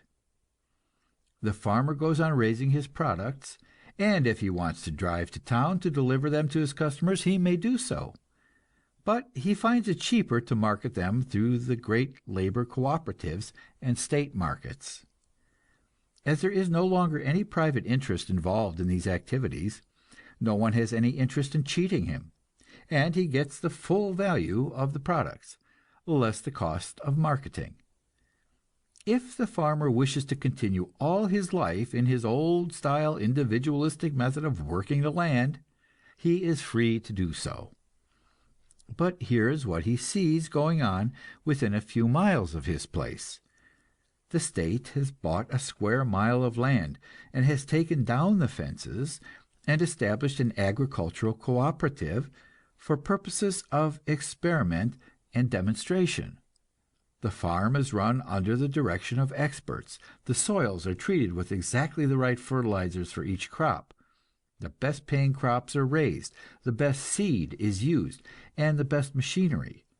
The workers of this new agricultural cooperative receive the standard wage, and they live in homes specially built for them, with all the conveniences made possible by wholesale production.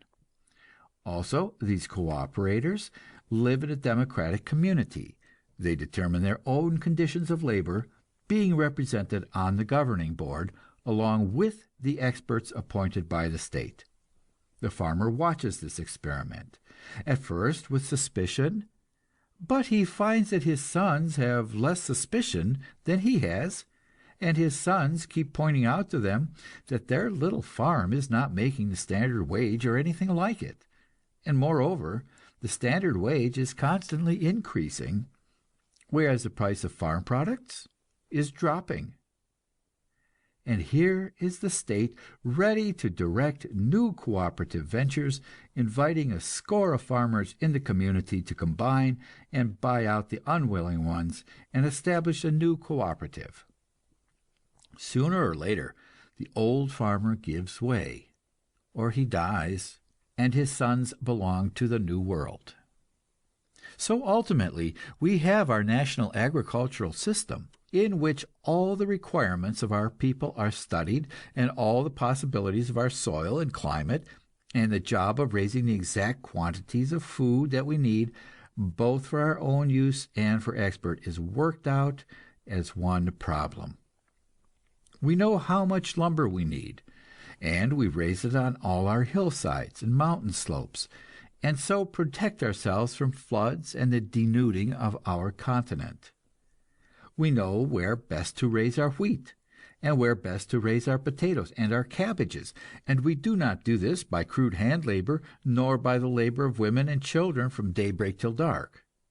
We have special machines that plant each crop, and other machines that reap it or dig it out of the ground and prepare it for market. A few days ago I read a discussion in the Chamber of Commerce of Calcutta. Someone called attention to the wastes involved in the current method of handling rubber. One consignment of rubber had been sold more than 300 separate times, and the cost of these transactions amounted to 3 times the value of the rubber. This is only one illustration, and I might quote 1,000. If you doubt my figures as to the possibility of production in the new society, remind yourself that a large percentage of the things you use have been bought and sold many scores of times before you get them. Consider the cabbage, for which you pay 6 or 8 cents a pound in the grocery store, and for which the farmer gets, say, half a cent a pound. In this new world, the state has an enormous income derived from its tax on land values. It no longer has to send around men once a year to ask you how many diamond rings your wife has, and to tax you on your honesty, if you have any. It no longer has to make its money by such lying devices as a tariff. Therefore, its moral being is no longer poisoned by a tariff lobby. It taxes every citizen for the right to use that which nature created, and leaves free from taxation that which the citizen's own labor created. This kind of taxation is honest and fair to all, because no one can evade it.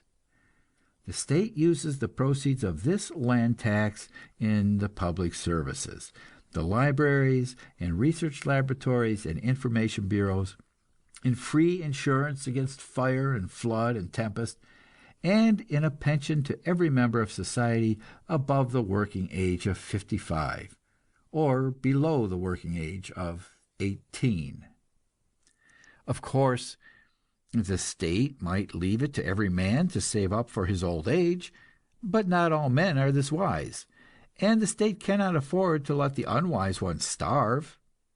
It is more convenient for the state to figure out that all men, or nearly all, are going to be old, and to hold back some of their money while they are young and strong, in the certainty that when they are old they will appreciate this service.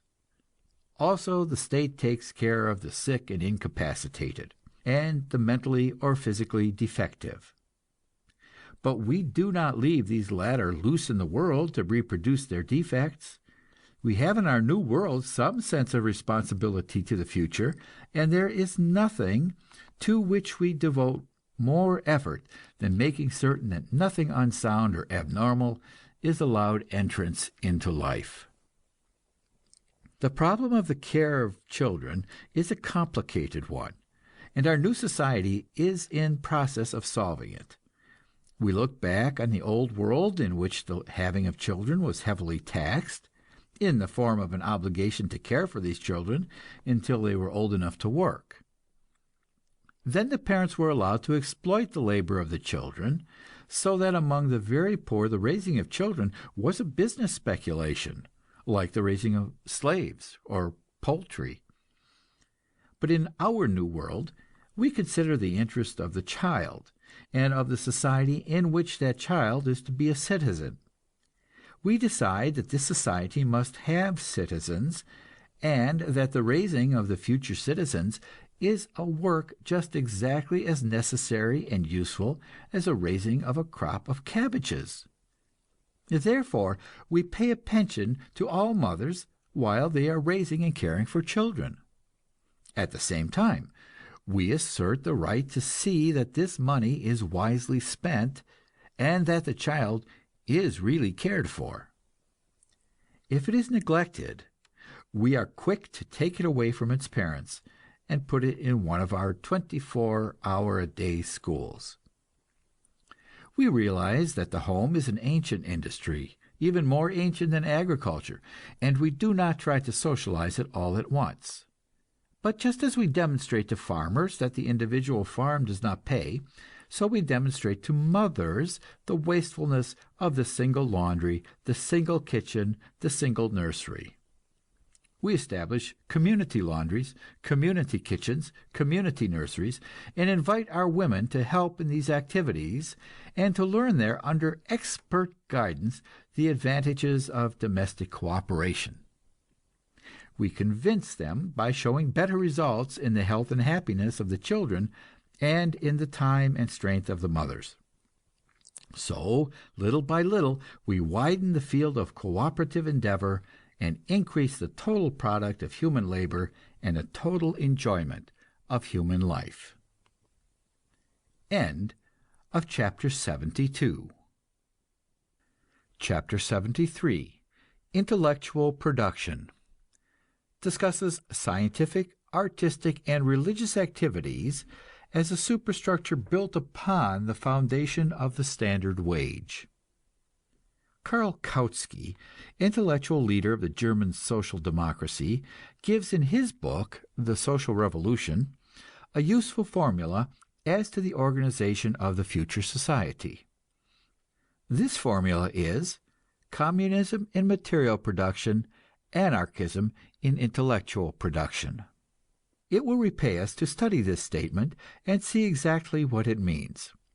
Material production depends directly upon things, and as there is only a limited quantity of things in the world, if any one person has more than his share, he deprives some other person to that extent. So there have to be strict laws concerning the distribution of material products. But with intellectual things, exactly the opposite is the case. There is no limit in quantity, and any one person can have all he wants without interfering with anybody else. Everybody in the world can perform a play by Shakespeare or play a sonata by Beethoven, and everybody can enjoy it as much as he pleases, without keeping other people from enjoying it all they please. Also, material production can be standardized. We can have great factories to turn out millions of boxes of matches, each match like every other match, and the more alike they are, the better. But in intellectual affairs, we want everyone to be different, or at least we want everyone to be free to be different. And if someone can become much better than the others, this is the most important kind of production in the world, for he may make over our whole intellectual and moral life. For the production of material things, our new society has great factories, owned in common, and run by majority vote of the workers, and we place the products of that factory at the disposal of all members of society upon equal terms. That is our communism in material production. On the other hand, in our intellectual production, we leave everybody free to live his own life and to associate himself with others of like aims, and we place as few restrictions as possible upon these activities. This is the method of free association, or anarchism in intellectual production. Our problem would be simple if material and intellectual production never had to mingle. But, as it happens, every kind of intellectual production requires a certain amount of material, and every kind of material production involves an intellectual element. Therefore, our two methods have to be combined, and we have a complex problem which we have to solve in a variety of different ways, and upon which we must experiment with open minds and scientific temper. First, let us take the intellectual elements involved in the production of purely material things, such as matches and shoes and soap. Let us take invention. Naturally, we do not want to go on making matches and shoes and soap in the same old way forever. On the contrary, we want to stimulate all the workers in these industries to use their wits and improve the processes in every possible way. The whole of society has an interest in this, and the soap workers have an especial interest. Our soap industry has an invention department, with a group of experts appointed by the executive committee of the National Council of Soap Workers. All soap workers are taxed, say, 5 cents a day for the support of this activity. Likewise, the state contributes a generous sum out of its income toward the work of soap research. In addition to this, the soap industry offers prizes and scholarships for suggestions as to the improvement of every detail of the work, and at meetings of every local of soap workers, somebody makes new suggestions as to methods of stimulating their intellectual life, not merely as regards soap, but as regards citizenship and art and literature and human life in general. Our soap workers, you must understand, are no longer wage slaves, brutalized by toil and poverty. They are free citizens of a free society. Our soap workers local in every city has its own theater and concert hall and lecture bureau and publishes its own magazine. Every industry has its immediate intellectual problems, its trade journals in which these are discussed, and its research boards in which they are worked out. The ambitions of the young workers in that industry are concentrated upon getting into this intellectual part of their trade.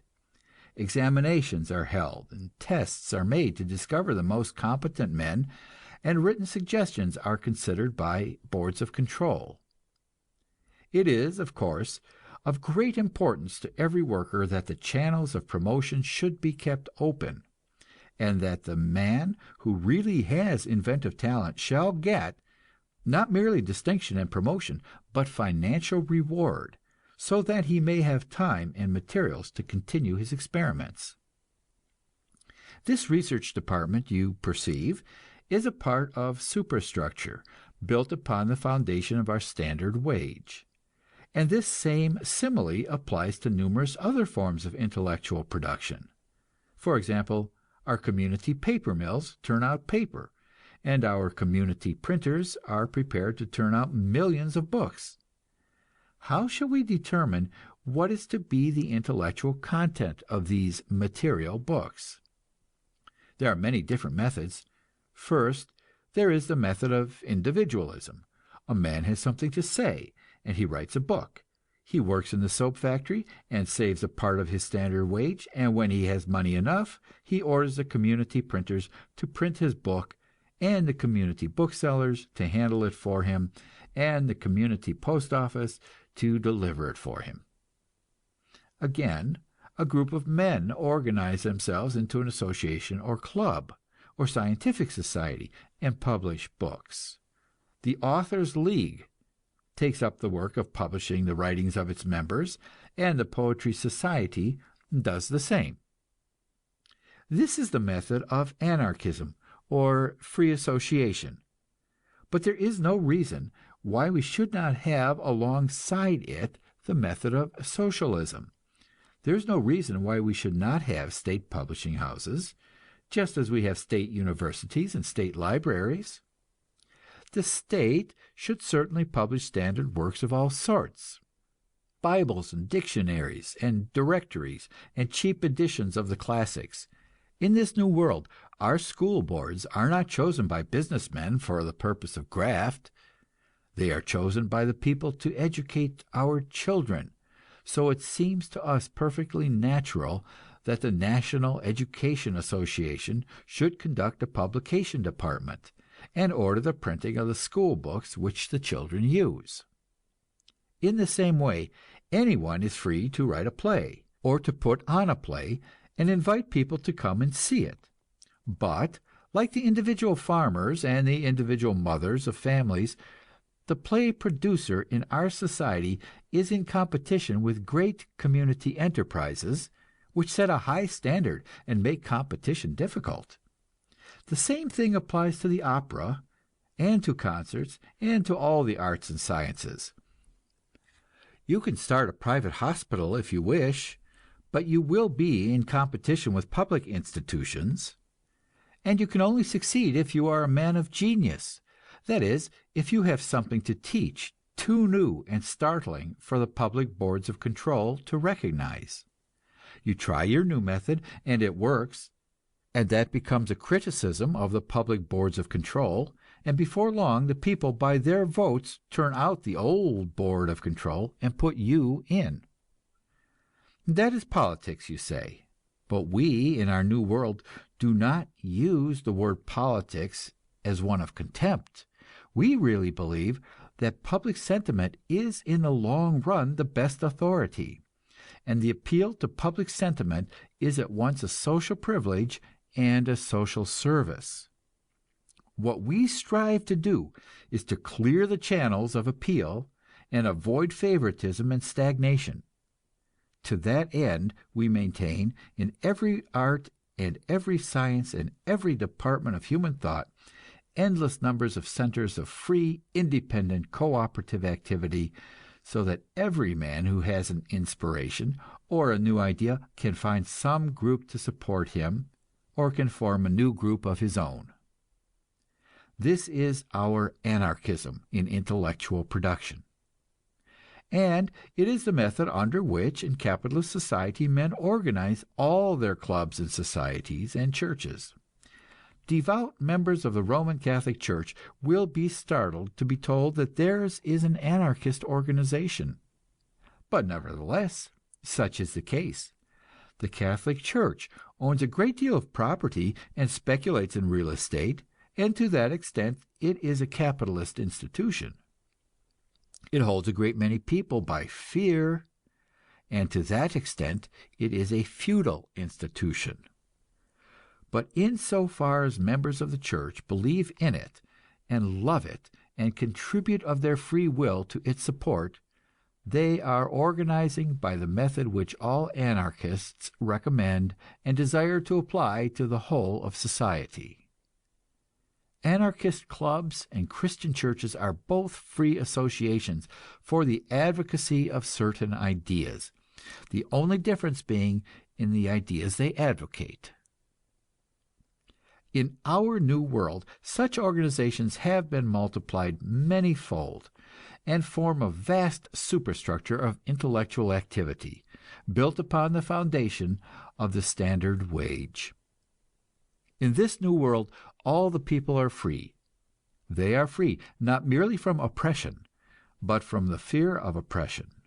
They have leisure and plenty, and they take part naturally and simply in the intellectual life. The old, of course, have not got over the dullness which a lifetime of drudgery impressed upon them, but the young are growing up in a world without classes, and in which it seems natural that everyone should be educated and everyone should have ideas. They earn their standard wage and devote their spare time to some form of intellectual or artistic endeavor, and spend their spare money in paying writers and artists and musicians and actors to stimulate and entertain them. These latter are the ways of distinction in our new society, These are the paths to power. The only rich men in our world are the men who produce intellectual goods, the great artists, orators, musicians, actors, and writers who are free to serve or not to serve as they see fit, and can therefore hold up the public for any price they care to charge.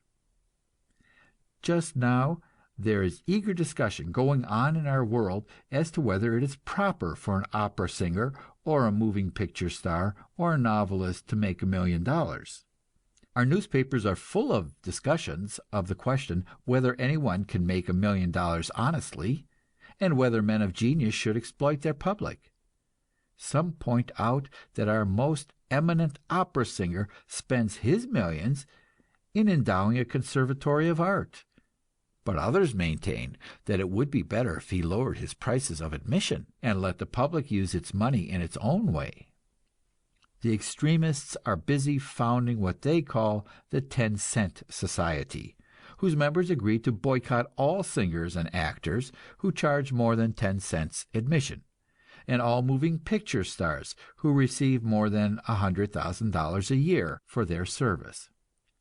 These 10-centers do not object to paying the money, but they object to the commercializing of art, and declare especially that the moral effects of riches is such that no rich person should ever, under any circumstances, be allowed to influence the youth of the nation.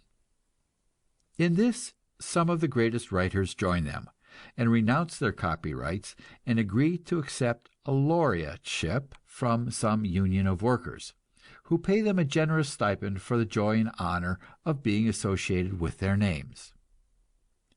The greatest poet of our time began life as a newsboy, and so the National Newsvendors' Society has adopted him and taken his name, and pays him $10,000 a year for the privilege of publishing his works. End of chapter 73. Chapter 74. Mankind Remade. Discusses human nature and its weaknesses, and what happens to these in the new world. We have briefly sketched the economic arrangements of the cooperative commonwealth. Let us now consider what are the effects of these arrangements upon the principal social diseases of capitalism. The first and most dreadful of capitalism's diseases is war. And the economic changes here outlined have placed war, along with piracy and slavery, among the half-forgotten nightmares of history.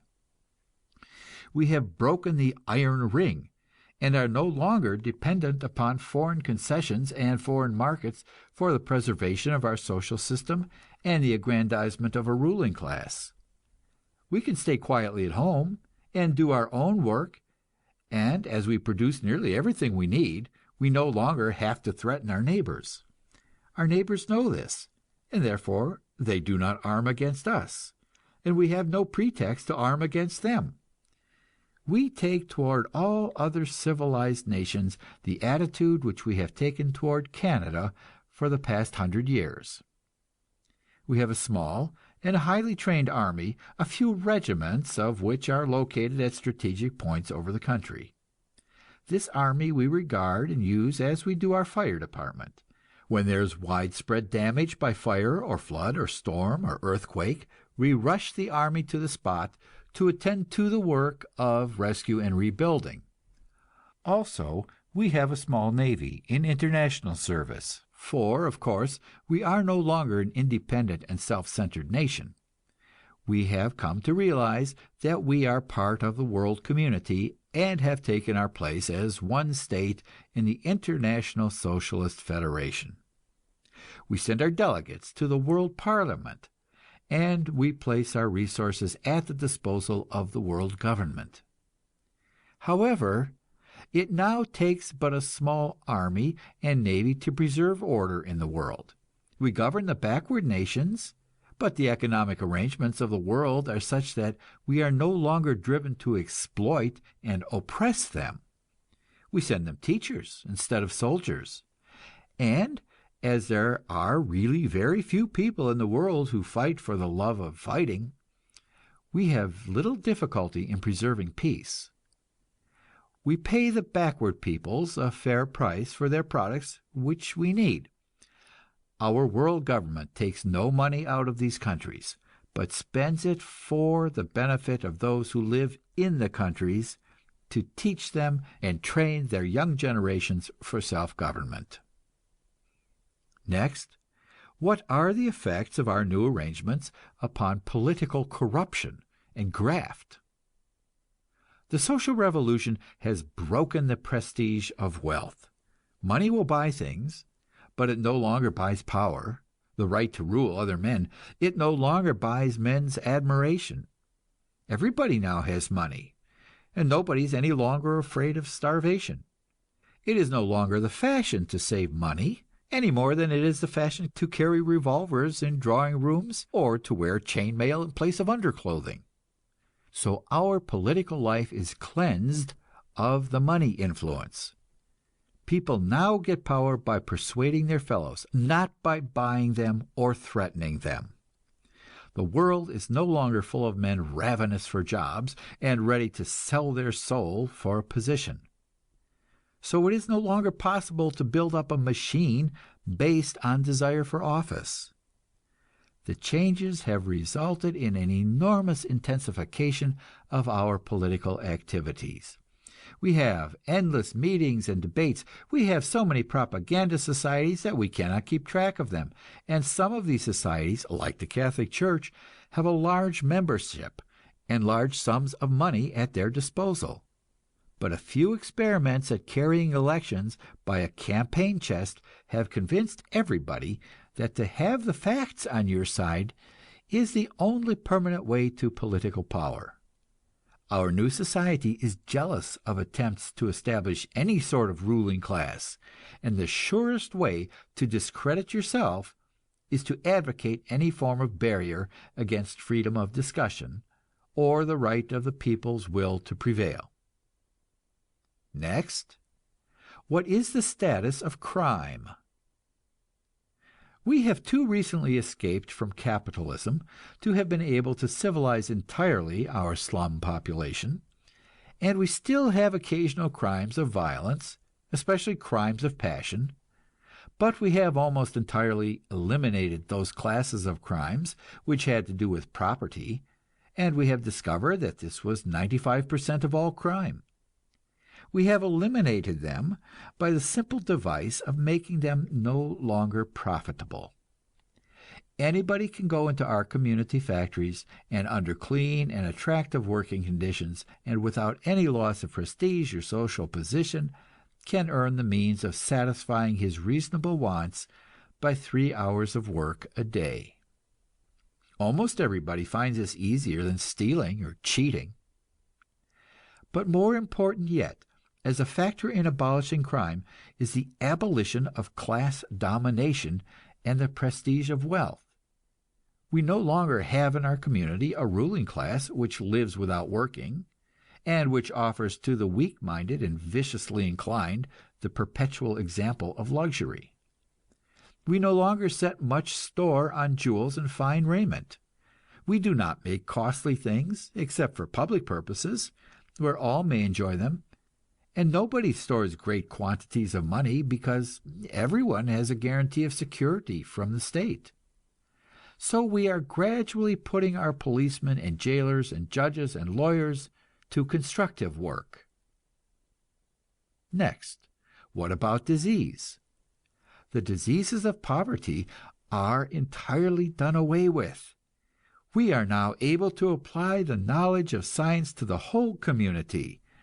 And so we no longer have to do with tuberculosis and typhoid, or with rickets and anemia in children, or with heavy infant mortality.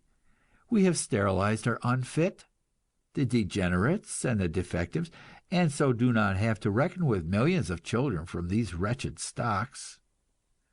We now give to the question of public health that prominence which in the old days we used to give to war and the suppression of crime and social protest. Our public health officers now replace our generals and admirals, and we really obey their orders. Next, as to prostitution. Just as in the case of crime, we are still too close to capitalism not to have among us the victims of social depravity, both men and women.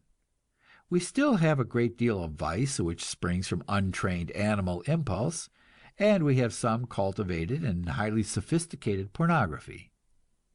But we have entirely done away with the commercial vice, and we have done it by cutting the root which nourished it. Women in our communities are really free, and by that we do not mean the empty political freedom which existed in the days of wage slavery. We mean that women are permanently delivered from economic inferiority by the recognition on the part of the state of the money value of their special kind of work, the bearing and training of children. This kind of work not merely receives the standard wage, it also receives the best surgical and nursing treatment free. Housework and homemaking are legally recognized services, and the woman before marriage and after her children have been nursed is free to go into the community factories and earn for herself the standard wage, with no loss of social position. Consequently, no woman sells her sex, and no man buys it. This does not mean, of course, that we have solved the sex problem in our new society. There are two great social problems with which we have to deal, the first of these being the sex problem, and the second the race problem. Our scientists are occupied with eugenics, and we are finding out how to guide our young people in marriage so that our race may be built up and the ravages of capitalism remedied as quickly as possible. Also, we are trying to find out the laws of happiness and health in love. We are founding societies for the purpose of protecting love, and as hinted in the Book of Love, we have a determined social structure between two groups of women, the mother women and the mistress women. Those who take love gravely as a means of improving the race, and those who take it as a decoration, a form of play. Our men are embarrassed by having to choose between these groups, and occupy themselves with trying to keep the struggle from turning into civil war. Second, the race problem. Our economic changes have, of course, done away with some of the bitterest phases of this strife. White working men in the North no longer mob and murder Negro working men for taking their jobs, and in the South our land values tax prevents the landlord from exploiting either white or Negro labor. But our white race is still irresistibly bent upon preserving its integrity of blood, and the more far-seeing among the Negroes have come to realize that there can never be any real happiness for them in a society where they are denied the higher social privileges. There is a movement for the development of a genuine Negro republic in Africa and for mass emigration. Also, there is a proposition, soon to be settled at an election, for the dividing of the United States into 3 districts upon racial lines. First, there are to be in the far South 3 or 4 states which are inhabited and governed solely by Negroes, and to which white men may come only as temporary visitors; a large group of states in the North which are white states, and to which Negroes may come only as visitors; and finally a middle group of states in which both whites and blacks are allowed to live, as at present, but with the proviso that no one may live there who takes part in any form of racial strife or agitation. This program gives to race-conscious Negroes their own land, their own civilization, their own chance of self-realization. It gives to race-conscious white men the same opportunity, and it leaves to those who are not troubled by the problem a country where black and white may dwell in quite good fellowship. Finally, what has been the effect of our economic changes upon the purely personal vices which gave us so much trouble and unhappiness in the old days? What, for example, has been the effect upon vanity. You should see our new crop of children in our high schools. There are no longer any social classes among them. The rich ones do not arrive in private automobiles to make the poor ones envious, and they do not isolate themselves in little snobbish cliques. They arrive in community automobiles, and all wear uniforms, one of the simple devices by which we repress the impulse of the young toward display of personal egotism. They are all full of health and happy play, and their heads are busily occupied with interesting ideas. Our girls are trained to thinking instead of to personal adornment. They are developing their minds instead of catching a rich husband by sexual charms. So we have been able in a single generation of training to make a real and appreciable difference in the amount of vanity and self-consciousness to be found among our young people. And the same thing applies to a score of other undesirable qualities, which, under the system of competitive commercialism, were overstimulated in human beings. In those old days, everyone was seeking his own survival, and certain qualities which had survival value became the principal characteristics of our race. Those qualities were greed and persistence in acquisitiveness, cunning and subtlety, also bragging and self-assertiveness. In that old world, people destroyed their fellows in order to make their own safety and power. They wasted goods in order to be esteemed, to preserve what they called their social position. But now we have cut the roots of all these vile weeds. We have so adjusted the business relationships of men that we do not have to have hysterical religious revivals in order to keep the human factors alive in their hearts. We have established it as a money fact which everyone quickly realizes that it pays better to cooperate. There is more profit and less bother in being of service to others. So we have prepared a soil in which virtues grow instead of vices, and we find that people become decent and kindly and helpful without exhortation, and with no more moral effort than the average man can comfortably make. Of course, we have still personal vices to combat, and new virtues to discover and to propagate, but this has to do with the future, whereas we are here confining ourselves to those things which have been demonstrated in our new society. End of chapter 74. End of the Book of Life by Upton Sinclair.